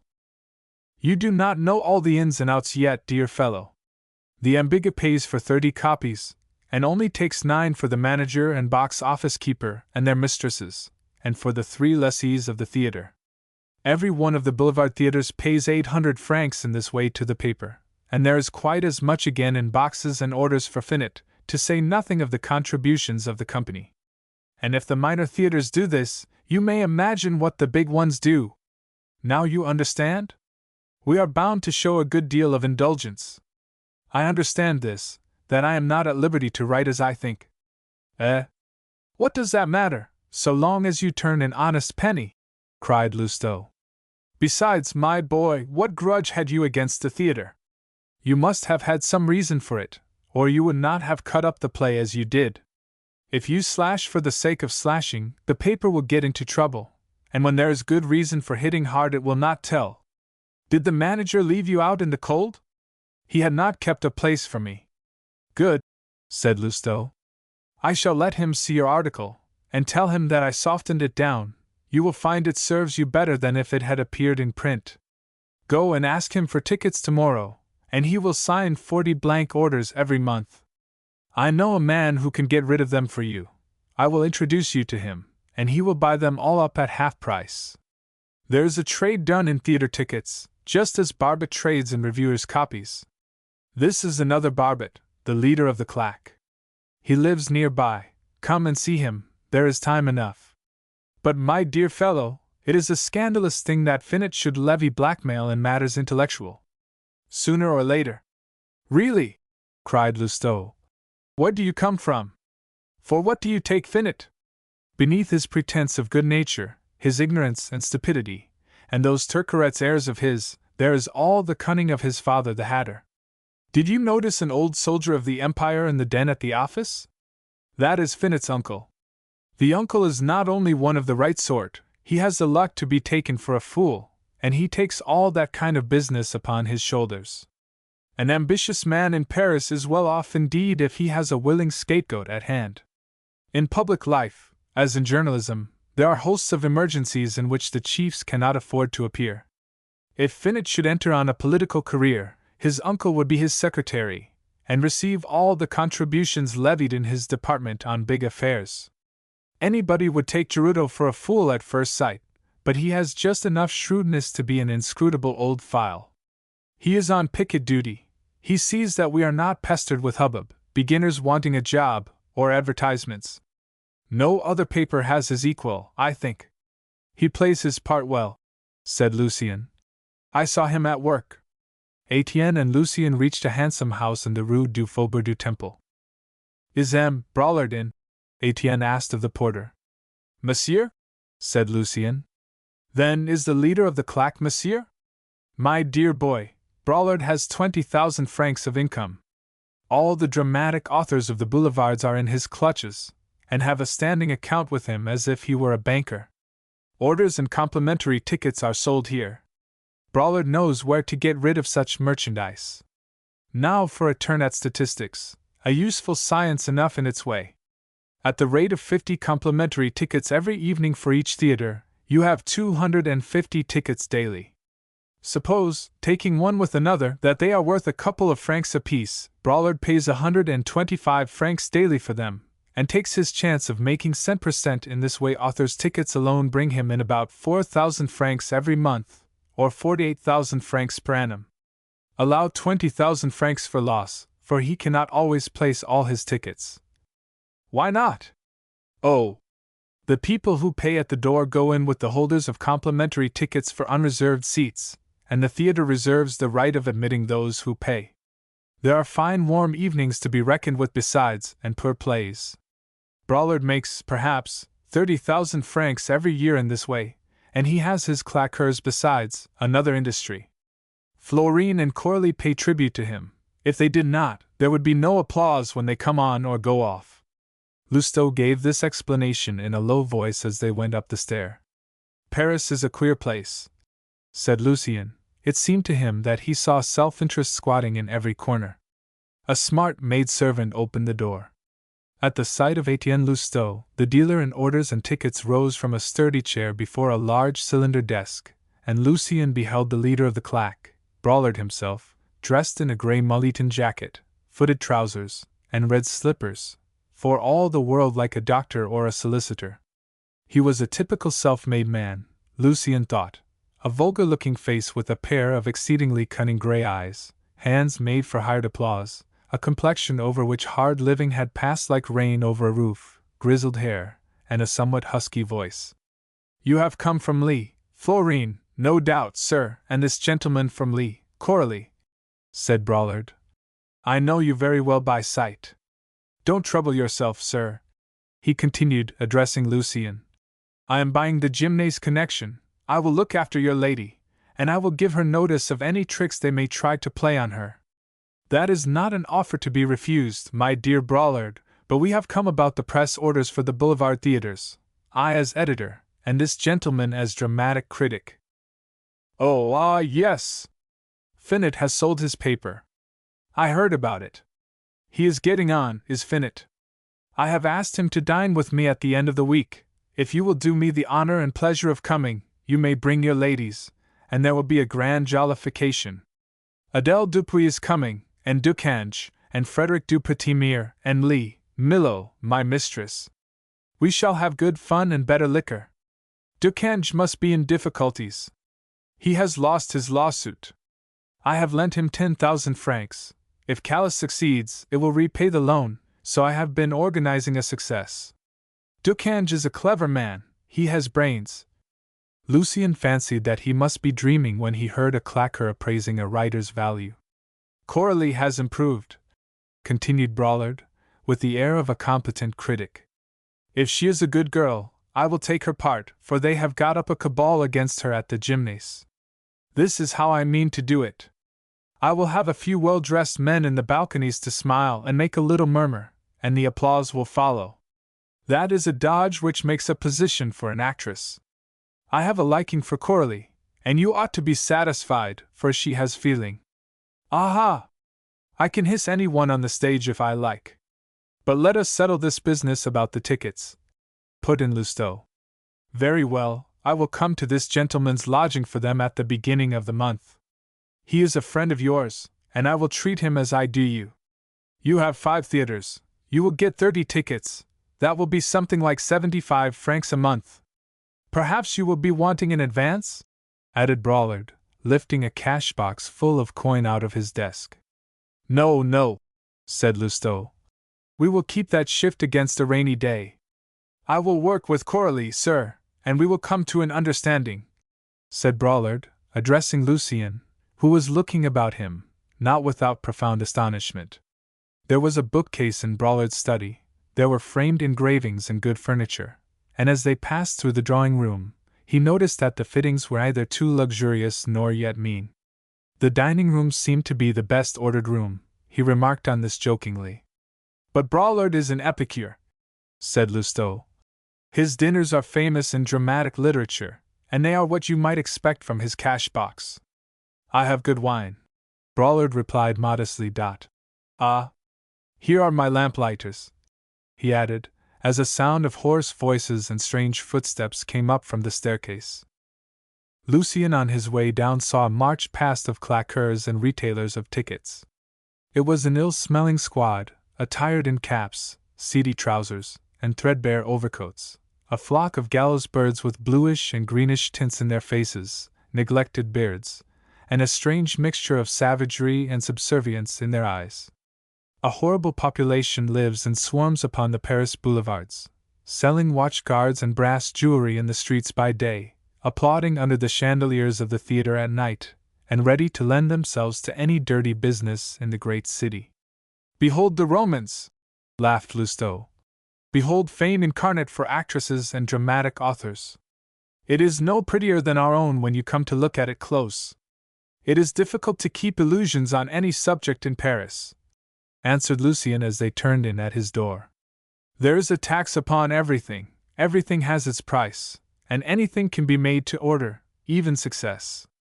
30 guests were assembled that evening in Coralie's rooms. Her dining room would not hold more.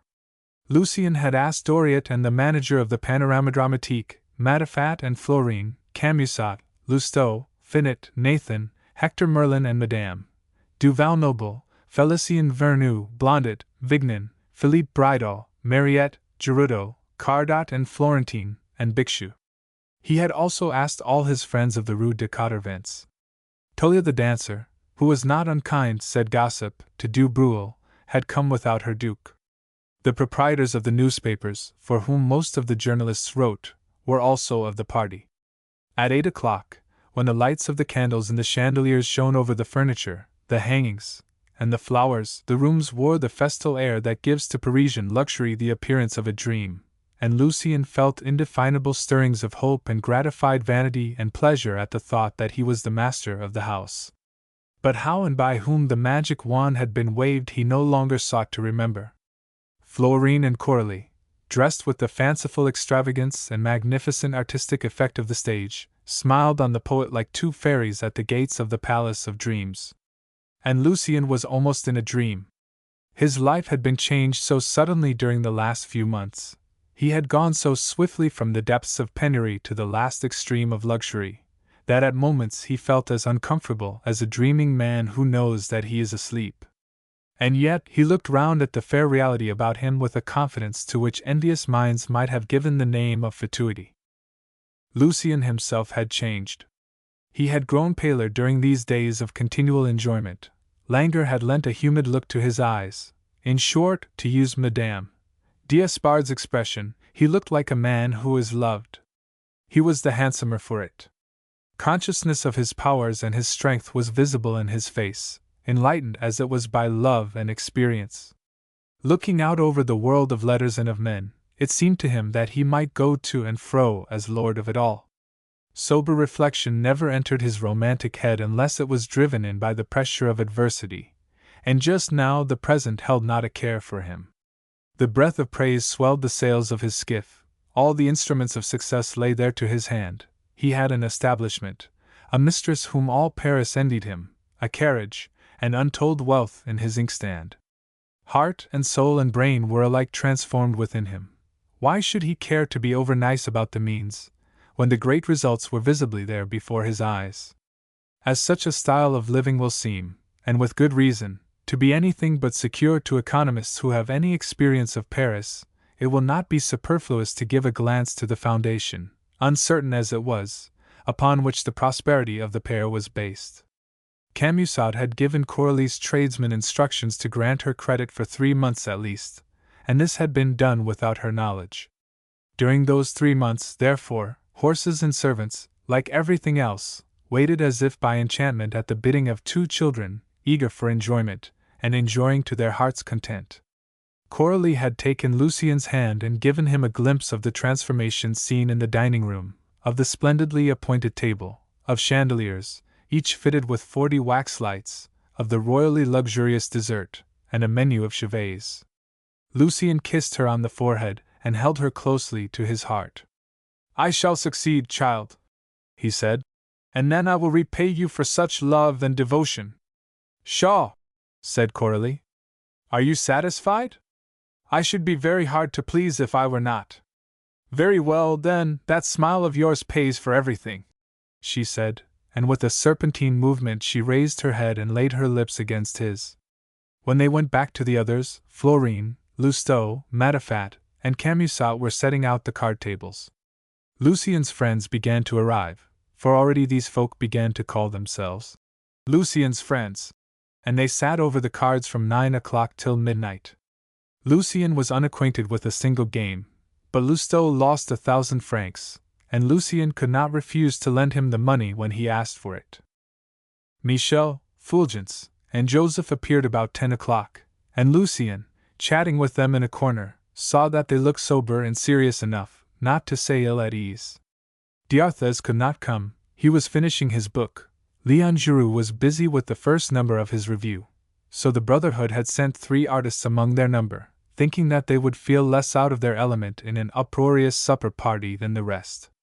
"Well, my dear fellows," said Lucien, assuming a slightly patronizing tone, "the comical fellow may become a great public character yet, you see." "I wish I may be mistaken, I don't ask better," said Michel. "Are you living with Coralie until you can do better?" asked Fulgence. "Yes," said Lucien, trying to look unconscious. "Coralie had an elderly adorer, a merchant, and she showed him the door, poor fellow. I am better off than your brother Philippe," he added, addressing Joseph Bridau. "He does not know how to manage Mariette. You are a man like another now, in short, you will make your way," said Fulgence. "A man that will always be the same for you, under all circumstances," returned Lucien. Michel and Fulgence exchanged incredulous, scornful smiles at this. Lucien saw the absurdity of his remark. "Coralie is wonderfully beautiful," exclaimed Joseph Bridal. "What a magnificent portrait she would make!" "Beautiful and good," said Lucien. "She is an angel, upon my word. And you shall paint her portrait. She shall sit to you if you like for your Venetian lady brought by the old woman to the senator." "All women who love are angelic," said Michel Chrestien. Just at that moment Raoul Nathan flew upon Lucien, and grasped both his hands and shook them in a sudden access of violent friendship. "Oh, my good friend, you are something more than a great man, you have a heart," cried he. "A much rarer thing than genius in these days. You are a devoted friend. I am yours, in short, through thick and thin. I shall never forget all that you have done for me this week." Lucien's joy had reached the highest point, to be thus caressed by a man of whom everyone was talking. He looked at his three friends of the Brotherhood with something like a superior air. Nathan's appearance upon the scene was the result of an overture from Merlin, who sent him a proof of the favorable review to appear in tomorrow's issue. "I only consented to write the attack on condition that I should be allowed to reply to it myself," Lucien said in Nathan's ear. "I am one of you." This incident was opportune. It justified the remark which amused Fulgence. Lucien was radiant. "When D'Arthez' book comes out," he said, turning to the three, "I am in a position to be useful to him. That thought in itself would induce me to remain a journalist." "Can you do as you like?" Michel asked quickly. "So far as one can when one is indispensable," said Lucien modestly. It was almost midnight when they sat down to supper, and the fun grew fast and furious.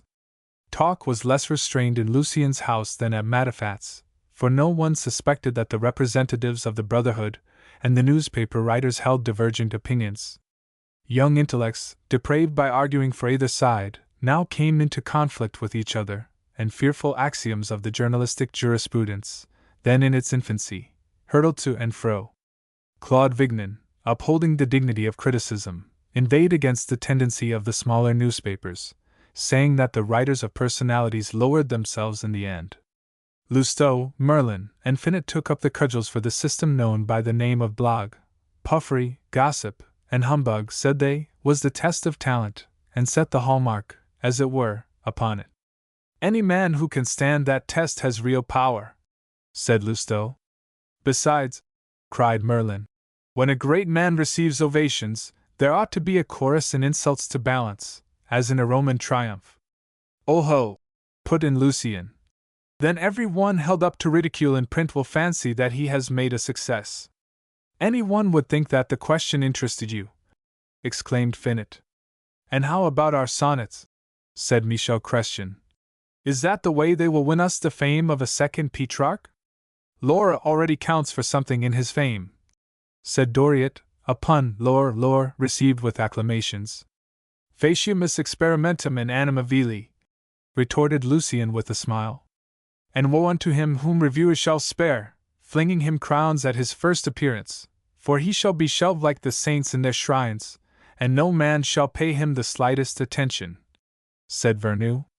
"People will say, 'Look elsewhere, simpleton, you have had your due already,' as Champsnet said to the Marquis de Genlis, who was looking too fondly at his wife," added Blondet.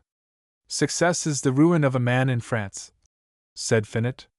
"We are so jealous of one another that we try to forget, and to make others forget, the triumphs of yesterday. Contradiction is the life of literature, in fact," said Claude Vignon. "In art as in nature there are two principles everywhere at strife," exclaimed Fulgence. "And victory for either means death." "So it is with politics," added Michel Chrestien. "We have a case in point," said Lousteau. "Doriot will sell a couple of thousand copies of Nathan's book in the coming week." "And why?" "Because the book that was cleverly attacked will be ably defended." Merlin took up the proof of tomorrow's paper. "How can such an article fail to sell an edition?" he asked. "Read the article," said Doriot. "I am a publisher wherever I am, even at supper." Merlin read Lucien's triumphant refutation aloud, and the whole party applauded. How could that article have been written unless the attack had preceded it? Asked Lousteau. Doriot drew the proof of the third article from his pocket and read it over, Finot listening closely, for it was to appear in the second number of his own review, and as editor he exaggerated his enthusiasm.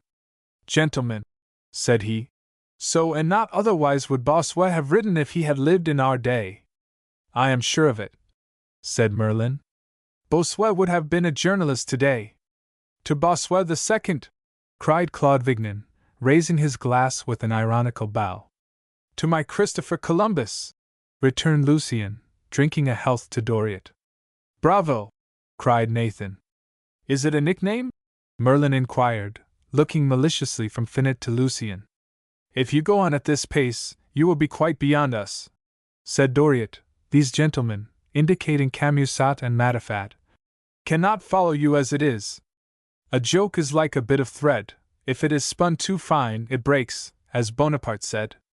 Gentlemen, said Lousteau, we have been eyewitnesses of a strange, portentous, unheard of, and truly surprising phenomenon. Admire the rapidity with which our friend here has been transformed from a provincial into a journalist. He is a born journalist, said Doriot. Children, called Finot, rising to his feet, all of us here present have encouraged and protected our amphitryon in his entrance upon a career in which he has already surpassed our hopes. In 2 months he has shown us what he can do in a series of excellent articles known to us all. I propose to baptize him in form as a journalist. A crown of roses! To signalize a double conquest, cried Bixiou, glancing at Coralie. Coralie made a sign to Berenice. That portly handmaid went to Coralie's dressing-room and brought back a box of tumbled artificial flowers. The more incapable members of the party were grotesquely tricked out in these blossoms, and a crown of roses was soon woven. Finot, as high priest, sprinkled a few drops of champagne on Lucien's golden curls, pronouncing with delicious gravity the words, In the name of the government stamp, the caution money, and the fine, I baptize thee, journalist. May thy articles sit lightly on thee, and may they be paid for, including white lines, cried Merlin. Just at that moment Lucien caught sight of 3 melancholy faces. Michel Chrestien, Joseph Bridal, and Fulgence Rydal took up their hats and went out amid a storm of invective. Queer customers, said Merlin. Fulgence used to be a good fellow, added Lousteau, before they perverted his morals. Who are they? Asked Claude Vignon. Some very serious young men, said Blondet, who meet at a philosophico-religious symposium in the Rue de Quatervents, and worry themselves about the meaning of human life. Oh! They are trying to find out whether it goes round in a circle, or makes some progress, continued Blondet. They were very hard put to it between the straight line and the curve. The triangle, warranted by Scripture, seemed to them to be nonsense, when, lo! There arose among them some prophet or other who declared for the spiral. Men might meet to invent more dangerous nonsense than that, exclaimed Lucien, making a faint attempt to champion the brotherhood. You take theories of that sort for idle words, said Félicien Vernou. But a time comes when the arguments take the form of gunshot and the guillotine. They have not come to that yet, said Bixiou. They have only come as far as the designs of Providence in the invention of champagne, the humanitarian significance of breeches, and the blind deity who keeps the world going. They pick up fallen great men like Vico, Saint-Simon, and Fourier. I am much afraid that they will turn poor Joseph Bridal's head among them. Bianchon, my old schoolfellow, gives me the cold shoulder now, said Lousteau. It is all they're doing. Do they give lectures on orthopedy and intellectual gymnastics? Asked Merlin. Very likely, answered Finot, if Bianchon has any hand in their theories. Shaw, said Lousteau. He will be a great physician anyhow. Isn't D'Arthez their visible head? Asked Nathan. A little youngster that is going to swallow all of us up. He is a genius, cried Lucien. Genius, is he? Well, give me a glass of sherry, said Claude Vignon, smiling. Every one, thereupon, began to explain his character for the benefit of his neighbor, and when a clever man feels a pressing need of explaining himself, and of unlocking his heart, it is pretty clear that wine has got the upper hand. An hour later, all the men in the company were the best friends in the world, addressing each other as great men and bold spirits, who held the future in their hands. Lucien, in his quality of host, was sufficiently clear-headed to apprehend the meaning of the sophistries which impressed him and completed his demoralization. "The Liberal party," announced Finot, "is compelled to stir up discussion somehow. There is no fault to find with the action of the government, and you may imagine what a fix the opposition is in. Which of you now cares to write a pamphlet in favor of the system of primogeniture, and raise a cry against the secret designs of the court? The pamphlet will be paid for handsomely." "I will write it," said Hector Merlin. "It is my own point of view." "Your party will complain that you are compromising them," said Finot.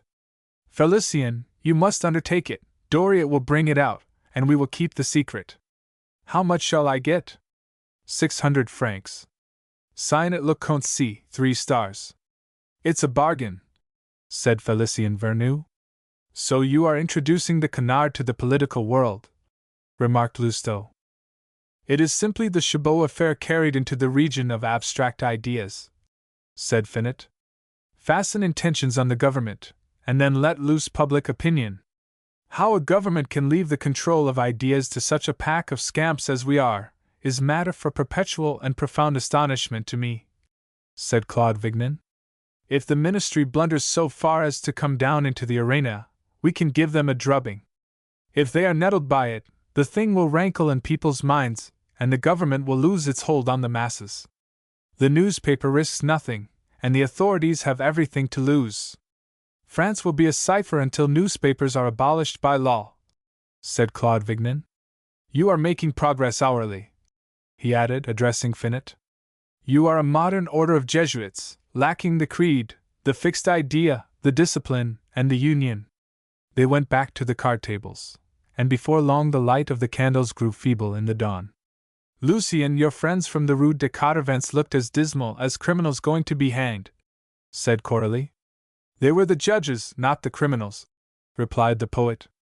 "Judges are more amusing than that," said Coralie. For a month Lucien's whole time was taken up with supper parties, dinner engagements, breakfasts, and evening parties. He was swept away by an irresistible current into a vortex of dissipation and easy work. He no longer thought of the future. The power of calculation amid the complications of life is the sign of a strong will which poets, weaklings, and men who live a purely intellectual life can never counterfeit. Lucien was living from hand to mouth, spending his money as fast as he made it, like many another journalist. Nor did he give so much as a thought to those periodically recurrent days of reckoning which checkered the life of the Bohemian in Paris so sadly. In dress and figure he was a rival for the great dandies of the day. Coralie, like all zealots, loved to adorn her idol. She ruined herself to give her beloved poet the accoutrements which had so stirred his envy in the garden of the Tuileries.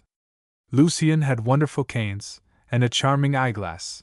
He had diamond studs, and scarf rings, and signet rings, besides an assortment of waistcoats marvelous to behold, and in sufficient number to match every color in a variety of costumes. His transition to the estate of dandy swiftly followed. When he went to the German minister's dinner, all the young men regarded him with suppressed envy, yet de Marcy, Vandenesse, Ajuda Pinto, Maxime de Trailles, Rastignac, Beaudenord, Manerville, and the Duc de Montfreniers gave place to none in the kingdom of fashion. Men of fashion are as jealous among themselves as women, and in the same way. Lucien was placed between Madame de Montcornet and Madame d'Espard, in whose honor the dinner was given. Both ladies overwhelmed him with flatteries. "Why did you turn your back on society when you would have been so well received?" asked the Marquise. "Every one was prepared to make much of you. And I have a quarrel with you too. You owed me a call. I am still waiting to receive it. I saw you at the opera the other day, and you would not deign to come to see me nor to take any notice of me. Your cousin, madame, so unmistakably dismissed me. Oh! You do not know women!" The Marquise d'Espard broke in upon him. "You have wounded the most angelic heart, the noblest nature that I know. You do not know all that Louise was trying to do for you. nor how tactfully she laid her plans for you. Oh! And she would have succeeded, the Marquise continued, replying to Lucien's mute incredulity. Her husband is dead now, died, as he was bound to die, of an indigestion. Could you doubt that she would be free sooner or later? And can you suppose that she would like to be Madame Chardin? It was worthwhile to take some trouble to gain the title of Comtesse de Rubempré. Love, you see, is a great vanity, which requires the lesser vanities to be in harmony with itself, especially in marriage. I might love you to madness, which is to say, sufficiently to marry you, and yet I should find it very unpleasant to be called Madame Chardin. You can see that. And now that you understand the difficulties of Paris life, you will know how many roundabout ways you must take to reach your end. Very well, then, you must admit that Louise was aspiring to an all but impossible piece of court favor. She was quite unknown, she is not rich, and therefore she could not afford to neglect any means of success. You are clever, the Marquise d'Espard continued. But we women, when we love, are cleverer than the cleverest man. My cousin tried to make that absurd Châtelet useful. Oh! She broke off. I owe not a little amusement to you. Your articles on Châtelet made me laugh heartily. Lucien knew not what to think of all this. Of the treachery and bad faith of journalism he had had some experience, but in spite of his perspicacity, he scarcely expected to find bad faith or treachery in society. There were some sharp lessons in store for him. But, madam, he objected, for her words aroused a lively curiosity. Is not the Heron under your protection? One is obliged to be civil to one's worst enemies in society, protested she.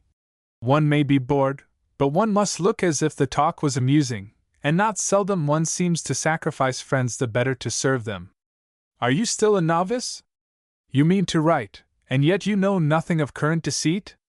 My cousin apparently sacrificed you to the Heron, but how could she dispense with his influence for you? Our friend stands well with the present ministry, and we have made him see that your attacks will do him service, up to a certain point, for we want you to make it up again some of these days. Châtelet has received compensations for his troubles, for, as de Lapolte said, while the newspapers are making Châtelet ridiculous, they will leave the ministry in peace. There was a pause. The Marquise left Lucien to his own reflections. Blondet led me to hope that I should have the pleasure of seeing you in my house, said the Comtesse de Montcornet. You will meet a few artists and men of letters, and someone else who has the keenest desire to become acquainted with you, de Touches, the owner of talents rare among our sex. You will go to her house, no doubt. de Touches, or Camille Maupin, if you prefer it, is prodigiously rich, and presides over one of the most remarkable salons in Paris. She has heard that you are as handsome as you are clever, and is dying to meet you. Lucien could only pour out incoherent thanks and glance enviously at Émile Blondet. There was as great a difference between a great lady like Madame de Montcornet and Coralie as between Coralie and a girl out of the streets. The Countess was young and witty and beautiful, with the very white fairness of women of the north. Her mother was the Princess Sherbelov, and the minister before dinner had paid her the most respectful attention. By this time the Marquise had made an end of trifling disdainfully with the wing of a chicken. My poor Louise felt so much affection for you, she said. She took me into her confidence. I knew her dreams of a great career for you. She would have borne a great deal, but what scorn you showed her when you sent back her letters! Cruelty we can forgive. Those who hurt us must have still some faith in us. But indifference is like polar snows, it extinguishes all life. So you must see that you have lost a precious affection through your own fault. Why break with her? Even if she had scorned you, you had your way to make, had you not, your name to win back?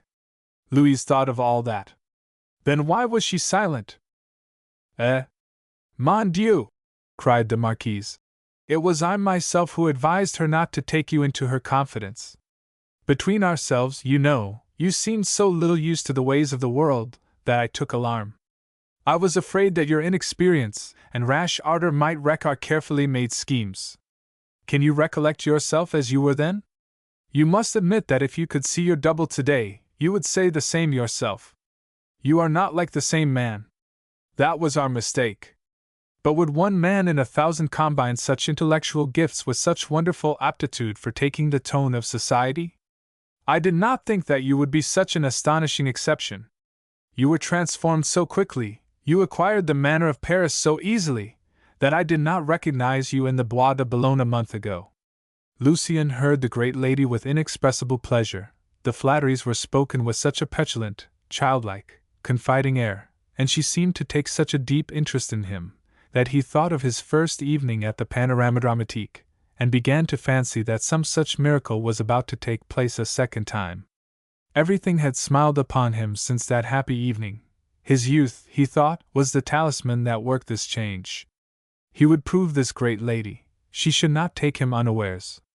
Then, what were these schemes which have turned to chimeras, madam? Asked he. Louise meant to obtain a royal patent permitting you to bear the name and title of Rubemper. She wished to put Chardin out of sight. Your opinions have put that out of the question now, but then it would not have been so hard to manage, and a title would mean a fortune for you. You will look on these things as trifles and visionary ideas, she continued. But we know something of life, and we know, too, all the solid advantages of a count's title when it is borne by a fashionable and extremely charming young man. Announce M. Chardin and M. Le Comte de Rubemper before heiresses or English girls with 1,000,000 to their fortune, and note the difference of the effect. The Count might be in debt, but he would find open hearts. His good looks, brought into relief by his title, would be like a diamond in a rich setting. M. Chardin would not be so much as noticed. We have not invented these notions. They are everywhere in the world, even among the bourgeois. You are turning your back on fortune at this minute. Do you see that good-looking young man? He is the Vicomte Felix de Vandenesse, one of the king's private secretaries. The king is fond enough of young men of talent, and Vandenesse came from the provinces with baggage nearly as light as yours. You are 1,000 times cleverer than he, but do you belong to a great family? Have you a name? You know de Lapolx. His name is very much like yours, for he was born a Chardin. Well, he would not sell his little farm of Lapolx for 1,000,000. He will be Comte de Lapolx some day, and perhaps his grandson may be a Duc d'Ot. You have made a false start, and if you continue in that way, it will be all over with you. See how much wiser Emile Blondet has been. He is engaged on a government newspaper. He is well looked on by those in authority. He can afford to mix with liberals, for he holds sound opinions, and soon or later he will succeed. But then he understood how to choose his opinions and his protectors. Your charming neighbor, Madame D'Espard, glanced at Madame de Montcornet, was a Troisville. There are 2 peers of France in the family and 2 deputies. She made a wealthy marriage with her name. She sees a great deal of society at her house. She has influence. She will move the political world for young M. Blondet. Where will a Coralie take you? In a few years' time you will be hopelessly in debt and weary of pleasure. You have chosen badly in love, and you are arranging your life ill. The woman whom you delight to wound was at the opera the other night, and this was how she spoke of you. She deplored the way in which you were throwing away your talent and the prime of youth. She was thinking of you, and not of herself, all the while. Ah! If you were only telling me the truth, madam! Cried Lucien. What object should I have in telling lies? Returned the Marquise, with a glance of cold disdain which annihilated him. He was so dashed by it, that the conversation dropped, for the Marquise was offended, and said no more. Lucien was nettled by her silence, but he felt that it was due to his own clumsiness, and promised himself that he would repair his error. He turned to Madame de Montcornet and talked to her of Blondet, extolling that young writer for her benefit. The Countess was gracious to him, and asked him, at a sign from Madame D'Espard, to spend an evening at her house. It was to be a small and quiet gathering to which only friends were invited. Madame de Bargeton would be there in spite of her mourning. Lucien would be pleased, she was sure, to meet Madame de Bargeton. Madame la Marquise says that all the wrong is on my side, said Lucien. So surely it rests with her cousin, does it not, to decide whether she will meet me? Put an end to those ridiculous attacks, which only couple her name with the name of a man for whom she does not care at all, and you will soon sign a treaty of peace. You thought that she had used you ill, I am told, but I myself have seen her in sadness because you had forsaken her. Is it true that she left the provinces on your account?" Lucien smiled. He did not venture to make any other reply. "Oh! How could you doubt the woman who made such sacrifices for you? Beautiful and intellectual as she is, she deserves besides to be loved for her own sake, and Madame de Bargeton cared less for you than for your talents. Believe me, women value intellect more than good looks," added the Countess, stealing a glance at Émile Blondet. In the minister's hotel, Lucien could see the differences between the great world and that other world beyond the pale in which he had lately been living. There was no sort of resemblance between the two kinds of splendor, no single point in common. The loftiness and disposition of the rooms in one of the handsomest houses in the Faubourg Saint-Germain, the ancient gilding, the breadth of decorative style, the subdued richness of the accessories, all this was strange and new to him. But Lucien had learned very quickly to take luxury for granted, and he showed no surprise. His behavior was as far removed from assurance or fatuity on the one hand as from complacency and servility upon the other. His manner was good. He found favor in the eyes of all who were not prepared to be hostile, like the younger men, who resented his sudden intrusion into the great world, and felt jealous of his good looks and his success. When they rose from table, he offered his arm to Madame d'Espard, and was not refused. Rastignac, watching him, saw that the Marquise was gracious to Lucien, and came in the character of a fellow countryman to remind the poet that they had met once before at Madame du Valnoble's. The young patrician seemed anxious to find an ally in the great man from his own province, asked Lucien to breakfast with him some morning, and offered to introduce him to some young men of fashion. Lucien was nothing loath. "The dear Blondet is coming," said Rastignac. The two were standing near the Marquis de Ronquerolles, the Duc de Rhetore, de Marcy, and General Montrevaux. The minister came across to join the group. "Well," said he, addressing Lucien with a bluff German heartiness that concealed his dangerous subtlety. "Well, so you have made your peace with Madame d'Espard. She is delighted with you, and we all know," he added, looking round the group, "how difficult it is to please her." "Yes, but she adores intellect," said Rastignac, "and my illustrious fellow countryman has wit enough to sell. He will soon find out that he is not doing well for himself," Blondet put in briskly. "He will come over. He will soon be one of us." Those who stood about Lucien rang the changes on this theme. The older and responsible men laid down the law with one or two profound remarks. The younger ones made merry at the expense of the liberals. "He simply tossed up head or tails for right or left, I am sure," remarked Blondet. "But now he will choose for himself." Lucien burst out laughing. He thought of his talk with Lousteau that evening in the Luxembourg Gardens. "He has taken on a bear leader," continued Blondet. "One Etienne Lousteau, a newspaper hack who sees a 5-franc piece in a column. Lousteau's politics consist in a belief that Napoleon will return, and this seems to me to be still more simple, in a confidence in the gratitude and patriotism of their worships the gentlemen of the left. As a Rebemper, Lucien's sympathies should lean towards the aristocracy. As a journalist, he ought to be for authority, or he will never be either Rebemper or a Secretary General." The minister now asked Lucien to take a hand at whist, but to the great astonishment of those present, he declared that he did not know the game. "Come early to me on the day of that breakfast affair," Rastignac whispered, "and I will teach you to play.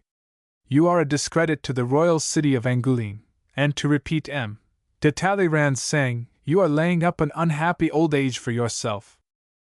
The Lepolx was announced.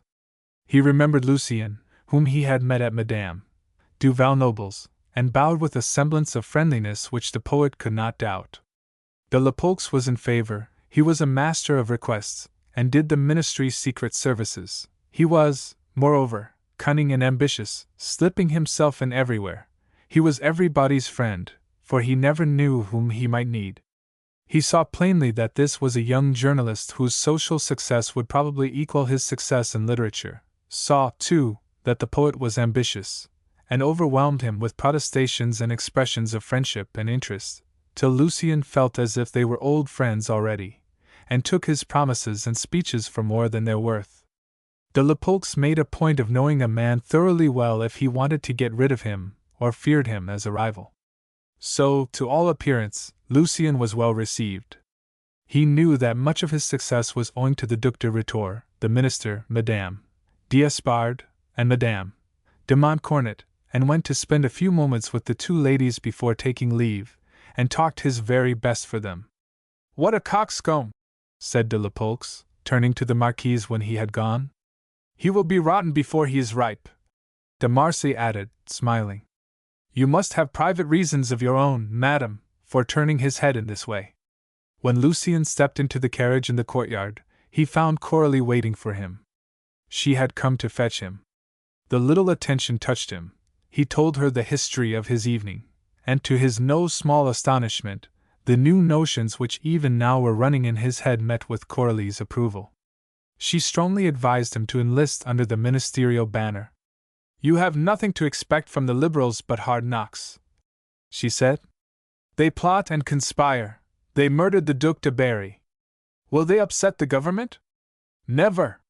You will never come to anything through them, while you will be Comte de Ribemper if you throw in your lot with the other side. You might render services to the state, and be a peer of France, and marry an heiress. Be an ultra. It is the proper thing besides," she added, this being the last word with her on all subjects. "I dined with the Val Noble. She told me that Theodore Gallard is really going to start his little Royalist review, so as to reply to your witticisms and the jokes in the Miroir. To hear them talk, M. Villèle's party will be in office before the year is out. Try to turn the change to account before they come to power, and say nothing to Etienne and your friends, for they are quite equal to playing you some ill turn." A week later, Lucien went to Madame de Montcornet's house, and saw the woman whom he had so loved, whom later he had stabbed to the heart with a jest. He felt the most violent agitation at the sight of her, for Louise also had undergone a transformation. She was the Louise that she would always have been but for her detention in the provinces. She was a great lady. There was a grace and refinement in her mourning dress which told that she was a happy widow. Lucien fancied that this coquetry was aimed in some degree at him, and he was right. But like an ogre, he had tasted flesh, and all that evening he vacillated between Coralie's warm, voluptuous beauty and the dried-up, haughty, cruel Louise. He could not make up his mind to sacrifice the actress to the great lady, and Madame de Bargeton, all the old feeling reviving in her at the sight of Lucien, Lucien's beauty, Lucien's cleverness, was waiting and expecting that sacrifice all evening, and after all her insinuating speeches and her fascinations, she had her trouble for her pains. She left the room with a fixed determination to be revenged. "Well, dear Lucien," she had said, and in her kindness there was both generosity and Parisian grace. "Well, dear Lucien, so you, that were to have been my pride, took me for your first victim, and I forgave you, my dear, for I felt that in such a revenge there was a trace of love still left." With that speech, and the queenly way in which it was uttered, Madame de Bargeton recovered her position. Lucien, convinced that he was 1,000 times in the right, felt that he had been put in the wrong. Not one word of the causes of the rupture. Not one syllable of the terrible farewell letter. A woman of the world has a wonderful genius for diminishing her faults by laughing at them. She can obliterate them all with a smile or a question of feigned surprise, and she knows this. She remembers nothing, she can explain everything. She is amazed, asks questions, comments, amplifies, and quarrels with you, till in the end her sins disappear like stains on the application of a little soap and water, black as ink you knew them to be, and lo! In a moment you behold immaculate white innocence, and lucky are you if you do not find that you yourself have sinned in some way beyond redemption. In a moment old illusions regained their power over Lucien and Louise. They talked like friends, as before, but when the lady, with a hesitating sigh, put the question, "Are you happy?" Lucien was not ready with a prompt, decided answer. He was intoxicated with gratified vanity. Coralie, who, let us admit it, had made life easy for him, had turned his head. A melancholy, no, would have made his fortune, but he must needs begin to explain his position with regard to Coralie. He said that he was loved for his own sake. He said a good many foolish things that a man will say when he is smitten with a tender passion, and thought the while that he was doing a clever thing. Madame de Bargeton bit her lips. There was no more to be said. Madame d'Espard brought Madame de Montcornet to her cousin, and Lucien became the hero of the evening, so to speak. He was flattered, petted, and made much of by the three women. He was entangled with art which no words can describe. His social success in this fine and brilliant circle was at least as great as his triumphs in journalism. Beautiful Mlle de Touches, so well known as Camille Maupin, asked him to one of her Wednesday dinners. His beauty, now so justly famous, seemed to have made an impression upon her. Lucien exerted himself to show that his wit equaled his good looks, and Mlle de Touches expressed her admiration with a playful outspokenness and a pretty fervor of friendship which deceives those who do not know life in Paris to its depths, nor suspect how continual enjoyment whets the appetite for novelty. If she should like me as much as I like her, we might abridge the romance, said Lucien, addressing de Marcy and Rastignac. You both of you write romances too well to care to live them, returned Rastignac. Can men and women who write ever fall in love with each other? A time is sure to come when they begin to make little cutting remarks. It would not be a bad dream for you, laughed de Marcy. The charming young lady is 30 years old, it is true, but she has an income of 80,000 livres. She is adorably capricious, and her style of beauty wears well. Coralie is a silly little fool, my dear boy, well enough for a start, for a young spark must have a mistress. But unless you make some great conquest in the great world, an actress will do you harm in the long run. Now, my boy, go and cut out Conti. Here he is, just about to sing with Camille Maupin. Poetry has taken precedence of music ever since time began. But when Lucien heard Mlle de Touches' voice blending with Conti's, his hopes fled. Conti sings too well, he told the Lepolks, and he went back to Madame de Bargeton, who carried him off to Madame d'Espard in another room. Well, will you not interest yourself in him? Asked Madame de Bargeton. The Marquise spoke with an air half kindly, half insolent. Let M. Chardin first put himself in such a position that he will not compromise those who take an interest in him, she said. If he wishes to drop his patronymic and to bear his mother's name, he should at any rate be on the right side, should he not? In less than 2 months I will arrange everything, said Lucien. Very well, returned Madame d'Espard. I will speak to my father and uncle. They are in waiting, they will speak to the Chancellor for you. The diplomatist and the two women had very soon discovered Lucien's weak side. The poet's head was turned by the glory of the aristocracy. Every man who entered the rooms bore a sounding name mounted in a glittering title, and he himself was plain Chardin. Unspeakable mortification filled him at the sound of it. Wherever he had been during the last few days, that pang had been constantly present with him. He felt, moreover, a sensation quite as unpleasant when he went back to his desk after an evening spent in the great world, in which he made a tolerable figure, thanks to Coralie's carriage and Coralie's servants. He learned to ride, in order to escort Madame d'Espard, Mlle de Touches, and the Comtesse de Montcornet when they drove in the Bois, a privilege which he had envied other young men so greatly when he first came to Paris. Finot was delighted to give his right-hand man an order for the opera, so Lucien wasted many an evening there, and thenceforward he was among the exquisites of the day. The poet asked Rastignac and his new associates to a breakfast, and made the blunder of giving it in Coralie's rooms in the Rue de Vendôme. He was too young, too much of a poet, too self-confident, to discern certain shades and distinctions in conduct, and how should an actress, a good-hearted but uneducated girl, teach him life? His guests were anything but charitably disposed towards him. It was clearly proven to their minds that Lucien the critic and the actress were in collusion for their mutual interests, and all of the young men were jealous of an arrangement which all of them stigmatized. The most pitiless of those who laughed that evening at Lucien's expense was Rastignac himself. Rastignac had made and held his position by very similar means, but so careful had he been of appearances, that he could afford to treat scandal as slander. Lucien proved an apt pupil at whist. Play became a passion with him, and so far from disapproving, Coralie encouraged his extravagance with the peculiar short-sightedness of an all-absorbing love, which sees nothing beyond the moment, and is ready to sacrifice anything, even the future, to the present enjoyment. Coralie looked on cards as a safeguard against rivals.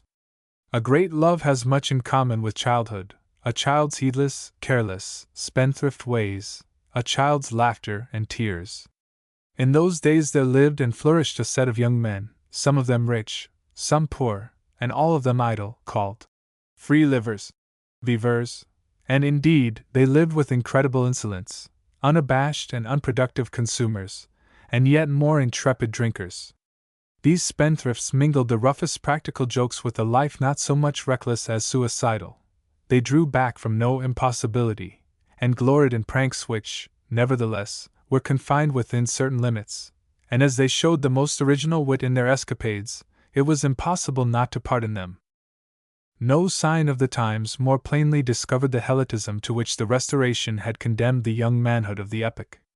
The younger men, being at a loss to know what to do with themselves, were compelled to find other outlets for their superabundant energy besides journalism, or conspiracy, or art, or letters.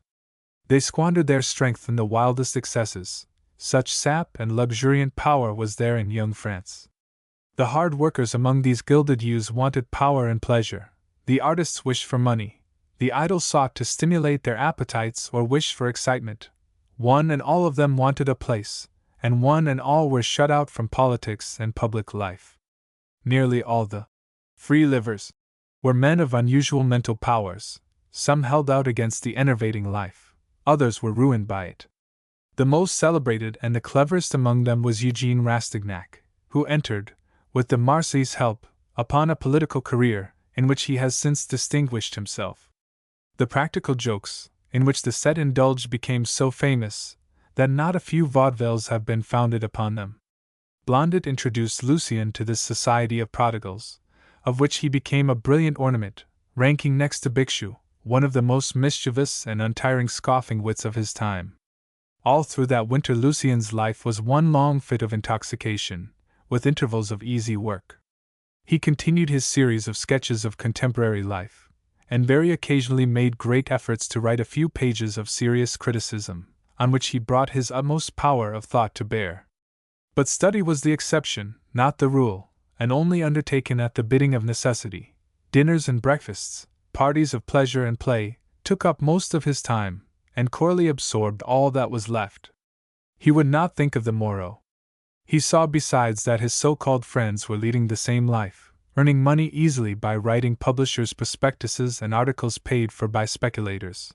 All of them lived beyond their incomes, none of them thought seriously of the future.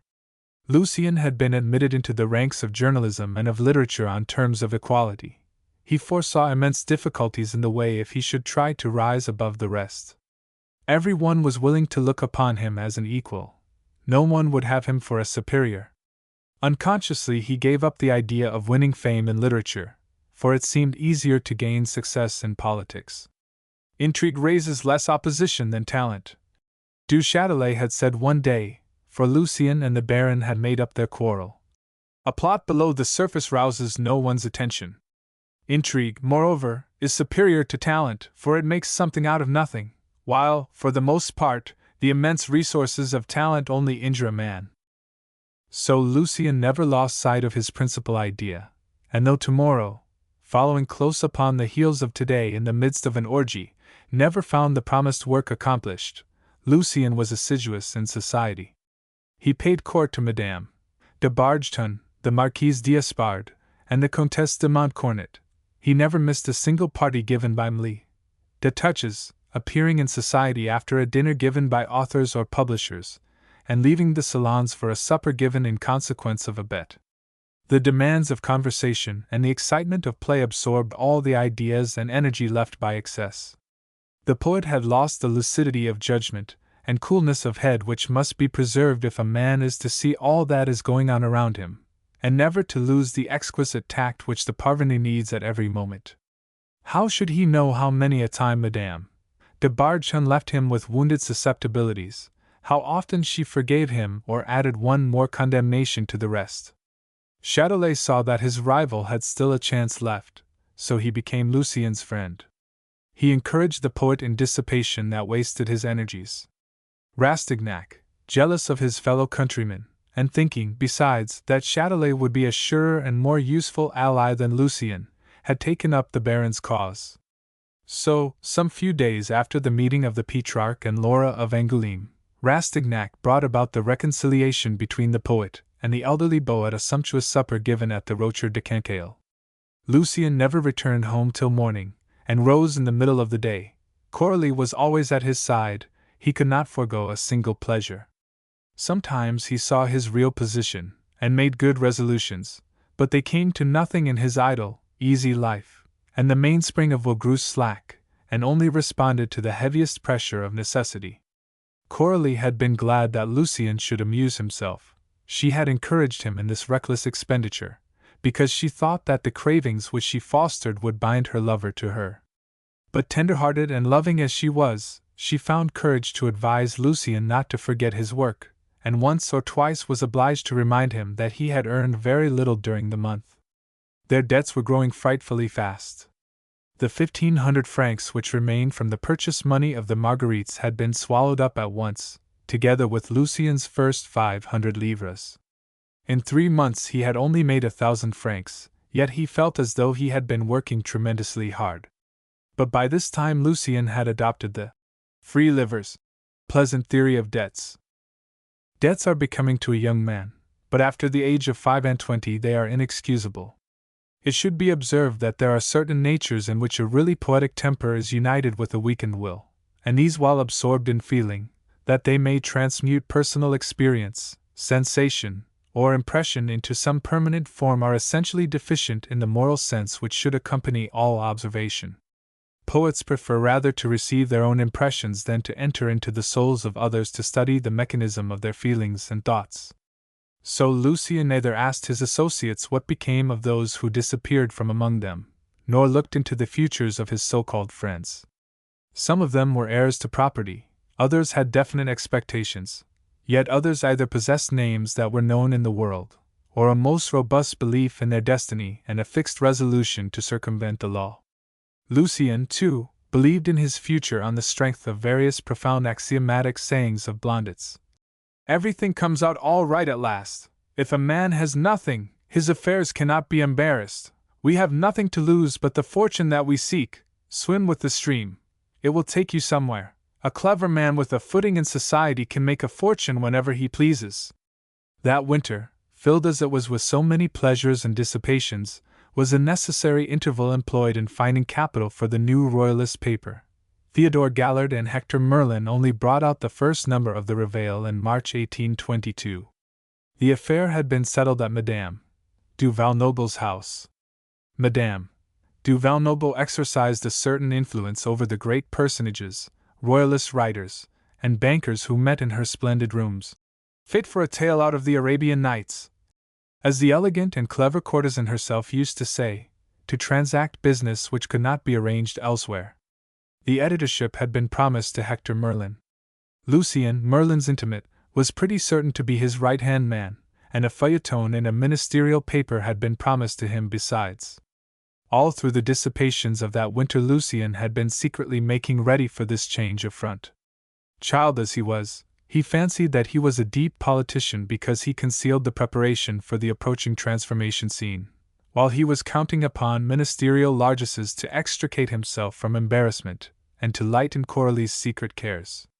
Coralie said nothing of her distress, she smiled now, as always, but Berenice was bolder, she kept Lucien informed of their difficulties, and the budding great man, moved, after the fashion of poets, by the tale of disasters, would vow that he would begin to work in earnest, and then forget his resolution, and drown his fleeting cares in excess. One day Coralie saw the poetic brow overcast, and scolded Berenice, and told her lover that everything would be settled. Madame d'Espard and Madame de Bargeton were waiting for Lucien's profession of his new creed, so they said, before applying through Châtelet for the patent which should permit Lucien to bear the so much desired name. Lucien had proposed to dedicate the Marguerites to Madame d'Espard, and the Marquis seemed to be not a little flattered by a compliment which authors have been somewhat chary of paying since they became a power in the land. But when Lucien went to Doriot and asked after his book, that worthy publisher met him with excellent reasons for the delay in its appearance. Doriot had this and that in hand, which took up all his time. A new volume by Canales was coming out, and he did not want the two books to clash. M. de Lamartine's second series of meditations was in the press, and two important collections of poetry ought not to appear together. By this time, however, Lucien's needs were so pressing that he had recourse to Finot, and received an advance on his work. When, at a supper party that evening, the poet-journalist explained his position to his friends in the fast set, they drowned his scruples in champagne, iced with pleasantries. Debts? There was never yet a man of any power without debts. Debts represented satisfied cravings, clamorous vices. A man only succeeds under the pressure of the iron hand of necessity. Debts, forsooth! Why, the one pledge of which a great man can be sure is given him by his friend the pawnbroker, cried Blondet. If you want everything, you must owe for everything, called Bixiou. No, corrected de Lapulx. If you owe for everything, you have had everything. The party contrived to convince the novice that his debts were a golden spur to urge on the horses of the chariot of his fortunes. There is always the stock example of Julius Caesar with his debt of 40 millions, and Friedrich too, on an allowance of 1 ducat a month, and a host of other great men whose failings are held up for the corruption of youth, while not a word is said of their wide-reaching ideas, their courage equal to all odds. Creditors seized Coralie's horses, carriage, and furniture at last, for an amount of 4,000 francs. Lucien went to Lousteau and asked his friend to meet his bill for the 1,000 francs lent to pay gaming debts. But Lousteau showed him certain pieces of stamped paper, which proved that Florine was in much the same case. Lousteau was grateful, however, and offered to take the necessary steps for the sale of Lucien's Archer of Charles IX. How came Florine to be in this plight? Asked Lucien. The Matifat took alarm, said Lousteau. We have lost him, but if Florine chooses, she can make him pay dear for his treachery. I will tell you all about it. 3 days after this bootless errand, Lucien and Coralie were breakfasting in melancholy spirits beside the fire in their pretty bedroom. Berenice had cooked a dish of eggs for them over the grate, for the cook had gone, and the coachman and servants had taken leave. They could not sell the furniture, for it had been attached. There was not a single object of any value in the house. A goodly collection of pawn tickets, forming a very instructive octavo volume, represented all the gold, silver, and jewelry. Berenice had kept back a couple of spoons and forks, that was all. Lousteau's newspaper was of service now to Coralie and Lucien, little as they suspected it, for the tailor, dressmaker, and milliner were afraid to meddle with a journalist who was quite capable of writing down their establishments. Etienne Lousteau broke in upon their breakfast with a shout of "Hurrah! Long live the Archer of Charles IX! And I have converted 100 francs worth of books into cash, children. We will go halves." He handed 50 francs to Coralie, and sent Berenice out in quest of a more substantial breakfast. Hector Merlin and I went to a bookseller's trade dinner yesterday, and prepared the way for your romance with cunning insinuations. Doriot is in treaty, but Doriot is haggling over it. He won't give more than 4,000 francs for 2,000 copies, and you want 6,000 francs. We made you out twice as great as Sir Walter Scott. Oh! You have such novels as never were in the inwards of you. It is not a mere book for sale, it is a big business. You are not simply the writer of one more or less ingenious novel, you are going to write a whole series. The word series did it. So, mind you, don't forget that you have a great historical series on hand, La Grande Mademoiselle, or the France of Louis Quatorze, Cotillon I, or the early days of Louis Quinze, the Queen and the Cardinal, or Paris and the Fronde, the son of the Concini, or Richelieu's Intrigue. These novels will be announced on the wrapper of the book. We call this maneuver giving a success a toss in the coverlet, for the titles are all to appear on the cover, till you will be better known for the books that you have not written than for the work you have done. And in the press is a way of gaining credit in advance for work that you will do. Come now, let us have a little fun. Here comes the champagne. You can understand, Lucien, that our men open eyes as big as saucers. By the by, I see that you have saucers still left. They are attached, explained Coralie. I understand, and I resume. Show a publisher one manuscript volume and he will believe in all the rest. A publisher asks to see your manuscript, and gives you to understand that he is going to read it. Why disturb his harmless vanity? They never read a manuscript. They would not publish so many if they did. Well, Hector and I allowed it to leak out that you might consider an offer of 5,000 francs for 3,000 copies, in 2 editions. Let me have your Archer. The day after tomorrow we are to breakfast with the publishers, and we will get the upper hand of them. Who are they? Asked Lucien. 2 partners named Fendant and Cavalier. They are 2 good fellows, pretty straightforward in business. One of them used to be with Vidal and Porchon, the other is the cleverest hand on the Quai des Augustins. They only started in business last year, and have lost a little on translations of English novels, so now my gentlemen have a mind to exploit the native product. There is a rumor current that those dealers in spoiled white paper are trading on other people's capital, but I don't think it matters very much to you who finds the money, so long as you are paid. 2 days later, the pair went to a breakfast in the Rue Serpent, in Lucien's old quarter of Paris. Lousteau still kept his room in the Rue de la Harpe, and it was in the same state as before, but this time Lucien felt no surprise. He had been initiated into the life of journalism. He knew all its ups and downs. Since that evening of his introduction to the wooden galleries, he had been paid for many an article, and gambled away the money along with the desire to write. He had filled columns, not once but many times, in the ingenious ways described by Lousteau on that memorable evening as they went to the Palais Royal. He was dependent upon Barbet and Braulard. He trafficked in books and theatre tickets. He shrank no longer from any attack, from writing any panegyric, and at this moment he was in some sort rejoicing to make all he could out of Lousteau before turning his back on the Liberals. His intimate knowledge of the party would stand him in good stead in future. And Lousteau, on his side, was privately receiving 500 francs of purchase money, under the name of commission, from Fendant and Cavalier for introducing the future Sir Walter Scott to 2 enterprising tradesmen in search of a French author of Waverley. The firm of Fendant and Cavalier had started in business without any capital whatsoever.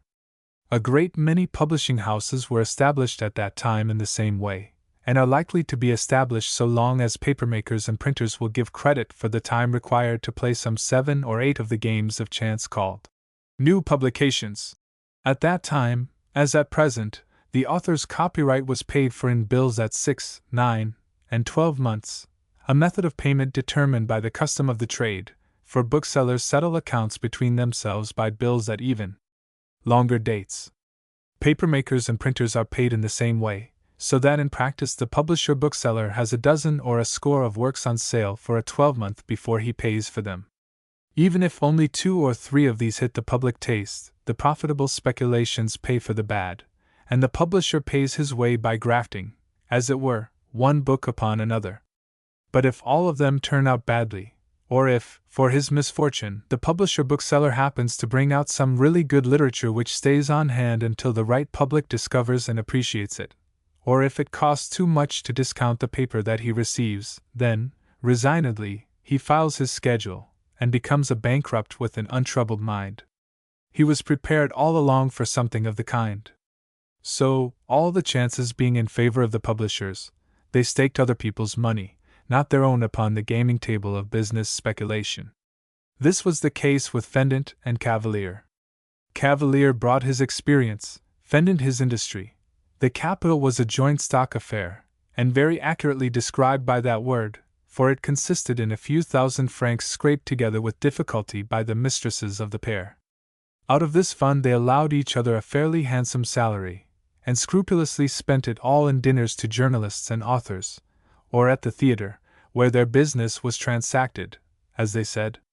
This questionably honest couple were both supposed to be clever men of business, but Fendant was more slippery than Cavalier. Cavalier, true to his name, travelled about. Fendant looked after business in Paris. A partnership between 2 publishers is always more or less of a duel, and so it was with Fendant and Cavalier. They had brought out plenty of romances already, such as the Tour du Nord, Le Marchand de Benares, La Fontaine du Sepulchre, and Thecla, translations of the works of Galt, an English novelist who never attained much popularity in France. The success of translations of Scott had called the attention of the trade to English novels. The race of publishers, all agog for a second Norman conquest, were seeking industriously for a second Scott, just as at a rather later day every one must needs look for asphalt in stony soil, or bitumen in marshes, and speculate in projected railways. The stupidity of the Paris commercial world is conspicuous in these attempts to do the same thing twice, for success lies in contraries. And in Paris, of all places in the world, success spoils success. So beneath the title of Strelitz, or Russia 100 years ago, Fendant and Cavalier rashly added in big letters the words, "In the style of Scott." Fendant and Cavalier were in great need of a success. A single good book might float their sunken bales, they thought, and there was the alluring prospect besides of articles in the newspapers, the great way of promoting sales in those days. A book is very seldom bought and sold for its just value, and purchases are determined by considerations quite other than the merits of the work. So Fendant and Cavalier thought of Lucien as a journalist, and of his book as a saleable article, which would help them to tide over their monthly settlement. The partners occupied the ground floor of one of the great old-fashioned houses in the Rue Serpent. Their private office had been contrived at the further end of a suite of large drawing-rooms, now converted into warehouses for books. Lucien and Etienne found the publishers in their office, the agreement drawn up, and the bills ready. Lucien wondered at such prompt action. Fendant was short and thin, and by no means reassuring of aspect. With his low, narrow forehead, sunken nose, and hard mouth, he looked like a Kalmuck Tartar. A pair of small, wide-awake black eyes, the crabbed irregular outline of his countenance, a voice like a cracked bell, the man's whole appearance, in fact, combined to give the impression that this was a consummate rascal. A honeyed tongue compensated for these disadvantages, and he gained his ends by talk. Cavalier, a stout, thick-set young fellow, looked more like the driver of a mail coach than a publisher. He had hair of a sandy color, a fiery red countenance, and the heavy build and untiring tongue of a commercial traveler. "There is no need to discuss this affair," said Fendant, addressing Lucien and Lousteau. "I have read the work, it is very literary, and so exactly the kind of thing we want, that I have sent it off as it is to the printer. The agreement is drawn on the lines laid down, and besides, we always make the same stipulations in all cases. The bills fall due in 6, 9, and 12 months respectively. You will meet with no difficulty in discounting them, and we will refund you the discount. We have reserved the right of giving a new title to the book. We don't care for the Archer of Charles IX. It doesn't tickle the reader's curiosity sufficiently. There were several kings of that name, you see, and there were so many archers in the Middle Ages. If you had only called it the Soldier of Napoleon now! But the Archer of Charles IX, why, Cavalier would have to give a course of history lessons before he could place a copy anywhere in the provinces. If you but knew the class of people that we have to do with!" exclaimed Cavalier. "Saint Bartholomew would suit better," continued Fendant. "Catherine de' Medici or France under Charles IX would sound more like one of Scott's novels," added Cavalier. "We will settle it when the work is printed," said Fendant. "Do as you please so long as I approve your title," said Lucien. The agreement was read over, signed in duplicate, and each of the contracting parties took their copy. Lucien put the bills in his pocket with unequaled satisfaction, and the four repaired to Fendant's abode, where they breakfasted on beefsteaks and oysters, kidneys and champagne, and brie cheese. But if the fare was something of the homeliest, the wines were exquisite. Cavalier had an acquaintance a traveler in the wine trade. Just as they sat down to table the printer appeared, to Lucien's surprise, with the first 2 proof sheets. "We want to get on with it," Fendant said. "We are counting on your book. We want a success confoundedly badly." The breakfast, begun at noon, lasted till 5 o'clock. "Where shall we get cash for these things?" asked Lucien as they came away, somewhat heated and flushed with the wine. "We might try Barbet," suggested Etienne, and they turned down to the Quai des Augustins. Coralie is astonished to the highest degree over Florine's loss. Florine only told her about it yesterday. She seemed to lay the blame of it on you, and was so vexed that she was ready to throw you over. That's true, said Lousteau. Wine had got the better of prudence, and he unbosomed himself to Lucien, ending up with, My friend, for you are my friend, Lucien, you lent me 1,000 francs, and you have only once asked me for the money, shun play. If I had never touched a card I should be a happy man. I owe money all round. At this moment I have the bailiffs at my heels. Indeed, when I go to the Palais Royal, I have dangerous capes to double. In the language of the Facet, doubling a cape meant dodging a creditor, or keeping out of his way. Lucien had not heard the expression before, but he was familiar with the practice by this time. Are your debts so heavy? A mere trifle, said Lousteau. 1,000 crowns would pull me through. I have resolved to turn steady and give up play, and I have done a little chantage to pay my debts. What is chantage? Asked Lucien. It is an English invention recently imported. A chanteur is a man who can manage to put a paragraph in the papers, never an editor nor a responsible man, for they are not supposed to know anything about it, and there is always a Gerudo or a Philippe Bridot to be found. A bravo of this stamp finds up somebody who has his own reasons for not wanting to be talked about. Plenty of people have a few peccadillos, or some more or less original sin, upon their consciences. There are plenty of fortunes made in ways that would not bear looking into. Sometimes a man has kept the letter of the law, and sometimes he has not, and in either case, there is a tidbit of tattle for the inquirer, as, for instance, that tale of Fouché's police surrounding the spies of the prefect of police, who, not being in the secret of the fabrication of forged English banknotes, were just about to pounce on the clandestine printers employed by the minister. Or there is the story of Prince Galathian's diamonds, the Maubreuil affair, or the Palmerton wool case. The chanteur gets possession of some compromising letter, asks for an interview, and if the man that made the money does not buy silence, the chanteur draws a picture of the press ready to take the matter up and unravel his private affairs. The rich man is frightened, he comes down with the money, and the trick succeeds. You are committed to some risky venture, which might easily be written down in a series of articles. A chanteur waits upon you, and offers to withdraw the articles, for a consideration.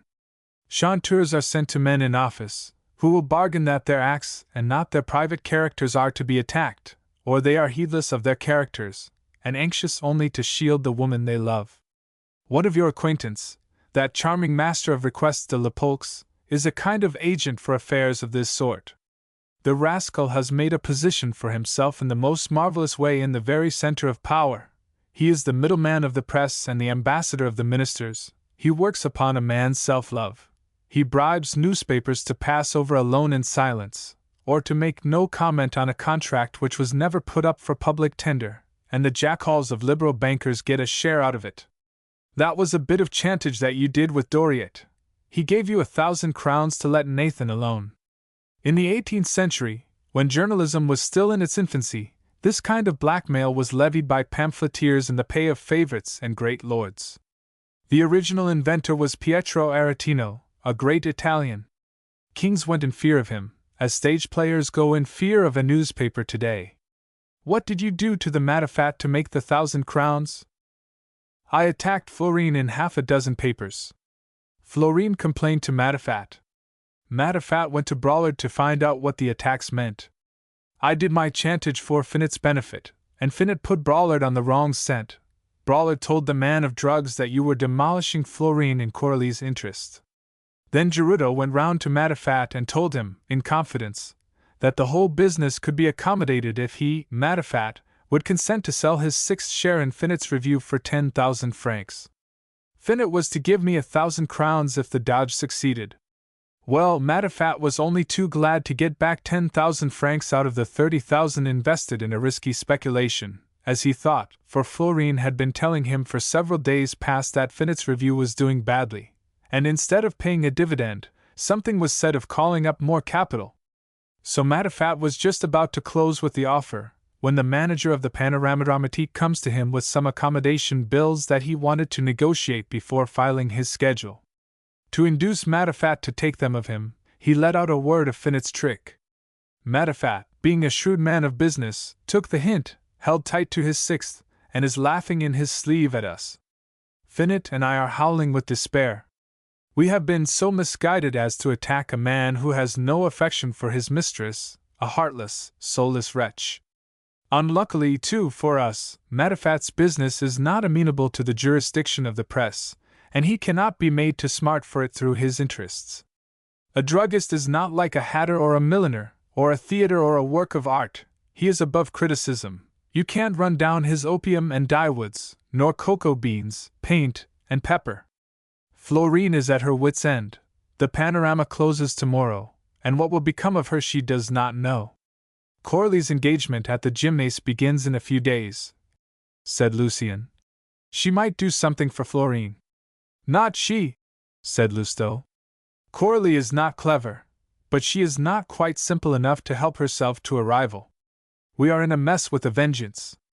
And Finnett is in such a hurry to buy back his sixth. Why? It is a capital bit of business, my dear fellow. There is a chance of selling the paper for 300,000 francs. Finnett would have 1/3, and his partners besides are going to pay him a commission, which he will share with the Lepolks. So I propose to do another turn of chantage. Chantage seems to mean your money or your life? It is better than that, said Lousteau. It is your money or your character. A short time ago the proprietor of a minor newspaper was refused credit. The day before yesterday it was announced in his columns that a gold repeater set with diamonds belonging to a certain notability had found its way in a curious fashion into the hands of a private soldier in the Guards. The story promised to the readers might have come from the Arabian Nights. The notability lost no time in asking that editor to dine with him. The editor was distinctly a gainer by the transaction, and contemporary history has lost an anecdote. Whenever the press makes vehement onslaughts upon someone in power, you may be sure that there is some refusal to do a service behind it.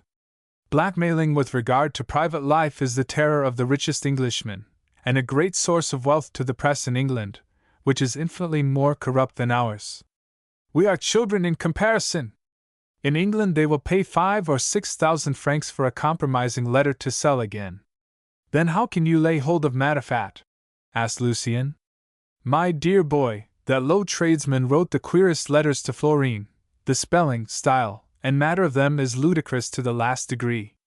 We can strike him in the very midst of his Lauras and Penates, where he feels himself safest, without so much as mentioning his name, and he cannot complain, for he lives in fear and terror of his wife.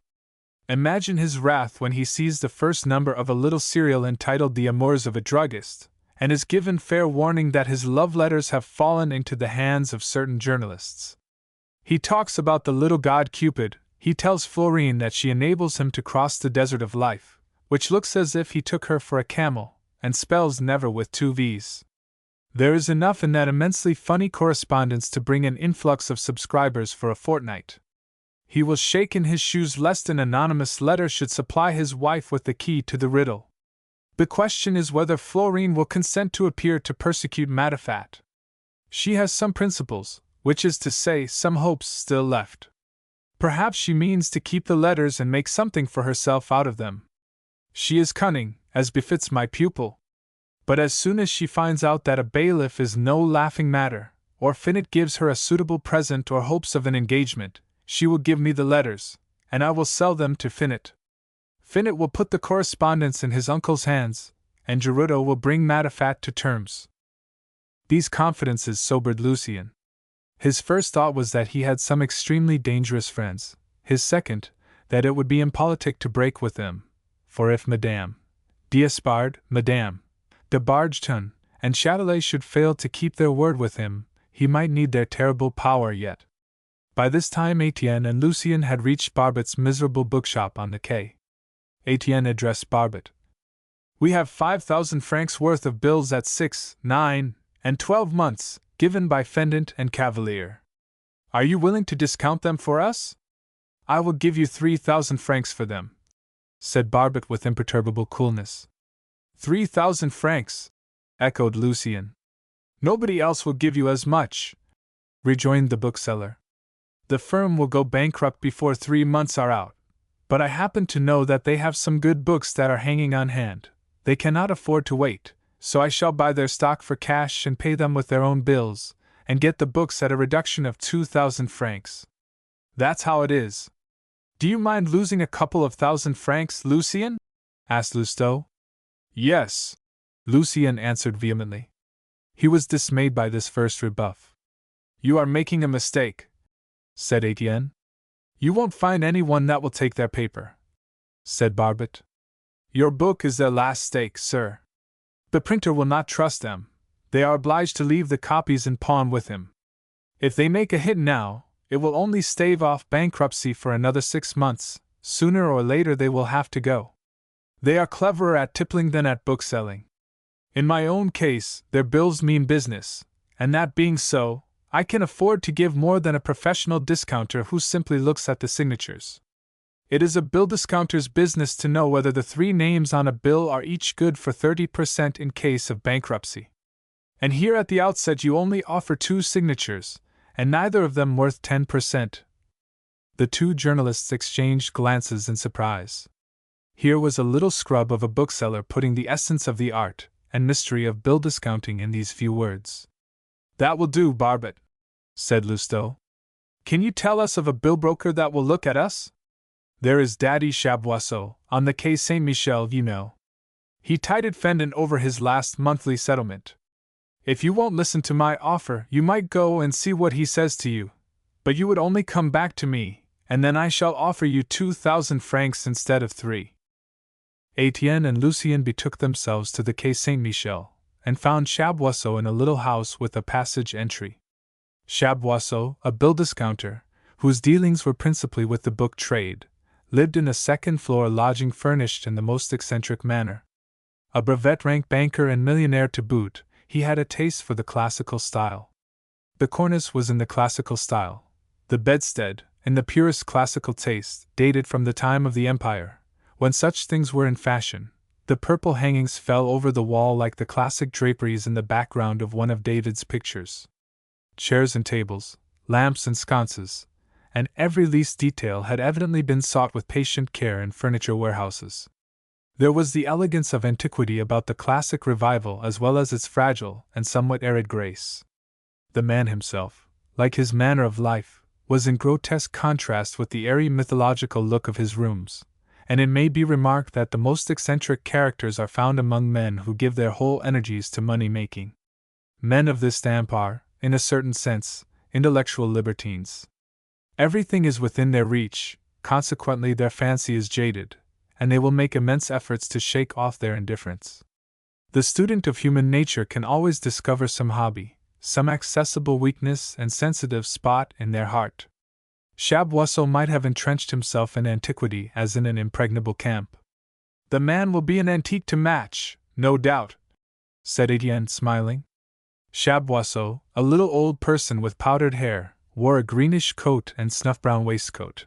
He was tricked out besides in black small clothes, ribbed stockings, and shoes that creaked as he came forward to take the bills. After a short scrutiny, he returned them to Lucien with a serious countenance. Fendant and Cavalier are delightful young fellows. They have plenty of intelligence, but I have no money, he said blandly. My friend here would be willing to meet you in the matter of discount, Etienne began. I would not take the bills on any consideration, returned the little broker. The words slid down upon Lousteau's suggestion like the blade of the guillotine on a man's neck. The 2 friends withdrew, but as Chaboisseau went prudently out with them across the antechamber, Lucien noticed a pile of second-hand books. Chaboisseau had been in the trade, and this was a recent purchase. Shining conspicuous among them, he noticed a copy of a work by the architect Dusserault, which gives exceedingly accurate plans of various royal palaces and chateaux in France. Could you let me have that book? He asked. Yes, said Chaboisseau, transformed into a bookseller. How much? 50 francs. It is dear, but I want it. And I can only pay you with one of the bills which you refused to take. You have a bill there for 500 francs at 6 months. I will take that one of you, said Chaboisseau. Apparently at the last statement of accounts, There had been a balance of 500 francs in favor of fendant and cavalier. They went back to the classical department. Chaboisseau made out a little memorandum: interest so much and commission so much, total deduction 30 francs. Then he subtracted 50 francs for Deserceaux's book. Finally, from a cash box full of coin, he took 420 francs. Look here, though, Chaboisseau, the bills are either all of them good or all bad alike. Why don't you take the rest? This is not discounting. I am paying myself for a sale, said the old man. Etienne and Lucien were still laughing at Chaboisseau, without understanding him, when they reached Doriot's shop, and Etienne asked Gabusson to give them the name of a bill broker. Gabusson thus appealed to gave them a letter of introduction to a broker in the Boulevard Poissonnière, telling them at the same time that this was the oddest and queerest party, to use his own expression, that he, Gabusson, had come across. The friends took a cab by the hour, and went to the address. If Samanon won't take your bills, Gabusson had said, nobody else will look at them. A second-hand bookseller on the ground floor, a second-hand clothes dealer on the first story, and a seller of indecent prints on the second, Samanon carried on a fourth business. He was a money-lender into the bargain. No character in Hoffmann's romances, no sinister brooding miser of Scots, can compare with this freak of human and Parisian nature, always admitting that Samanon was human. In spite of himself, Lucien shuddered at the sight of the dried-up little old creature, whose bones seemed to be cutting a leather skin, spotted with all sorts of little green and yellow patches, like a portrait by Titian or Veronese when you look at it closely. One of Samanon's eyes was fixed and glassy, the other lively and bright. He seemed to keep that dead eye for the bill-discounting part of his profession, and the other for the trade in the pornographic curiosities upstairs. A few stray white hairs escaping from under a small, sleek, rusty black wig, stood erect above a sallow forehead with a suggestion of menace about it.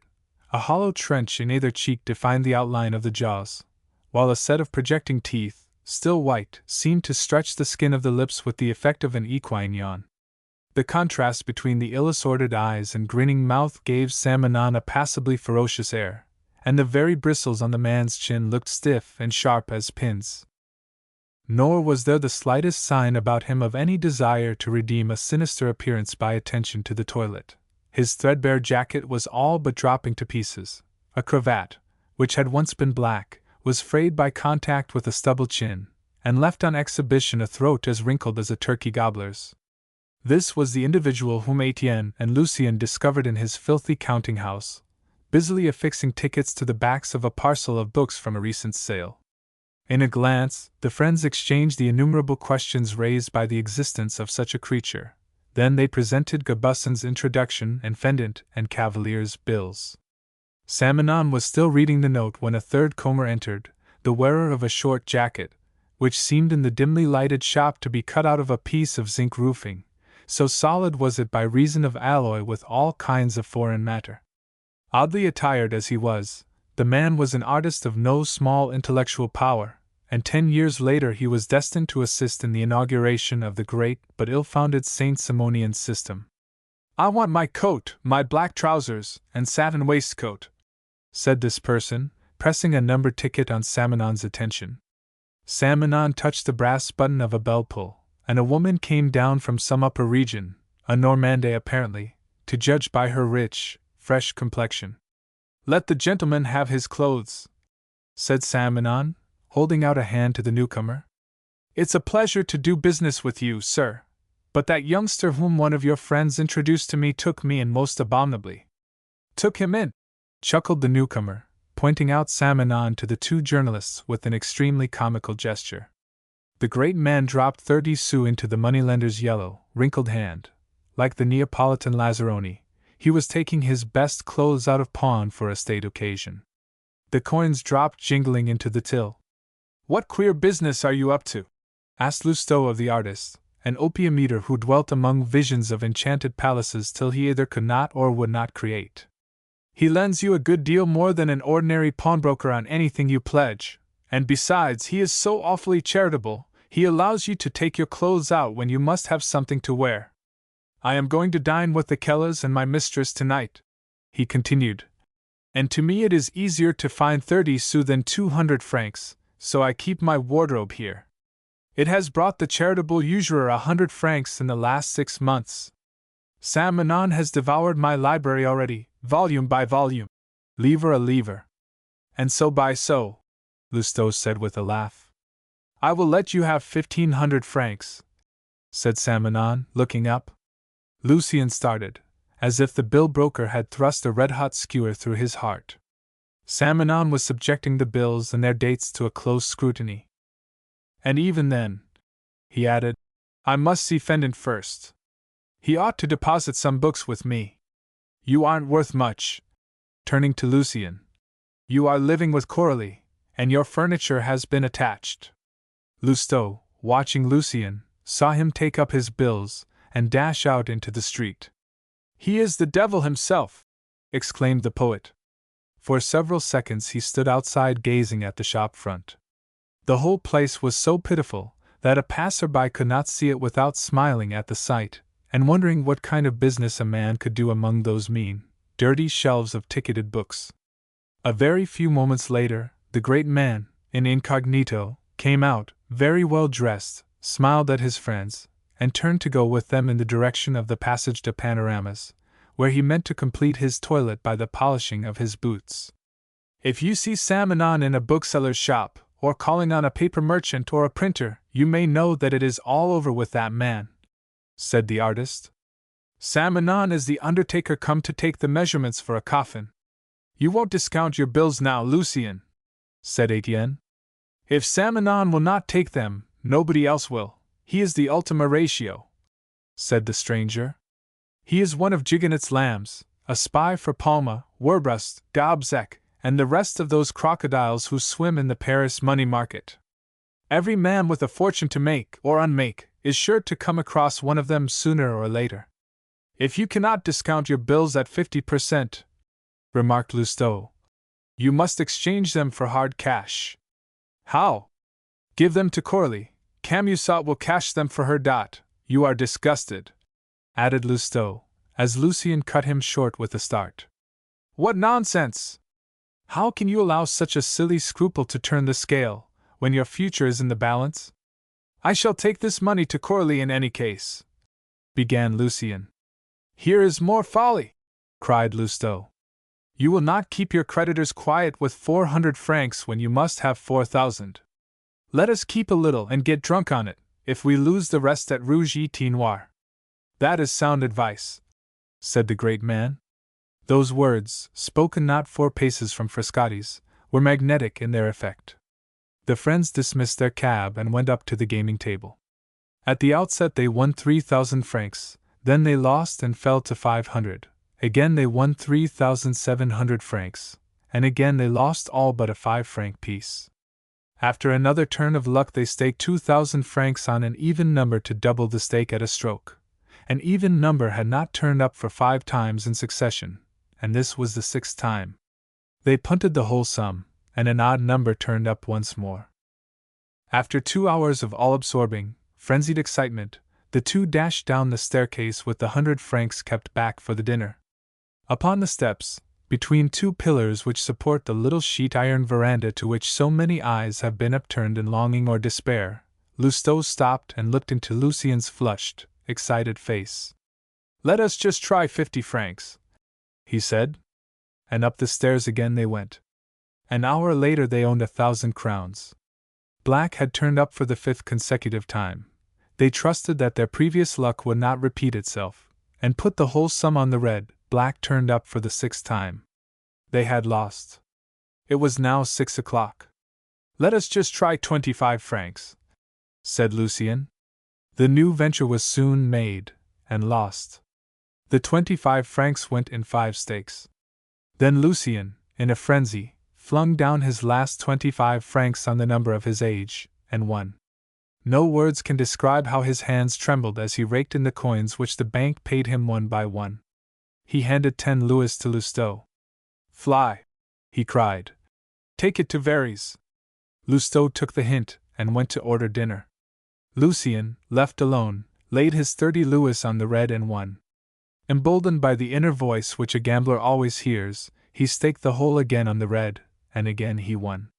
He felt as if there were a furnace within him. Without heeding the voice, he laid 120 louis on the black and lost.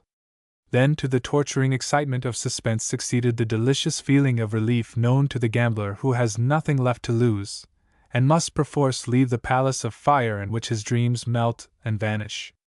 He found Lousteau at Verrey's, and flung himself upon the cookery, to make use of La Fontaine's expression, and drowned his cares in wine. By 9 o'clock his ideas were so confused that he could not imagine why the portress in the Rue de Vendôme persisted in sending him to the Rue de la Lune.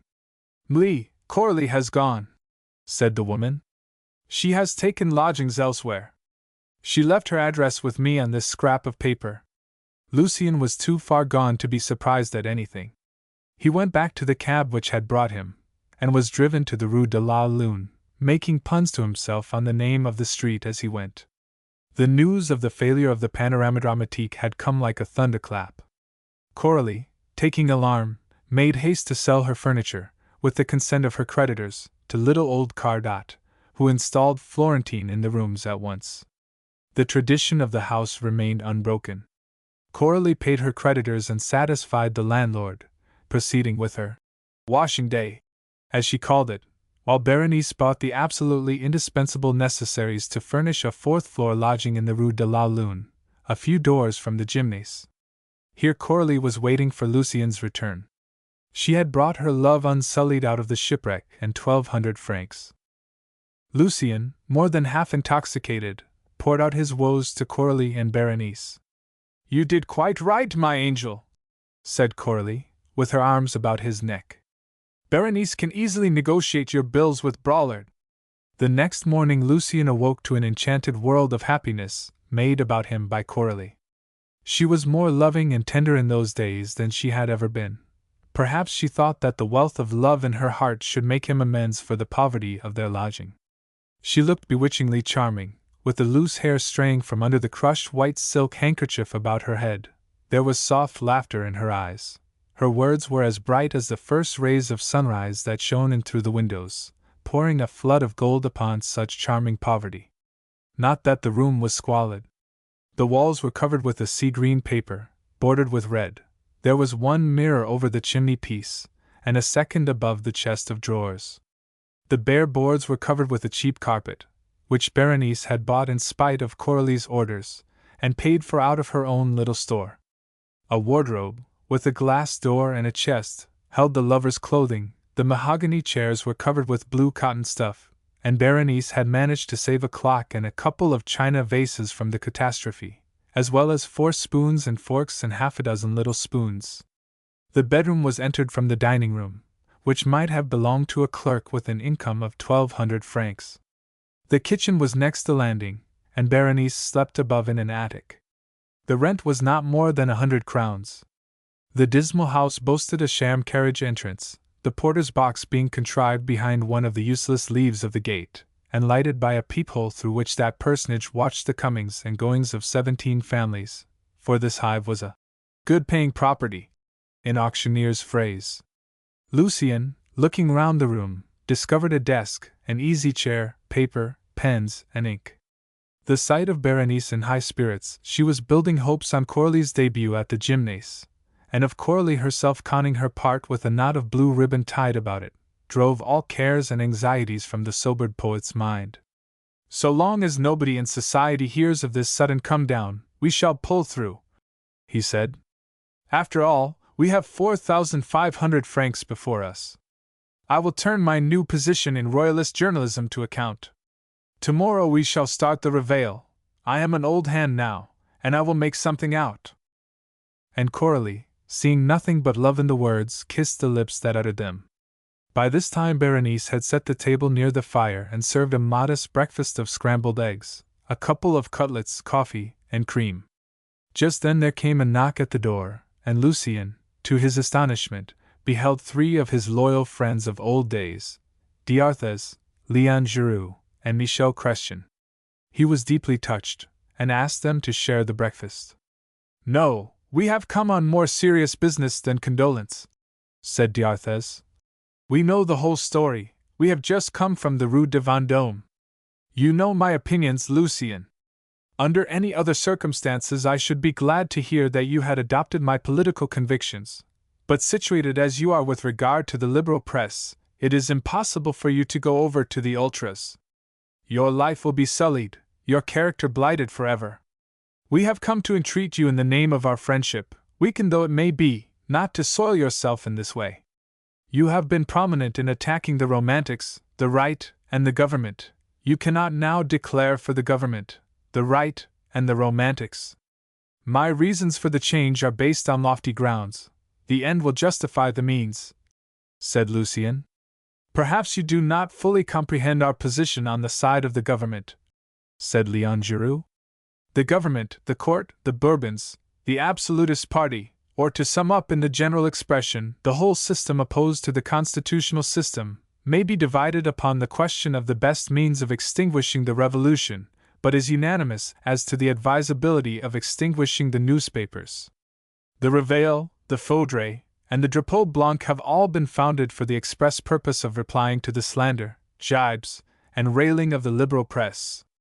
I cannot approve them, for it is precisely this failure to recognize the grandeur of our priesthood that has led us to bring out a serious and self-respecting paper, which perhaps, he added parenthetically, may exercise a worthy influence before very long, and win respect, and carry weight.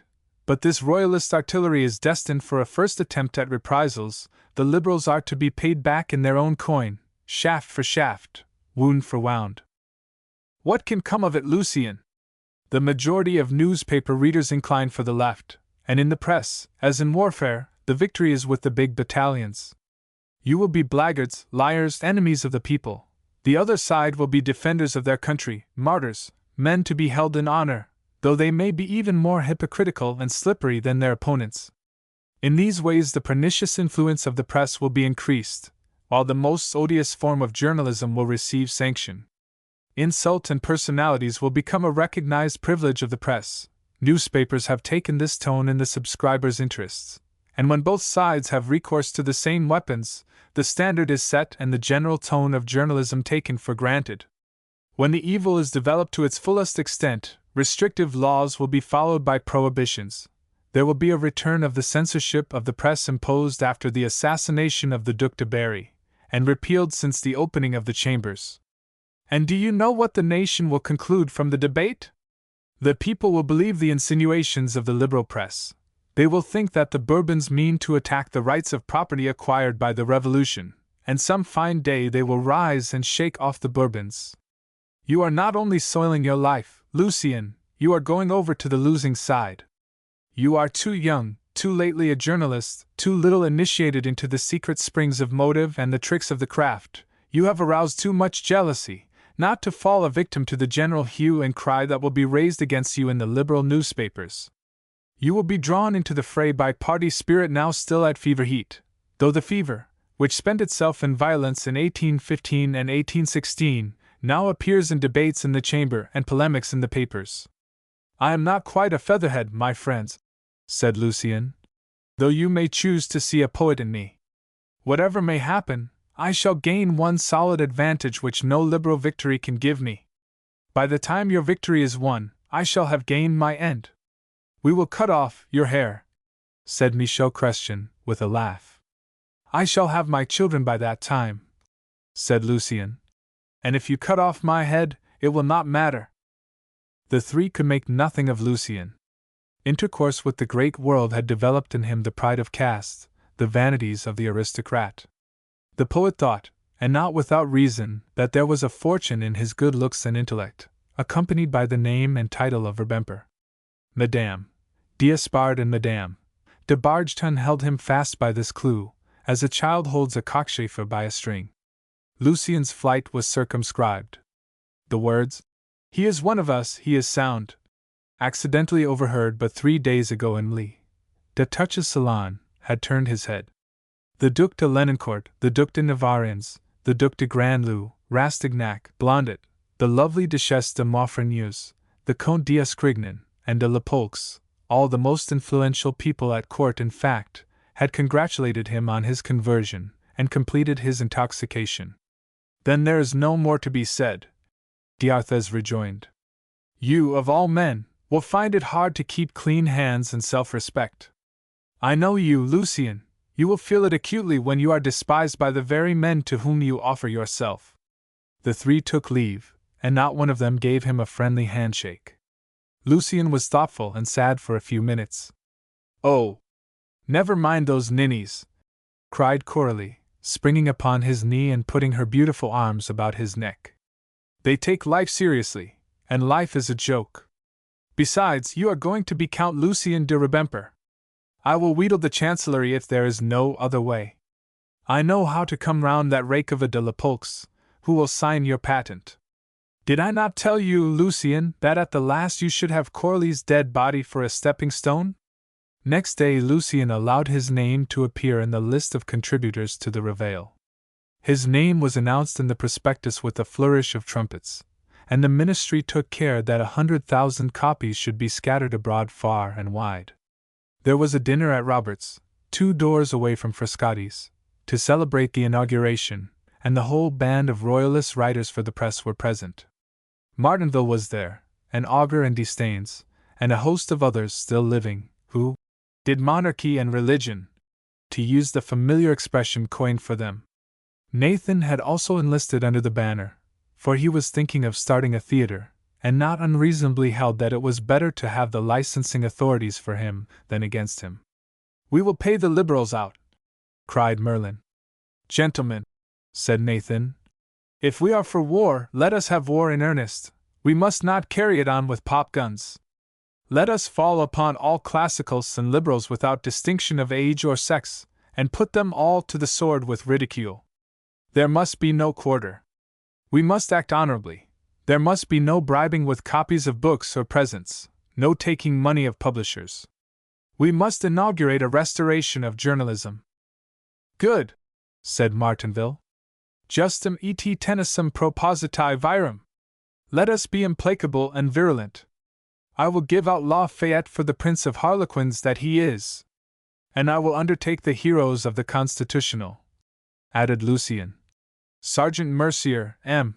Joey's complete works, and the illustrious orators of the left. A war of extermination was unanimously resolved upon, and by 1 o'clock in the morning all shades of opinion were merged and drowned, together with every glimmer of sense, in a flaming bowl of punch. We have had a fine monarchical and religious jollification, remarked an illustrious reveller in the doorway as he went. That comment appeared in the next day's issue of the Miroir through the good offices of a publisher among the guests, and became historic. Lucien was supposed to be the traitor who blabbed. His defection gave the signal for a terrific hubbub in the liberal camp. Lucien was the butt of the opposition newspapers, and ridiculed unmercifully. The whole history of his sonnets was given to the public. Doriot was said to prefer a first loss of 1,000 crowns to the risk of publishing the verses. Lucien was called the Poet Sans Sonnets. And one morning, in that very paper in which he had so brilliant a beginning, he read the following lines, significant enough for him, but barely intelligible to other readers. And close upon that ominous preface followed a sonnet entitled, The Thistle, Le Chardon. Lucien read the words through scalding tears. Vernou touched elsewhere on Lucien's gambling propensities, and spoke of the forthcoming Archer of Charles IX as anti-national in its tendency, the writer siding with Catholic cutthroats against their Calvinist victims. Another week found the quarrel embittered. Lucien had counted upon his friend Etienne. Etienne owed him 1,000 francs, and there had been besides a private understanding between them, but Etienne Lousteau during the interval became his sworn foe, and this was the manner of it. For the past 3 months Nathan had been smitten with Florine's charms, and much at a loss how to rid himself of Lousteau his rival, who was in fact dependent upon the actress. And now came Nathan's opportunity, when Florine was frantic with distress over the failure of the Panorama Dramatique, which left her without an engagement. He went as Lucien's colleague to beg Coralie to ask for a part for Florine in a play of his which was about to be produced at the Gymnase. Then Nathan went to Florine and made capital with her out of the service done by the promise of a conditional engagement. Ambition turned Florine's head. She did not hesitate. She had had time to gauge Lousteau pretty thoroughly. Lousteau's courses were weakening his will, and here was Nathan with his ambitions in politics and literature, and energies strong as his cravings. Florine proposed to reappear on the stage with renewed eclat, so she handed over Matafat's correspondence to Nathan. Nathan drove a bargain for them with Matafat, and took the sixth share of Finnett's review in exchange for the compromising billets. After this, Florine was installed in sumptuously furnished apartments in the Rue Hauteville, where she took Nathan for her protector in the face of the theatrical and journalistic world. Lousteau was terribly overcome. He wept, towards the close of a dinner given by his friends to console him in his affliction.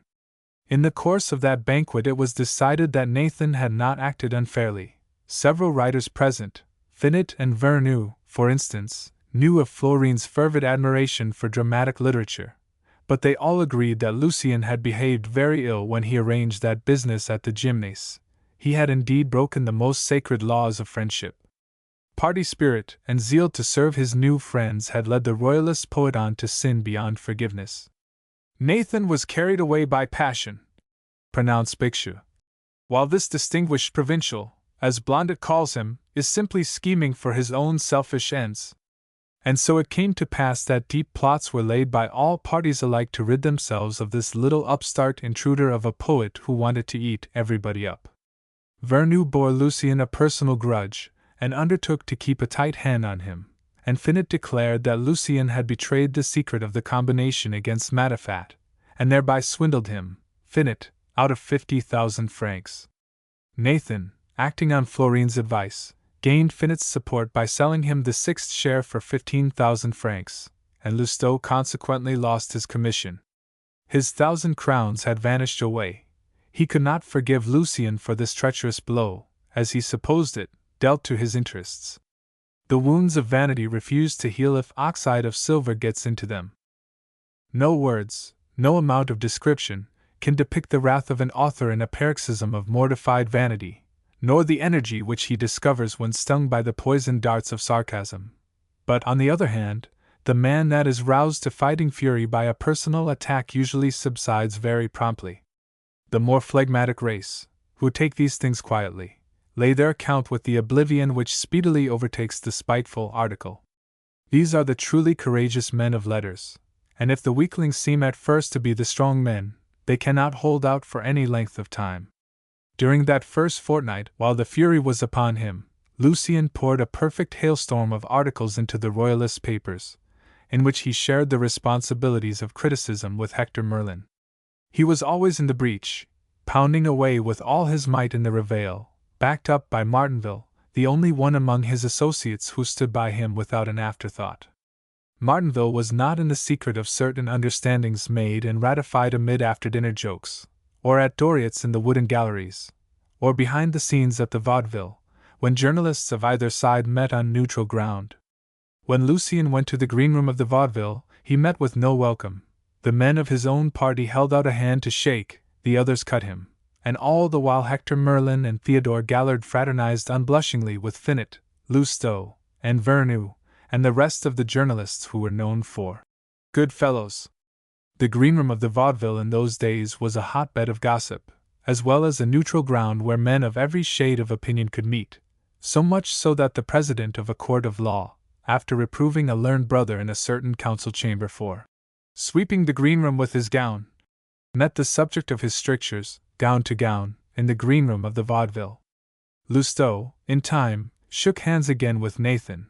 Finette came thither almost every evening, and Lucien, whenever he could spare the time, went to the vaudeville to watch the enemies, who showed no sign of relenting towards the unfortunate boy.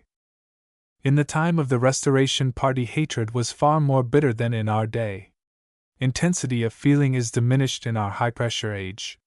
The critic cuts a book to pieces and shakes hands with the author afterwards, and the victim must keep on good terms with his slaughterer, or run the gauntlet of innumerable jokes at his expense. If he refuses, he is unsociable, eaten up with self-love, he is sulky and rancorous, he bears malice, he is a bad bedfellow. Today let an author receive a treacherous stab in the back, let him avoid the snares set for him with base hypocrisy, and endure the most unhandsome treatment, he must still exchange greetings with his assassin, who, for that matter, claims the esteem and friendship of his victim. Everything can be excused and justified in an age which has transformed vice into virtue and virtue into vice. Good fellowship has come to be the most sacred of our liberties. The representatives of the most opposite opinions courteously blunt the edge of their words, and fence with buttoned foils. But in those almost forgotten days the same theatre could scarcely hold certain royalist and liberal journalists. The most malignant provocation was offered, glances were like pistol shots, the least spark produced an explosion of quarrel. Who has not heard his neighbor's half-smothered oath on the entrance of some man in the forefront of the battle on the opposing side? There were but two parties, royalists and liberals, classics and romantics. You found the same hatred masquerading in either form, and no longer wondered at the scaffolds of the convention. Lucien had been a liberal and a hot Voltairian. Now he was a rabid royalist and a romantic. Martinville, the only one among his colleagues who really liked him and stood by him loyally, was more hated by the liberals than any man on the royalist side, and this fact drew down all the hate of the liberals on Lucien's head. Martinville's staunch friendship injured Lucien. Political parties show scanty gratitude to outpost sentinels, and leave leaders of forlorn hopes to their fate. 'Tis a rule of warfare which holds equally good in matters political, to keep with the main body of the army if you mean to succeed. The spite of the small liberal papers fastened at once on the opportunity of coupling the two names, and flung them into each other's arms. Their friendship, real or imaginary, brought down upon them both a series of articles written by pens dipped in gall. Félicien Vernou was furious with jealousy of Lucien's social success, and believed, like all his old associates, in the poet's approaching elevation. The fiction of Lucien's treason was embellished with every kind of aggravating circumstance. He was called Judas the Less, Martinville being Judas the Great, for Martinville was supposed, rightly or wrongly, to have given up the bridge of Pec to the foreign invaders. Lucien said jestingly to de la Polx that he himself, surely, had given up the Ass's Bridge. Lucien's luxurious life, hollow though it was, and founded on expectations, had estranged his friends. They could not forgive him for the carriage which he had put down, for them he was still rolling about in it, nor yet for the splendors of the Rue de Vendôme which he had left. All of them felt instinctively that nothing was beyond the reach of this young and handsome poet, with intellect enough and to spare. They themselves had trained him in corruption, and therefore they left no stone unturned to ruin him. Some few days before Coralie's first appearance at the Gymnase, Lucien and Hector Merlin went arm in arm to the vaudeville. Merlin was scolding his friend for giving a helping hand to Nathan in Florine's affair. "You then and there made two mortal enemies of Lousteau and Nathan," he said. "I gave you good advice, and you took no notice of it.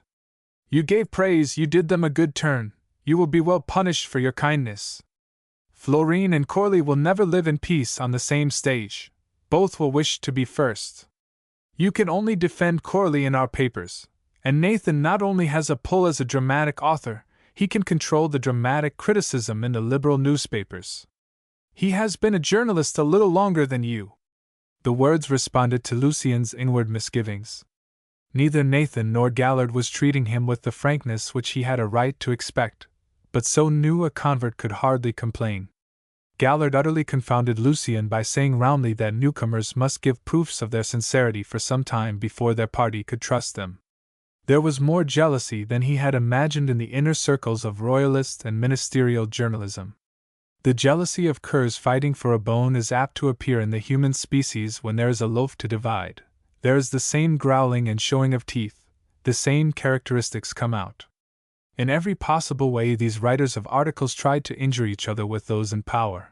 They brought reciprocal accusations of lukewarm zeal. They invented the most treacherous ways of getting rid of a rival. There had been none of this internecine warfare among the liberals. They were too far from power, too hopelessly out of favor, and Lucien, amid the inextricable tangle of ambitions, had neither the courage to draw sword and cut the knot, or the patience to unravel it. He could not be the Beaumarchais, the Aretino, the Freron of his epoch. He was not made of such stuff. He thought of nothing but his one desire, the patent of nobility, for he saw clearly that for him such a restoration meant a wealthy marriage, and the title once secured, chance and his good looks would do the rest. This was all his plan, and Etienne Lousteau, who had confided so much to him, knew his secret, knew how to deal a death blow to the poet of Angoulême. That very night, as Lucien and Merlin went to the vaudeville, Etienne had laid a terrible trap, into which an inexperienced boy could not but fall. "Here is our handsome Lucien," said Finot, drawing de la Polx in the direction of the poet, and shaking hands with feline amiability. "I cannot think of another example of such rapid success," continued Finot, looking from de la Polx to Lucien. "There are two sorts of success in Paris. There is a fortune in solid cash, which any one can amass, and there is the intangible fortune of connections, position, or a footing in certain circles inaccessible for certain persons, however rich they may be. Now my friend here—" "Our friend," interposed de la Polx, smiling blandly. "Our friend," repeated Finot, patting Lucien's hand, "has made a brilliant success from this point of view. Truth to tell, Lucien has more in him, more gift, more wit than the rest of us that envy him, and he is enchantingly handsome besides. His old friends cannot forgive him for his success, they call it luck. Luck of that sort never comes to fools or incapables," said de la Polx. "Can you call Bonaparte's fortune luck, eh? There were a score of applicants for the command of the army in Italy, just as there are 100 young men at this moment who would like to have an entrance to Mli. De Touch's house. People are coupling her name with yours already in society, my dear boy," said de la Polx, clapping Lucien on the shoulder. "Ah! You are in high favor. Madame d'Espard, Madame de Bargeton, and Madame de Montcornet are wild about you. You are going to Madame Firmiani's party tonight, are you not, and to the Duchesse de Grandl's rout tomorrow?" "Yes," said Lucien. "Allow me to introduce a young banker to you, A.M. Dutillet. You ought to be acquainted, he has contrived to make a great fortune in a short time." Lucien and Dutillet bowed, and entered into conversation, and the banker asked Lucien to dinner. Finot and de la Polx, a well-matched pair, knew each other well enough to keep upon good terms.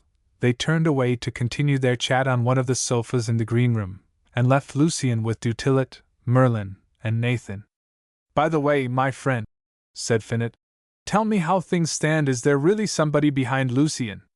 For he is the bête noire of my staff, and before allowing them to plot against him, I thought I should like to know whether, in your opinion, it would be better to baffle them and keep well with him." The Master of Requests and Finot looked at each other very closely for a moment or two. "My dear fellow," said de la Polx, "how can you imagine that the Marquise d'Espard, or Châtelet, or Madame de Bargeton, who has procured the Baron's nomination to the prefecture and the title of Count, so as to return in triumph to Angoulême, how can you suppose that any of them will forgive Lucien for his attacks on them? They dropped him down in the royalist ranks to crush him out of existence. At this moment they are looking round for any excuse for not fulfilling the promises they made to that boy. Help them to some, you will do the greatest possible service to the two women, and some day or other they will remember it. I am in their secrets. I was surprised to find how much they hated the little fellow. This Lucien might have rid himself of his bitterest enemy, Madame de Bargeton, by desisting from his attacks on terms which a woman loves to grant. Do you take me? He is young and handsome, he should have drowned her hate in torrents of love, he would be Comte de Rubempré by this time.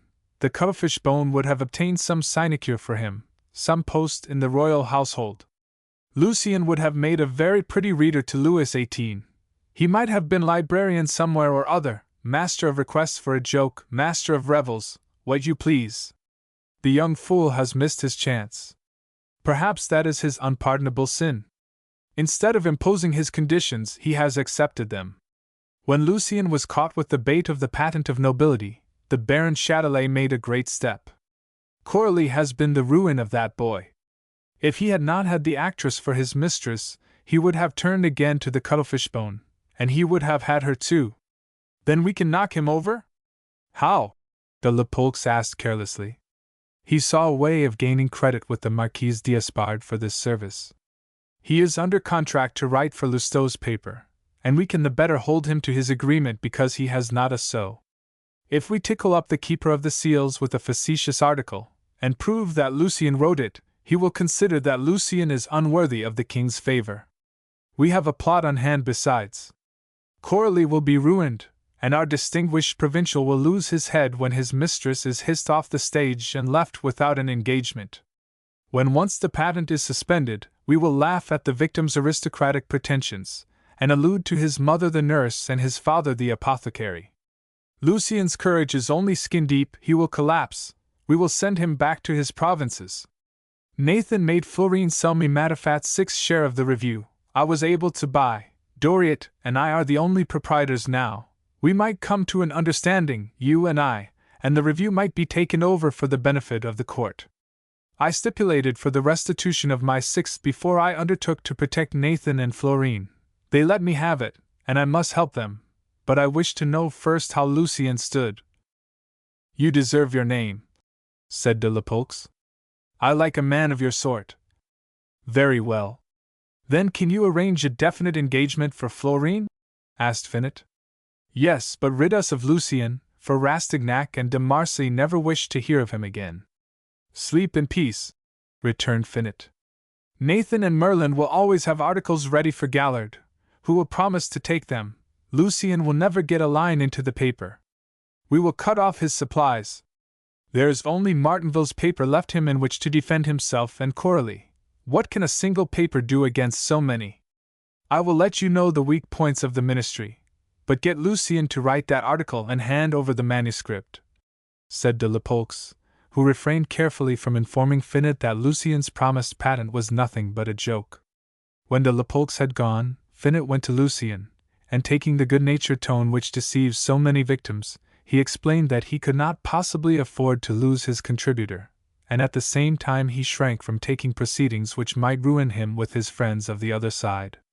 Finot himself liked a man who was strong enough to change his opinions. They were pretty sure to come across one another, he and Lucien, and might be mutually helpful in 1,000 little ways.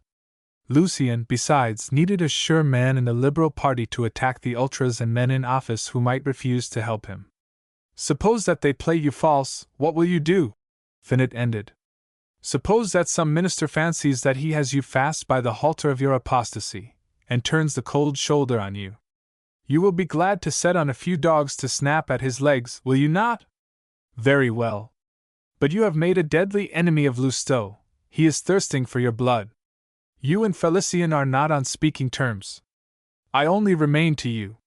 It is a rule of the craft to keep a good understanding with every man of real ability. In the world which you are about to enter you can do me services in return for mine with the press. But business first. Let me have purely literary articles.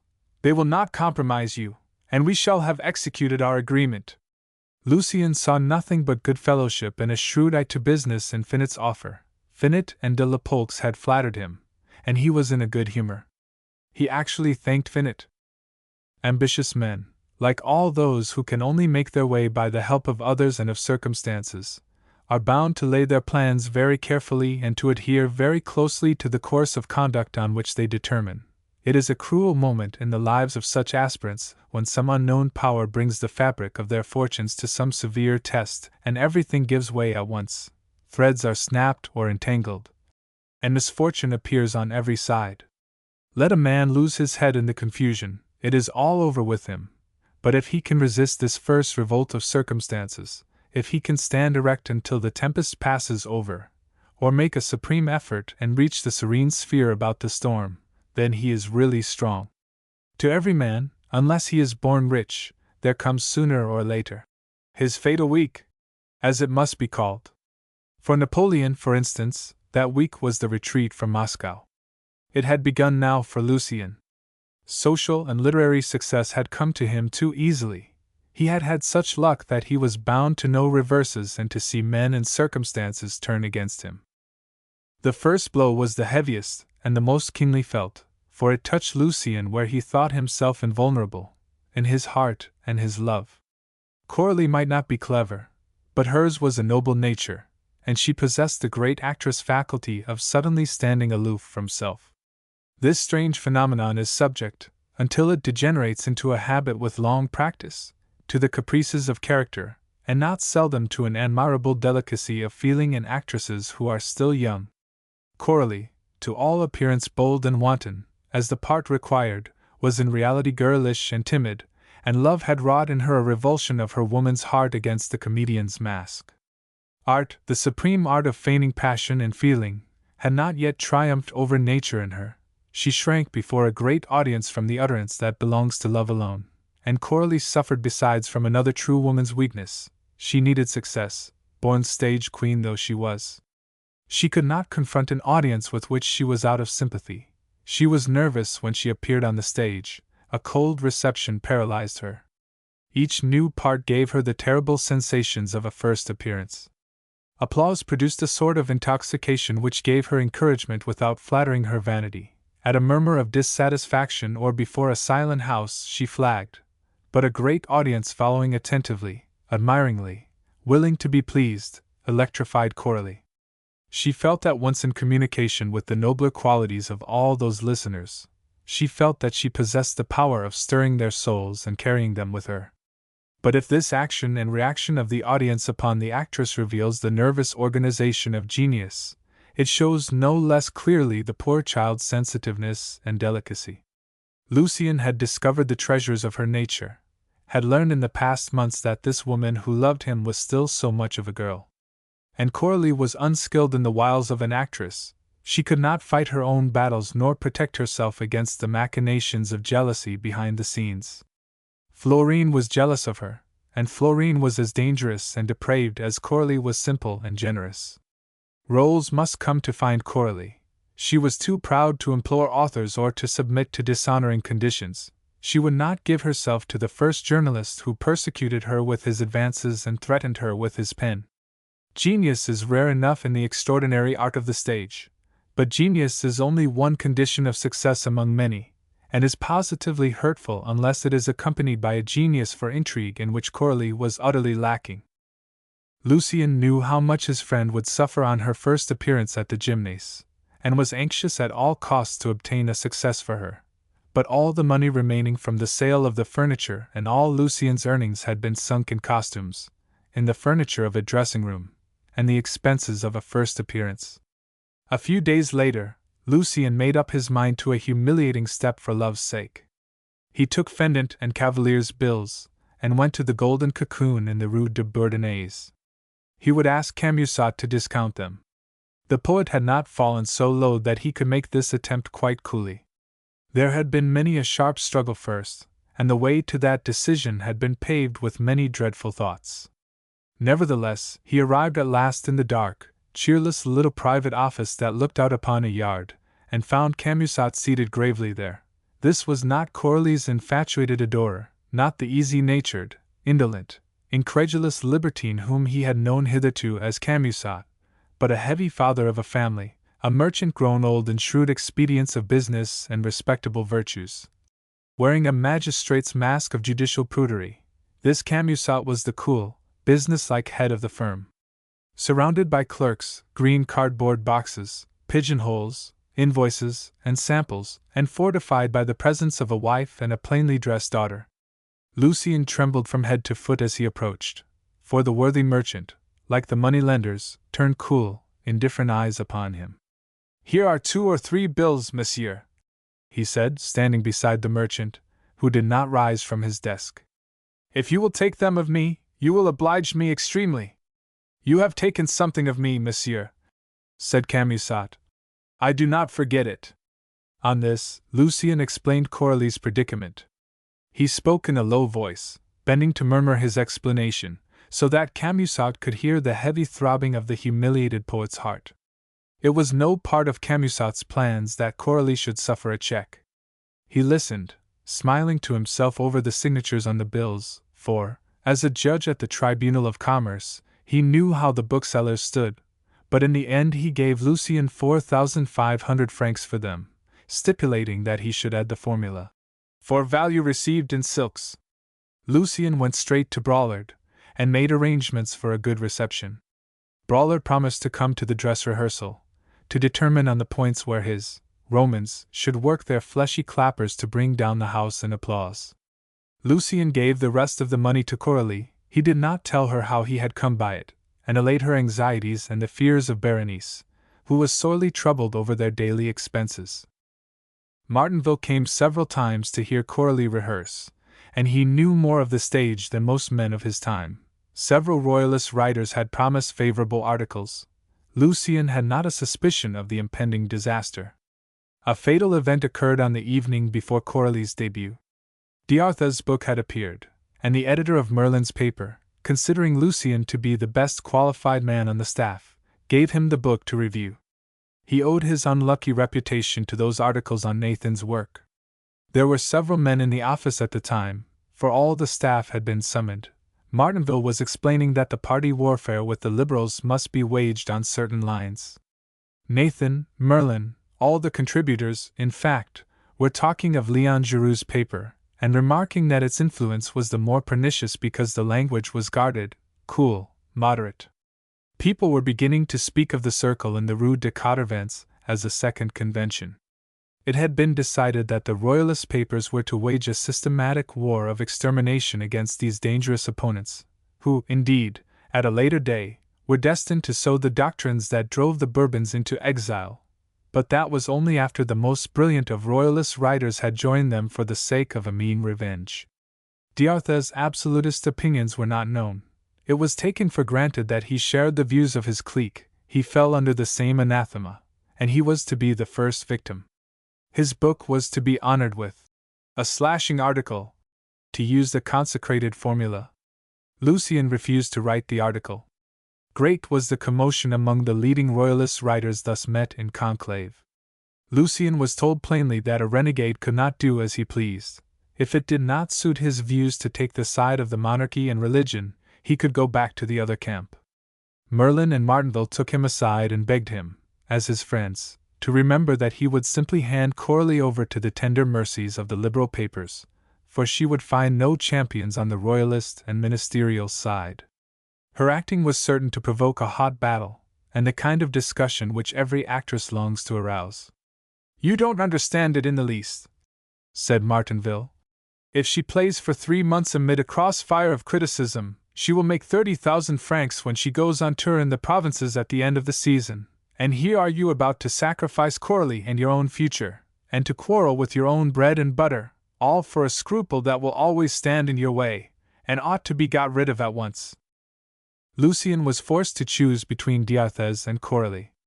His mistress would be ruined unless he dealt his friend a death blow in the Réveil and the great newspaper. Poor poet! He went home with death in his soul, and by the fireside he sat and read that finest production of modern literature. Tears fell fast over it as the pages turned. For a long while he hesitated, but at last he took up the pen and wrote a sarcastic article of the kind that he understood so well, taking the book as children might take some bright bird to strip it of its plumage and torture it. His sardonic jests were sure to tell. Again he turned to the book, and as he read it over a second time, his better self awoke. In the dead of night he hurried across Paris, and stood outside D'Arthez' house. He looked up at the windows and saw the faint pure gleam of light in the panes, as he had so often seen it, with a feeling of admiration for the noble steadfastness of that truly great nature. For some moments he stood irresolute on the curbstone. He had not courage to go further, but his good angel urged him on. He tapped at the door and opened, and found D'Arthez sitting reading in a fireless room. "What has happened?" asked D'Arthez, for news of some dreadful kind was visible in Lucien's ghastly face. "Your book is sublime, D'Arthez," said Lucien, with tears in his eyes, "and they have ordered me to write an attack upon it." "Poor boy! The bread that they give you is hard indeed," said D'Arthez. "I only ask for one favor: keep my visit a secret and leave me to my hell, to the occupations of the damned. Perhaps it is impossible to attain to success until the heart is seared and callous in every most sensitive spot." "The same as ever!" cried D'Arthez. "Do you think me a base poltroon?" "No, D'Arthez, no, I am a boy half crazed with love." And he told his story. "Let us look at the article," said D'Arthez, touched by all that Lucien said of Coralie. Lucien held out the manuscript. D'Arthez read, and could not help smiling. "Oh, what a fatal waste of intellect!" he began. But at the sight of Lucien overcome with grief in the opposite armchair, he checked himself. Will you leave it with me to correct? I will let you have it again tomorrow, he went on. Flippancy depreciates a work, serious and conscientious criticism is sometimes praise in itself. I know a way to make your article more honorable both for yourself and for me. Besides, I know my faults well enough. When you climb a hot, shadowless hillside, you sometimes find fruit to quench your torturing thirst, and I have found it here and now, said Lucien, as he sprang sobbing to Diartha's arms and kissed his friend on the forehead. It seems to me that I am leaving my conscience in your keeping. Some day I will come to you and ask for it again. I look upon a periodical repentance as great hypocrisy, Diartha said solemnly. Repentance becomes a sort of indemnity for wrongdoing. Repentance is virginity of the soul, which we must keep for God. A man who repents twice is a horrible sycophant. I am afraid that you regard repentance as absolution. Lucien went slowly back to the Rue de la Lune, stricken dumb by those words. Next morning Diartha sent back his article, recast throughout, and Lucien sent it in to the review. But from that day melancholy preyed upon him, and he could not always disguise his mood. That evening, when the theatre was full, he experienced for the first time the paroxysm of nervous terror caused by a debut. Terror aggravated in his case by all the strength of his love. Vanity of every kind was involved. He looked over the rows of faces as a criminal eyes the judges and the jury on whom his life depends. A murmur would have set him quivering. Any slight incident upon the stage, Coralie's exits and entrances, the slightest modulation of the tones of her voice, would perturb him beyond all reason. The play in which Coralie made her first appearance at the Gymnase was a piece of the kind which sometimes falls flat at first, and afterwards has immense success. It fell flat that night. Coralie was not applauded when she came on, and the chilly reception reacted upon her. The only applause came from Camusot's box, and various persons posted in the balcony and galleries silenced Camusot with repeated cries of "Hush!" The galleries even silenced the claqueurs when they let off with exaggerated salvos. Martinville applauded bravely. Nathan, Merlin, and the treacherous Florine followed his example, but it was clear that the piece was a failure. A crowd gathered in Coralie's dressing room and consoled her, till she had no courage left. She went home in despair, less for her own sake than for Lucien's. "Braulard has betrayed us," Lucien said. Coralie was heart-stricken. The next day found her in a high fever, utterly unfit to play, face to face with the thought that she had been cut short in her career. Lucien hid the papers from her, and looked them over in the dining-room. The reviewers one and all attributed the failure of the piece to Coralie. She had overestimated her strength. She might be the delight of a boulevard audience, but she was out of her element at the Gymnase. She had been inspired by a laudable ambition, but she had not taken her powers into account. She had chosen a part to which she was quite unequal. Lucien read on through a pile of penny a-lining, put together on the same system as his attack upon Nathan. Milo of Crotona, when he found his hands fast in the oak which he himself had cleft, was not more furious than Lucien. He grew haggard with rage. His friends gave Coralie the most treacherous advice, in the language of kindly counsel and friendly interest. She should play, according to these authorities, all kind of roles, which the treacherous writers of these unblushing feuilletons knew to be utterly unsuited to her genius. And these were the royalist papers, led off by Nathan. As for the liberal press, all the weapons which Lucien had used were now turned against him. Coralie heard a sob, followed by another and another. She sprang out of bed to find Lucien, and saw the papers. Nothing would satisfy her but she must read them all, and when she had read them, she went back to bed, and lay there in silence. Florine was in the plot. She had foreseen the outcome, she had studied Coralie's part, and was ready to take her place. The management, unwilling to give up the piece, was ready to take Florine in Coralie's stead. When the manager came, he found poor Coralie sobbing and exhausted on her bed, but when he began to say, in Lucien's presence, that Florine knew the part, and that the play must be given that evening, Coralie sprang up at once. "I will play!" she cried, and sank fainting on the floor. So Florine took the part, and made her reputation in it, for the piece succeeded. The newspapers all sang her praises, and from that time forth Florine was the great actress whom we all know. Florine's success exasperated Lucien to the highest degree. A wretched girl, whom you helped to earn her bread. If the gymnase prefers to do so, let the management pay you to cancel your engagement. I shall be the Comte de Ribemper. I will make my fortune, and you shall be my wife. What nonsense! Said Coralie, looking at him with wan eyes. Nonsense! Repeated he. Very well, wait a few days, and you shall live in a fine house, you shall have a carriage, and I will write a part for you. He took 2,000 francs and hurried to Frascati's. For 7 hours the unhappy victim of the Furies watched his varying luck, and outwardly seemed cool and self-contained. He experienced both extremes of fortune during that day and part of the night that followed. At one time he possessed as much as 30,000 francs, and he came out at last without a sou. In the Rue de la Lune he found Finot waiting for him with a request for one of his short articles. Lucien so far forgot himself that he complained. "Oh, it is not all rosy," returned Finot.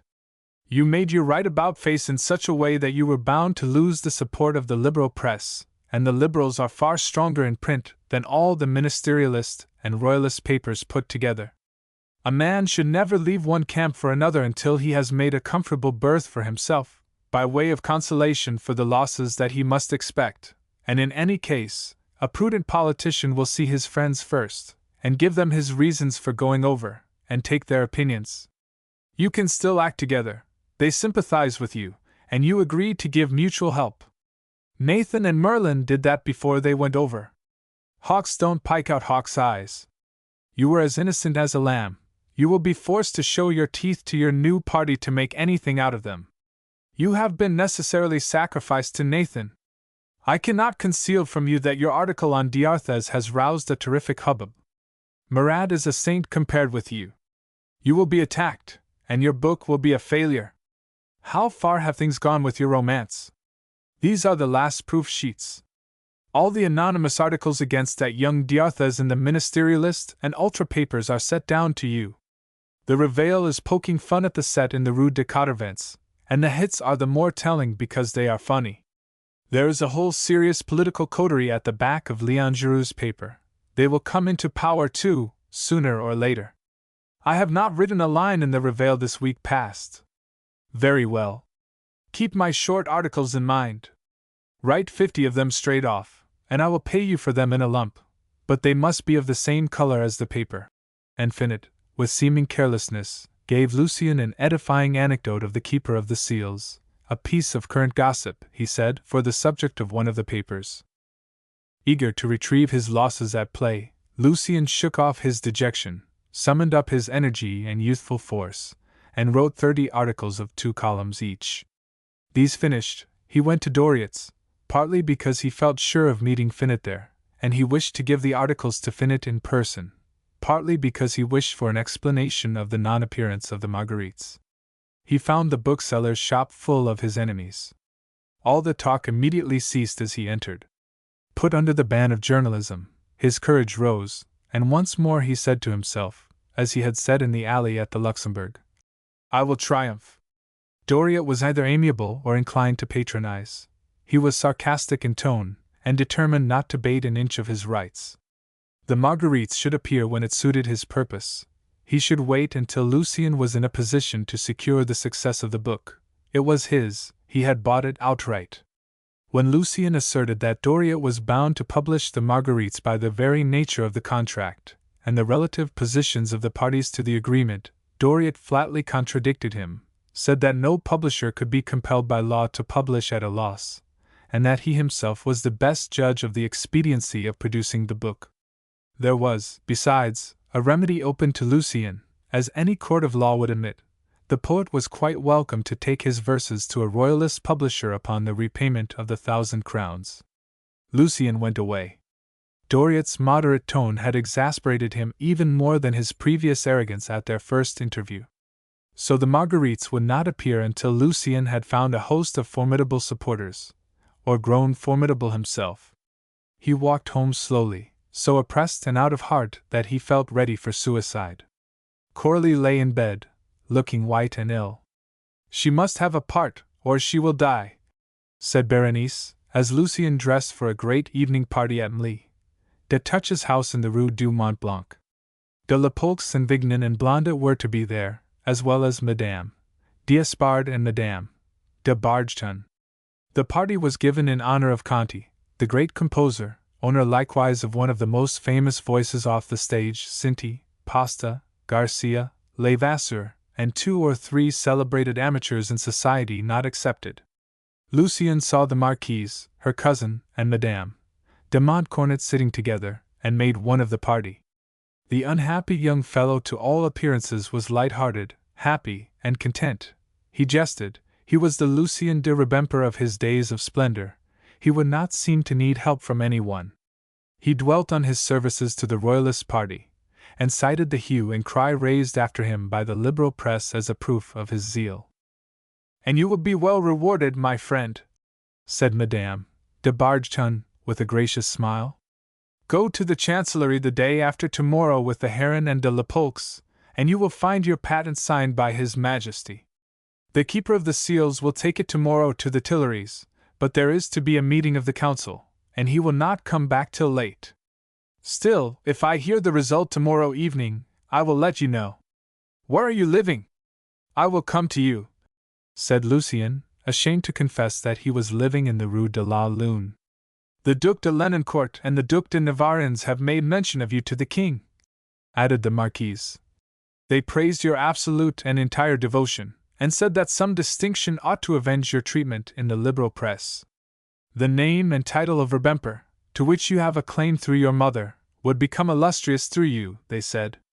The king gave his lordship instructions that evening to prepare a patent authorizing the Sieur Lucien Chardin to bear the arms and title of the Comte de Rubempré, as grandson of the last count by the mother's side. Let us favor the songsters, Chardonnerites, of Pindus, said His Majesty, after reading your sonnet on the lily, which my cousin luckily remembered to give the Duc d'Ath, especially when the king can work miracles, and change the song-bird into an eagle. M. de Navarren's replied.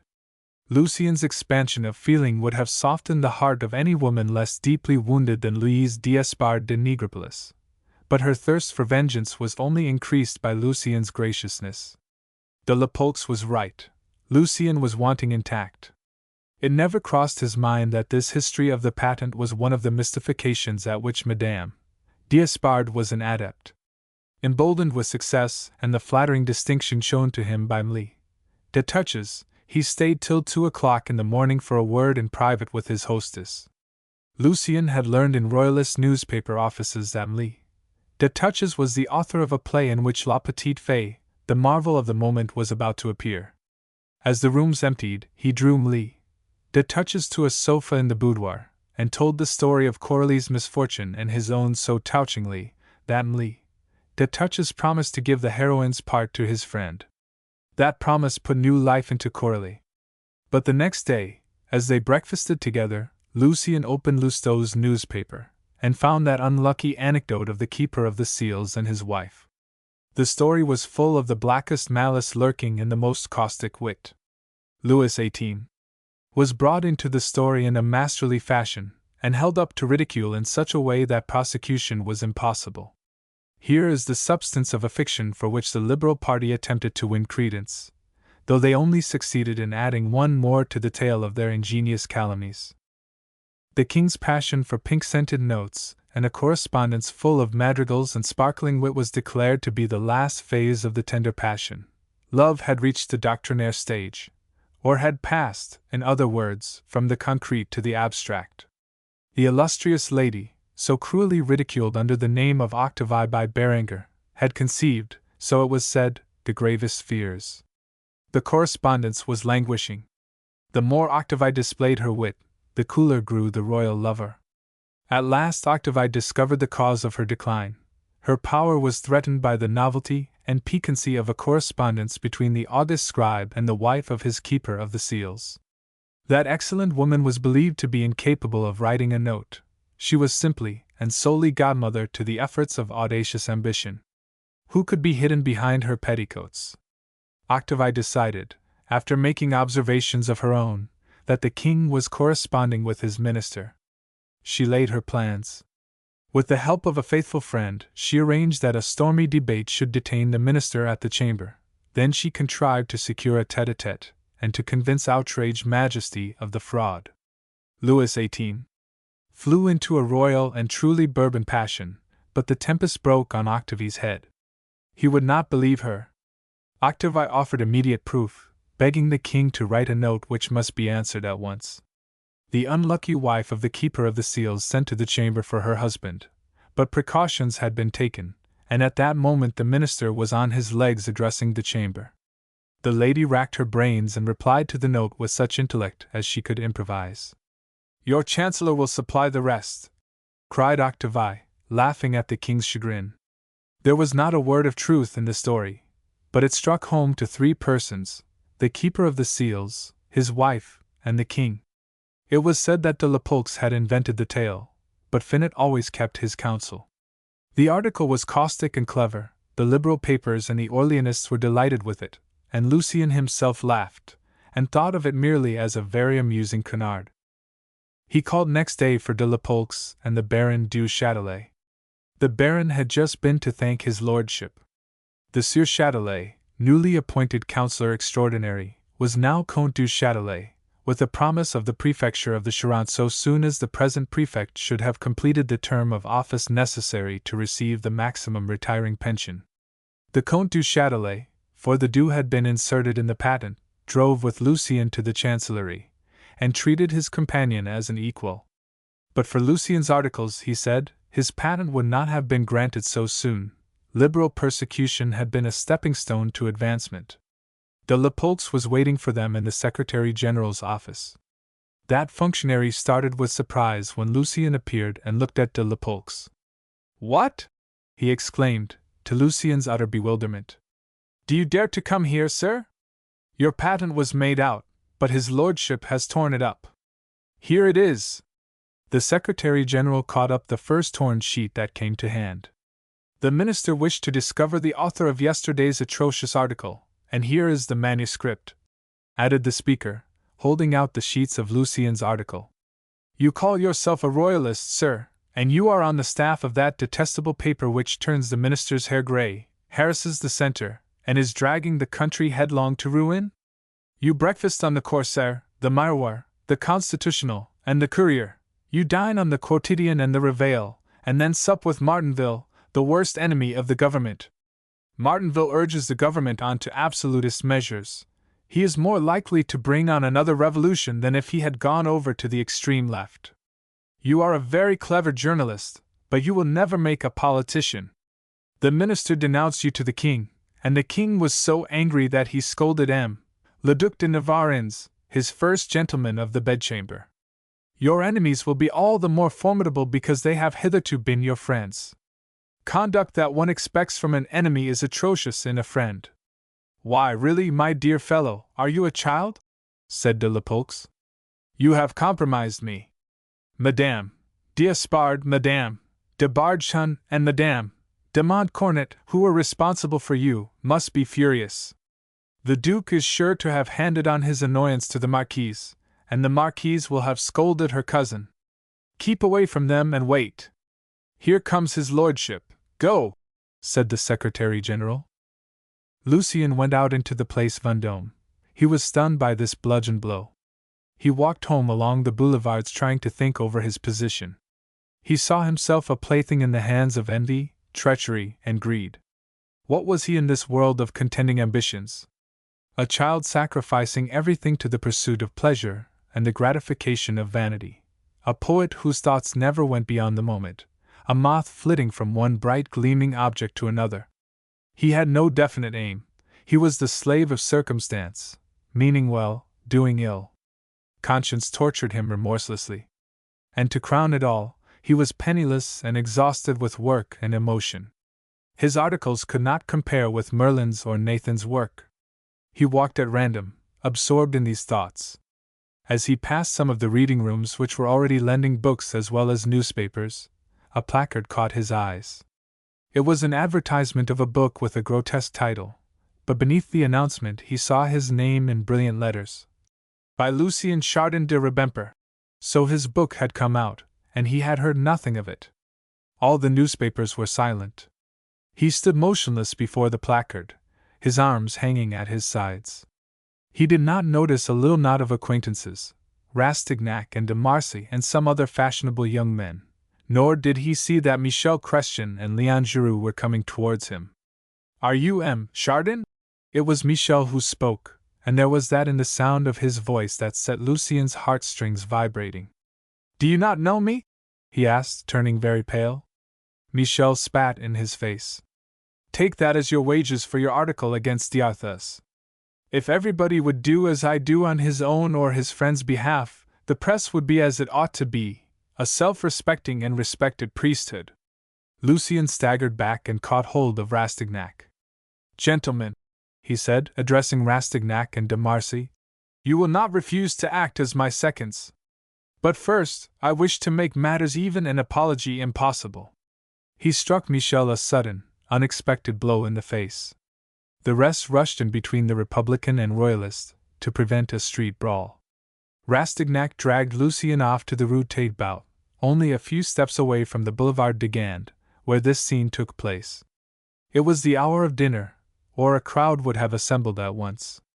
De Marcy came to find Lucien, and the pair insisted that he should dine with them at the Café Anglais, where they drank and made merry. "Are you a good swordsman?" inquired de Marcy. "I have never had a foil in my hands." "A good shot?" "Never fired a pistol in my life." "Then you have luck on your side. You are a formidable antagonist to stand up to. You may kill your man," said de Marcy. Fortunately, Lucien found Coralie in bed and asleep. She had played without rehearsal in a one-act play, and taken her revenge. She had met with genuine applause. Her enemies had not been prepared for this step on her part, and her success had determined the manager to give her the heroine's part in Camille Maupin's play. He had discovered the cause of her apparent failure, and was indignant with Florine and Nathan. Coralie should have the protection of the management. At 5 o'clock that morning, Rastignac came for Lucien. "The name of your street, my dear fellow, is particularly appropriate for your lodgings. You are up in the sky," he said by way of greeting. "Let us be first upon the ground on the road to Clignancourt. It is good form, and we ought to set them an example. Here is the programme," said de Marcy, as the cab rattled through the Faubourg Saint-Denis. "You stand up at 25 paces, coming nearer, till you are only 15 apart. You have, each of you, 5 paces to take and 3 shots to fire, no more. Whatever happens, that must be the end of it. We load for your antagonist, and his seconds load for you. The weapons were chosen by the 4 seconds at a gunmaker's. We helped you to a chance, I will promise you. Horse pistols are to be the weapons." For Lucien, life had become a bad dream. He did not care whether he lived or died. The courage of suicide helped him in some sort to carry things off with a dash of bravado before the spectators. He stood in his place. He would not take a step, a piece of recklessness which the others took for deliberate calculation. They thought the poet an uncommonly cool hand. Michel Chrestien came as far as his limit. Both fired twice and at the same time, for either party was considered to be equally insulted. Michel's first bullet grazed Lucien's chin. Lucien's passed 10 feet above Chrestien's head. The second shot hit Lucien's coat collar, but the buckram lining fortunately saved its wearer. The third bullet struck him in the chest, and he dropped. "Is he dead?" asked Michel Chrestien. "No," said the surgeon. "He will pull through." "So much the worse," answered Michel. "Yes, so much the worse," said Lucien, as his tears fell fast.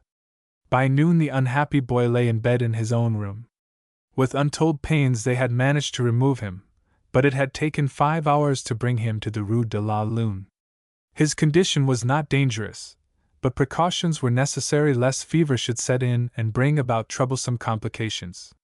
Coralie choked down her grief and anguish. She sat up with him at night through the anxious weeks of his illness, studying her parts by his bedside. Lucien was in danger for 2 long months, and often at the theatre Coralie acted her frivolous role with one thought in her heart. Perhaps he is dying at this moment. Lucien owed his life to the skill and devotion of a friend whom he had grievously hurt. Bianchon had come to tend him after hearing the story of the attack from D'Arthez, who told it in confidence, and excused the unhappy poet. Bianchon suspected that D'Arthez was generously trying to screen the renegade, but on questioning Lucien during a lucid interval in the dangerous nervous fever, he learned that his patient was only responsible for the one serious article in Hector Merlin's paper. Before the first month was out, the firm of Fendant and Cavalier filed their schedule. Bianchon told Corley that Lucien must on no account hear the news. The famous Archer of Charles IX, brought out with an absurd title, had been a complete failure. Fendant, being anxious to realize a little ready money before going into bankruptcy, had sold the whole edition, without Cavalier's knowledge, to dealers in printed paper. These, in their turn, had disposed of it at a cheap rate to hawkers, and Lucien's book at that moment was adorning the bookstalls along the quays. The booksellers on the Quai des Augustins, who had previously taken a quantity of copies, now discovered that after this sudden reduction of the price they were like to lose heavily on their purchases.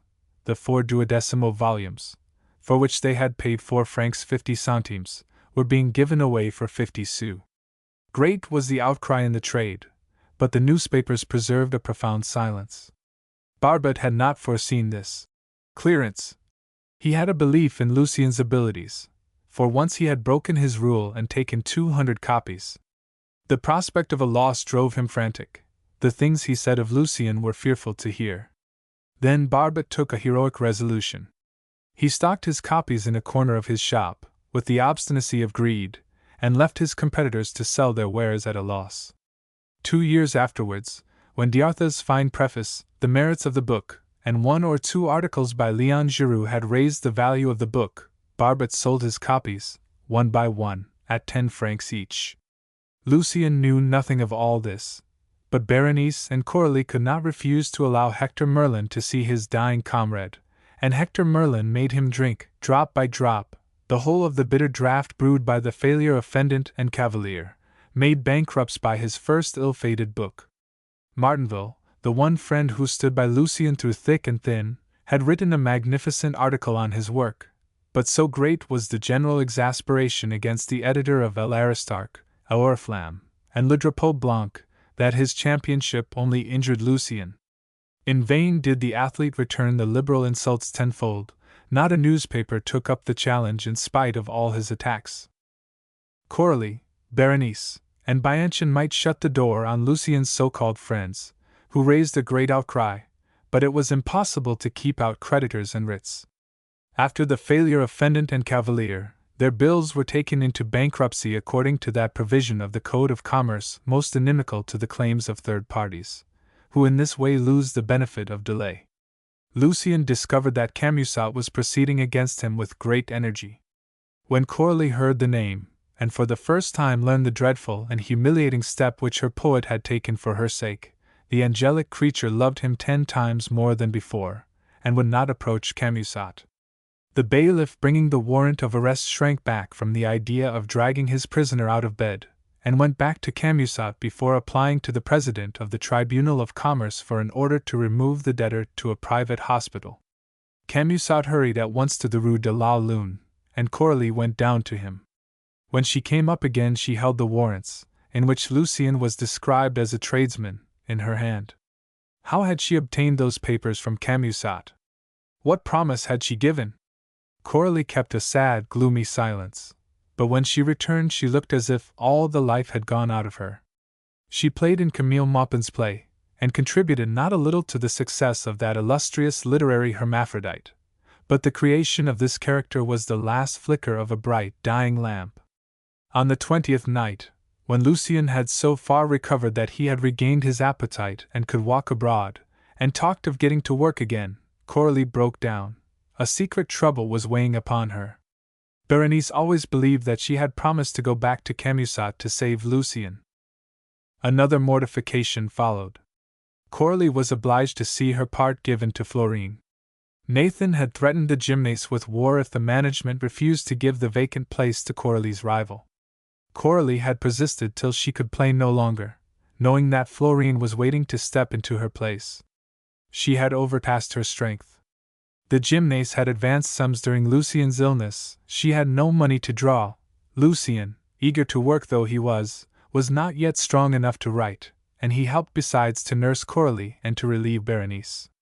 From poverty they had come to utter distress, but in Bianchon they found a skillful and devoted doctor, who obtained credit for them of the druggist.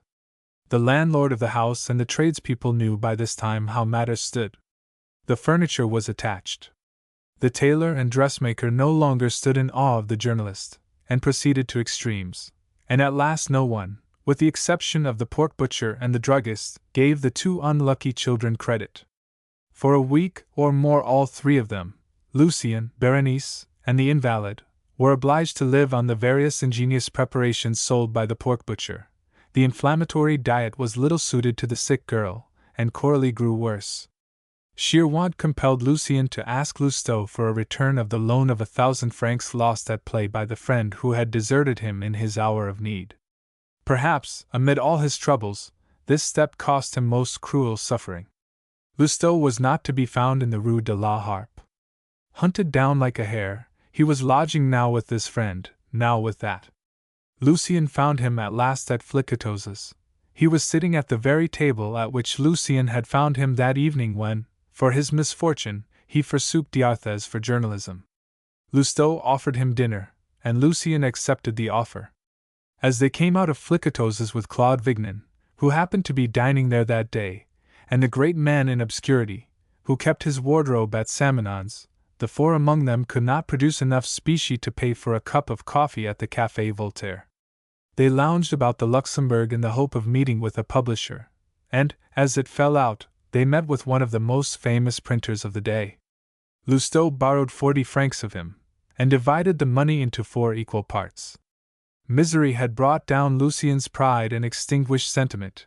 He shed tears as he told the story of his troubles, but each one of his comrades had a tale as cruel as his own, and when the 3 versions had been given, it seemed to the poet that he was the least unfortunate among the 4. All of them craved a respite from remembrance, and thoughts which made trouble doubly hard to bear. Lousteau hurried to the Palais Royal to gamble with his remaining 9 francs. The great man unknown to fame, though he had a divine mistress, must needs hie him to a low haunt of vice to wallow in perilous pleasure. Vignon betook himself to the Rocher de Cancale to drown memory and thought in a couple of bottles of Bordeaux. Lucien parted company with him on the threshold, declining to share that supper. When he shook hands with the one journalist who had not been hostile to him, it was with a cruel pang in his heart. "What shall I do?" he asked aloud. "One must do as one can," the great critic said.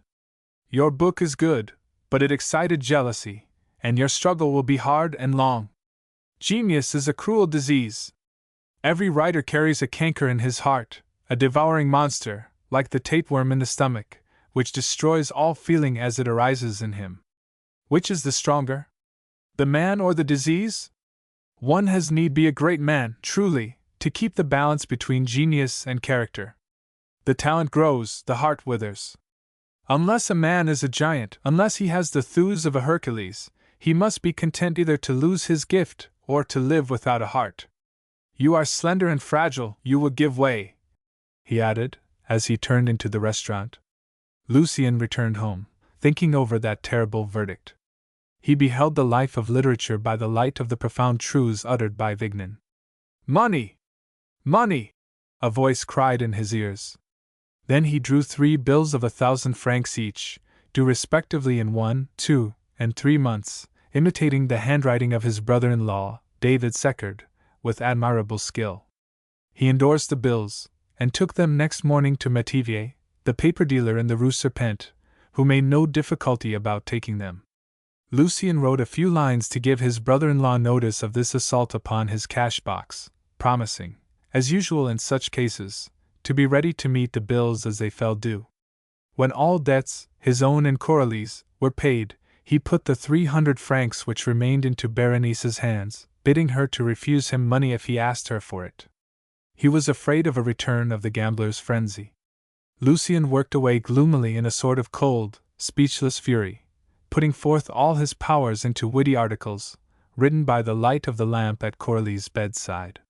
Whenever he looked up in search of ideas, his eyes fell on that beloved face, white as porcelain, fair with the beauty that belongs to the dying, and he saw a smile on her pale lips, and her eyes, grown bright with a more consuming pain than physical suffering, always turned on his face. Lucien sent in his work, but he could not leave the house to worry editors, and his articles did not appear. When he at last made up his mind to go to the office, he met with a cool reception from Theodore Gallard, who had advanced him money, and turned his literary diamonds to good account afterwards. "Take care, my dear fellow, you are falling off," he said. "You must not let yourself down, your work wants inspiration.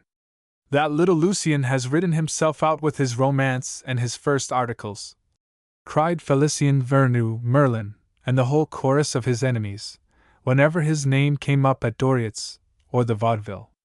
"The work he is sending us is pitiable. To have written oneself out, in the slang of journalism, is a verdict very hard to live down." It passed everywhere from mouth to mouth, ruining Lucien, all unsuspicious as he was. And, indeed, his burdens were too heavy for his strength. In the midst of a heavy strain of work, he was sued for the bills which he had drawn in David Secard's name. He had recourse to Camusat's experience, and Coralie's sometime adorer was generous enough to assist the man she loved. The intolerable situation lasted for 2 whole months, the days being diversified by stamped papers handed over to Desroches, a friend of Bixou, Blondet, and de Lepolx. Early in August, Bianchon told them that Coralie's condition was hopeless. She had only a few days to live. Those days were spent in tears by Berenice and Lucien. They could not hide their grief from the dying girl, and she was broken-hearted for Lucien's sake. Some strange change was working in Coralie. She would have Lucien bring a priest. She must be reconciled to the church and die in peace. Coralie died as a Christian. Her repentance was sincere. Her agony and death took all energy and heart out of Lucien. He sank into a low chair at the foot of the bed, and never took his eyes off her till death brought the end of her suffering. It was 5 o'clock in the morning. Some singing bird lighting upon a flower pot on the windowsill twittered a few notes. Berenice, kneeling by the bedside, was covering a hand fast growing cold with kisses and tears. On the chimney-piece there lay 11 sous. Lucien went out. Despair made him beg for money to lay Coralie in her grave. He had wild thoughts of flinging himself at the Marquise d'Espard's feet, of entreating the Comte du Châtelet, Madame de Bargeton, de Touches, nay, that terrible dandy of a de Marcy. All his pride had gone with his strength. He would have enlisted as a common soldier at that moment for money. He walked on with a slouching, feverish gait known to all the unhappy, reached Camille Maupin's house, entered, careless of his disordered dress, and sent in a message. He entreated de Touches to see him for a moment. "Mademoiselle only went to bed at 3 o'clock this morning," said the servant, "and no one would dare to disturb her until she rings." "When does she ring?" "Never before 10 o'clock. Then Lucien wrote one of those harrowing appeals in which the well-dressed beggar flings all pride and self-respect to the winds. One evening, not so very long ago, when Lousteau had told him of the abject begging letters which Finot received, Lucien had thought it impossible that any creature would sink so low, and now, carried away by his pen, he had gone further, it may be, than other unlucky wretches upon the same road. He did not suspect, in his fever and imbecility, that he had just written a masterpiece of pathos. On his way home along the boulevards he met Barbet. "Barbet!" he begged, holding out his hand. 500 francs. "No, 200, returned the other. "Ah! Then you have a heart." "Yes, but I am a man of business as well. I have lost a lot of money through you," he concluded, after giving the history of the failure of Fendant and Cavalier. "Will you put me in the way of making some?" Lucien quivered. "You are a poet. You ought to understand all kinds of poetry," continued the little publisher. "I want a few rollicking songs at this moment to put along with some more by different authors, or they will be down upon me over the copyright. I want to have a good collection to sell on the streets at 10 sous. If you care to let me have 10 good drinking songs by tomorrow morning, or something spicy, you know the sort of thing, I will pay you 200 francs. When Lucien returned home, he found Coralie stretched out straight and stiff on a pallet bed. Berenice, with many tears, had wrapped her in a coarse linen sheet, and put lighted candles at the four corners of the bed. Coralie's face had taken that strange, delicate beauty of death which so vividly impresses the living with the idea of absolute calm. She looked like some white girl in a decline.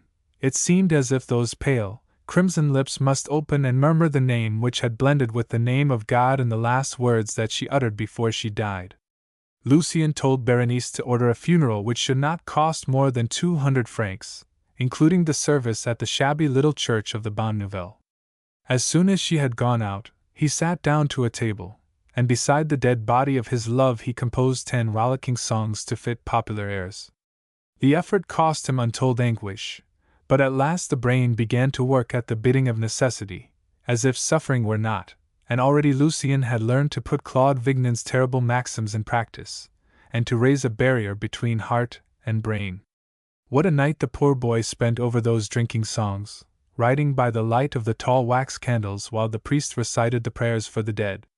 Morning broke before the last song was finished.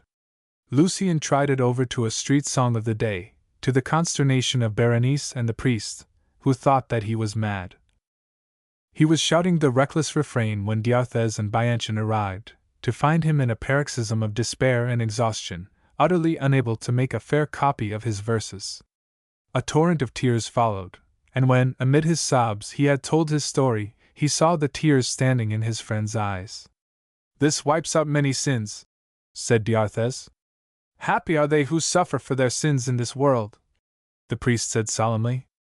At the sight of the fair, dead face smiling at eternity, while Coralie's lover wrote tavern catches to buy a grave for her, and Barbet paid for the coffin, of the 4 candles lighted about the dead body of her who had thrilled a great audience, as she stood behind the footlights in her Spanish basquina and scarlet-green clock stockings, while beyond in the doorway stood the priest who had reconciled the dying actress with God, now about to return to the church to say a mass for the soul of her who had loved much. All the grandeur and the sordid aspects of the scene, all that sorrow crushed under by necessity, froze the blood of the great writer and the great doctor. They sat down, neither of them could utter a word. Just at that moment a servant in livery announced M'Li de Touches. That beautiful and noble woman understood everything at once. She stepped quickly across the room to Lucien, and slipped 2,000-franc notes into his hand as she grasped it. "It is too late," he said, looking up at her with dull, hopeless eyes. The 3 stayed with Lucien, trying to soothe his despair with comforting words, but every spring seemed to be broken. At noon all the brotherhood, with the exception of Michel Chrestien, who, however, had learned the truth as to Lucien's treachery, was assembled in the poor little church of the Bonne Nouvelle. M'Li de Touches was present, and Berenice and Coralie's dresser from the theatre, with a couple of supernumeraries and the disconsolate Camusat. All the men accompanied the actress to her last resting place in Père Lachaise. Camusat, shedding hot tears, had solemnly promised Lucien to buy the grave in perpetuity, and to put a headstone above it with the words. Lucien stayed there, on the sloping ground that looks out over Paris, until the sun had set. "Who will love me now?" he thought. "My truest friends despise me. Whatever I might have done, she who lies here would have thought me wholly noble and good. I have no one left to me now but my sister and mother and David. And what do they think of me at home? Poor distinguished provincial."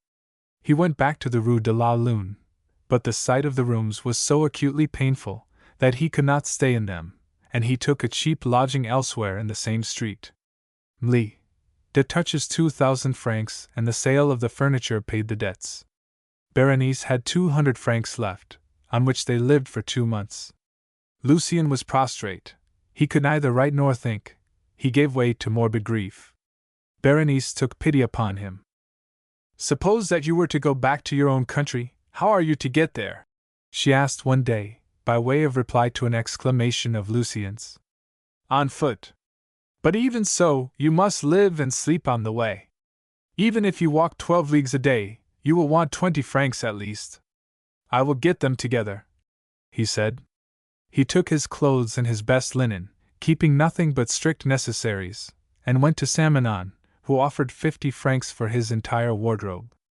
In vain he begged the moneylender to let him have enough to pay his fare by the coach. Saint Manon was inexorable.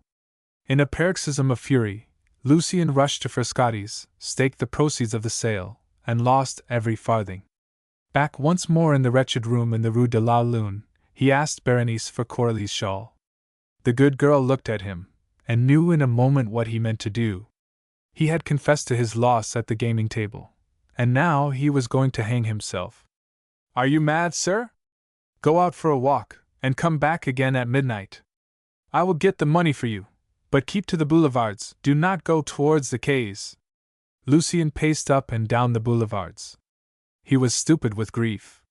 He watched the passers-by and the stream of traffic, and felt that he was alone, and a very small atom in the seething whirlpool of Paris, churned by the strife of innumerable interests.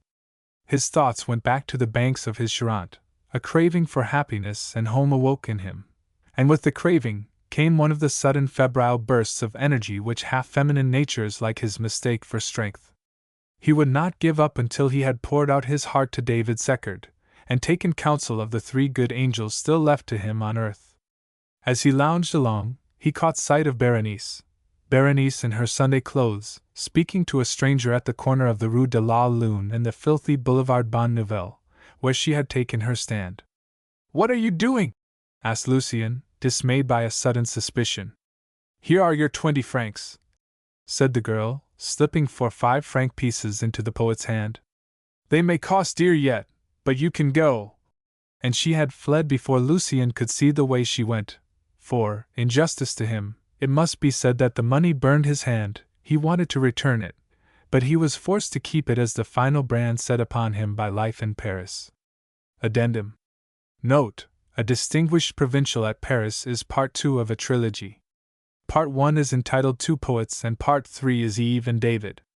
In other addendum references, Parts 1 and 3 are usually combined under the title Lost Illusions. The following personages appear in other stories of the human comedy.